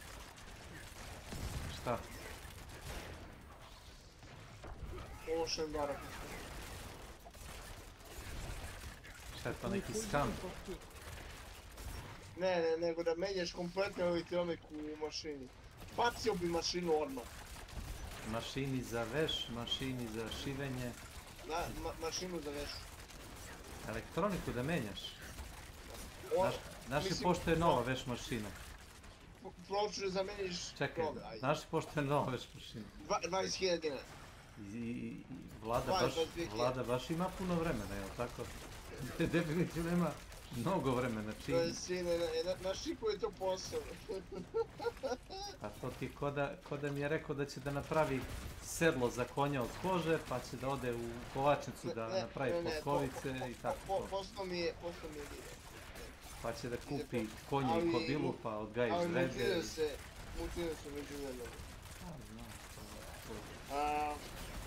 Ne isplati se. Naravno da se ne isplati. Ima stvari koje se ne isplati popravljati. Šljivaca se ne isplati. Evo, zimus, meni i ono, čekaj veš mašinu. Koteljala se godi po dana, ne znam da zameni lage. To je posao sat vremena. Recimo na begu to ti je posao od 15 minuta do pola sata, zavisi kako si izvežban. Ali na staroj to je posao od mnogo vremena. Jer moraš mnogo stvari da skineš i da... Da. Do poslije, ako je taj lager za nebo, jo majko, ne do bok. Lager? Da, pa. Kao lager pivo, šta? Ne, pozadi ima lager. Mašina na bublju. Gdje je ona remenica. Da, mislim da znam šta pričaš. Da bi se bubanj okretao. Bubanj potok, ne. Na pojedinim mašinama to je baš zajebano. I skinem ja bubanj. Dobro. Se ono, sklopim mašinu, sine. Potešio sam sat vremena, 45 minuta. Dok sam se ono poskidao ja majko. I neće da se vuče. Lager. Neće.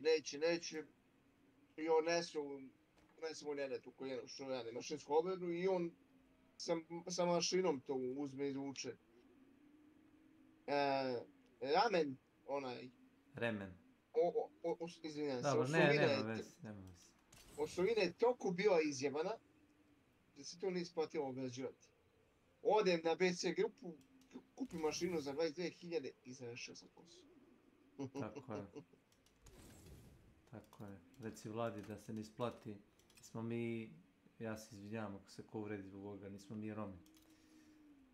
Da ja po smetlištu tražim pokvarene stvari pa da ih repariram za male pare. Slušaj, ima neke stvari koje se isplate. Just, isplati se potkujicu popraviti, na primjer. Ali pojedine stvari, sine... Makarov, Nux, Ruset, Start, šta? Mogu još 2 zime da se pevu. Zapravo... Dobre su ti... Aha, ove gume mogu, da. Mogu još 50 zima, ali ne znam, u nekom univerzumu.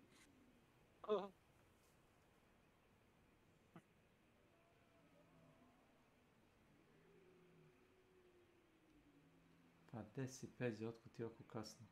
U naš šor. Ja, evo došao malo da vidim šta se dešava u internetu. Čitav dan bio slobodan, a u stvari cepo drva, pomagao ovamo nešto, pa išao menjao gume, pa išao kod frizerke, pa išao kod sestre, pa išao u grad. Frizerka ti sestra? A? A? Nije mi frizerka sestra. Daj. Zanimljiv si. A znam. Zato to i radim. Pa evo, brate, ovaj lik skine im oznaku ovu i oni šta nestanu, jebote. Jesi vidio naš? Ko nestane? Makarov, ovo što je poslao i Neša, uđi na link i pusti na 0.54. A nije. Skine liku sa ramena kao ono, kao... Ima kao čin, tipa kapetana. Ne, gledao sam. Pogledaj šta se desi posle toga kad mu, brate, skine čin. Znam, ubiju ga i padne dole. Gledao sam Ma ne ubiju ga, tome stvar. Čuje se metak kao on nestane iz scene. To mora da je stvarno onda. Nije, to je bug. To je bug. A bug. Call of Duty. Ti Snake luđi nego što sam, brate, mislio, znaš. Oj, gladna sam. Baš treba... Boga nisam ja. Sirotinja smo Slaviša. Na koliko sekundi rekao ste da pogledam na 0? 0.54 već. Ma da, to je bug.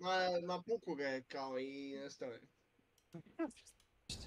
But our enemies have grown stronger. The ULF has stolen back control of since here. Теперь ты правая рука. Казалось...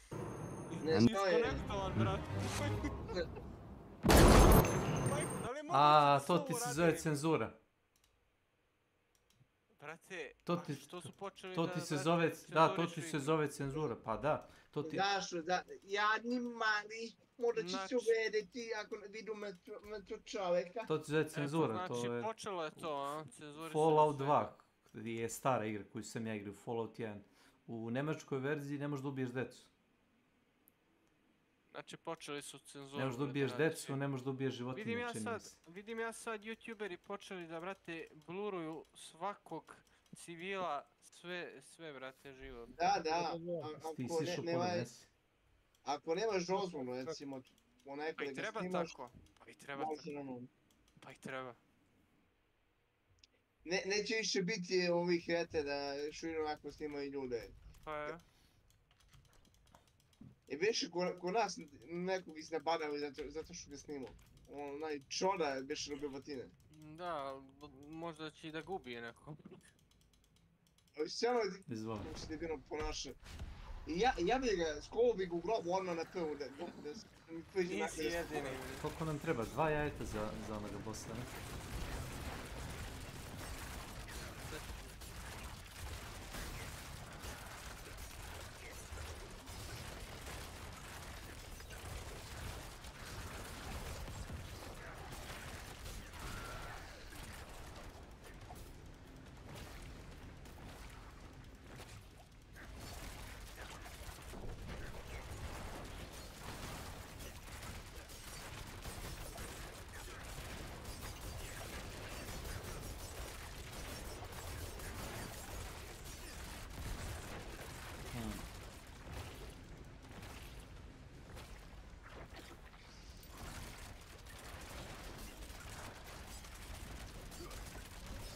Da, nije to ni bug, ni ništa, nego kogod da je to izbacio, taj klip mora da cenzuriše tu scenu, zato što se lepo vidi kako, ja sam gledao onoga Actmana, onog lika što pravi, nekao reviewer, baš je igrao kampanju i u tom delu kampanje kad dođeš, baš se lepo vidi kako mu skine čin sa ramena i kako mu je skino čin, tako ga je neko snajper cuglo i on pada onako, kao metak go raspali po sred, čeli i on padne u stranu, razumeš. I pošto je to klip, verovatno, to zvanični Activision potpisuje taj klip, to što se postaje. Ako je to Activisionov klip, verovatno su ga sami cenzurisali.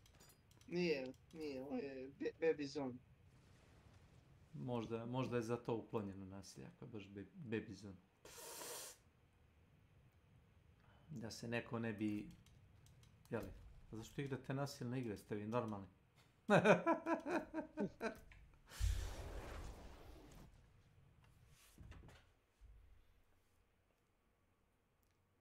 Možemo da zamenimo svu krv za ljubičastu farbu i nema i kad te pogodi kao, znaš, ono metak, kao samo padneš dole i ono kao ofarban si u ljubičastu, kao spavaš, vidiš, čuje se kao spava.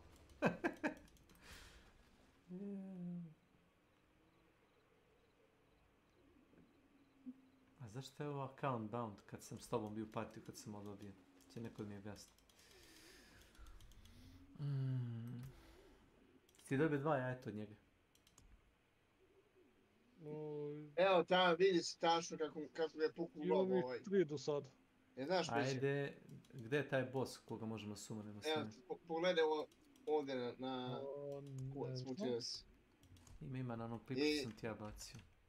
Čekaj, Berserker Duration? Ne, na drugom klipu se vidi ako nađeš drugi source. Vidjet ćeš da on baš urađena animacija kako gine normalno nego ono.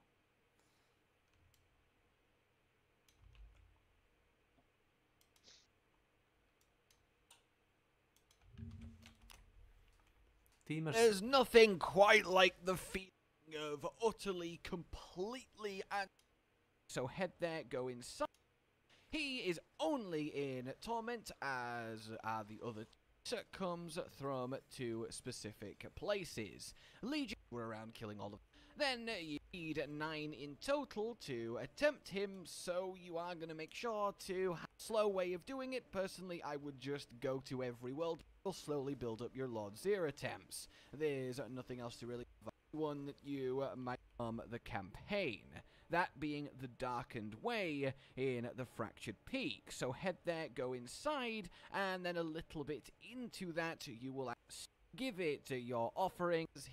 Now, the first 2, as they were also available in Nightmare, are tuned to be easier than these light, well, one-shot you. Light as much as possible, get offering, use the items, and much burst as that he the ice. Also torment only, as I said, these last what resist to stab yet, because he requires a ridiculous amount of grinding, and maybe I've just got This comes from Nightmare, very low random chance to get it when you complete the dungeon. So, yeah. In any case, when you actually get to that 9, you want to head. Quotes easy, right? Certainly doable. You can just but all 4 of them are plenty farmable with just a basically good build from sort of uniques, and is the reason so many have dropped so far. So, Varshan and Grigori are supposed to be, quotes, easy, right? So, quite as bad as Lily, so you want to absolutely mammothly stack up poison resist and get to that cap before fighting him, and plus at a minimum and a really solid top tier build. He is definitively by far and away all of the new You're Unstoppable, the Godslayer Crown for the all of them with extra chance. It's still not crazy high extra chance, but it really weren't unique. You hope for the best. And you also bring your offering.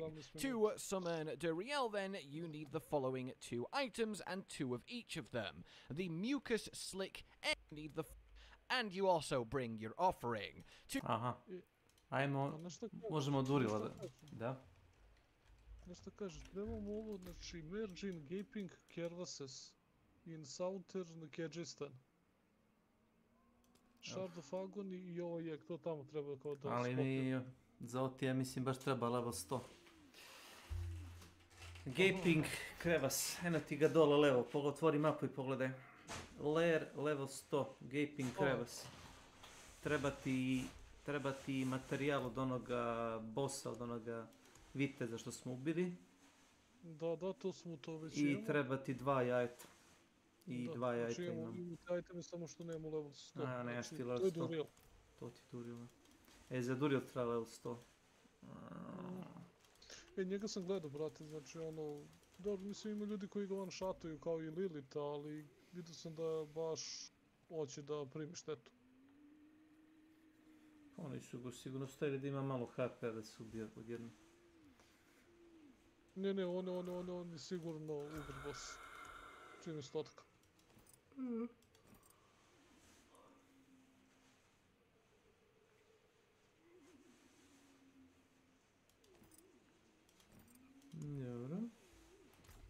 Ma daj, brate, pa svi, znaš kao sad smo pričali za ovu estetiku, a kako prođeš pored ovih igrača, tako svako ima neku estetiku. Pa kupuju ljudi. Nije da ne kupuju, neko ima novčanik. A to. O da. Vlado, pogledaj se ne isplati se mučiš. Samo proračun. Ma djeve... Ako si raspoložen, ja ću ti poslati sjelice, imam. Znaš li koliko ti tijela vremena da se ono skineš? Pa dobro, ali znaš što, mislim da je to rešenje ultimativno. Jeste. Tebi treba 3 sata posla da se odradiš. Imam ja EI Niš televizor iz 1990. Ako si baš raspoložen da popravljaš stvari koje su za otpad, slobodno ću ti ga poslati, pa probaj nešto. Lado, ja sam prevashodno završio za to u školu. Za popravljača televizora. Ne isplati se. Ne bi taj posao radio više nikad. Šta, da opravljaš stvari? Ma ide. Naročito za ljude, jel? I onda ti čovjek kaže, pa mnogo je majstor, jel? I ti mu kažeš, aj sad fin izađi napolje i nosi se. Jedino što imam od toga je što znam da zamenim gejač na veš mašini. Dosta. Što mogu da premike talasnu. Dosta. I tako te sad. Dobro, čisto da znam kad mi nešto od toga ode. Znači šta reče grejač, znaš da zameniš i mikrotalasnu. Znam da popredi se. A vredi li se opravljati, to je pitanje. Kafa aparate znam isto. Šta znaš, da sipaš kesicu sa kafom? Ne, da ga sklopim, da ga očistim i da ga ponovno sklopim. Dobro. Znam ja da rastavim stvari, samo imam problem s sklapanjem. Uglavnom neće da radi.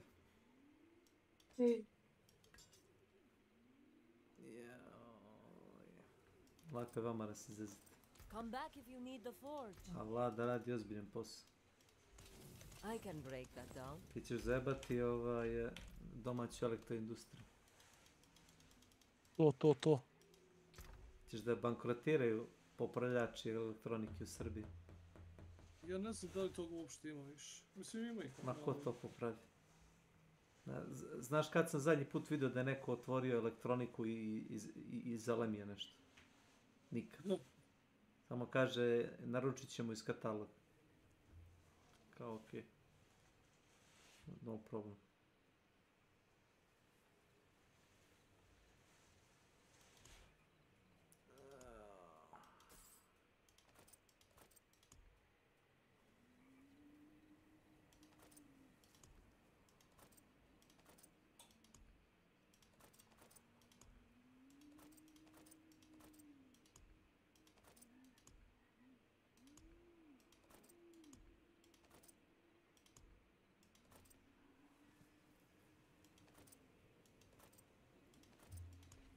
Da, ovo će da prođe kao item iz prošle sezone, znaš? Kecman. Jel da? Da, samo ću da popizdim i da polomim sve. Pa dobro, šta, mislim, ovdje u itemima sam samo izgubio soket, mislim, ono što je bilo soketovano. Misliš ono prstenje? Pa da. Da, taj, to što je soketovano ti je pola builda. Otprilike. Tako da...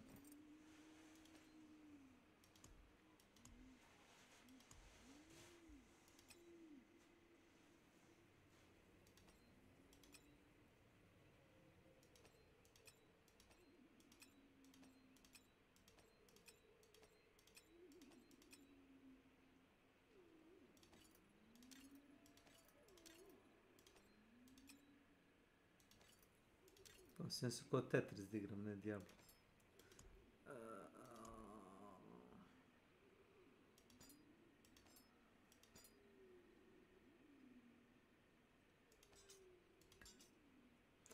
Ne bi ovo uopšte radio, jednostavno bi se kliknuo i polomio sve iteme, znaš, iz inventara. Ali nemam mesta za sve ove, razumeš, ove aspekte. A imaš toliko da čuvaš još nesini maksimum glava? A nije da čuvam, nego razumeš, grota mi je da bacim neke stvari. Ko grota? Evo ti na primjer, ti si sad u partiju još uvijek, jel da? Evo ti recimo, evo ti Dream End, vidi.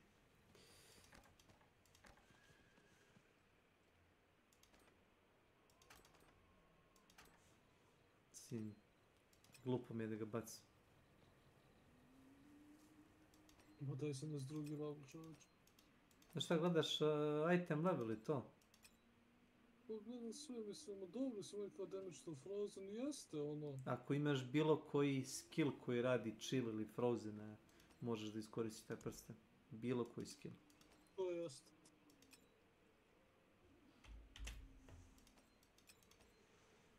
Dovoljno si ti ove rukavice što ja imam.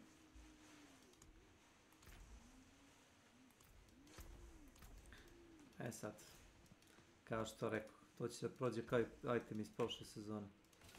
Jednostavno što je bilo mesta u sanduku bilo je...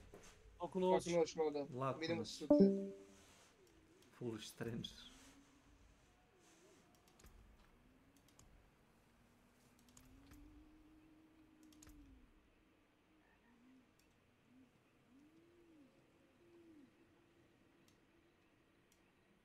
Mislim da sam dobio titulu Vampire. Nisam siguran.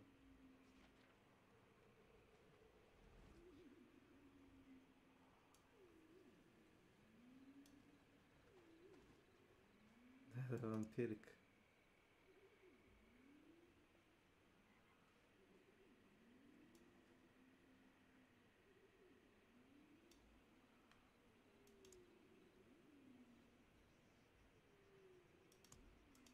Vampirik Nemesis. Okej.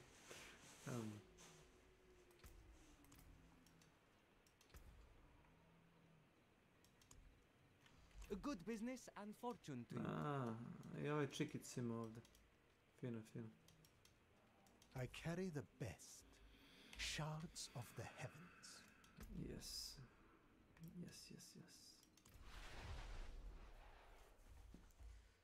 Sad nek da onaj boss, ili će to biti negdje u ponoć? Sad će boss za 8 minuta. World boss? Da.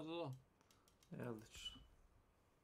Da ga jednom cepnem i da odem da spam. Father bring you luck? Pa ja sam isto to hteo da idem da spam, međutim vidim kao boss i tad je bilo za 14 minuta, rekao daj sad čekat ću ga i tamo.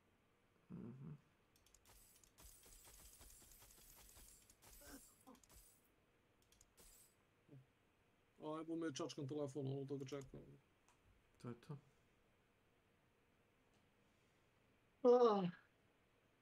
Živi si. Nice.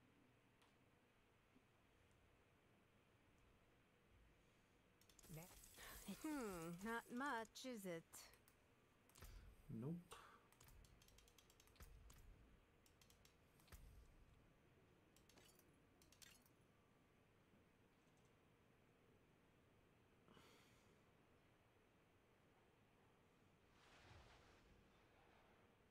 Koga boli briga za trep.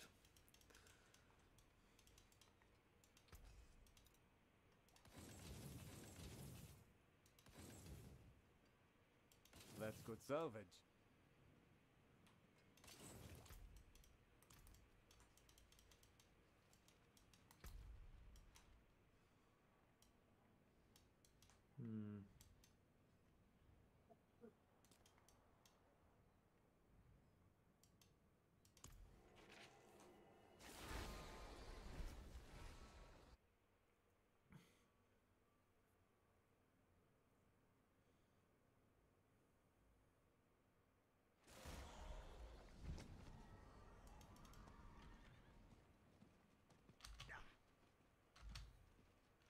Jo, trebao sam mi nešto da probam na Varšanu.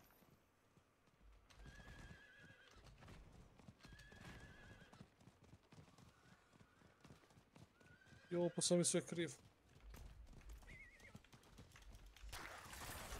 Šta ste od health da probaš? Kakav health deal damage bre. Ma tebi nije bitan damage, tu ćeš gubiti brže, 15% ili 20%. Zamisli da si mogla da ga soliraš. Da popiješ 5 boca za health. Imaš ono 20% na health. Imaš ono incense da iskoristiš 20% na sve statove. I tako te gluposti, razumiješ. Da se nabafuješ sa napicima. Uzumobon.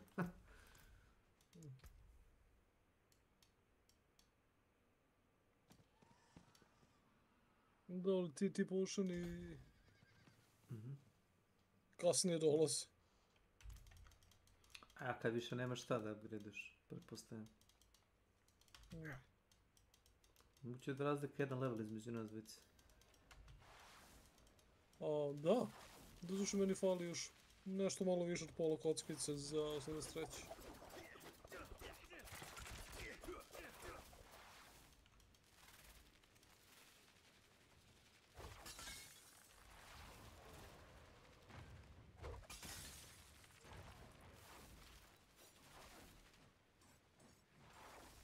I sad ti tu budeš pravi, ne daš da spavaš dok ne završiš ovo.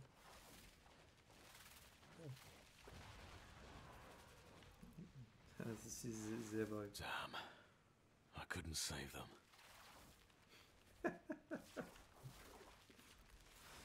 I'm too late. Last stupid mistake. I apologize.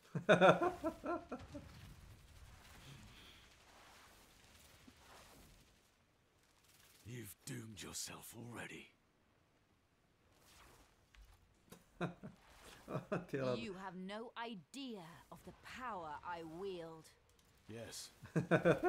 Tako je. Slažem se.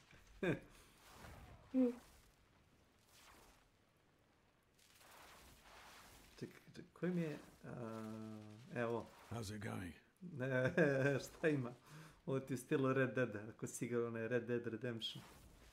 Kad igraš kao Arthur Morgan, onaj cowboy. I kad... ono, Nisam to... A dobro, ali najjednostavnija stvar koju možeš da uradiš je, za razliku od GTA, možeš da budeš ono, šetaš s ulicom i javljaš se svima, znaš, zdravo, čao, znaš, kako ste, pita on sve. Znaš, kako su radili...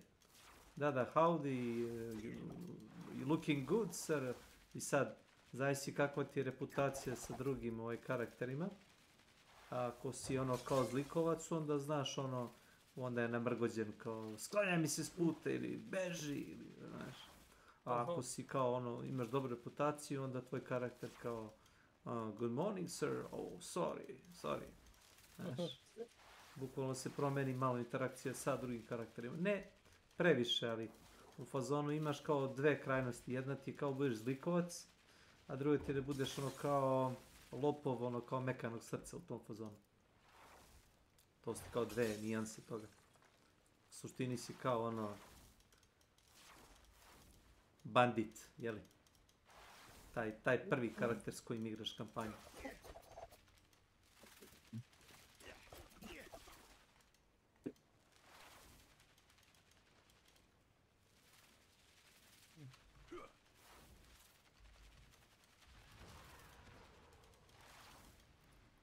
You've doomed yourself already.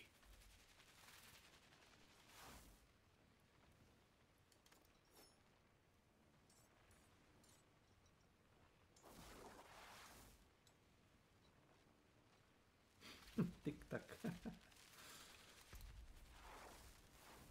Tiki-taki. Još jedan minut.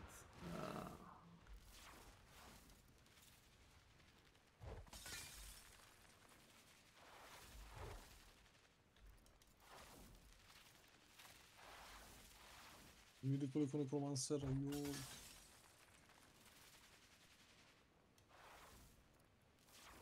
Greetings. 5 nekromansera. How's it going? Greet. Hello.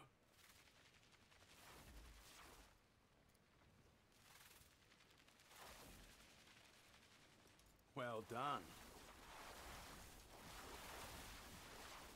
Impressive. Yeah. Koji je ovo? Ovo je onaj... Greed, jel? Da. Šta? Our is the golden curse. Da, our is the gold.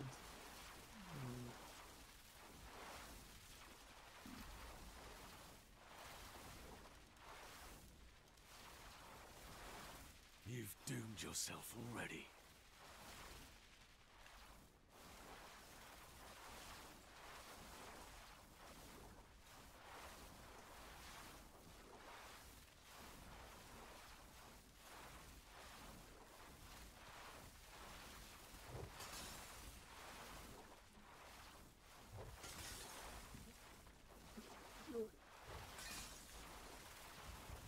Ajmo.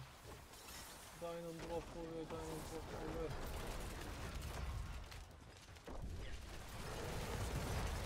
Evo. Šta bi ovo?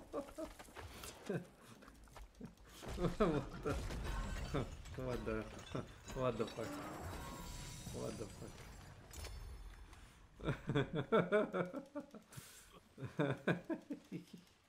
Šta bi to? Thank you. I appreciate that. Impressive. Time for our roads to part. Goodbye.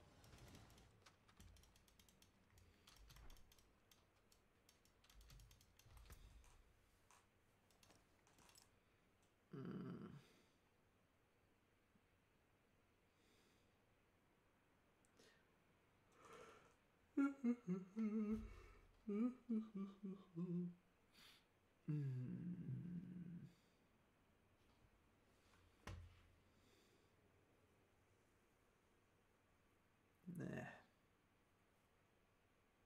Meh. A bow je 900 nivo.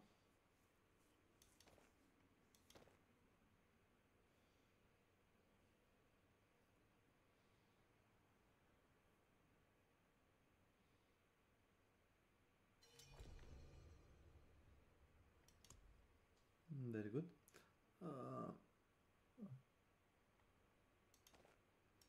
Ovo se vredi za rasturiti.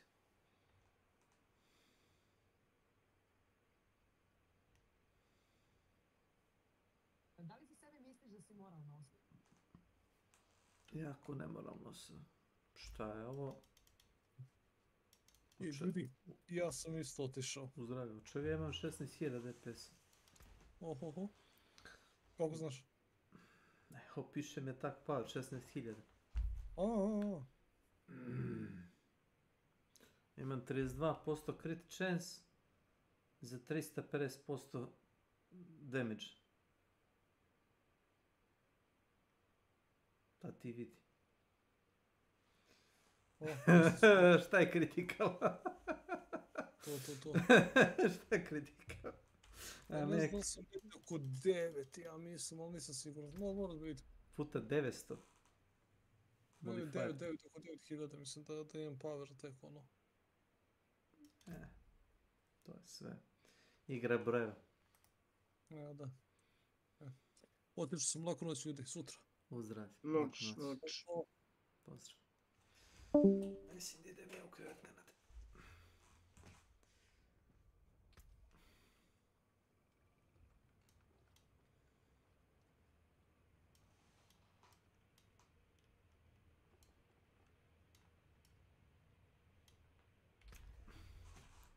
Bradati razbojnik.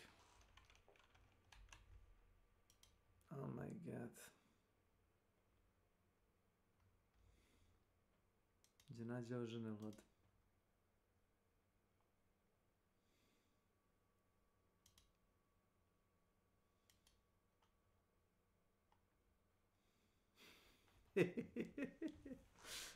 Otišao sam u krevete. Pozdrav. Pozdrav. Pozdrav, čao.